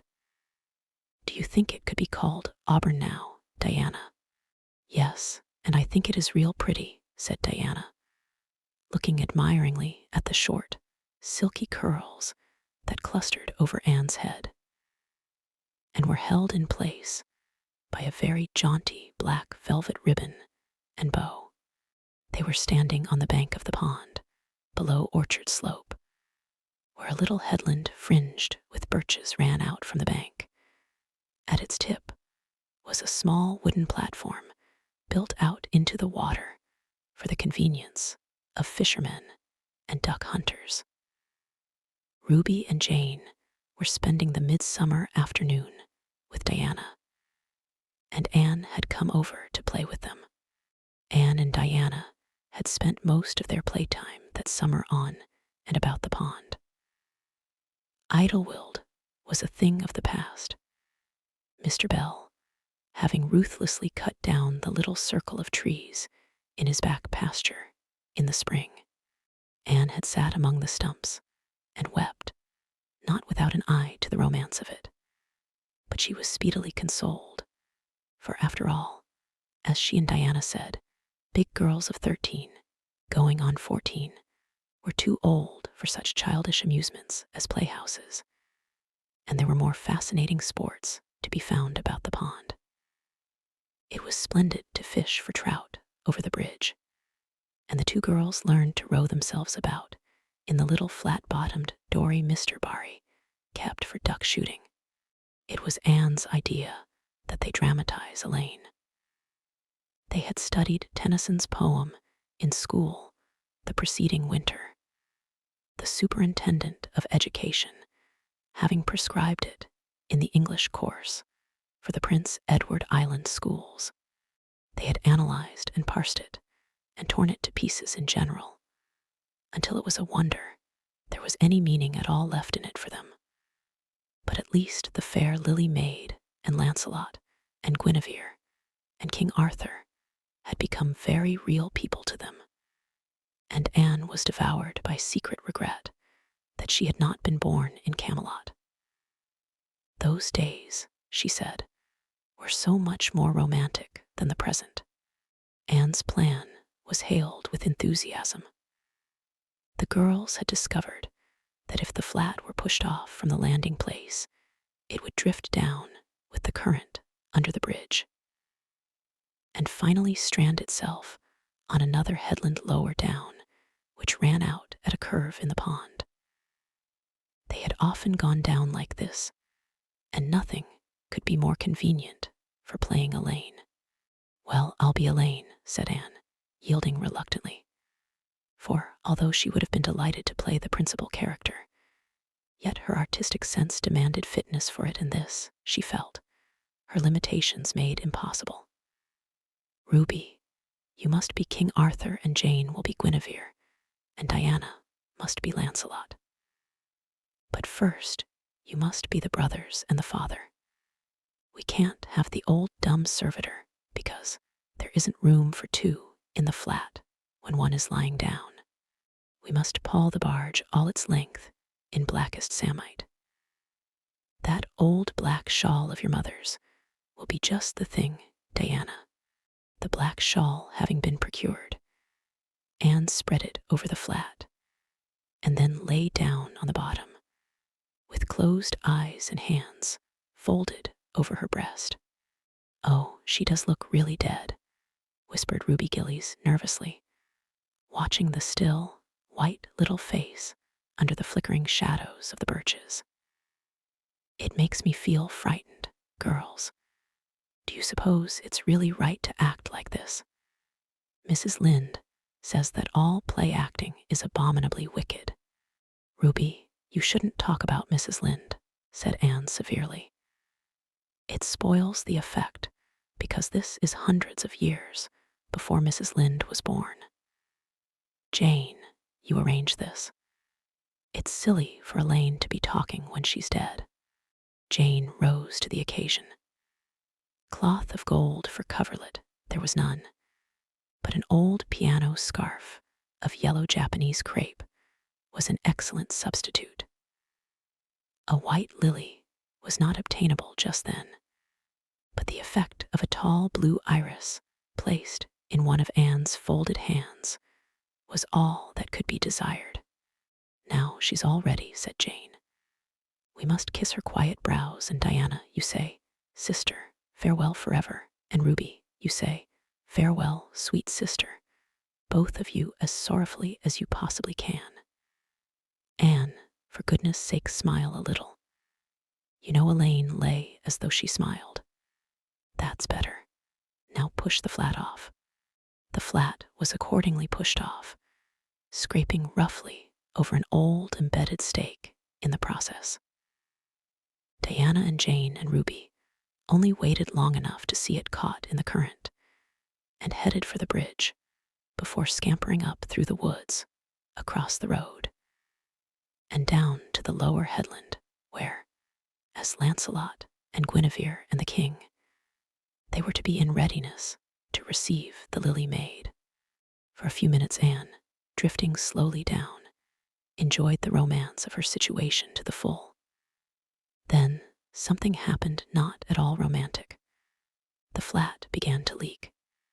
In a very few moments, it was necessary for Elaine to scramble to her feet, pick up her cloth of gold coverlet and pall of blackest samite, and gaze blankly at a big crack in the bottom of her barge, through which the water was literally pouring. That sharp stake at the landing had torn off the strip of batting nailed on the flat. Anne did not know this, but it did not take her long to realize that she was in a dangerous plight. At this rate, the flat would fill and sink long before it could drift to the lower headland. Where were the oars? Left behind at the landing. Anne gave one gasping little scream which nobody ever heard. She was white to the lips, but she did not lose her self-possession. "There was one chance, just one. I was horribly frightened," she told Mrs. Allen the next day, "and it seemed like years while the flat was drifting down to the bridge and the water rising in it every moment. I prayed, Mrs. Allen, most earnestly, but I didn't shut my eyes to pray, for I knew the only way God could save me was to let the flat float close enough to one of the bridge piles for me to climb up on it. You know the piles are just old tree trunks, and there are lots of knots and old branch stubs on them. It was proper to pray, but I had to do my part by watching out, and right well I knew it. I just said, 'Dear God, please take the flat clothes to a pile, and I'll do the rest,' over and over again. Under such circumstances, you don't think much about making a flowery prayer. But mine was answered, for the flat bumped right into a pile for a minute, and I flung the scarf and the shawl over my shoulder and scrambled up on a big providential stub. And there I was, Mrs. Allen, clinging to that slippery old pile with no way of getting up or down. It was a very unromantic position, but I didn't think about that at the time. You don't think much about romance when you have just escaped from a watery grave. I said a grateful prayer at once, And then I gave all my attention to holding on tight, for I knew I should probably have to depend on human aid to get back to dry land. The flat drifted under the bridge, and then promptly sank in midstream. Ruby, Jane, and Diana, already awaiting it on the lower headland, saw it disappear before their very eyes, and had not a doubt but that Anne had gone down with it. For a moment they stood still, white as sheets, frozen with horror at the tragedy. Then, shrieking at the tops of their voices, they started on a frantic run-up through the woods, never pausing as they crossed the main road to glance the way of the bridge. Anne, clinging desperately to her precarious foothold, saw their flying forms and heard their shrieks. Help would soon come, but meanwhile her position was a very uncomfortable one. The minutes passed by, each seeming an hour to the unfortunate Lily maid. Why didn't somebody come? Where had the girls gone? Suppose they had fainted, one and all. Suppose nobody ever came. Suppose she grew so tired and cramped that she could hold on no longer.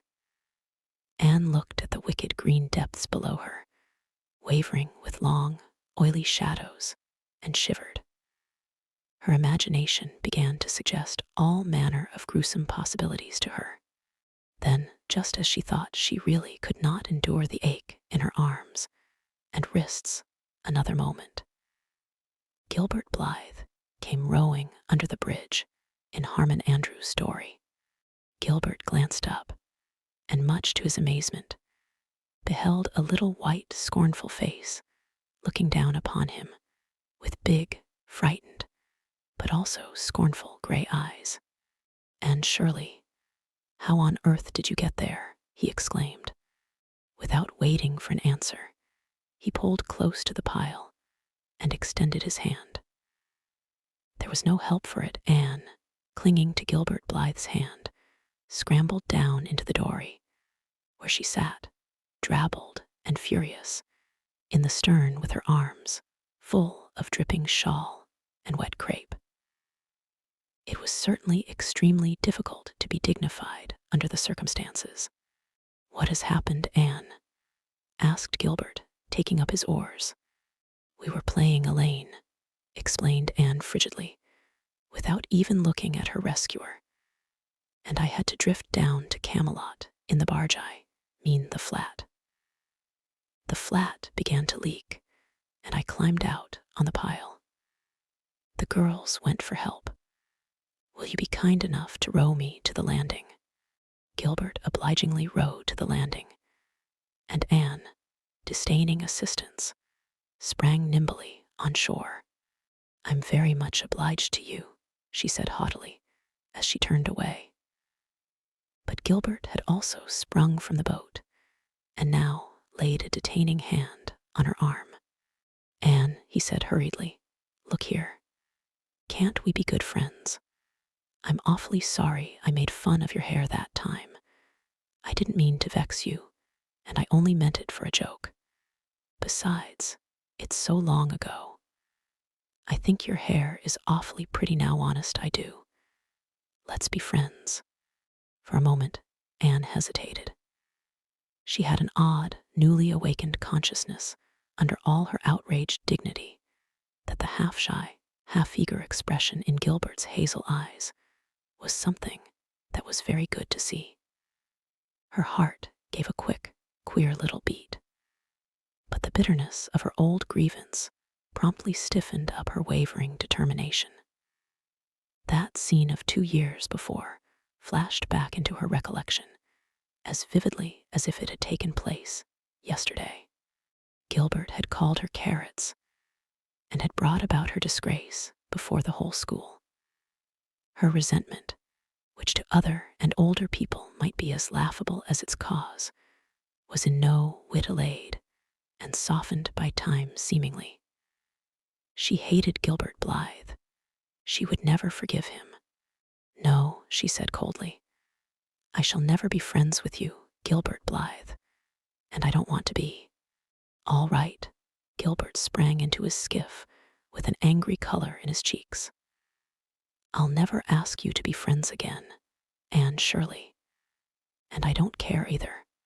He pulled away with swift, defiant strokes, and Anne went up the steep, ferny little path under the maples. She held her head very high, but she was conscious of an odd feeling of regret. She almost wished she had answered Gilbert differently.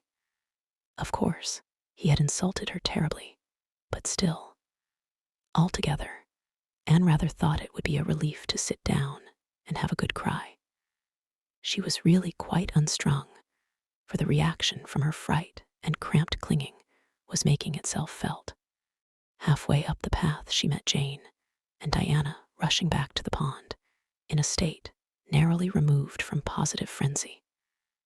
They had found nobody at Orchard Slope, both Mr. and Mrs. Barry being away. Here Ruby Gillies had succumbed to hysterics and was left to recover from them as best she might, while Jane and Diana flew through the haunted wood and across the brook to Green Gables. There they had found nobody either, for Marilla had gone to Carmody, and Matthew was making hay in the back field. "Oh, Anne," gasped Diana, fairly falling on the former's neck and weeping with relief and delight. "Oh, Anne, we thought you were drowned, and we felt like murderers because we had made you be Elaine. And Ruby is in hysterics, so, Anne, how did you escape?" "I climbed up on one of the piles," explained Anne wearily, "and Gilbert Blythe came along in Mr. Andrews' dory and brought me to land." "Oh, Anne, how splendid of him." "Why, it's so romantic," said Jane, finding breath enough for utterance at last. "Of course you'll speak to him after this." "Of course I won't," flashed Anne, with a momentary return of her old spirit. "And I don't want ever to hear the word romantic again, Jane Andrews. I'm awfully sorry you were so frightened, girls. It is all my fault. I feel sure I was born under an unlucky star. Everything I do gets me or my dearest friends into a scrape. We've gone and lost your father's flat, Deanna, and I have a presentiment that we'll not be allowed to row on the pond any more." Anne's presentiment proved more trustworthy than presentiments are apt to do. Great was the consternation in the Barry and Cuthbert households when the events of the afternoon became known. "Will you ever have any sense, Anne?" groaned Marilla. "Oh, yes, I think I will, Marilla," returned Anne optimistically. A good cry, indulged in the grateful solitude of the east gable, had soothed her nerves and restored her to her wonted cheerfulness. "I think my prospects of becoming sensible are brighter now than ever." "I don't see how," said Marilla. "Well," explained Anne, "I've learned a new and valuable lesson today. Ever since I came to Green Gables, I've been making mistakes, and each mistake has helped to cure me of some great shortcoming. The affair of the amethyst brooch cured me of meddling with things that didn't belong to me. The haunted wood mistake cured me of letting my imagination run away with me. The liniment cake mistake cured me of carelessness in cooking. Dyeing my hair cured me of vanity. I never think about my hair and nose now, at least, very seldom. And today's mistake is going to cure me of being too romantic. I have come to the conclusion that it is no use trying to be romantic in Avonlea. It was probably easy enough in towered Camelot hundreds of years ago, but romance is not appreciated now. I feel quite sure that you will soon see a great improvement in me in this respect, Marilla." "I'm sure I hope so," said Marilla skeptically. But Matthew, who had been sitting mutely in his corner, laid a hand on Anne's shoulder when Marilla had gone out. "Don't give up all your romance, Anne," he whispered shyly. "A little of it is a good thing, not too much. Of course, but keep a little of it, Anne, keep a little of it." Chapter 29. An epoch in Anne's life. Anne was bringing the cows home from the back pasture by way of Lover's Lane. It was a September evening, and all the gaps and clearings in the woods were brimmed up with ruby sunset light. Here and there, the lane was splashed with it, but for the most part, it was already quite shadowy beneath the maples, and the spaces under the firs were filled with a clear violet dusk like airy wine. The winds were out in their tops, and there's no sweeter music on earth than that which the wind makes in the fir trees at evening. The cows swung placidly down the lane, and Anne followed them dreamily, repeating aloud the battle canto from Marmion, which had also been part of their English course the preceding winter, and which Miss Stacy had made them learn off by heart-hand, exulting in its rushing lines and the clash of spears in its imagery. When she came to the lines, the stubborn spearsmen still made good their dark, impenetrable wood. She stopped in ecstasy to shut her eyes, that she might the better fancy herself one of that heroic ring. When she opened them again, it was to behold Diana coming through the gate that led into the barry field, and looking so important that Anne instantly divined there was news to be told. But betray too eager curiosity she would not. "Isn't this evening just like a purple dream, Diana? It makes me so glad to be alive. In the mornings, I always think the mornings are best, but when evening comes, I think it's lovelier still." "It's a very fine evening," said Diana. "But oh, I have such news, Anne. Guess." "You can have 3 guesses. Charlotte Gillies is going to be married in the church after all, and Mrs. Allen wants us to decorate it," cried Anne. "No, Charlotte's beau won't agree to that, because nobody ever has been married in the church yet, and he thinks it would seem too much like a funeral. It's too mean, because it would be such fun." "Guess again." "Jane's mother is going to let her have a birthday party." Diana shook her head, her black eyes dancing with merriment. "I can't think what it can be," said Anne in despair. "Unless it's that moody Spurgeon Macpherson saw you home from prayer meeting last night." "Did he?"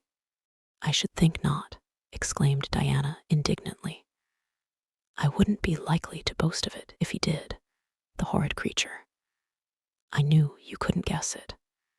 Mother had a letter from Aunt Josephine today, and Aunt Josephine wants you and me to go to town next Tuesday and stop with her for the exhibition." "There." "Oh, Diana," whispered Anne, finding it necessary to lean up against a maple tree for support, "do you really mean it?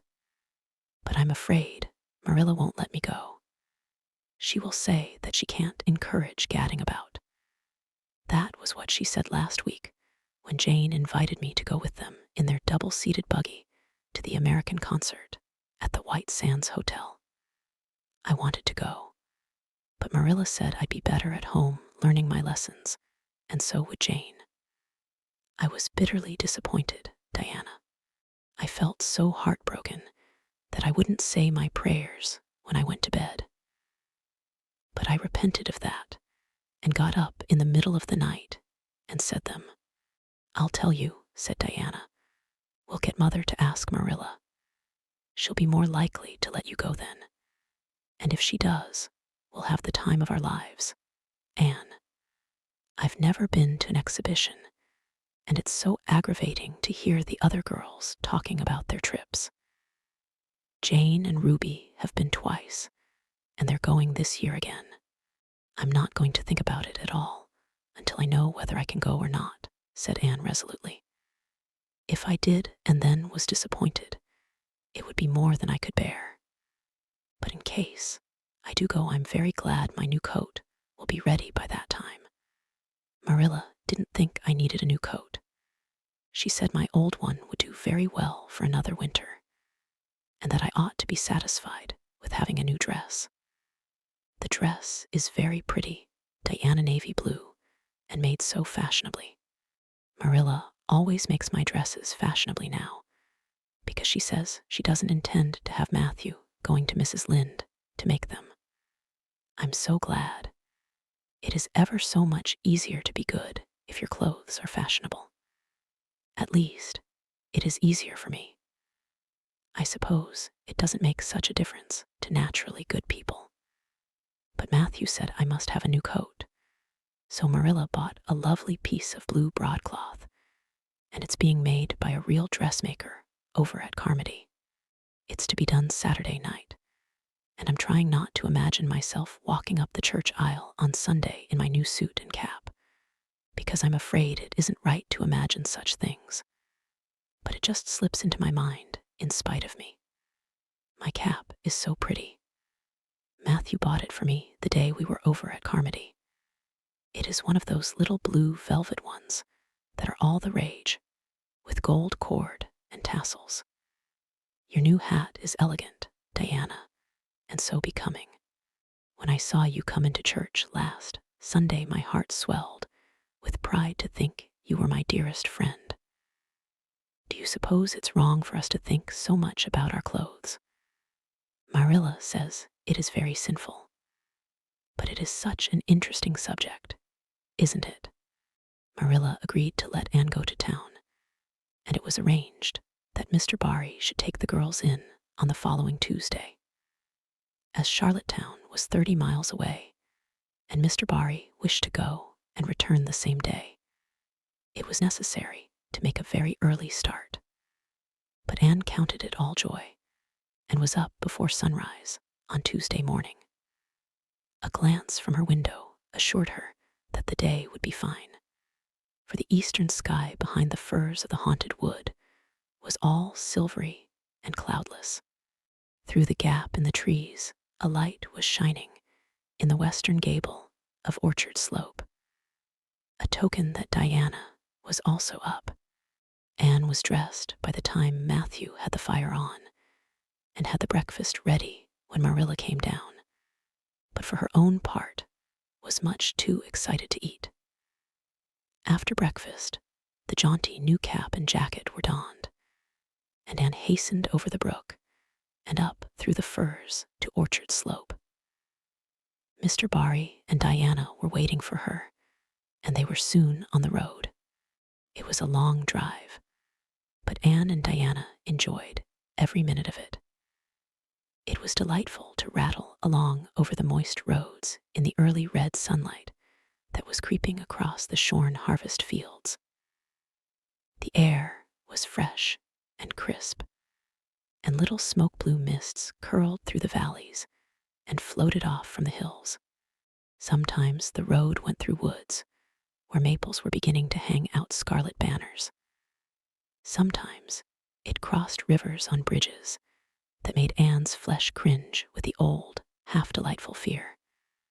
Sometimes it wound along a harbor shore and passed by a little cluster of weather-gray fishing huts. Again, it mounted to hills whence a far sweep of curving upland or misty blue sky could be seen. But wherever it went, there was much of interest to discuss. It was almost noon when they reached town and found their way to Beechwood. It was quite a fine old mansion, set back from the street in a seclusion of green elms and branching beeches. Miss Barry met them at the door with a twinkle in her sharp black eyes. "So you've come to see me at last, UN girl," she said. "Mercy, child, how you have grown. You're taller than I am, I declare. And you're ever so much better looking than you used to be, too. But I dare say you know that without being told." "Indeed, I didn't," said Anne radiantly. "I know I'm not so freckled as I used to be, so I've much to be thankful for, but I really hadn't dared to hope there was any other improvement. I'm so glad you think there is, Miss Barry." Miss Barry's house was furnished with great magnificence, as Anne told Marilla afterward. The two little country girls were rather abashed by the splendor of the parlor, where Miss Barry left them when she went to see about dinner. Isn't it just like a palace? Whispered Diana. I never was in Aunt Josephine's house before, and I'd no idea it was so grand. I just wish Julia Bell could see this. She puts on such airs about her mother's parlor. Velvet carpet, sighed Anne luxuriously, and silk curtains. I've dreamed of such things, Diana. But do you know, I don't believe I feel very comfortable with them after all. There are so many things in this room, and all so splendid that there is no scope for imagination. That is one consolation when you are poor. There are so many more things you can imagine about. Their sojourn in town was something that Anne and Diana dated from for years. From first to last, it was crowded with delights. On Wednesday, Miss Barry took them to the exhibition grounds and kept them there all day. It was splendid, Anne related to Marilla later on.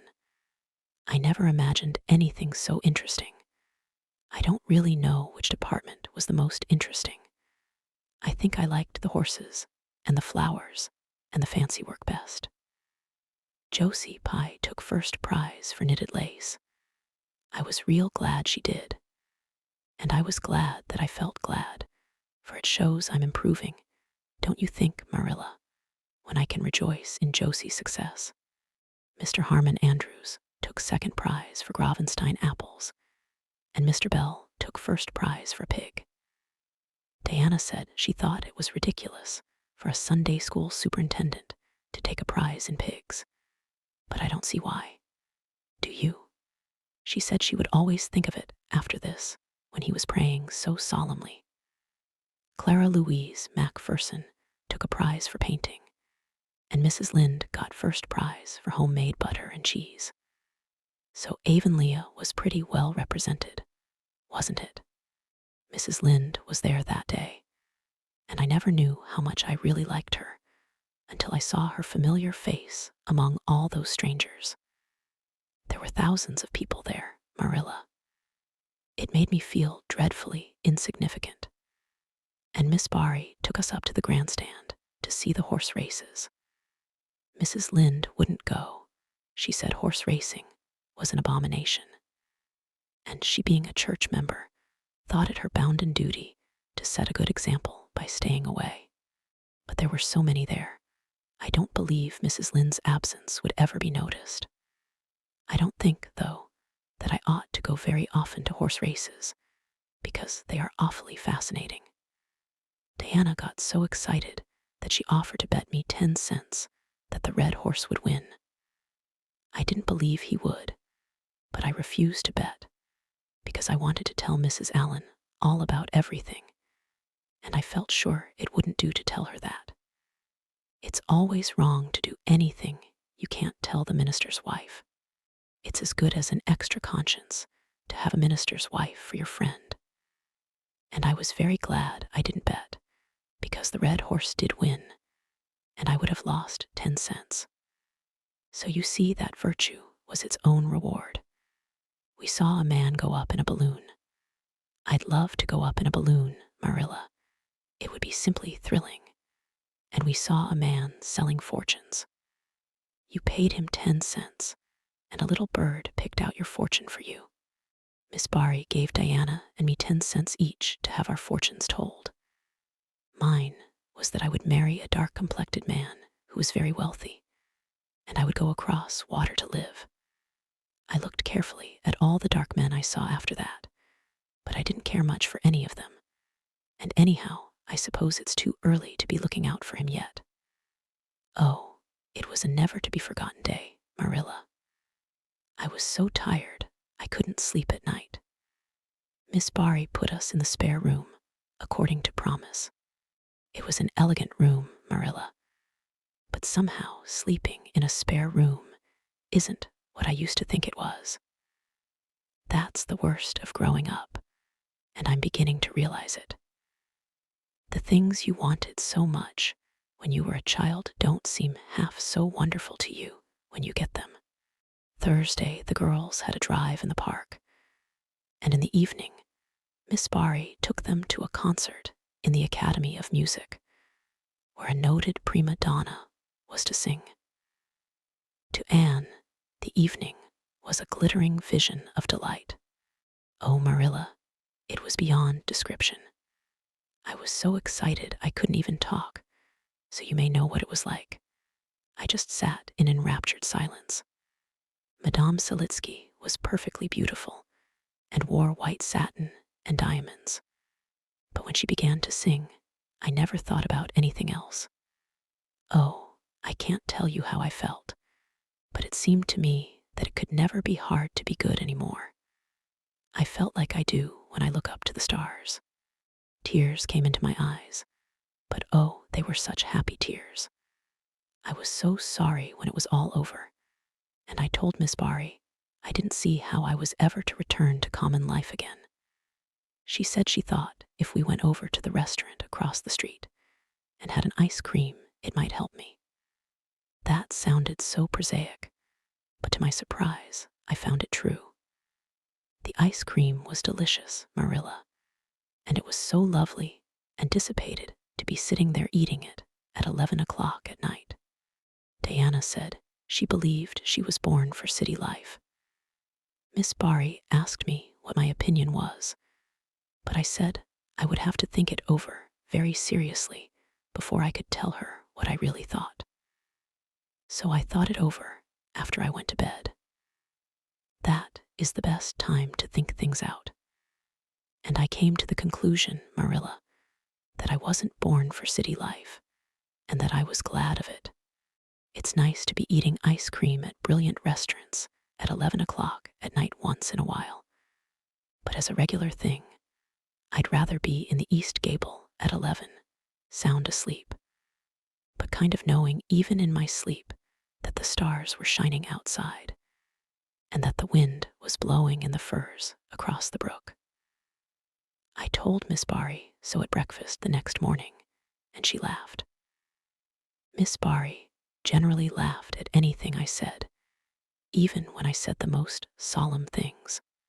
I don't think I liked it, Marilla, because I wasn't trying to be funny. But she is a most hospitable lady and treated us royally. Friday brought going home time, and Mr. Barry drove in for the girls. Well, I hope you've enjoyed yourselves, said Miss Barry, as she bade them goodbye. Indeed we have, said Diana. And you, Anne girl. I've enjoyed every minute of the time, said Anne, throwing her arms impulsively about the old woman's neck and kissing her wrinkled cheek. Diana would never have dared to do such a thing, and felt rather aghast at Anne's freedom. But Miss Barry was pleased, and she stood on her veranda and watched the buggy out of sight. Then she went back into her big house with a sigh. It seemed very lonely, lacking those fresh young lives.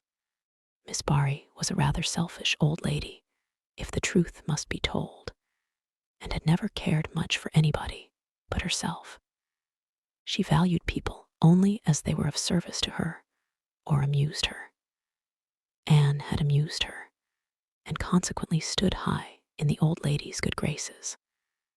But Miss Barry found herself thinking less about Anne's quaint speeches than of her fresh enthusiasms, her transparent emotions, her little winning ways, and the sweetness of her eyes and lips.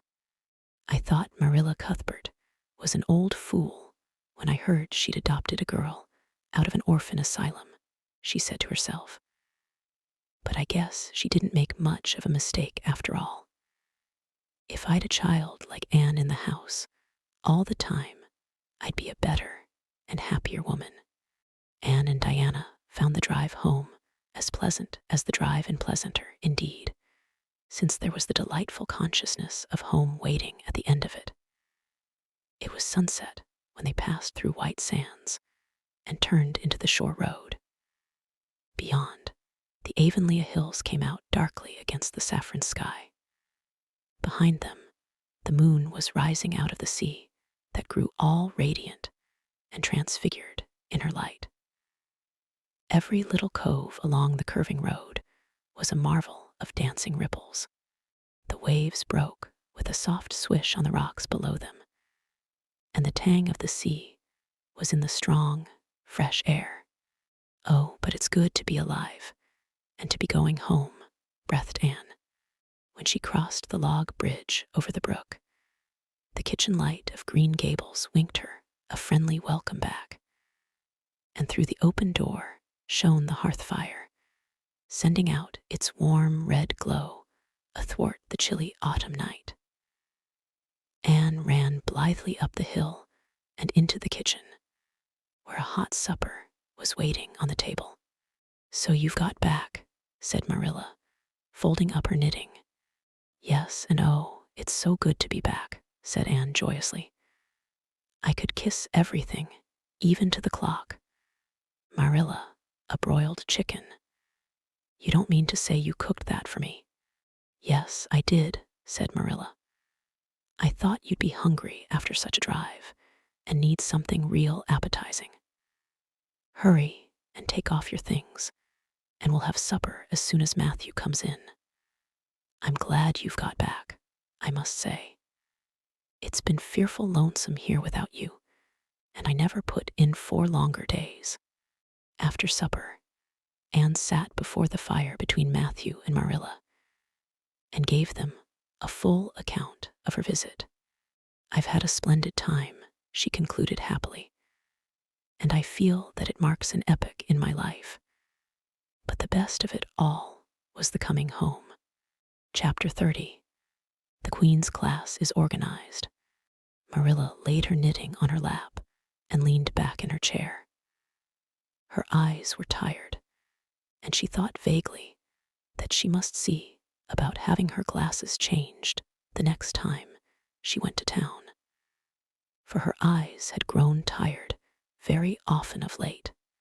It was nearly dark, for the full November twilight had fallen around Green Gables, and the only light in the kitchen came from the dancing red flames in the stove.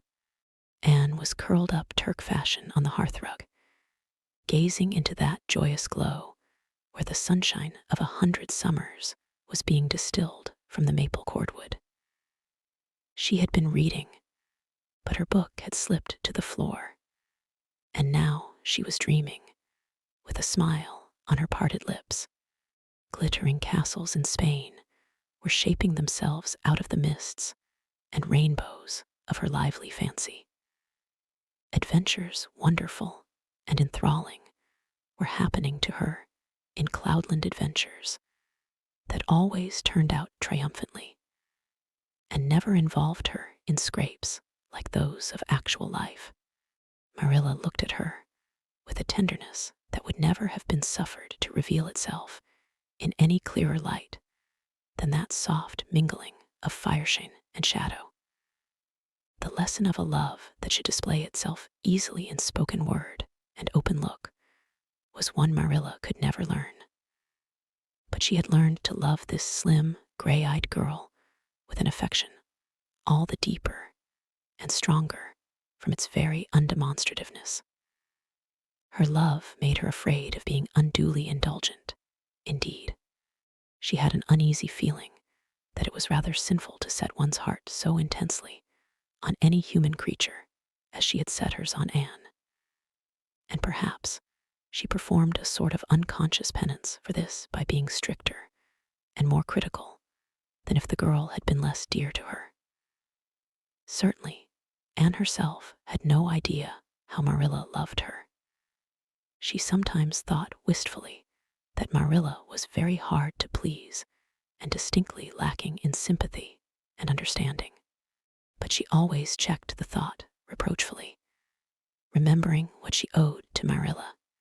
"Anne," said Marilla abruptly, "Miss Stacy was here this afternoon when you were out with Diana." Anne came back from her other world with a start and a sigh. "Was she? Oh, I'm so sorry I wasn't in. Why didn't you call me, Marilla? Diana and I were only over in the haunted wood. It's lovely in the woods now. All the little wood things, the ferns and the satin leaves and the crackerberries have gone to sleep. just as if somebody had tucked them away until spring under a blanket of leaves. I think it was a little gray fairy with a rainbow scarf that came tiptoeing along the last moonlight night and did it. Diana wouldn't say much about that, though. Diana has never forgotten the scolding her mother gave her about imagining ghosts into the haunted wood. It had a very bad effect on Diana's imagination. It blighted it. Mrs. Lynde says Myrtle Bell is a blighted being. I asked Ruby Gillies why Myrtle was blighted, and Ruby said she guessed it was because her young man had gone back on her.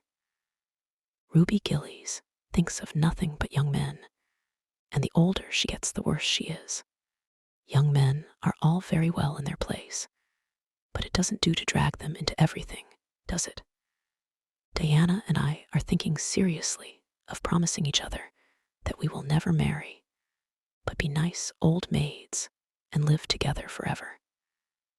Diana hasn't quite made up her mind, though, because she thinks perhaps it would be nobler to marry some wild, dashing, wicked young man and reform him. Diana and I talk a great deal about serious subjects now. You know, we feel that we are so much older than we used to be that it isn't becoming to talk of childish matters. It's such a solemn thing to be almost 14, Marilla. Miss Stacy took all us girls who are in our teens down to the brook last Wednesday and talked to us about it. She said we couldn't be too careful what habits we formed and what ideals we acquired in our teens, because by the time we were 20, our characters would be developed and the foundation laid for our whole future life. And she said if the foundation was shaky, we could never build anything really worthwhile on it. Diana and I talked the matter over coming home from school. We felt extremely solemn, Marilla, and we decided that we would try to be very careful indeed and form respectable habits and learn all we could and be as sensible as possible, so that by the time we were 20, our characters would be properly developed. It's perfectly appalling to think of being 20, Marilla. It sounds so fearfully old and grown up. But why was Miss Stacy here this afternoon? That is what I want to tell you, Anne, if you'll ever give me a chance to get a word in edgewise. She was talking about you. About me? Anne looked rather scared. Then she flushed and exclaimed, "Oh, I know what she was saying. I meant to tell you, Marilla. Honestly, I did, but I forgot." Miss Stacy caught me reading Ben-Hur in school yesterday afternoon when I should have been studying my Canadian history. Jane Andrews lent it to me. I was reading it at dinner hour, and I had just got to the chariot race when school went in. I was simply wild to know how it turned out, although I felt sure Ben-Hur must win, because it wouldn't be poetical justice if he didn't so. I spread the history open on my desk lid, and then tucked Ben-Hur between the desk and my knee. I just looked as if I were studying Canadian history, you know, while all the while I was reveling in Ben-Hur. I was so interested in it that I never noticed Miss Stacy coming down the aisle until all at once I just looked up, and there she was looking down at me, so reproachful-like. I can't tell you how ashamed I felt, Marilla, especially when I heard Josie Pye giggling. Miss Stacy took Ben-Hur away, but she never said a word then. She kept me in at recess and talked to me. She said I had done very wrong in 2 respects. First, I was wasting the time I ought to have put on my studies. And secondly, I was deceiving my teacher in trying to make it appear I was reading a history when it was a storybook instead. I had never realized until that moment, Marilla, that what I was doing was deceitful. I was shocked. I cried bitterly and asked Miss Stacy to forgive me, and I'd never do such a thing again. And I offered to do penance by never so much as looking at Ben-Hur for a whole week, not even to see how the chariot race turned out. But Miss Stacy said she wouldn't require that, and she forgave me freely. So I think it wasn't very kind of her to come up here to you about it after all. Miss Stacy never mentioned such a thing to me, Anne, and it's only your guilty conscience that's the matter with you. You have no business to be taking storybooks to school. You read too many novels anyhow. When I was a girl, I wasn't so much as allowed to look at a novel. Oh, how can you call Ben-Hur a novel when it's really such a religious book? Protested Anne. Of course, it's a little too exciting to be proper reading for Sunday, and I only read it on weekdays. And I never read any book now, unless either Miss Stacy or Mrs. Allen thinks it is a proper book for a girl 13 and 3/4 to read. Miss Stacy made me promise that. She found me reading a book one day called The Lurid Mystery of the Haunted Hall. It was one Ruby Gillies had lent me. And oh, Marilla, it was so fascinating and creepy. It just curdled the blood in my veins. But Miss Stacy said it was a very silly, unwholesome book, and she asked me not to read any more of it or any like it. I didn't mind promising not to read any more like it, but it was agonizing to give back that book without knowing how it turned out. But my love for Miss Stacy stood the test, and I did. It's really wonderful, Marilla, what you can do when you're truly anxious to please a certain person. Well, I guess I'll light the lamp and get to work, said Marilla. I see plainly that you don't want to hear what Miss Stacy had to say. You're more interested in the sound of your own tongue than in anything else. Oh, indeed, Marilla, I do want to hear it, cried Anne contritely. I won't say another word, not one. I know I talk too much, but I am really trying to overcome it. And although I say far too much, yet if you only knew how many things I want to say and don't, you'd give me some credit for it. Please tell me, Marilla. Well, Miss Stacy wants to organize a class among her advanced students who mean to study for the entrance examination into Queen's. She intends to give them extra lessons for an hour after school, and she came to ask Matthew and me if we would like to have you join it. What do you think about it yourself, Anne? Would you like to go to Queen's and pass for teacher? Oh, Marilla. Anne straightened to her knees and clasped her hands. It's been the dream of my life, that is, for the last 6 months, ever since Ruby and Jane began to talk of studying for the entrance. But I didn't say anything about it because I supposed it would be perfectly useless. I'd love to be a teacher, but won't it be dreadfully expensive? Mr. Andrews says it cost him $150 to put Prissy through, and Prissy wasn't a dunce in geometry. I guess you needn't worry about that part of it. When Matthew and I took you to bring up, we resolved we would do the best we could for you and give you a good education.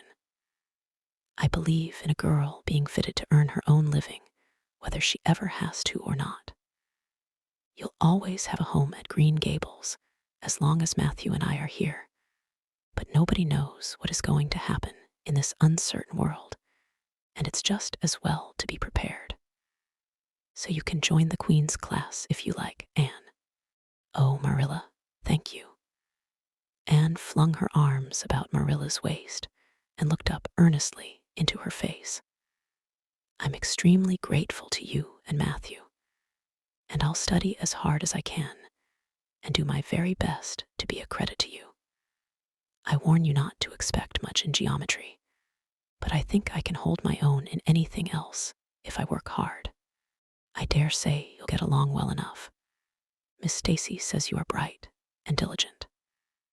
Not for worlds would Marilla have told Anne just what Miss Stacy had said about her. That would have been to pamper vanity. You needn't rush to any extreme of killing yourself over your books. There is no hurry. You won't be ready to try the entrance for 1.5 years yet. But it's well to begin in time and be thoroughly grounded, Miss Stacy says. I shall take more interest than ever in my studies now, said Anne blissfully, because I have a purpose in life.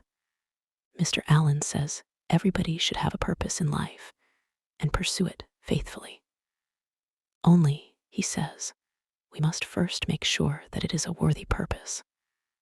I would call it a worthy purpose to want to be a teacher like Miss Stacy. Wouldn't you, Marilla? I think it's a very noble profession. The Queen's class was organized in due time. Gilbert Blythe, Anne Shirley, Ruby Gillies, Jane Andrews, Josie Pye, Charlie Sloane, and Moody Spurgeon Macpherson joined it. Diana Barry did not, as her parents did not intend to send her to Queen's. This seemed nothing short of a calamity to Anne. Never, since the night on which Minnie May had had the croup, had she and Diana been separated in anything. On the evening when the Queen's class first remained in school for the extra lessons, and Anne saw Diana go slowly out with the others to walk home alone through the Birch Path and Violet Vale, it was all the former could do to keep her seat and refrain from rushing impulsively after her chum. A lump came into her throat, and she hastily retired behind the pages of her uplifted Latin grammar to hide the tears in her eyes.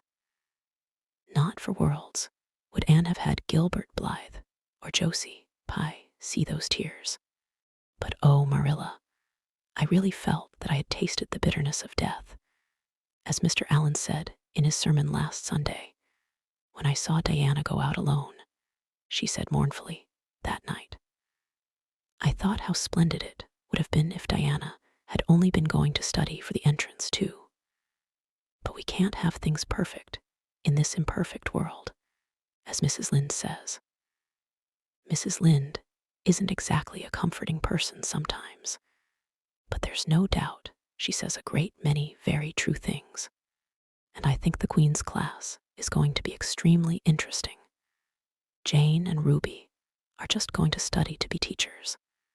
That is the height of their ambition.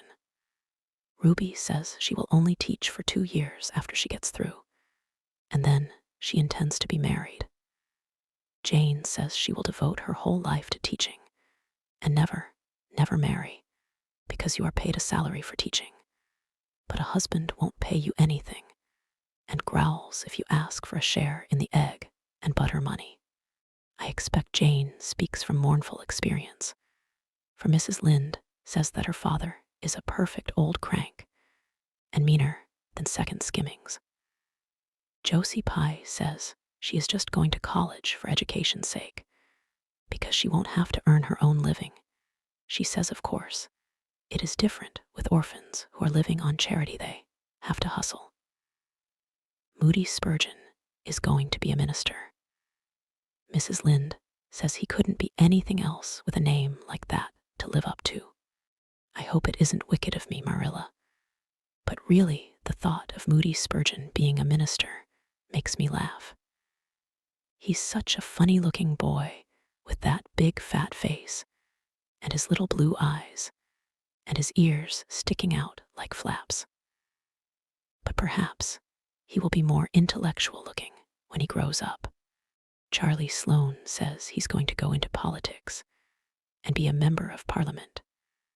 But Mrs. Lynde says he'll never succeed at that, because the Sloanes are all honest people, and it's only rascals that get on in politics nowadays.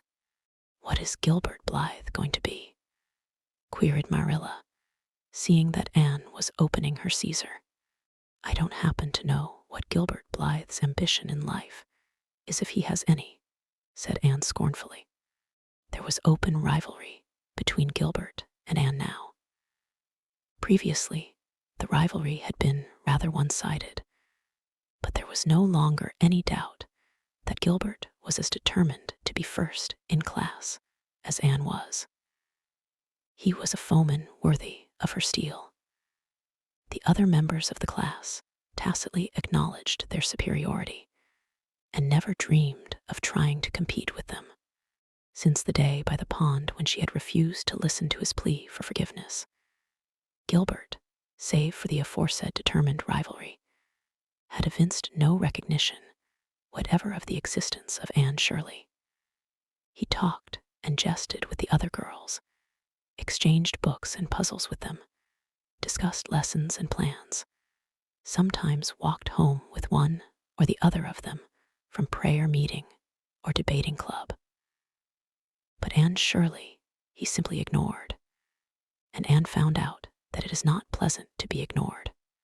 It was in vain that she told herself, with a toss of her head, that she did not care. Deep down in her wayward, feminine little heart, she knew that she did care, and that if she had that chance of the lake of shining waters again, she would answer very differently. All at once, as it seemed, and to her secret dismay, she found that the old resentment she had cherished against him was gone just when she most needed its sustaining power. It was in vain that she recalled every incident and emotion of that memorable occasion and tried to feel the old, satisfying anger. That day by the pond had witnessed its last spasmodic flicker. Anne realized that she had forgiven and forgotten without knowing it. But it was too late, and at least neither Gilbert nor anybody else, not even Diana, should ever suspect how sorry she was and how much she wished she hadn't been so proud and horrid.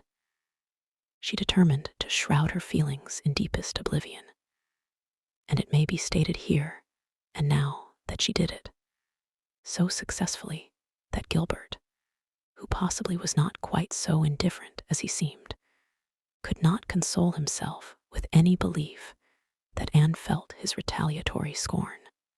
The only poor comfort he had was that she snubbed Charlie Sloane unmercifully, continually, and undeservedly. Otherwise, the winter passed away in a round of pleasant duties and studies. For Anne, the days slipped by like golden beads on the necklace of the year. She was happy, eager, interested. There were lessons to be learned and honor to be won, delightful books to read, new pieces to be practiced for the Sunday school choir, pleasant Saturday afternoons at the manse with Mrs. Allen. And then, almost before Anne realized it, spring had come again to Green Gables, and all the world was abloom once more. Studies palled just a wee bit then, the Queen's class, left behind in school, while the others scattered to green lanes and leafy woodcuts and meadow byways, looked wistfully out of the windows, and discovered that Latin verbs and French exercises had somehow lost the tang and zest they had possessed in the crisp winter months. Even Anne and Gilbert lagged and grew indifferent. Teacher and taught were alike glad when the term was ended, and the glad vacation days stretched rosily before them. "But you've done good work this past year," Miss Stacy told them on the last evening, "and you deserve a good, jolly vacation. Have the best time you can in the out-of-door world, and lay in a good stock of health and vitality and ambition to carry you through next year. It will be the tug of war, you know, the last year before the entrance. Are you going to be back next year, Miss Stacy?" asked Josie Pye. Josie Pye never scrupled to ask questions. In this instance, the rest of the class felt grateful to her. None of them would have dared to ask it of Miss Stacy, but all wanted to, for there had been alarming rumors running at large through the school for some time that Miss Stacy was not coming back the next year, that she had been offered a position in the grade school of her own home district and meant to accept. The Queen's class listened in breathless suspense for her answer. "Yes, I think I will," said Miss Stacy. "I thought of taking another school, but I have decided to come back to Avonlea. To tell the truth, I've grown so interested in my pupils here that I found I couldn't leave them. So I'll stay and see you through." "Hurrah," said Moody Spurgeon. Moody Spurgeon had never been so carried away by his feelings before, and he blushed uncomfortably every time he thought about it for a week. "Oh, I'm so glad," said Anne, with shining eyes. "Dear Stacy, it would be perfectly dreadful if you didn't come back.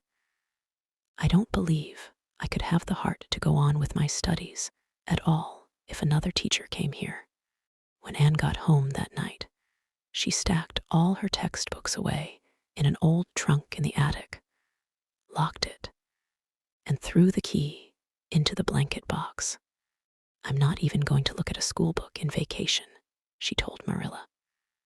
"I've studied as hard all the term as I possibly could, and I've pored over that geometry until I know every proposition in the first book off by heart, even when the letters are changed. I just feel tired of everything sensible, and I'm going to let my imagination run riot for the summer." "Oh, you needn't be alarmed, Marilla. I'll only let it run riot within reasonable limits. But I want to have a real good jolly time this summer, for maybe it's the last summer I'll be a little girl. Mrs. Lynde says that if I keep stretching out next year as I've done this, I'll have to put on longer skirts. She says I'm all running to legs and eyes. And when I put on longer skirts, I shall feel that I have to live up to them and be very dignified. It won't even do to believe in fairies then, I'm afraid. So I'm going to believe in them with all my whole heart this summer. I think we're going to have a very gay vacation. Ruby Gillies is going to have a birthday party soon, and there's the Sunday school picnic and the missionary concert next month. And Mr. Barry says that some evening he'll take Diana and me over to the White Sands Hotel and have dinner there. They have dinner there in the evening, you know. Jane Andrews was over once last summer, and she says it was a dazzling sight to see the electric lights and the flowers and all the lady guests in such beautiful dresses. Jane says it was her first glimpse into high life, and she'll never forget it to her dying day. Mrs. Lynde came up the next afternoon to find out why Marilla had not been at the AID meeting on Thursday. When Marilla was not at AID, meeting people knew there was something wrong at Green Gables. Matthew had a bad spell with his heart Thursday, Marilla explained, and I didn't feel like leaving him. "Oh, yes, he's all right again now, but he takes them spells oftener than he used to, and I'm anxious about him. The doctor says he must be careful to avoid excitement. That's easy enough, for Matthew doesn't go about looking for excitement by any means, and never did. But he's not to do any very heavy work either, and you might as well tell Matthew not to breathe as not to work. Come and lay off your things, Rachel. You'll stay to tea. Well, seeing you're so pressing, perhaps I might as well stay," said Mrs. Rachel, who had not the slightest intention of doing anything else. Mrs. Rachel and Marilla sat comfortably in the parlor, while Anne got the tea and made hot biscuits that were light and white enough to defy even Mrs. Rachel's criticism. "I must say Anne has turned out a real smart girl," admitted Mrs. Rachel, as Marilla accompanied her to the end of the lane at sunset. "She must be a great help to you." "She is," said Marilla, "and she's real steady and reliable now. I used to be afraid she'd never get over her feather-brained ways, but she has, and I wouldn't be afraid to trust her in anything now. I never would have thought she'd have turned out so well that first day I was here 3 years ago," said Mrs. Rachel. "Lawful heart, shall I ever forget that tantrum of hers? When I went home that night, I says to Thomas, says I, 'Mark my words, Thomas, Marilla Cuthbert, LL live to rue the step she's took.' But I was mistaken, and I'm real glad of it. I ain't one of those kind of people, Marilla, as can never be brought to own up that they've made a mistake. No, that never was my way, thank goodness. I did make a mistake in judging Anne, but it weren't no wonder. For an odder, unexpecteder witch of a child, there never was in this world. That's what. There was no ciphering her out by the rules that worked with other children. It's nothing short of wonderful how she's improved these 3 years, but especially in looks. She's a real pretty girl got to be, though I can't say I'm overly partial to that pale, big-eyed style myself. I like more snap and color, like Diana Barry has, or Ruby Gillies. Ruby Gillies' looks are real showy, but somehow I don't know how it is, but when Anne and them are together, though she ain't half as handsome, she makes them look kind of common and overdone something like them white June lilies she calls narcissus, alongside of the big red peonies. That's what. Chapter 31, where the brook and river meet. Anne had her good summer and enjoyed it wholeheartedly. She and Diana fairly lived outdoors, reveling in all the delights that Lover's Lane and the Dryad's Bubble and Willowmere and Victoria Island afforded. Marilla offered no objections to Anne's gypsyings.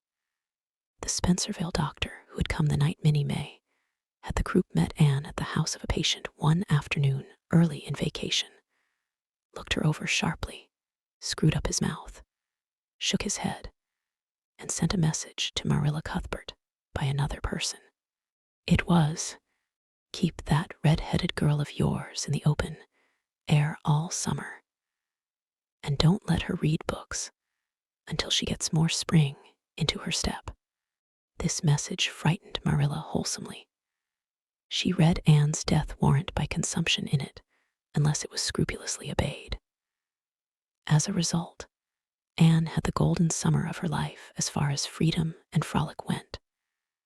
She walked, rode, berried, and dreamed to her heart's content. And when September came, she was bright-eyed and alert, with a step that would have satisfied the Spencervale doctor, and a heart full of ambition, and zest once more. "I feel just like studying with might and main," she declared, as she brought her books down from the attic. "Oh, you good old friends, I'm glad to see your honest faces once more, yes. Even you, geometry. I've had a perfectly beautiful summer, Marilla, and now I'm rejoicing as a strong man to run a race, as Mr. Allen said last Sunday. Doesn't Mr. Allen preach magnificent sermons? Mrs. Lynde says he is improving every day, and the first thing we know some city church will gobble him up, and then we'll be left and have to turn to and break in another green preacher. But I don't see the use of meeting trouble halfway, do you, Marilla? I think it would be better just to enjoy Mr. Allen while we have him. If I were a man, I think I'd be a minister. It can have such an influence for good, if their theology is sound, and it must be thrilling to preach splendid sermons and stir your hearers' hearts. Why can't women be ministers, Marilla? I asked Mrs. Lynde that, and she was shocked and said it would be a scandalous thing.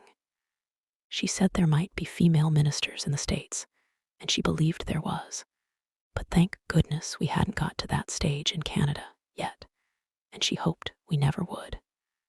But I don't see why. I think women would make splendid ministers. When there is a social to be got up, or a church tea, or anything else to raise money, the women have to turn to and do the work. I'm sure Mrs. Lynde can pray every bit as well as Superintendent Bell, and I've no doubt she could preach too, with a little practice. Yes, I believe she could, said Marilla dryly. She does plenty of unofficial preaching as it is. Nobody has much of a chance to go wrong in Avonlea with Rachel to oversee them.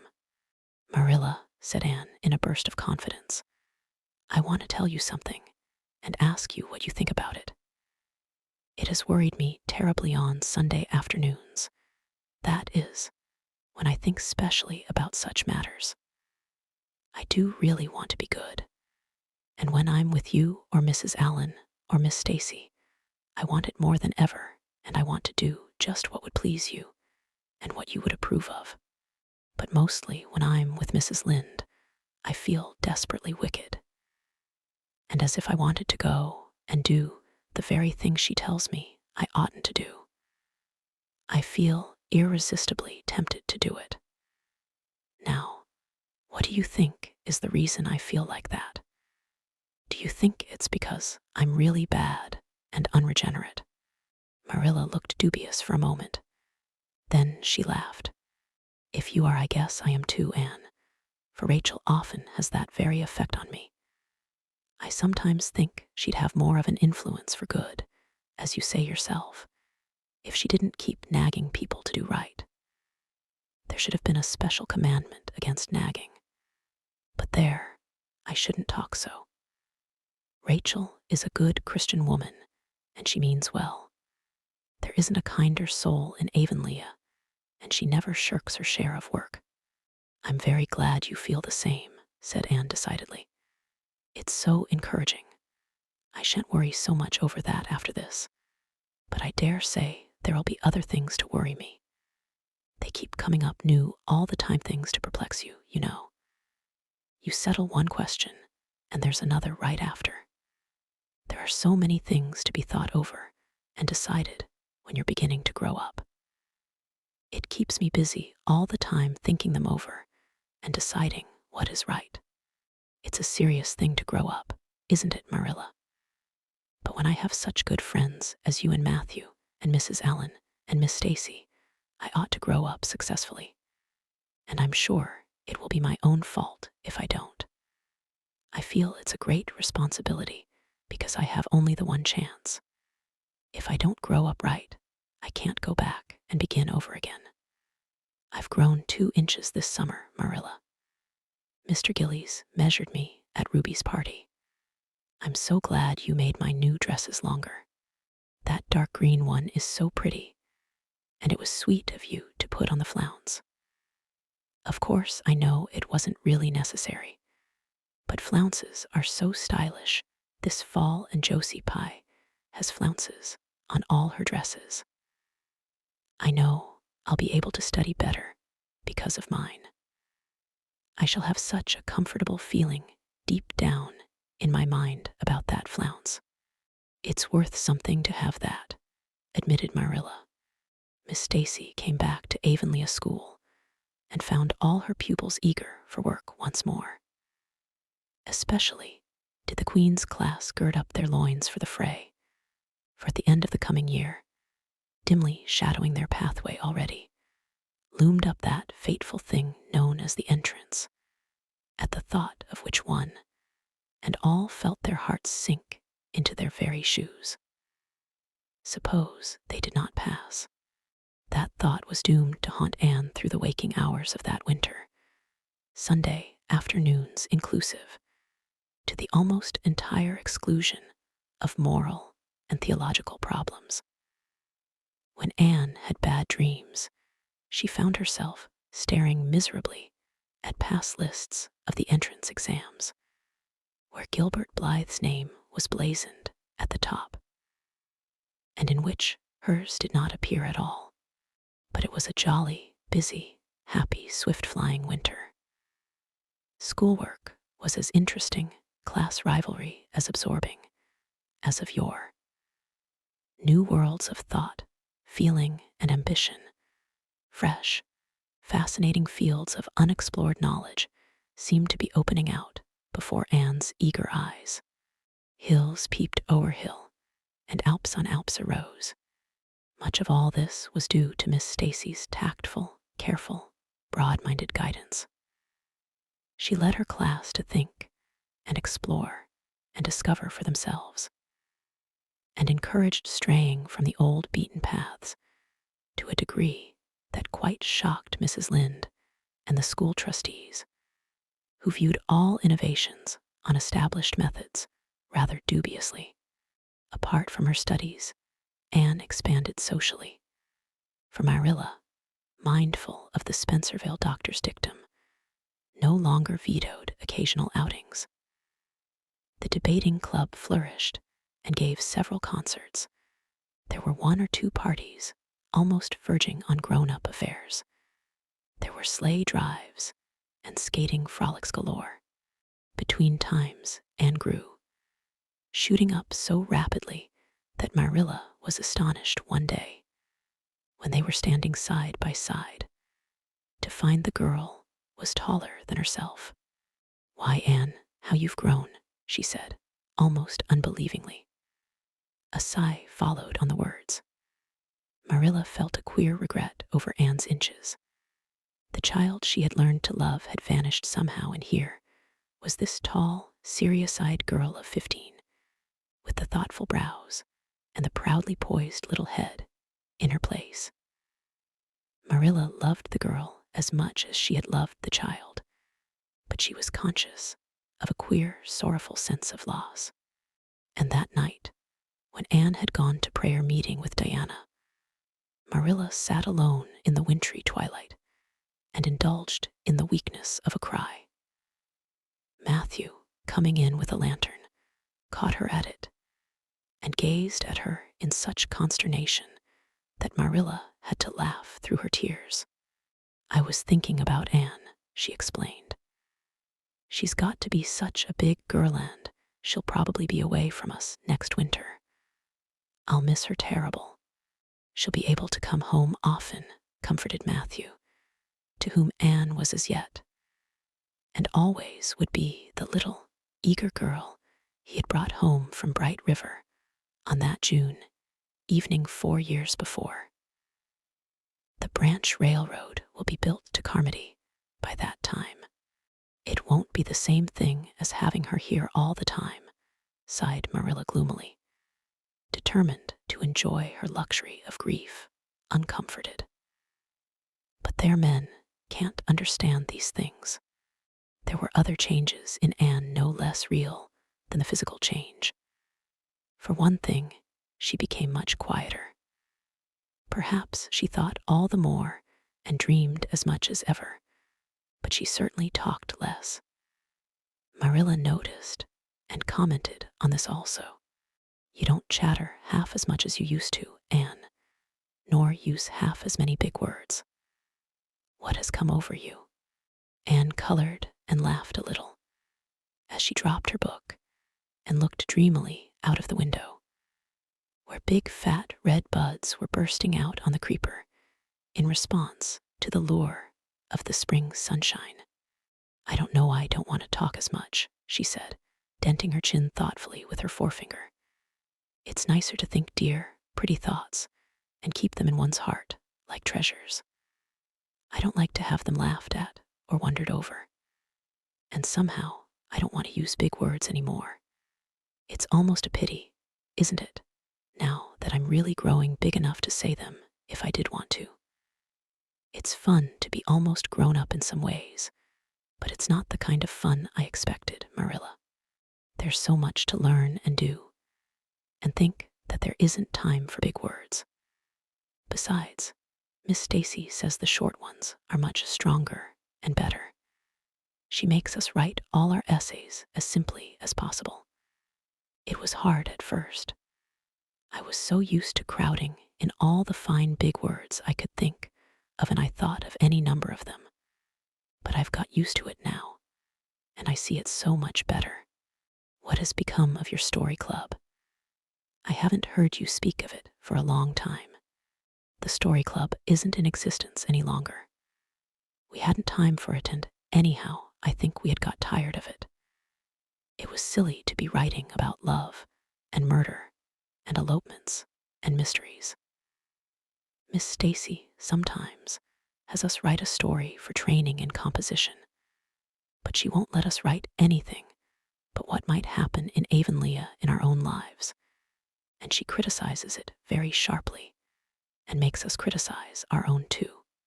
I never thought my compositions had so many faults until I began to look for them myself. I felt so ashamed I wanted to give up altogether, But Miss Stacy said I could learn to write well if I only trained myself to be my own severest critic. And so I am trying to. You've only 2 more months before the entrance, said Marilla. Do you think you'll be able to get through? Anne shivered. I don't know. Sometimes I think I'll be all right, and then I get horribly afraid. We've studied hard, and Miss Stacy has drilled us thoroughly, but we mayn't get through for all that. We've each got a stumbling block. Mine is geometry, of course, and Jane's is Latin, and Ruby and Charlie's is algebra, and Josie's is arithmetic. Moody Spurgeon says he feels it in his bones that he is going to fail in English history. Miss Stacy is going to give us examinations in June, just as hard as we'll have at the entrance, and mark us just as strictly. So we'll have some idea. I wish it was all over, Marilla. It haunts me. Sometimes I wake up in the night and wonder what I'll do if I don't pass. Why go to school next year and try again? Said Marilla, unconcernedly. Oh, I don't believe I'd have the heart for it. It would be such a disgrace to fail, especially if Gilliff, the others, passed. And I get so nervous in an examination that I'm likely to make a mess of it. I wish I had nerves like Jane Andrews. Nothing rattles her. Anne sighed, and dragging her eyes from the witcheries of the spring world, the beckoning day of breeze and blue, and the green things upspringing in the garden, buried herself resolutely in her book. There would be other springs, but if she did not succeed in passing the entrance, Anne felt convinced that she would never recover sufficiently to enjoy them. Chapter 32. The pass list is out. With the end of June came the close of the term, and the close of Miss Stacy's rule in Avonlea School. Anne and Diana walked home that evening feeling very sober indeed. Red eyes and damp handkerchiefs bore convincing testimony to the fact that Miss Stacy's farewell words must have been quite as touching as Mr. Phillips's had been under similar circumstances 3 years before. Diana looked back at the schoolhouse from the foot of the spruce hill and sighed deeply. It does seem as if it was the end of everything, doesn't it? She said dismally. You oughtn't to feel half as badly as I do, said Anne, hunting vainly for a dry spot on her handkerchief. You'll be back again next winter, but I suppose I've left the dear old school forever if I have good luck. That is, it won't be a bit the same. Miss Stacy won't be there, nor you nor Jane nor Ruby probably. I shall have to sit all alone, for I couldn't bear to have another deskmate after you. Oh, we have had jolly times, haven't we, Anne? It's dreadful to think they're all over. 2 big tears rolled down by Diana's nose. If you would stop crying I could, said Anne imploringly. Just as soon as I put away my hanky, I see you brimming up, and that starts me off again. As Mrs. Lynde says, if you can't be as cheerful as you can. After all, I dare say I'll be back next year. This is one of the times I know I'm not going to pass. They're getting alarmingly frequent. Why, you came out splendidly in the exams Miss Stacy gave. Yes, but those exams didn't make me nervous. When I think of the real thing, you can't imagine what a horrid, cold, fluttery feeling comes round my heart. And then my number is 13, and Josie Pye says it's so unlucky. I am not superstitious, and I know it can make no difference. But still, I wish it wasn't 13. I do wish I was going in with you, said Diana. Wouldn't we have a perfectly elegant time? But I suppose you'll have to cram in the evenings. No, Miss Stacy has made us promise not to open a book at all. She says it would only tire and confuse us, and we are to go out walking and not think about the exams at all and go to bed early. It's good advice, but I expect it will be hard to follow. Good advice is apt to be, I think. Prissy Andrews told me that she sat up half the night, every night of her entrance week, and crammed for dear life, and I had determined to sit up at least as long as she did. It was so kind of your Aunt Josephine to ask me to stay at Beechwood while I'm in town. You'll write to me while you're in, won't you? I'll write Tuesday night and tell you how the first day goes, promised Anne. I'll be haunting the post office Wednesday, vowed Diana. Anne went to town the following Monday, and on Wednesday Diana haunted the post office, as agreed, and got her letter. Dearest Diana, wrote Anne, here it is Tuesday night, and I'm writing this in the library at Beechwood. Last night, I was horribly lonesome, all alone in my room, and wished so much you were with me. I couldn't cram, because I'd promised Miss Stacy not to, but it was as hard to keep from opening my history as it used to be to keep from reading a story before my lessons were learned. This morning Miss Stacy came for me, and we went to the academy, calling for Jane and Ruby and Josie on our way. Ruby asked me to feel her hands, and they were as cold as ice. Josie said I looked as if I hadn't slept a wink, and she didn't believe I was strong enough to stand the grind of the teacher's course, even if I did get through. There are times and seasons, even yet, when I don't feel that I've made any great headway in learning to like Josie Pye. When we reached the academy, there were scores of students there from all over the island. The first person we saw was Moody Spurgeon sitting on the steps and muttering away to himself. Jane asked him what on earth he was doing, and he said he was repeating the multiplication table over and over to steady his nerves, and for pity's sake not to interrupt him, because if he stopped for a moment, he got frightened and forgot everything he ever knew. But the multiplication table kept all his facts firmly in their proper place. When we were assigned to our rooms, Miss Stacy had to leave us. Jane and I sat together, and Jane was so composed that I envied her. No need of the multiplication table for good, steady, sensible Jane. I wondered if I looked as I felt, and if they could hear my heart thumping clear across the room. Then a man came in and began distributing the English examination sheets. My hands grew cold then, and my head fairly whirled around as I picked it up. Just one awful moment, Diana. I felt exactly as I did 4 years ago when I asked Marilla if I might stay at Green Gables, and then everything cleared up in my mind, and my heart began beating again. I forgot to say that it had stopped altogether, for I knew I could do something with that paper anyhow. At noon, we went home for dinner, and then back again for history in the afternoon. The history was a pretty hard paper, and I got dreadfully mixed up in the dates. Still, I think I did fairly well today. But oh, Diana, tomorrow the geometry exam comes off, and when I think of it, it takes every bit of determination I possess to keep from opening my Euclid. If I thought the multiplication table would help me any, I would recite it from now till tomorrow morning. I went down to see the other girls this evening. On my way, I met Moody Spurgeon wandering distractedly around.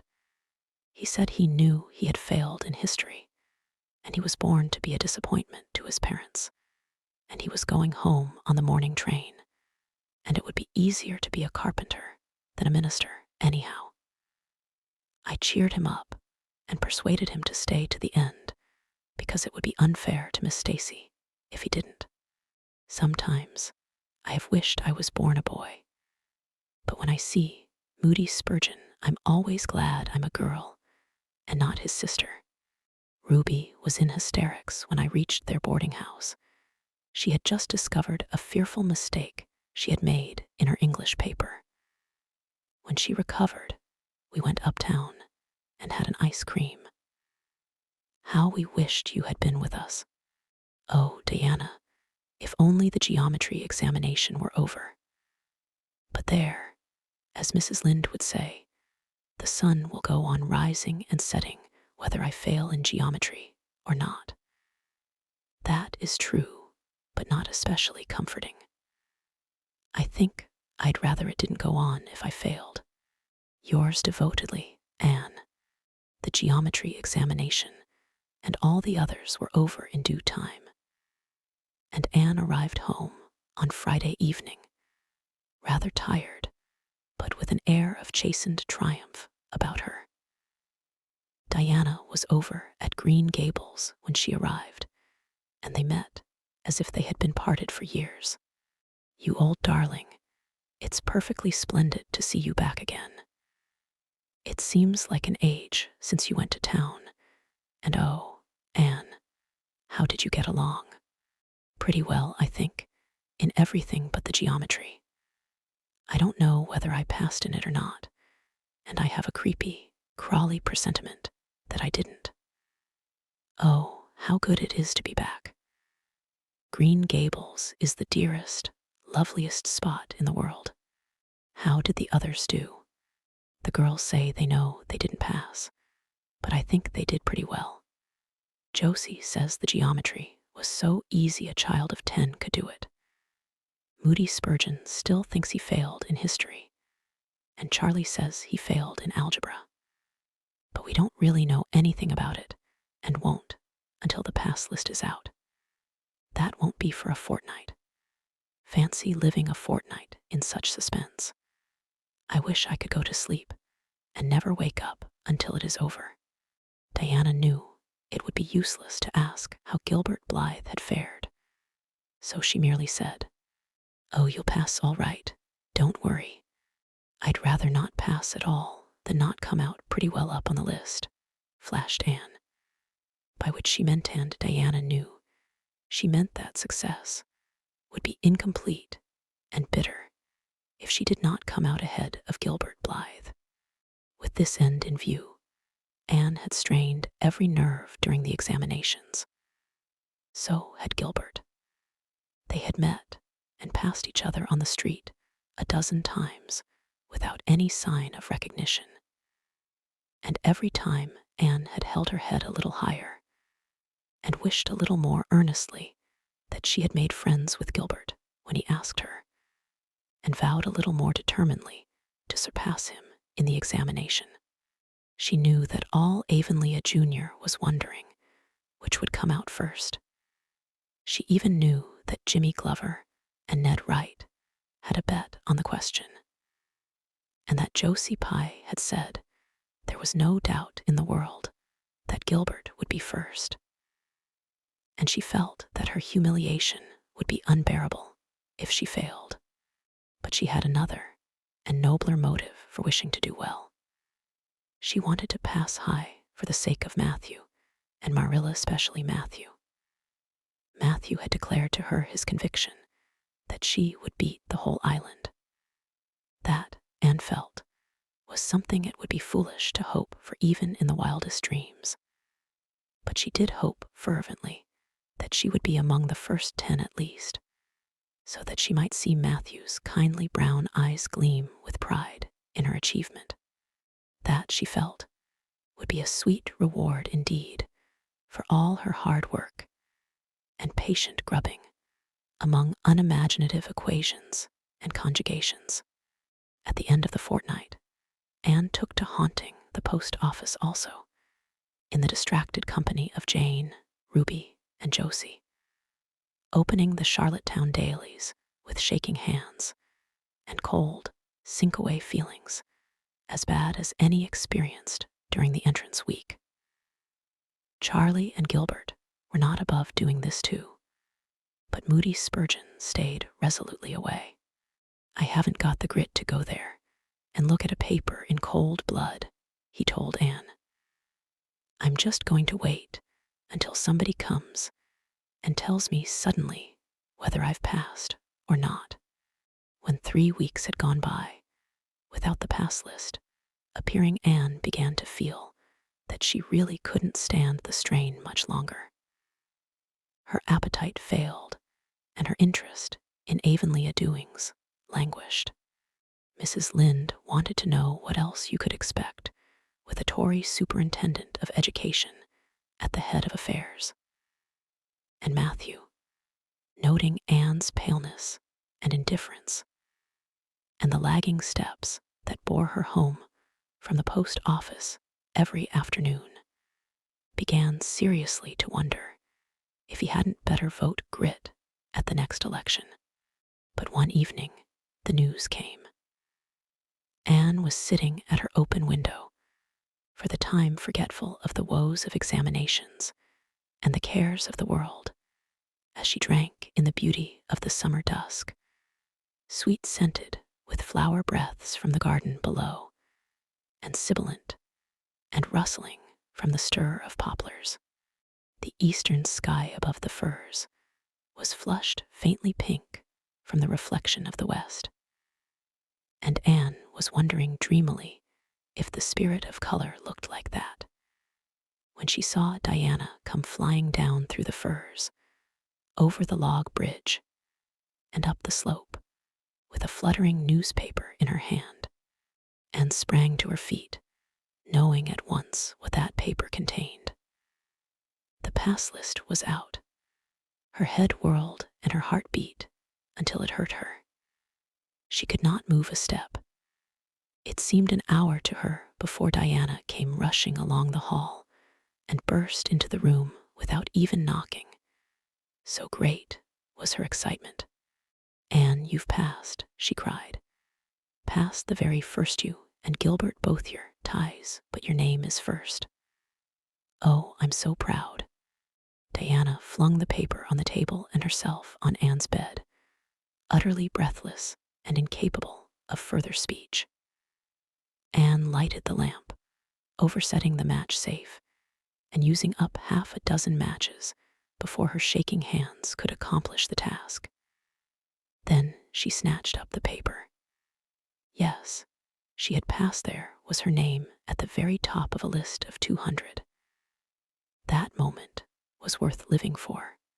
"You did just splendidly, Anne," puffed Diana, recovering sufficiently to sit up and speak. For Anne, starry-eyed and rapt, had not uttered a word. "Father brought the paper home from Bright River. Not 10 minutes ago it came out on the afternoon train, you know, and won't be here till tomorrow by mail-end. When I saw the pass list, I just rushed over like a wild thing.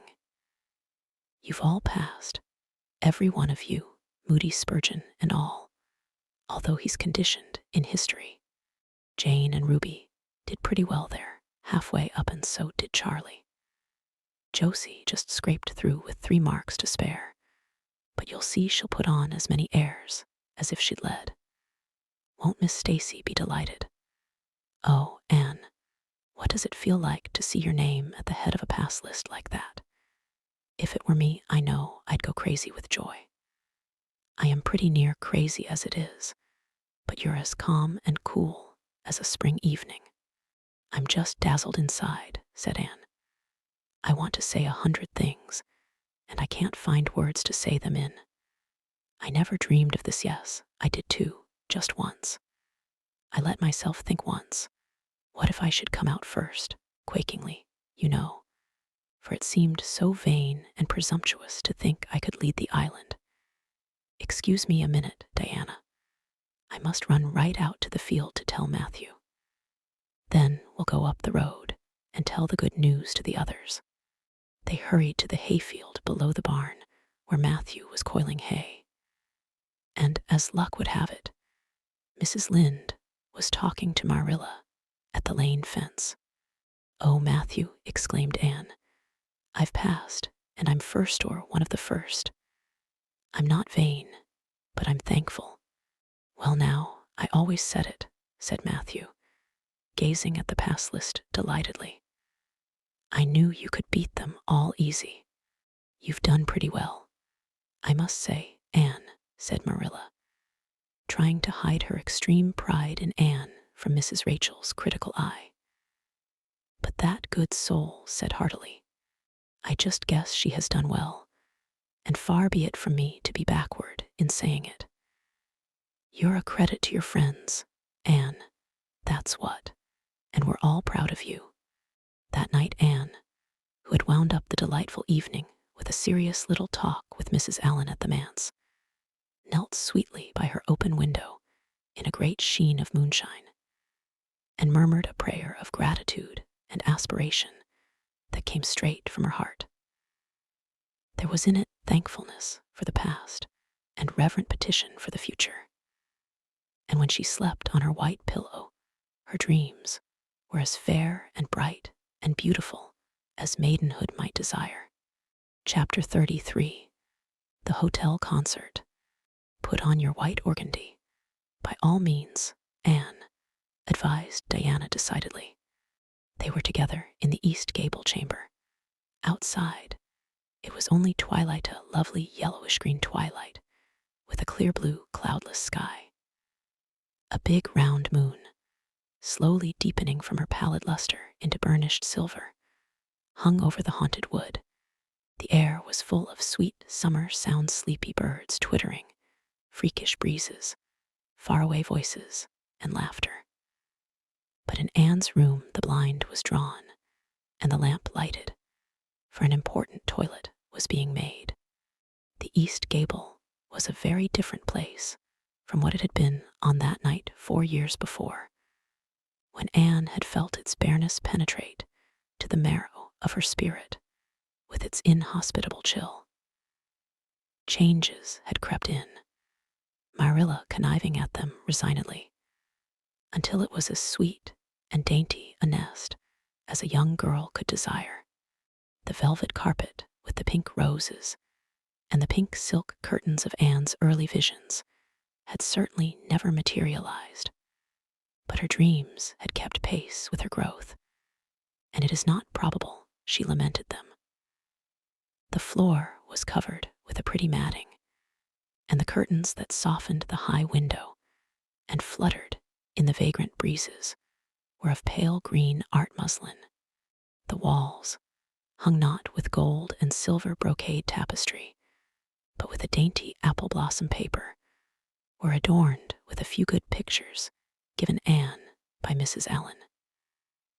Miss Stacy's photograph occupied the place of honor, and Anne made a sentimental point of keeping fresh flowers on the bracket under it. Tonight a spike of white lilies faintly perfumed the room like the dream of a fragrance. There was no mahogany furniture, but there was a white-painted bookcase filled with books, a cushioned wicker rocker, a toilet table befrilled with white muslin, a quaint, gilt-framed mirror with chubby pink cupids, and purple grapes painted over its arched top. That used to hang in the spare room, and a low, white bed. Anne was dressing for a concert at the White Sands Hotel. The guests had got it up in aid of the Charlottetown Hospital and had hunted out all the available amateur talent in the surrounding districts to help it along. Bertha Sampson and Pearl Clay of the White Sands Baptist Choir had been asked to sing a duet. Milton Clark of Newbridge was to give a violin solo. Winnie Adela Blair of Carmody was to sing a Scotch ballad, and Laura Spencer of Spencervale and Anne Shirley of Avonlea were to recite. As Anne would have said at one time, it was an epoch in her life, and she was deliciously athrill with the excitement of it. Matthew was in the seventh heaven of gratified pride over the honor conferred on his Anne, and Marilla was not far behind, although she would have died rather than admit it, and said she didn't think it was very proper for a lot of young folks to be gadding over to the hotel without any responsible person with them. Anne and Diana were to drive over with Jane Andrews and her brother Billy in their double-seated buggy, and several other Avonlea girls and boys were going too. There was a party of visitors expected out from town, and after the concert, a supper was to be given to the performers. "Do you really think the organdy will be best?" queried Anne anxiously. "I don't think it's as pretty as my blue-flowered muslin, and it certainly isn't so fashionable. But it suits you ever so much better," said Diana. "It's so soft and frilly and clinging. The muslin is stiff and makes you look too dressed up. But the organdy seems as if it grew on you." Anne sighed and yielded. Diana was beginning to have a reputation for notable taste in dressing, and her advice on such subjects was much sought after. She was looking very pretty herself on this particular night in a dress of the lovely wild rose pink, from which Anne was forever debarred. But she was not to take any part in the concert, so her appearance was of minor importance. All her pains were bestowed upon Anne, who, she vowed, must, for the credit of Avonlea, be dressed and combed and adorned to the Queen's taste. "Pull out that frill a little more so. Here, let me tie your sash. Now for your slippers. I'm going to braid your hair in 2 thick braids and tie them halfway up with big white bows. No, don't pull out a single curl over your forehead, just have the soft part. There's no way you do your hair suits you so well, Anne, and Mrs. Allen says you look like a Madonna when you part it so. I shall fasten this little white house rose just behind your ear. There was just one on my bush, and I saved it for you. Shall I put my pearl beads on?" asked Anne. "Matthew brought me a string from town last week, and I know he'd like to see them on me." Diana pursed up her lips, put her black head on one side critically, and finally pronounced in favor of the beads, which were thereupon tied around Anne's slim, milk-white throat. "There's something so stylish about you, Anne," said Diana, with unenvious admiration. "You hold your head with such an air. I suppose it's your figure. I am just a dumpling. I've always been afraid of it, and now I know it is so. Well, I suppose I shall just have to resign myself to it. But you have such dimples," said Anne, smiling affectionately into the pretty, vivacious face so near her own. "Lovely dimples, like little dents in cream. I have given up all hope of dimples. My dimple dream will never come true, but so many of my dreams have that I mustn't complain. Am I all ready now?" "All ready," assured Diana, as Marilla appeared in the doorway, a gaunt figure with grayer hair than of yore and no fewer angles, but with a much softer face. "Come right in and look at our elocutionist, Marilla. Doesn't she look lovely?" Marilla emitted a sound between a sniff and a grunt. "She looks neat and proper. I like that way of fixing her hair. But I expect she'll ruin that dress driving over there in the dust and do with it, and it looks most too thin for these damp nights. Organdy's the most unserviceable stuff in the world anyhow, and I told Matthew so when he got it. But there is no use in saying anything to Matthew nowadays. Time was when he would take my advice, but now he just buys things for Anne regardless, and the clerks at Carmody know they can palm anything off on him. Just let them tell him a thing is pretty and fashionable, and Matthew plunks his money down for it. Mind you keep your skirt clear of the wheel, Anne, and put your warm jacket on." Then Marilla stalked downstairs, thinking proudly how sweet Anne looked, with that one moonbeam from the forehead to the crown, and regretting that she could not go to the concert herself to hear her girl recite. "I wonder if it is too damp for my dress," said Anne anxiously. "Not a bit of it," said Diana, pulling up the window blind. It's a perfect night, and there won't be any dew. Look at the moonlight. I'm so glad my window looks east into the sun rising, said Anne, going over to Diana. It's so splendid to see the morning coming up over those long hills and glowing through those sharp fir tops. It's new every morning, and I feel as if I washed my very soul in that bath of earliest sunshine. Oh, Diana, I love this little room so dearly. I don't know how I'll get along without it when I go to town next month. Don't speak of your going away tonight, begged Diana. I don't want to think of it. It makes me so miserable, and I do want to have a good time this evening. What are you going to recite, Anne? And are you nervous? Not a bit. I've recited so often in public, I don't mind at all now. I've decided to give the Maiden's Vow. It's so pathetic. Laura Spencer is going to give a comic recitation, but I'd rather make people cry than laugh. What will you recite if they encore you?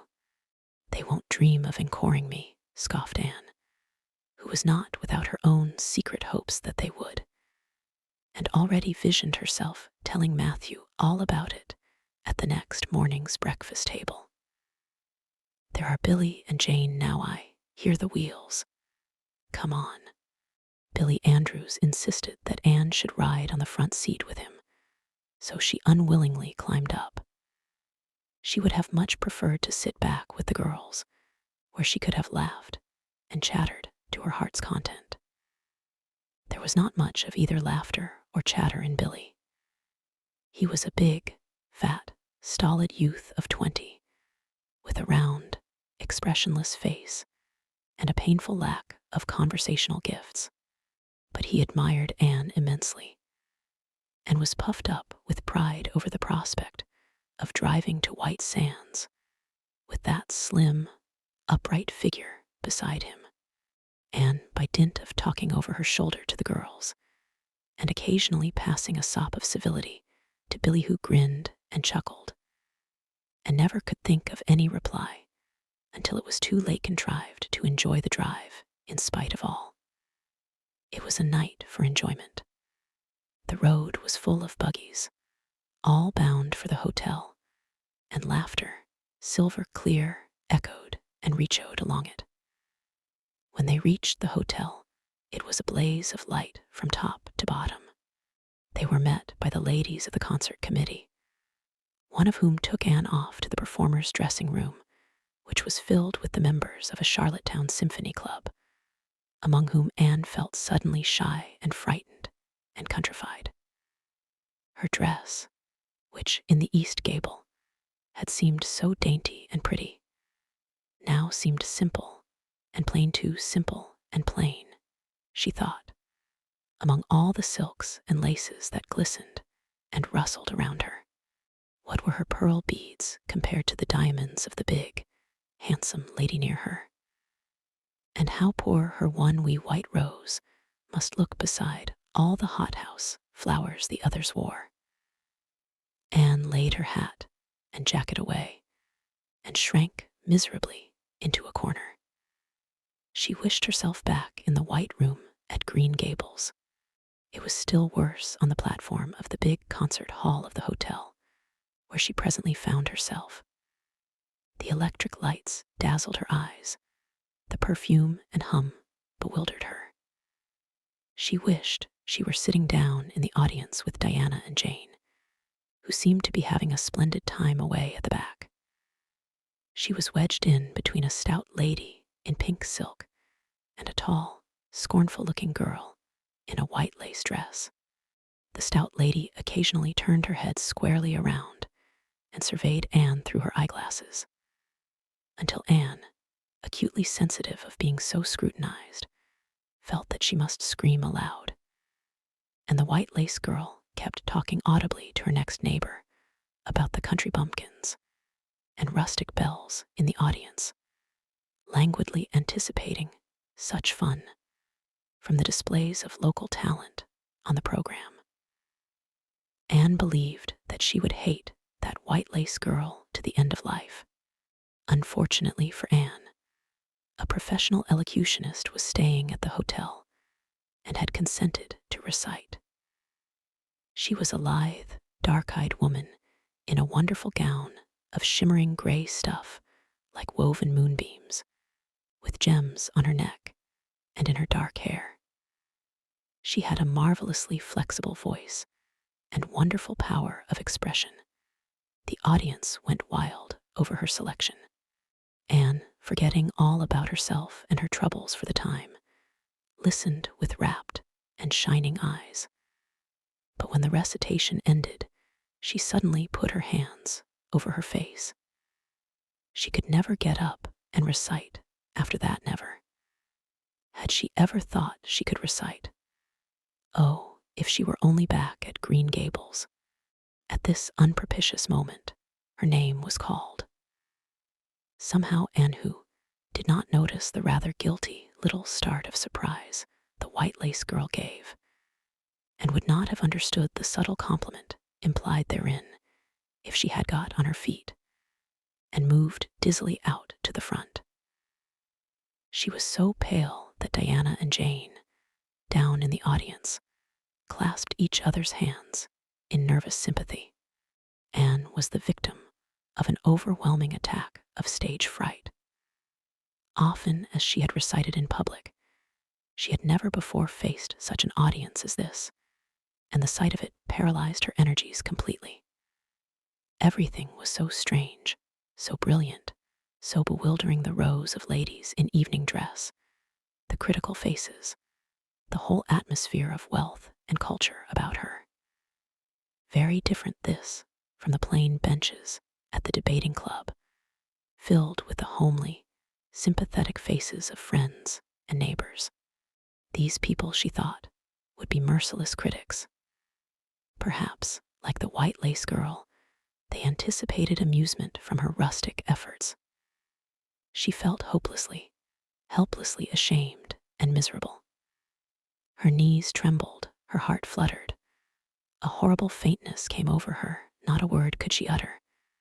And the next moment she would have fled from the platform, despite the humiliation, which she felt must ever after be her portion if she did so. But suddenly, as her dilated, frightened eyes gazed out over the audience, she saw Gilbert Blythe away at the back of the room, bending forward with a smile on his face, a smile which seemed to Anne at once triumphant and taunting. In reality, it was nothing of the kind. Gilbert was merely smiling with appreciation of the whole affair in general, and of the effect produced by Anne's slender white form and spiritual face against a background of palms in particular. Josie Pye, whom he had driven over, sat beside him, and her face certainly was both triumphant and taunting. But Anne did not see Josie, and would not have cared if she had. She drew a long breath and flung her head up proudly, courage and determination tingling over her like an electric shock. She would not fail before Gilbert Blythe. He should never be able to laugh at her.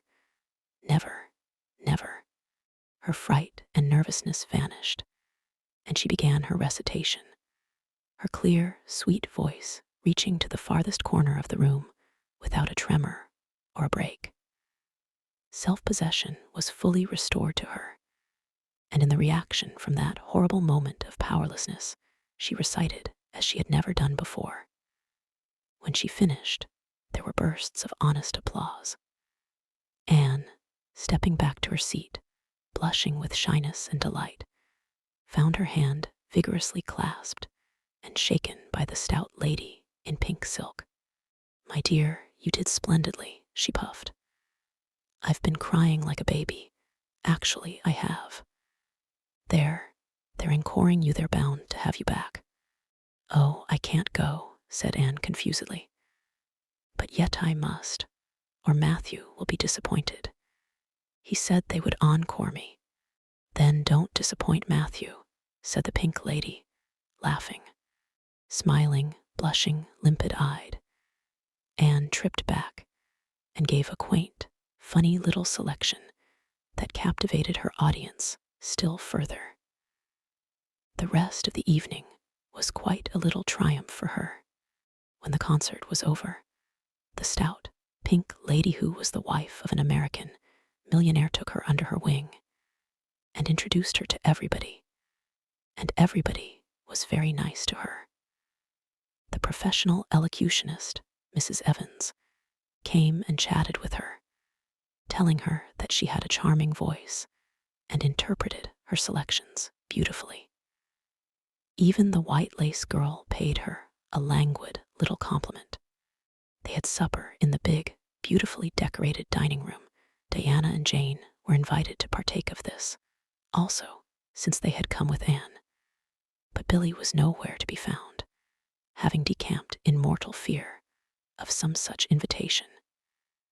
He was in waiting for them, with the team, however, when it was all over, and the three girls came merrily out into the calm, white moonshine radiance. Anne breathed deeply and looked into the clear sky beyond the dark boughs of the firs. Oh, it was good to be out again, in the purity and silence of the night. How great and still and wonderful everything was, with the murmur of the sea sounding through it, and the darkling cliffs beyond like grim giants guarding enchanted coasts. Hasn't it been a perfectly splendid time? Sighed Jane as they drove away. I just wish I was a rich American and could spend my summer at a hotel and wear jewels and low-necked dresses and have ice cream and chicken salad every blessed day. I'm sure it would be ever so much more fun than teaching school. Anne, your recitation was simply great, although I thought at first you were never going to begin. I think it was better than Mrs. Evans's. Oh no, don't say things like that, Jane, said Anne quickly, because it sounds silly. It couldn't be better than Mrs. Evans's, you know, for she is a professional, and I'm only a schoolgirl with a little knack of reciting. I'm quite satisfied if the people just liked mine pretty well. I've a compliment for you, Anne, said Diana.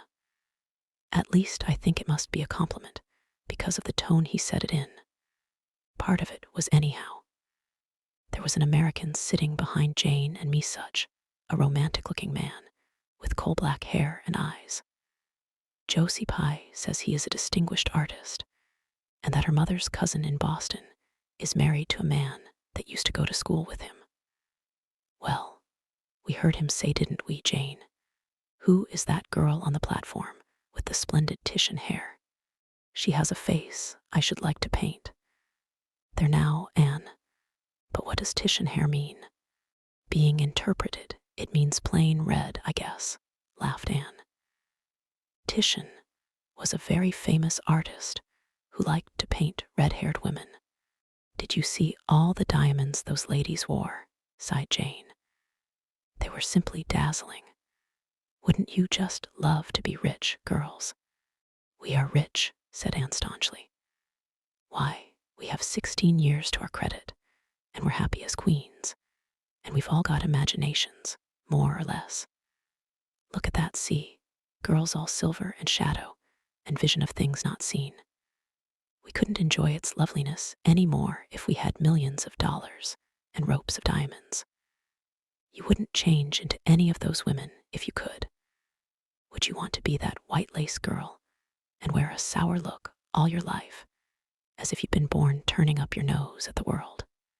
Or the pink lady, kind and nice as she is, so stout and short that you'd really no figure at all? Or even Mrs. Evans, with that sad, sad look in her eyes. She must have been dreadfully unhappy sometime to have such a look. You know you wouldn't, Jane Andrews. I don't know exactly, said Jane, unconvinced. I think diamonds would comfort a person for a good deal. Well, I don't want to be anyone but myself, even if I go uncomforted by diamonds all my life, declared Anne. I'm quite content to be Anne of Green Gables, with my string of pearl beads. I know Matthew gave me as much love with them as ever went with Madame, the pink lady's jewels. Chapter 34. A Queen's Girl. The next 3 weeks were busy ones at Green Gables, for Anne was getting ready to go to Queen's, and there was much sewing to be done, and many things to be talked over and arranged. Anne's outfit was ample and pretty, for Matthew saw to that, and Marilla, for once, made no objections whatever to anything he purchased or suggested. More one evening, she went up to the east gable with her arms full of a delicate pale green material. Anne, here's something for a nice light dress for you. I don't suppose you really need it. You've plenty of pretty waists. But I thought maybe you'd like something real dressy to wear if you were asked out anywhere of an evening in town, to a party or anything like that. I hear that Jane and Ruby and Josie have got evening dresses, as they call them, and I don't mean you shall be behind them. I got Mrs. Allen to help me pick it in town last week, and we'll get Emily Gillies to make it for you. Emily has got taste, and her fits aren't to be equaled. Oh, Marilla, it's just lovely, said Anne. Thank you so much. I don't believe you ought to be so kind to me. It's making it harder every day for me to go away. The green dress was made up with as many tucks and frills and shirrings as Emily's taste permitted. Anne put it on one evening for Matthew's and Marilla's benefit, and recited the maiden's vow for them in the kitchen. As Marilla watched the bright, animated face and graceful motions, her thoughts went back to the evening Anne had arrived at Green Gables, and memory recalled a vivid picture of the odd, frightened child in her preposterous yellowish-brown wincey dress, the heartbreak looking out of her tearful eyes. Something in the memory brought tears to Marilla's own eyes. I declare my recitation has made you cry, Marilla, said Anne gaily, stooping over Marilla's chair to drop a butterfly kiss on that lady's cheek. Now, I call that a positive triumph. No, I wasn't crying over your piece, said Marilla, who would have scorned to be betrayed into such weakness by any poetry stuff. I just couldn't help thinking of the little girl you used to be, Anne. And I was wishing you could have stayed a little girl, even with all your queer ways. You've grown up now, and you're going away. And you look so tall and stylish, and so different altogether in that dress as if you didn't belong in Avonlea at all, and I just got lonesome thinking it all over. Marilla, Anne sat down on Marilla's gingham lap, took Marilla's lined face between her hands, and looked gravely and tenderly into Marilla's eyes. I'm not a bit changed, not really. I'm only just pruned down and branched out. The real me back here is just the same. It won't make a bit of difference where I go or how much I change outwardly. At heart, I shall always be your little Anne, who will love you and Matthew and dear Green Gables more and better every day of her life. Anne laid her fresh young cheek against Marilla's faded one and reached out a hand to pat Matthew's shoulder. Marilla would have given much just then to have possessed Anne's power of putting her feelings into words, but nature and habit had willed it otherwise, and she could only put her arms close about her girl and hold her tenderly to her heart, wishing that she need never let her go. Matthew, with a suspicious moisture in his eyes, got up and went out of doors. Under the stars of the blue summer night, he walked agitatedly across the yard to the gate under the poplars. Well now, I guess she ain't been much spoiled, he muttered proudly. I guess my putting in my oar occasional never did much harm after all. She's smart and pretty, and loving too, which is better than all the rest. She's been a blessing to us, and there never was a luckier mistake than what Mrs. Spencer made if it was luck. I don't believe it was any such thing. It was Providence, because the Almighty saw we needed her I reckon. The day finally came when Anne must go to town. She and Matthew drove in one fine September morning, after a tearful parting with Diana, and an untearful practical one on Marilla's side, at least with Marilla. But when Anne had gone, Diana dried her tears and went to a beach picnic at White Sands with some of her Carmody cousins, where she contrived to enjoy herself tolerably well, while Marilla plunged fiercely into unnecessary work and kept at it all day long with the bitterest kind of heartache, the ache that burns and gnaws and cannot wash itself away in ready tears. But that night, when Marilla went to bed, acutely and miserably conscious that the little gable room at the end of the hall was untenanted by any vivid young life and unstirred by any soft breathing, she buried her face in her pillow and wept for her girl in a passion of sobs that appalled her when she grew calm enough to reflect how very wicked it must be to take on so about a sinful fellow creature. Anne and the rest of the Avonlea scholars reached town just in time to hurry off to the academy. That first day passed pleasantly enough in a whirl of excitement, meeting all the new students, learning to know the professors by sight, and being assorted and organized into classes. Anne intended taking up the second-year work being advised to do so by Miss Stacy. Gilbert Blythe elected to do the same. This meant getting a first-class teacher's license in 1 year instead of 2, if they were successful. But it also meant much more and harder work. Jane, Ruby, Josie, Charlie, and Moody Spurgeon, not being troubled with the stirrings of ambition, were content to take up the second-class work. Anne was conscious of a pang of loneliness when she found herself in a room with 50 other students, not one of whom she knew, except the tall, brown-haired boy across the room, and knowing him in the fashion she did not help her much, as she reflected pessimistically. Yet she was undeniably glad that they were in the same class.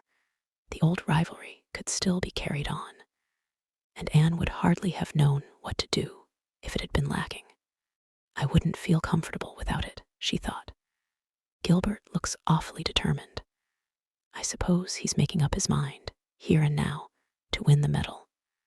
What a splendid chin he has. I never noticed it before.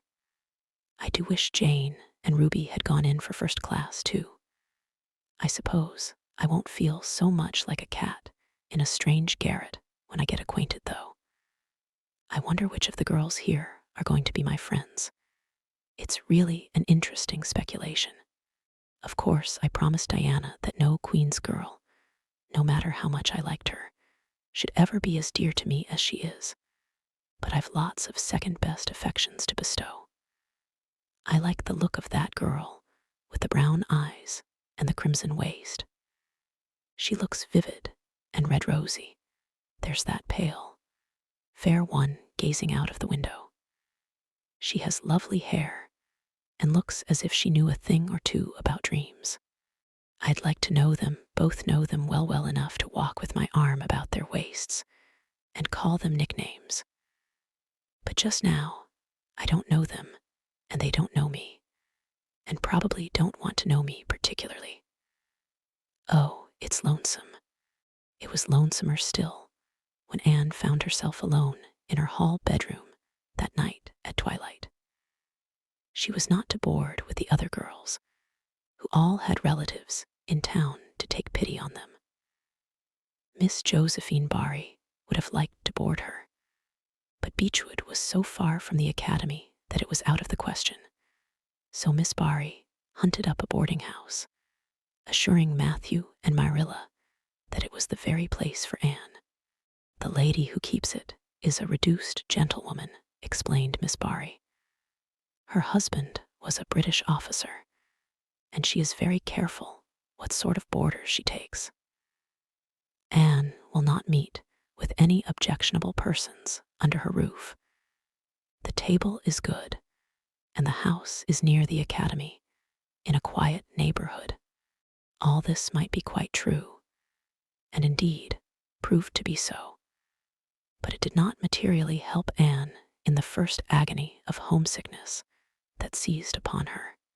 She looked dismally about her narrow little room, with its dull-papered, pictureless walls, its small iron bedstead and empty bookcase, and a horrible choke came into her throat as she thought of her own white room at Green Gables, where she would have the pleasant consciousness of a great green still outdoors, of sweet peas growing in the garden, and moonlight falling on the orchard, of the brook below the slope, and the spruce boughs tossing in the night wind beyond it, of a vast starry sky, and the light from Diana's window shining out through the gap in the trees.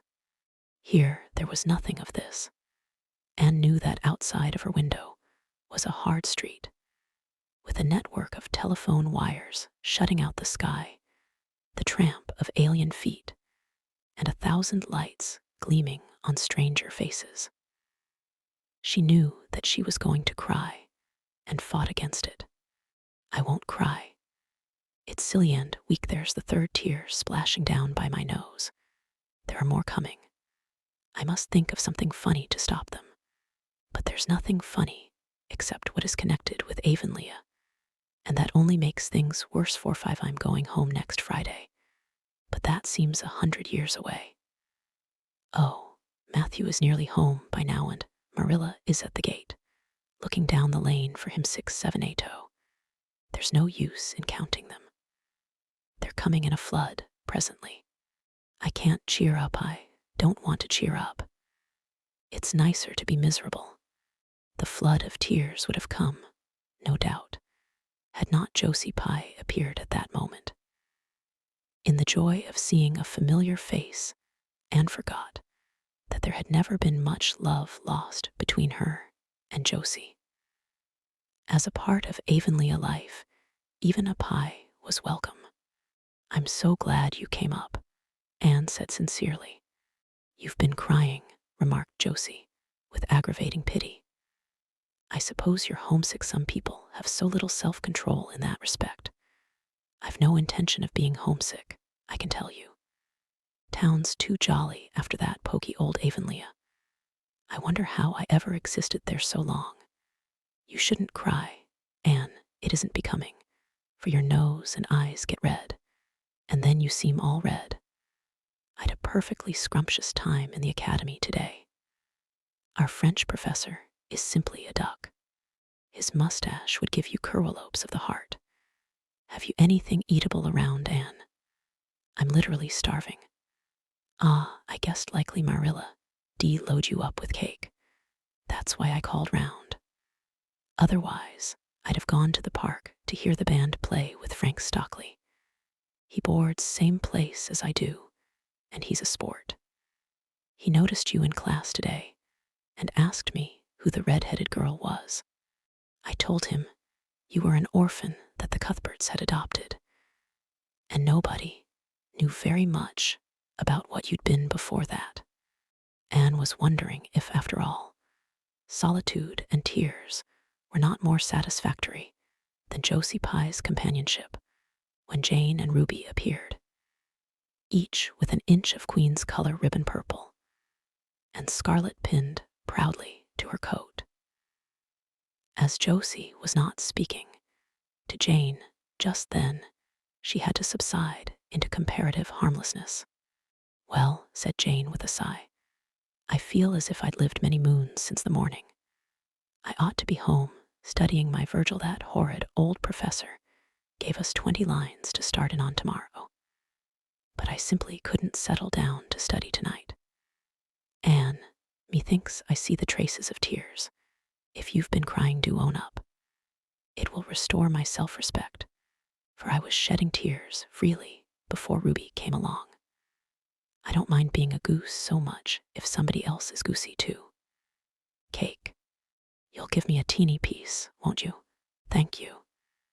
It has the real Avonlea flavor.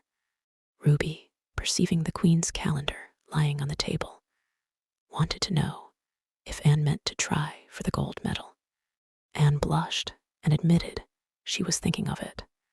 Oh, that reminds me, said Josie. Queen's is to get one of the Avery scholarships after all. The word came today. Frank Stockley told me his uncle is one of the board of governors, you know. It will be announced in the academy tomorrow. An Avery scholarship. Anne felt her heart beat more quickly, and the horizons of her ambition shifted and broadened as if by magic. Before Josie had told the news, Anne's highest pinnacle of aspiration had been a teacher's provincial license, first class, at the end of the year, and perhaps the medal. But now, in one moment, Anne saw herself winning the Avery scholarship, taking an arts course at Redmond College, and graduating in a gown and mortar board before the echo of Josie's words had died away. For the Avery scholarship was in English, and Anne felt that here her foot was on native heath. A wealthy manufacturer of New Brunswick had died and left part of his fortune to endow a large number of scholarships to be distributed among the various high schools and academies of the maritime provinces, according to their respective standings. There had been much doubt whether one would be allotted to Queen's, but the matter was settled at last, and at the end of the year, the graduate who made the highest mark in English and English literature would win the scholarship $250 a year for 4 years at Redmond College. No wonder that Anne went to bed that night with tingling cheeks. I'll win that scholarship if hard work can do it, she resolved. Wouldn't Matthew be proud if I got to be a BA? Oh, it's delightful to have ambitions. I'm so glad I have such a lot. And there never seems to be any end to them, that's the best of it.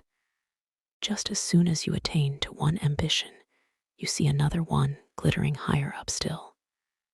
It does make life so interesting. Chapter 35. The Winter at Queen's.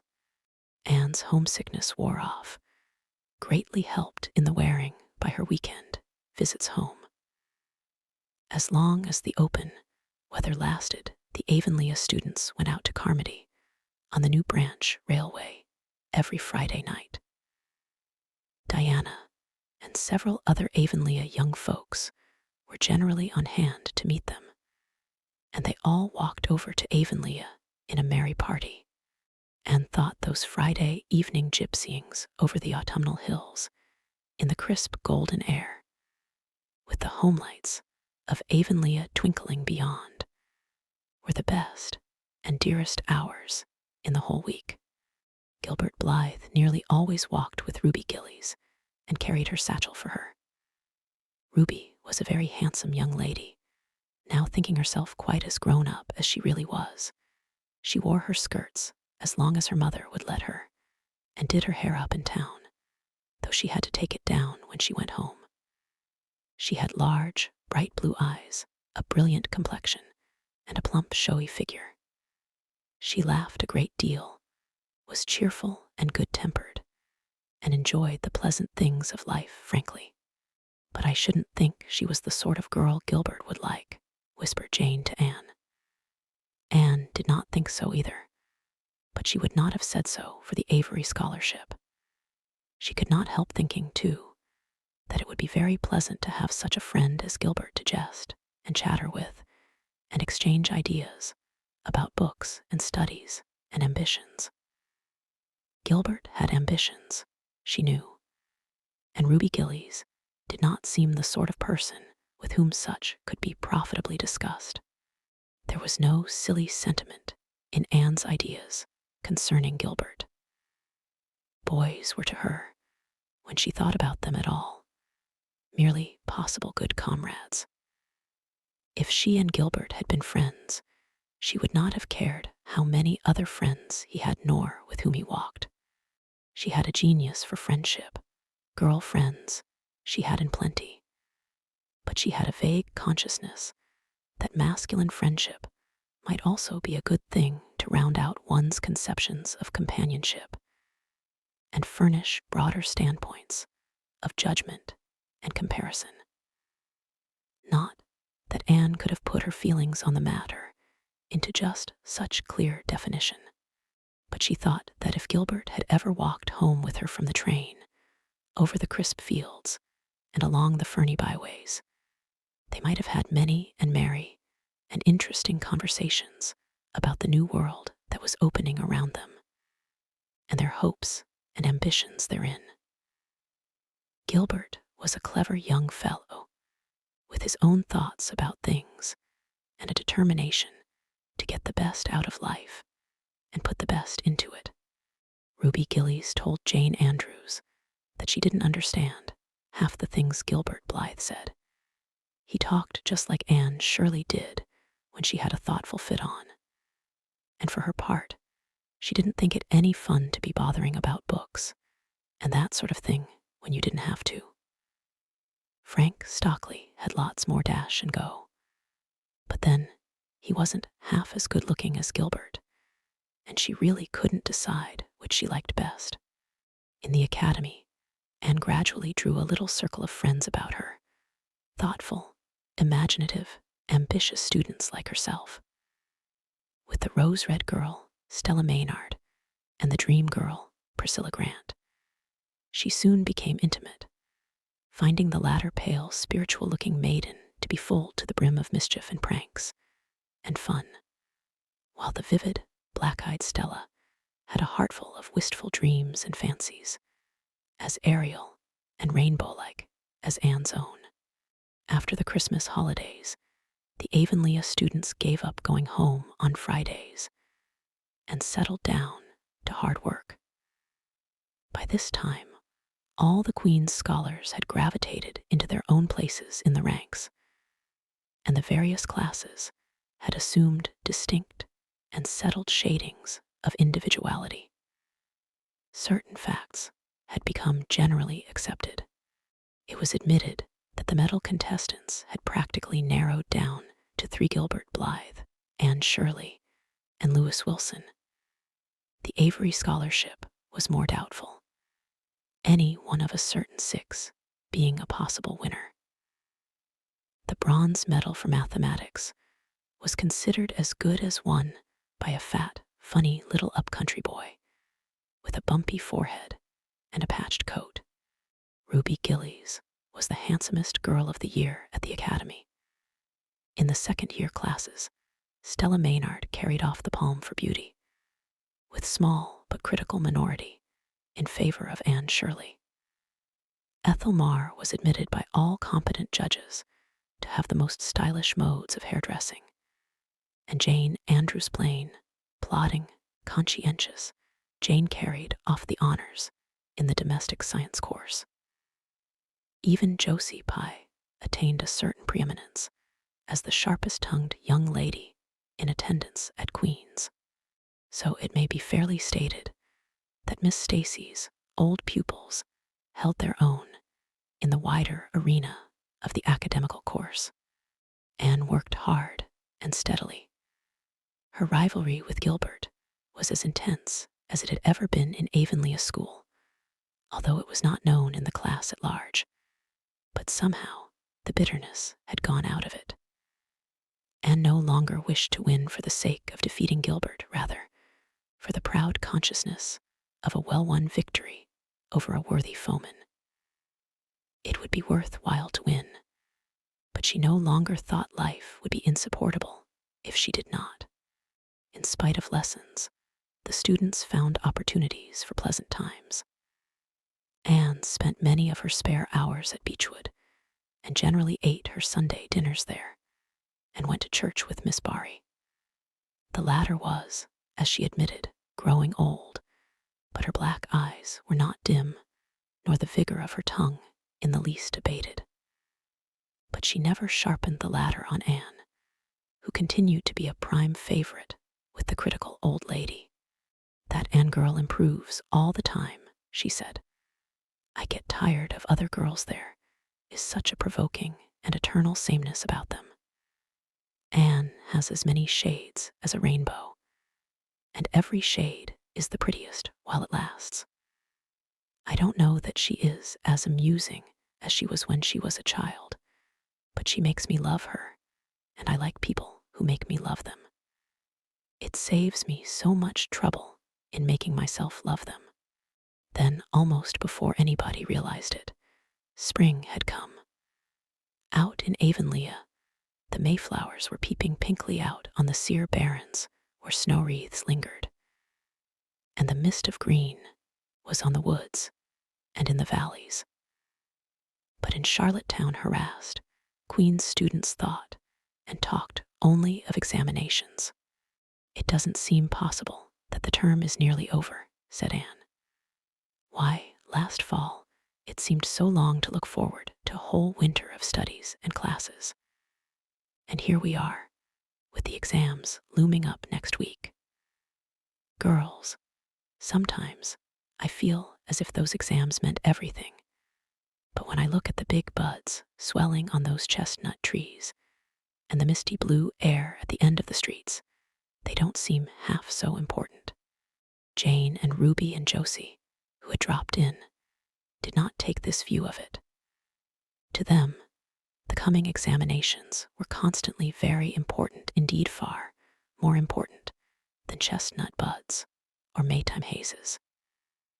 It was all very well for Anne, who was sure of passing at least, to have her moments of belittling them. But when your whole future depended on them, as the girls truly thought theirs did, you could not regard them philosophically. "I've lost 7 pounds in the last 2 weeks, sighed Jane. "It's no use to say don't worry. I will worry. Worrying helps you some. It seems as if you were doing something when you're worrying. It would be dreadful if I failed to get my license after going to Queen's all winter and spending so much money." "I don't care," said Josie Pye. "If I don't pass this year, I'm coming back next. My father can afford to send me. Anne, Frank Stockley says that Professor Tremaine said Gilbert Blythe was sure to get the medal, and that Emily Clay would likely win the Avery Scholarship." "It may make me feel badly tomorrow, Josie," laughed Anne. "But just now, I honestly feel that as long as I know the violets are coming out all purple down in the hollow below Green Gables, and that little ferns are poking their heads up in Lover's Lane, it's not a great deal of difference whether I win the Avery or not. I've done my best, and I begin to understand what is meant by the joy of the strife. Next to trying and winning, the best thing is trying and failing. Girls, don't talk about exams. Look at that arch of pale green sky over those houses, and picture to yourself what it must look like over the purply dark beech woods back of Avonlea." "What are you going to wear for commencement, Jane?" asked Ruby practically. Jane and Josie both answered at once, and the chatter drifted into a side eddy of fashions. But Anne, with her elbows on the window sill, her soft cheek laid against her clasped hands, and her eyes filled with visions, looked out unheedingly across city roof and spire to that glorious dome of sunset sky, and wove her dreams of a possible future from the golden tissue of youth's own optimism. All the beyond was hers, with its possibilities lurking rosily in the oncoming years each year, a rose of promise to be woven into an immortal chaplet. Chapter 36. The Glory and the Dream. On the morning when the final results of all the examinations were to be posted on the bulletin board at Queen's, Anne and Jane walked down the street together. Jane was smiling and happy. Examinations were over, and she was comfortably sure she had made a pass at least, Further considerations troubled Jane not at all. She had no soaring ambitions, and consequently was not affected with the unrest attendant thereon. For we pay a price for everything we get or take in this world, and although ambitions are well worth having, they are not to be cheaply won, but exact their dues of work and self-denial, anxiety and discouragement. Anne was pale and quiet. In 10 more minutes, she would know who had won the medal and who the Avery. Beyond those 10 minutes, there did not seem, just then, to be anything worth being called time. Of course you'll win one of them anyhow, said Jane, who couldn't understand how the faculty could be so unfair as to order it otherwise. I have not hope of the Avery, said Anne. Everybody says Emily Clay will win it, and I'm not going to march up to that bulletin board and look at it before everybody. I haven't the moral courage. I'm going straight to the girls' dressing room. You must read the announcements, and then come and tell me, Jane. And I implore you, in the name of our old friendship, to do it as quickly as possible. If I have failed, just say so, without trying to break it gently. And whatever you do, don't sympathize with me. Promise me this, Jane. Jane promised solemnly.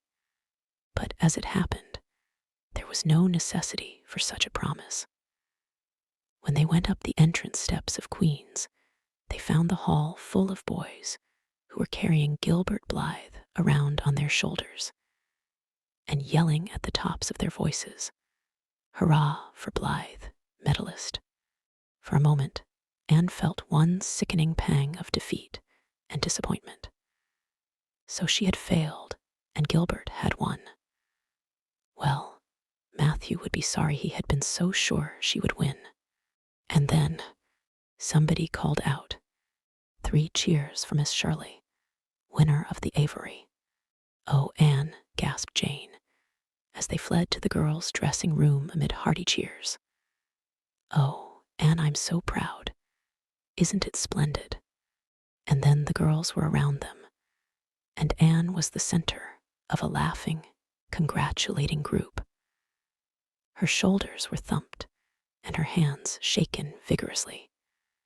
She was pushed and pulled and hugged, and among it, all she managed to whisper to Jane, "Oh, won't Matthew and Marilla be pleased? I must write the news home right away." Commencement was the next important happening. The exercises were held in the big assembly hall of the academy.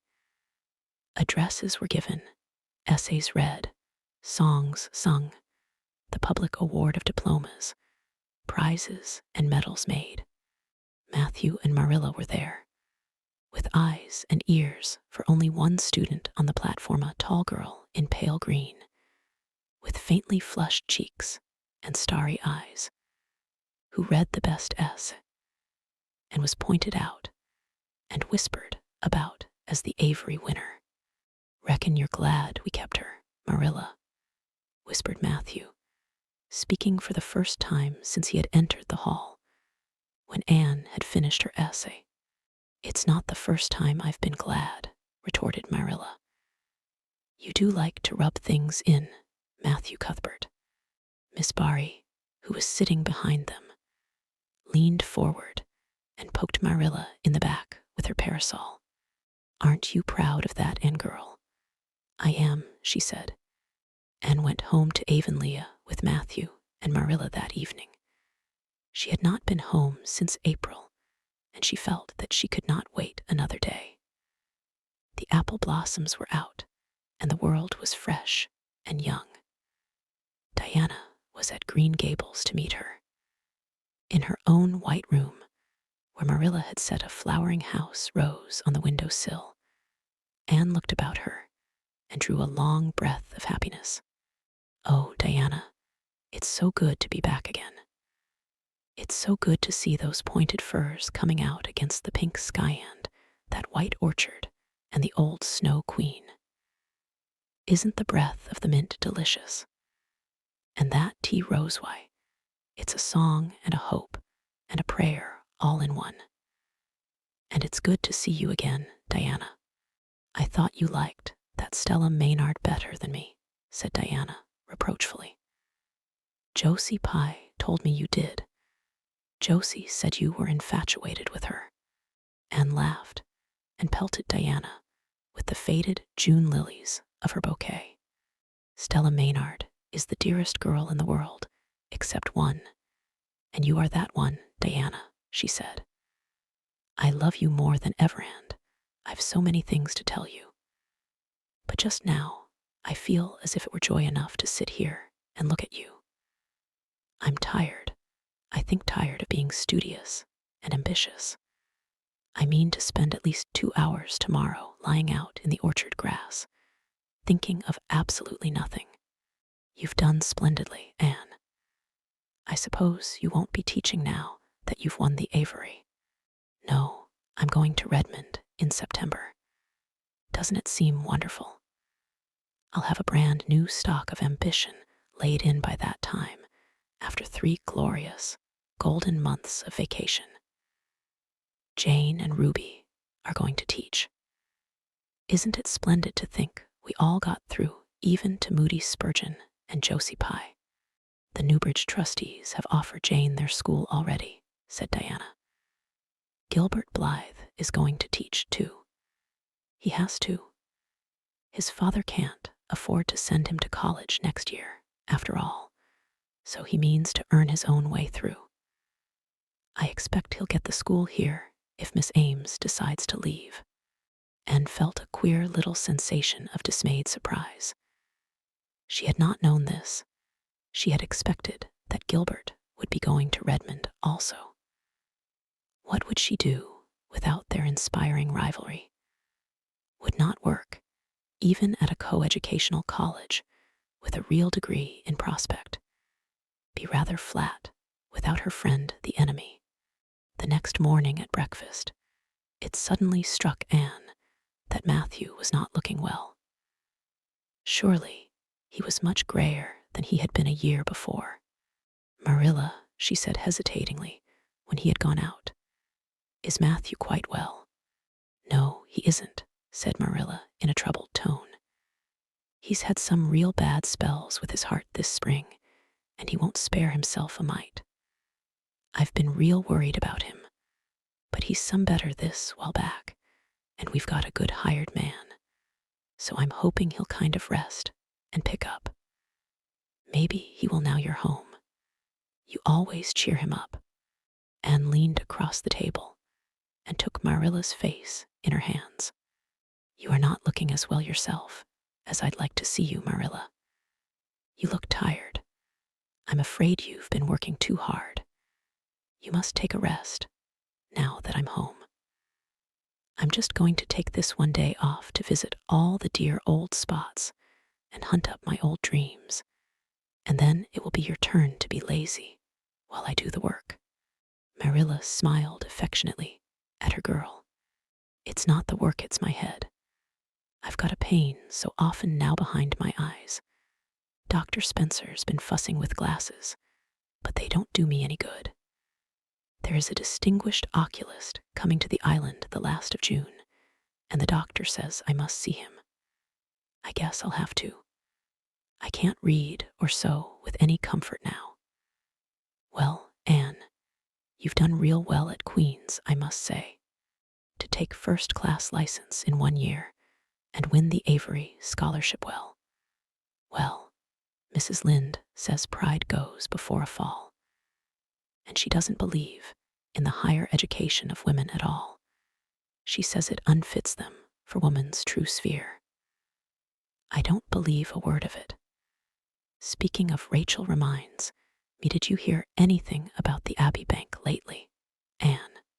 I heard it was shaky, answered Anne. Why? That is what Rachel said. She was up here one day last week and said there was some talk about it. Matthew felt real worried. All we have saved is in that bank every penny. I wanted Matthew to put it in the savings bank in the first place, but old Mr. Abbey was a great friend of father's, and he'd always banked with him. Matthew said any bank with him at the head of it was good enough for anybody. I think he has only been its nominal head for many years, said Anne. He is a very old man. His nephews are really at the head of the institution. Well, when Rachel told us that, I wanted Matthew to draw our money right out, and he said he'd think of it.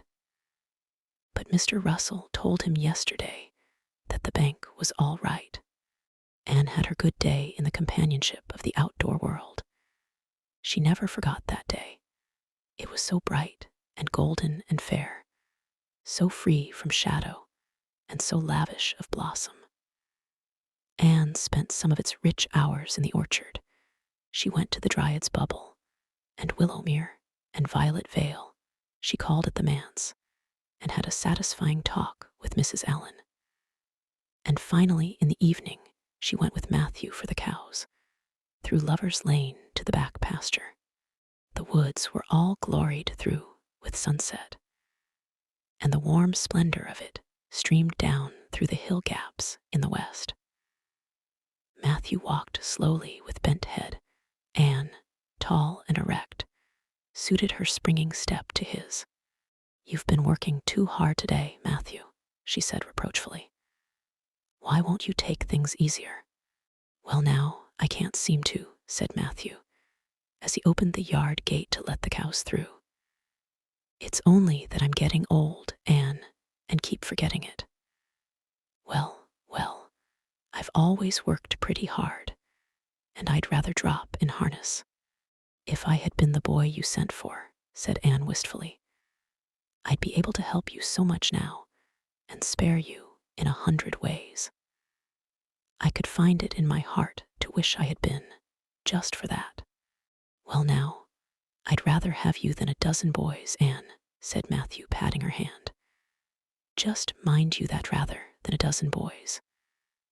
"Well, now, I guess it wasn't a boy that took the Avery scholarship, was it?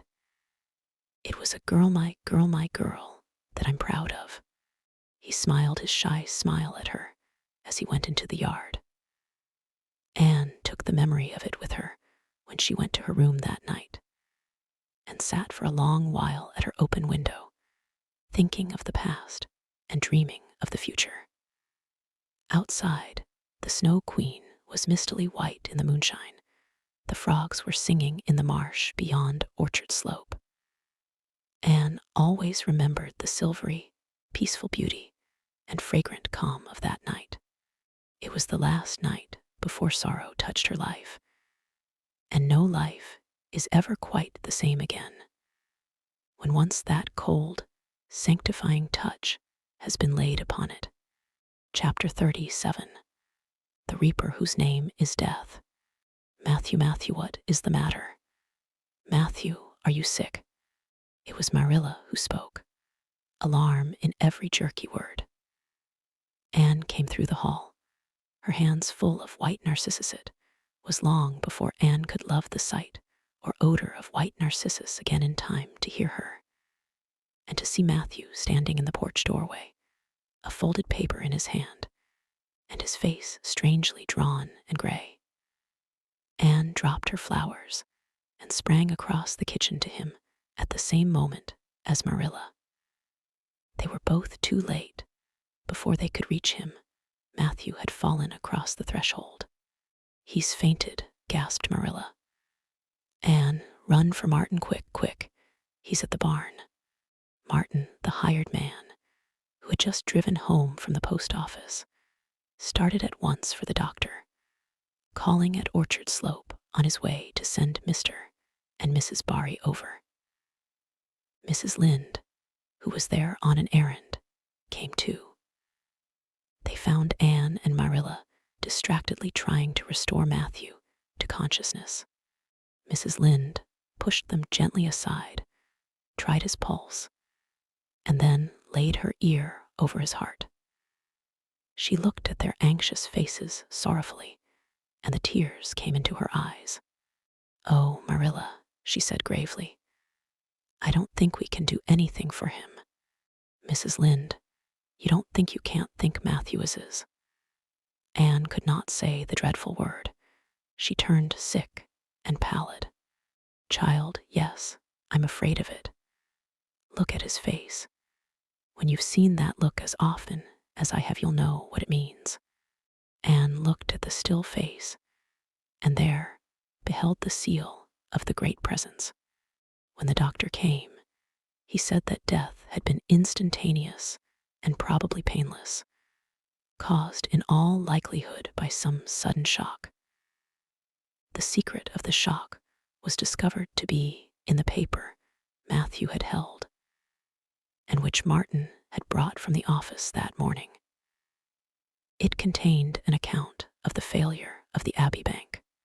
The news spread quickly through Avonlea, and all day friends and neighbors thronged Green Gables and came and went on errands of kindness for the dead and living.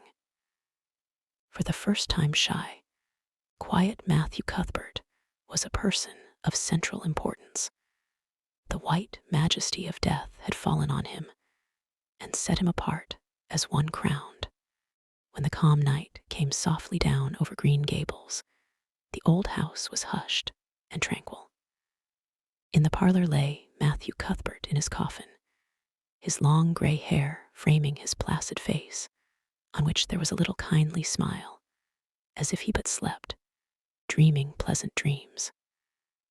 There were flowers about him, sweet old-fashioned flowers, which his mother had planted in the homestead garden in her bridal days, and for which Matthew had always had a secret, wordless love. Anne had gathered them and brought them to him, her anguished, tearless eyes burning in her white face. It was the last thing she could do for him. The Barrys and Mrs. Lynde stayed with them that night. Diana, going to the east gable, where Anne was standing at her window, said gently, "Anne, dear, would you like to have me sleep with you tonight?" "Thank you, Diana." Anne looked earnestly into her friend's face. "I think you won't misunderstand me when I say I want to be alone. I'm not afraid. I haven't been alone 1 minute since it happened, and I want to be. I want to be quite silent and quiet and try to realize it. I can't realize it. Half the time it seems to me that Matthew can't be dead, and the other half it seems as if he must have been dead for a long time, and I've had this horrible dull ache ever since." Diana did not quite understand. Marilla's impassioned grief, breaking all the bounds of natural reserve and lifelong habit in its stormy rush, she could comprehend better than Anne's tearless agony. But she went away kindly, leaving Anne alone to keep her first vigil with sorrow. Anne hoped that the tears would come in solitude. It seemed to her a terrible thing that she could not shed a tear for Matthew, whom she had loved so much, and who had been so kind to her. Matthew, who had walked with her last evening at sunset, and was now lying in the dim room below with that awful peace on his brow. But no tears came at first, even when she knelt by her window in the darkness and prayed, looking up to the stars beyond the hills. No tears, only the same horrible dull ache of misery that kept on aching until she fell asleep, worn out with the day's pain and excitement. In the night she awakened with the stillness and the darkness about her, and the recollection of the day came over her like a wave of sorrow. She could see Matthew's face smiling at her as he had smiled when they parted at the gate that last evening. She could hear his voice saying, my girl that I'm proud of." Then the tears came, and Anne wept her heart out. Marilla heard her and crept in to comfort her. There, don't cry so, dearie. It can't bring him back. It isn't right to cry so. I knew that today, but I couldn't help it then. He'd always been such a good, kind brother to me, but God knows best. Oh, just let me cry, Marilla, sobbed Anne. The tears don't hurt me like that ache did. Stay here for a little while with me and keep your arm round me so. I couldn't have Diana stay. She's good and kind and sweet, but it's not her sorrow, she's outside of it, and she couldn't come close enough to my heart to help me. It's our sorrow, yours and mine. Oh, Marilla, what will we do without him? We've got each other, Anne. I don't know what I'd do if you weren't here, if you'd never come. Oh, Anne, I know I've been kind of strict and harsh with you maybe, but you mustn't think I didn't love you as well as Matthew did, for all that. I want to tell you now when I can. It's never been easy for me to say things out of my heart, but at times like this it's easier. I love you as dear as if you were my own flesh and blood, and you've been my joy and comfort ever since you came to Green Gables. 2 days afterwards, they carried Matthew Cuthbert over his homestead threshold and away from the fields he had tilled and the orchards he had loved and the trees he had planted. And then Avonlea settled back to its usual placidity, and even at Green Gables affairs slipped into their old groove, and work was done, and duties fulfilled with regularity as before, although always with the aching sense of loss in all familiar things. Anne, new to grief, thought it almost sad that it could be so that they could go on in the old way without Matthew.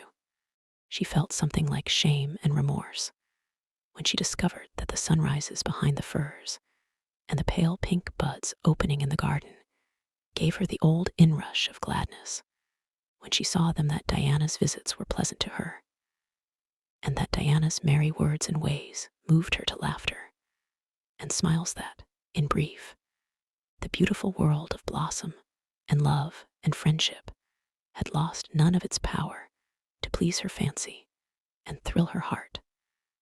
That life still called to her with many insistent voices. It seems like disloyalty to Matthew, somehow, to find pleasure in these things now that he is gone, she said wistfully to Mrs. Allen one evening when they were together in the manse garden. I miss him so much all the time, and yet, Mrs. Allen, the world and life seem very beautiful and interesting to me for all. Today, Diana said something funny, and I found myself laughing. I thought when it happened I could never laugh again, and it somehow seems as if I oughtn't to. When Matthew was here, he liked to hear you laugh, and he liked to know that you found pleasure in the pleasant things around you, said Mrs. Allen gently. He is just away now, and he likes to know it just the same. I am sure we should not shut our hearts against the healing influences that nature offers us. But I can understand your feeling. I think we all experience the same thing. We resent the thought that anything can please us when someone we love is no longer here to share the pleasure with us. And we almost feel as if we were unfaithful to our sorrow when we find our interest in life returning to us. I was down to the graveyard to plant a rosebush on Matthew's grave this afternoon, said Anne dreamily. I took a slip of the little white Scotch rosebush his mother brought out from Scotland long ago. Matthew always liked those roses the best. They were so small and sweet on their thorny stems. It made me feel glad that I could plant it by his grave, as if I were doing something that must please him in taking it there to be near him. I hope he has roses like them in heaven. Perhaps the souls of all those little white roses that he has loved so many summers were all there to meet him. I must go home now. Marilla is all alone, and she gets lonely at twilight. She will be lonelier still, I fear, when you go away again to college, said Mrs. Allen. Anne did not reply. She said good night and went slowly back to Green Gables. Marilla was sitting on the front doorsteps, and Anne sat down beside her.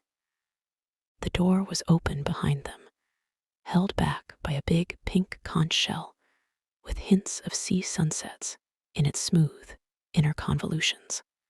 Anne gathered some sprays of pale yellow honeysuckle and put them in her hair. She liked the delicious hint of fragrance as some aerial benediction above her every time she moved. Dr. Spencer was here while you were away, Marilla said. He says that the specialist will be in town tomorrow, and he insists that I must go in and have my eyes examined. I suppose I'd better go and have it over. I'll be more than thankful if the man can give me the right kind of glasses to suit my eyes. You won't mind staying here alone while I'm away, will you? Martin will have to drive me in, and there's ironing and baking to do. I shall be all right. Diana will come over for company for me. I shall attend to the ironing and baking beautifully. You needn't fear that I'll starch the handkerchiefs or flavor the cake with liniment. Marilla laughed. What a girl you were for making mistakes in them days, Anne. You were always getting into scrapes. I did used to think you were possessed. Do you mind the time you dyed your hair? Yes, indeed. I shall never forget it, smiled Anne, touching the heavy braid of hair that was wound about her shapely head. I laugh a little now sometimes when I think what a worry my hair used to be to me. I don't laugh much, because it was a very real trouble then. I did suffer terribly over my hair and my freckles. My freckles are really gone, and people are nice enough to tell me my hair is auburn now all. But Josie Pye, she informed me yesterday that she really thought it was redder than ever, or at least my black dress made it look redder. And she asked me if people who had red hair ever got used to having it. Marilla, I've almost decided to give up trying to like Josie Pye. I've made what I would once have called a heroic effort to like her, but Josie Pye won't be liked. Josie is a Pye, said Marilla sharply, so she can't help being disagreeable.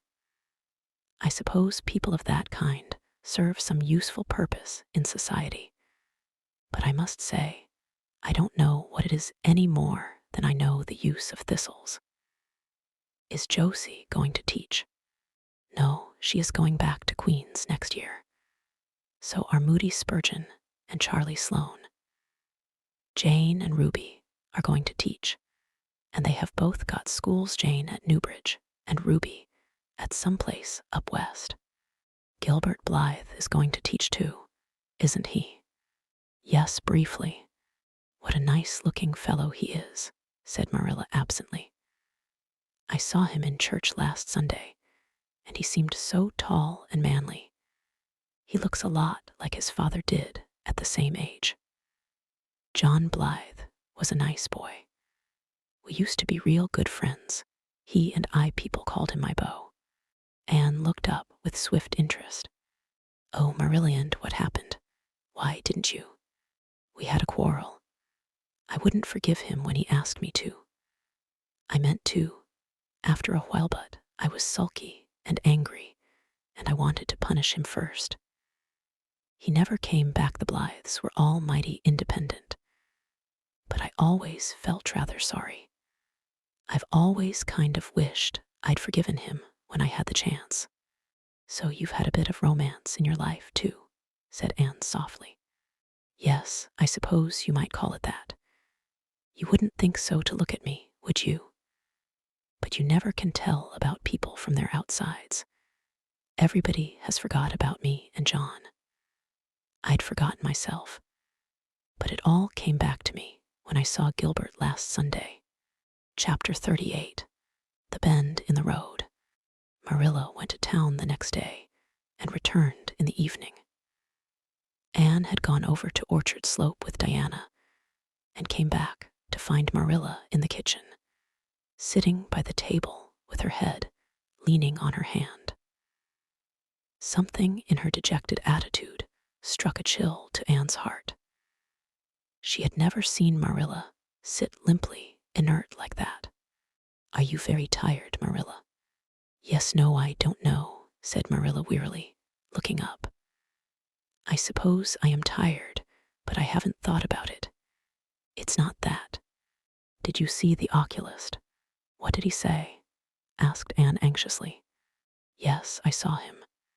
He examined my eyes. He says that if I give up all reading and sewing entirely, and any kind of work that strains the eyes, and if I'm careful not to cry, and if I wear the glasses he's given me, he thinks my eyes may not get any worse and my headaches will be cured. But if I don't, he says I'll certainly be stone blind in 6 months. Blind. Anne, just think of it. For a minute, Anne, after her first quick exclamation of dismay, was silent. It seemed to her that she could not speak. Then she said bravely, but with a catch in her voice, Marilla, don't think of it. You know he has given you hope. If you are careful, you won't lose your sight altogether. And if his glasses cure your headaches, it will be a great thing.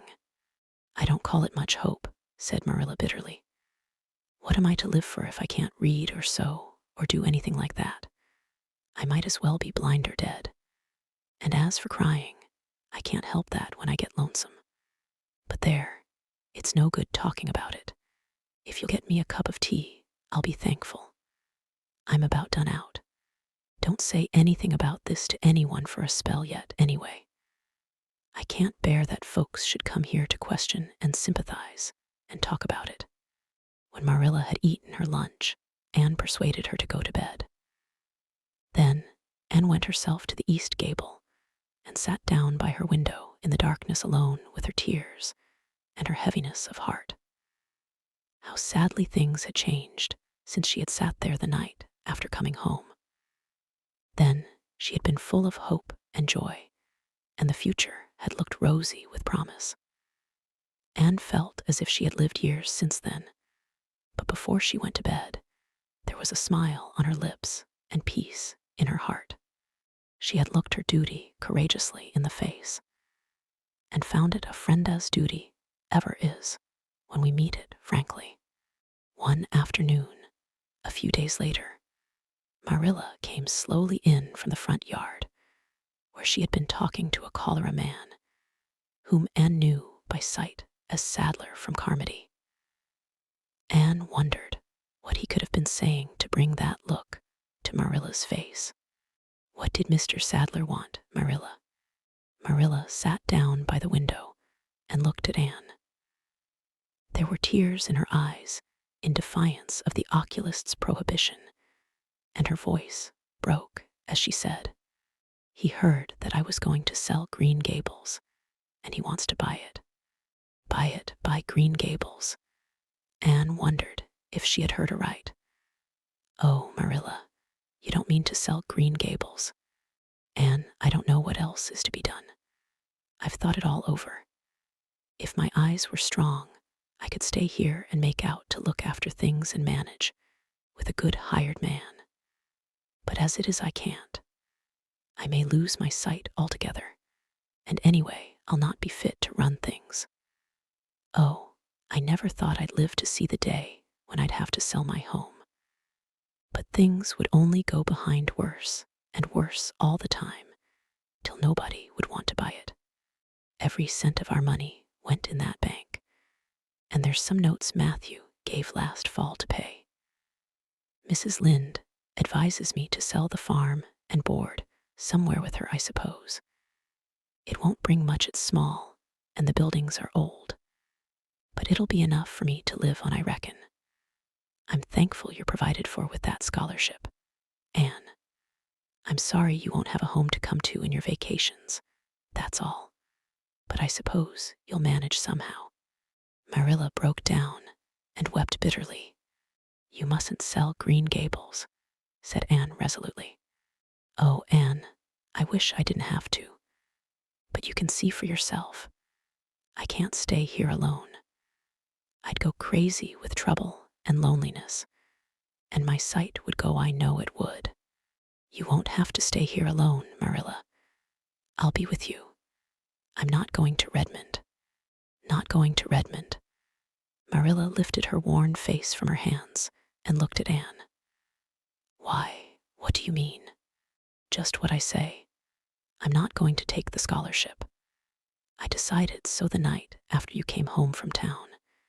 You surely don't think I could leave you alone in your trouble, Marilla, after all you've done for me. I've been thinking and planning.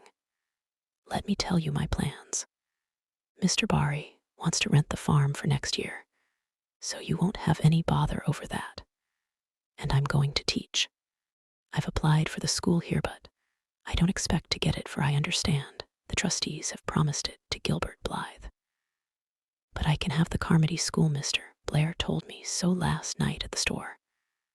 Of course, that won't be quite as nice or convenient as if I had the Avonlea school.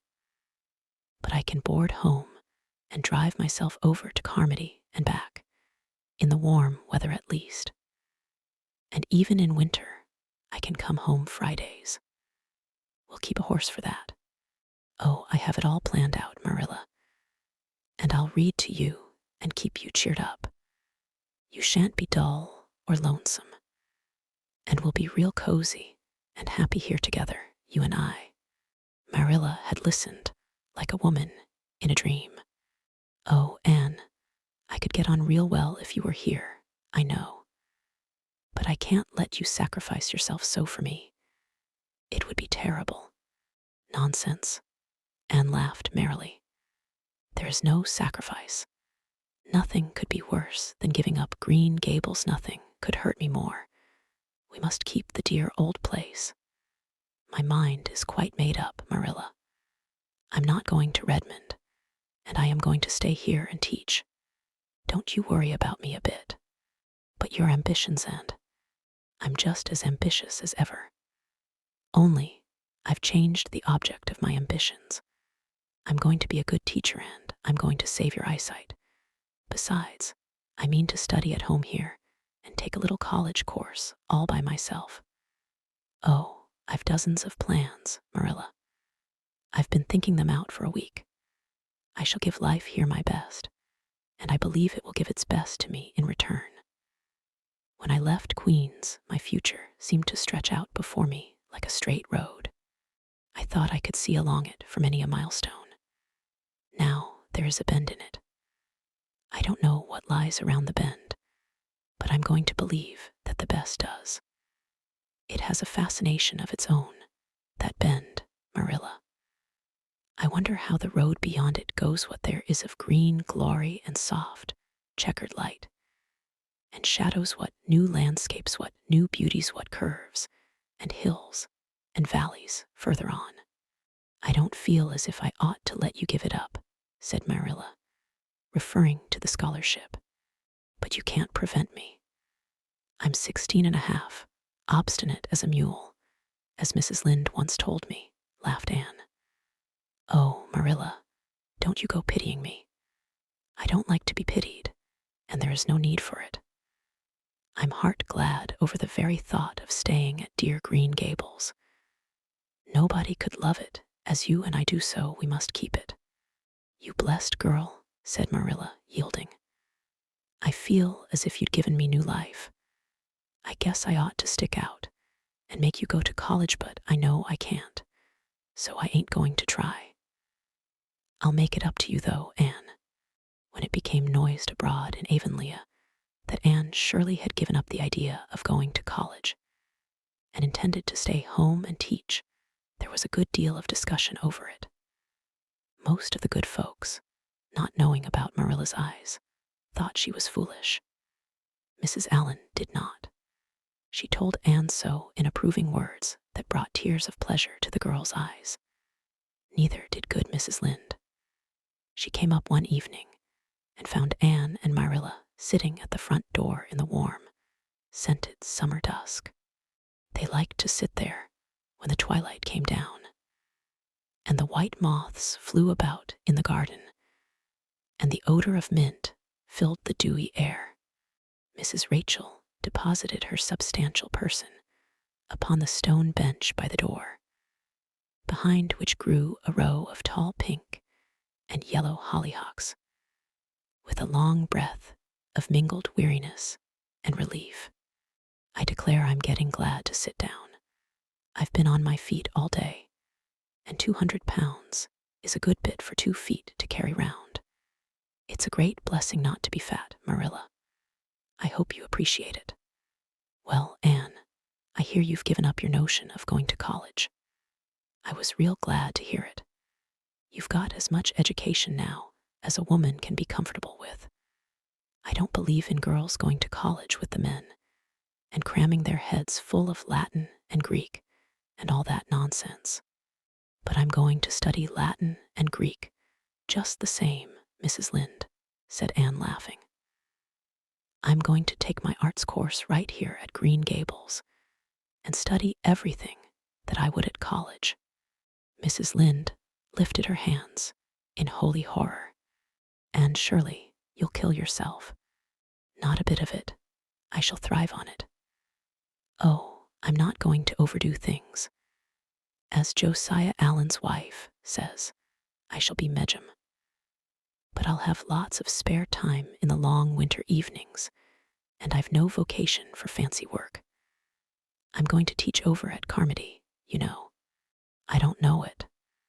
I guess you're going to teach right here in Avonlea. The trustees have decided to give you the school. Mrs. Lynde, cried Anne, springing to her feet in her surprise. Why, I thought they had promised it to Gilbert Blythe. So they did. But as soon as Gilbert heard that you had applied for it, he went to them. They had a business meeting at the school last night, you know, and told them that he withdrew his application and suggested that they accept yours. He said he was going to teach at White Sands. Of course, he knew how much you wanted to stay with Marilla, and I must say I think it was real kind and thoughtful in him.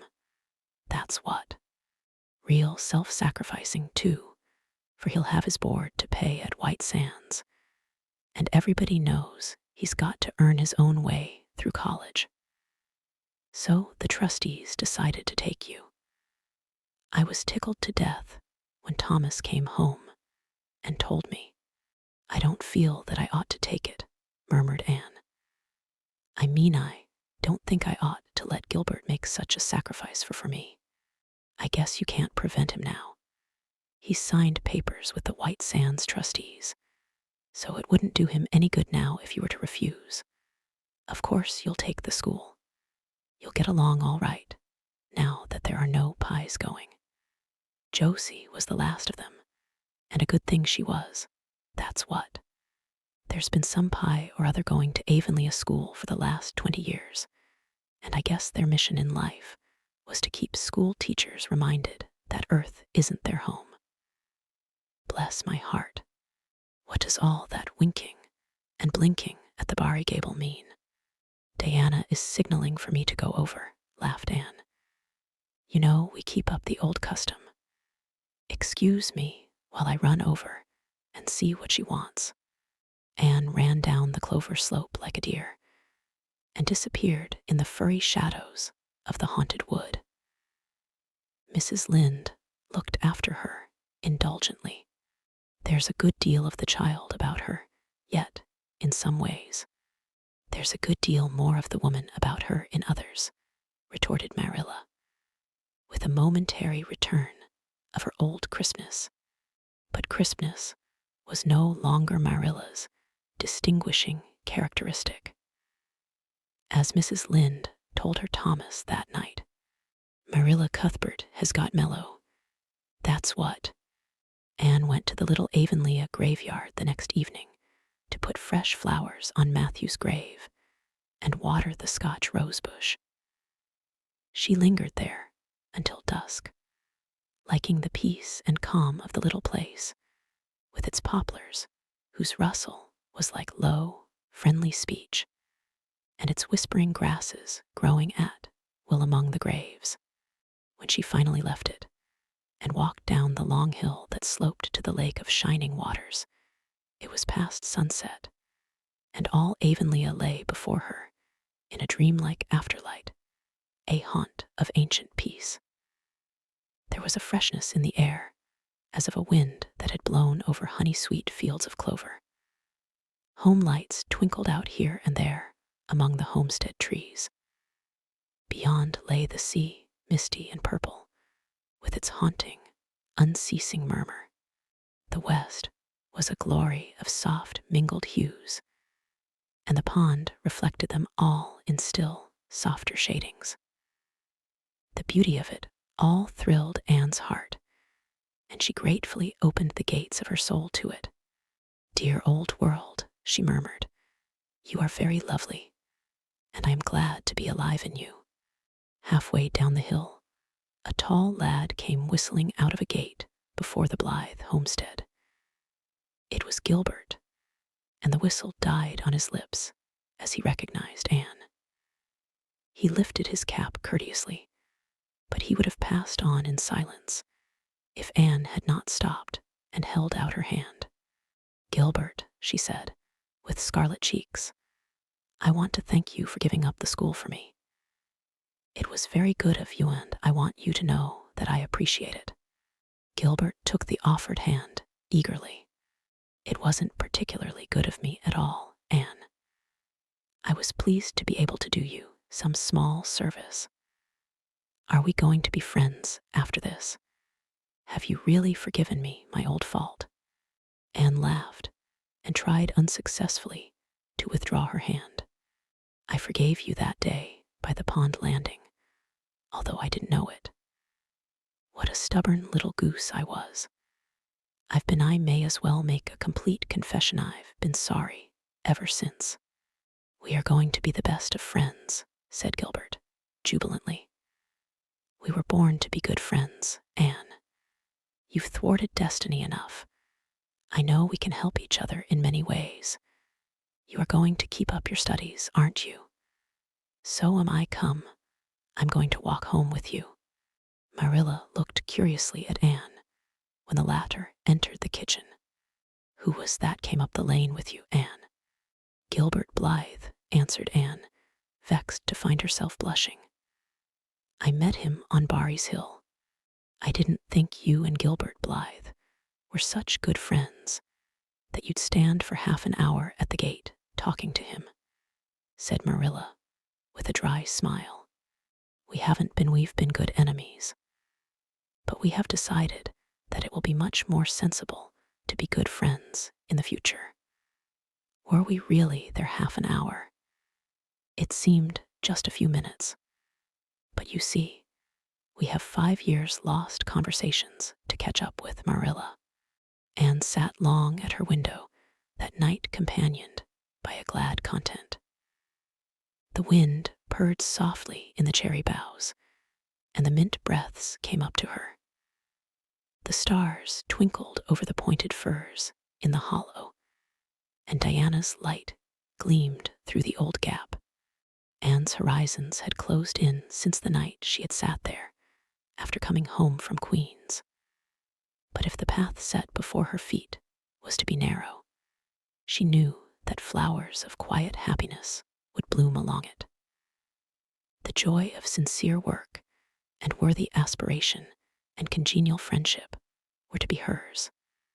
Nothing could rob her of her birthright of fancy or her ideal world of dreams. And there was always the bend in the road. "God's in his heaven. All's right with the world," whispered Anne softly.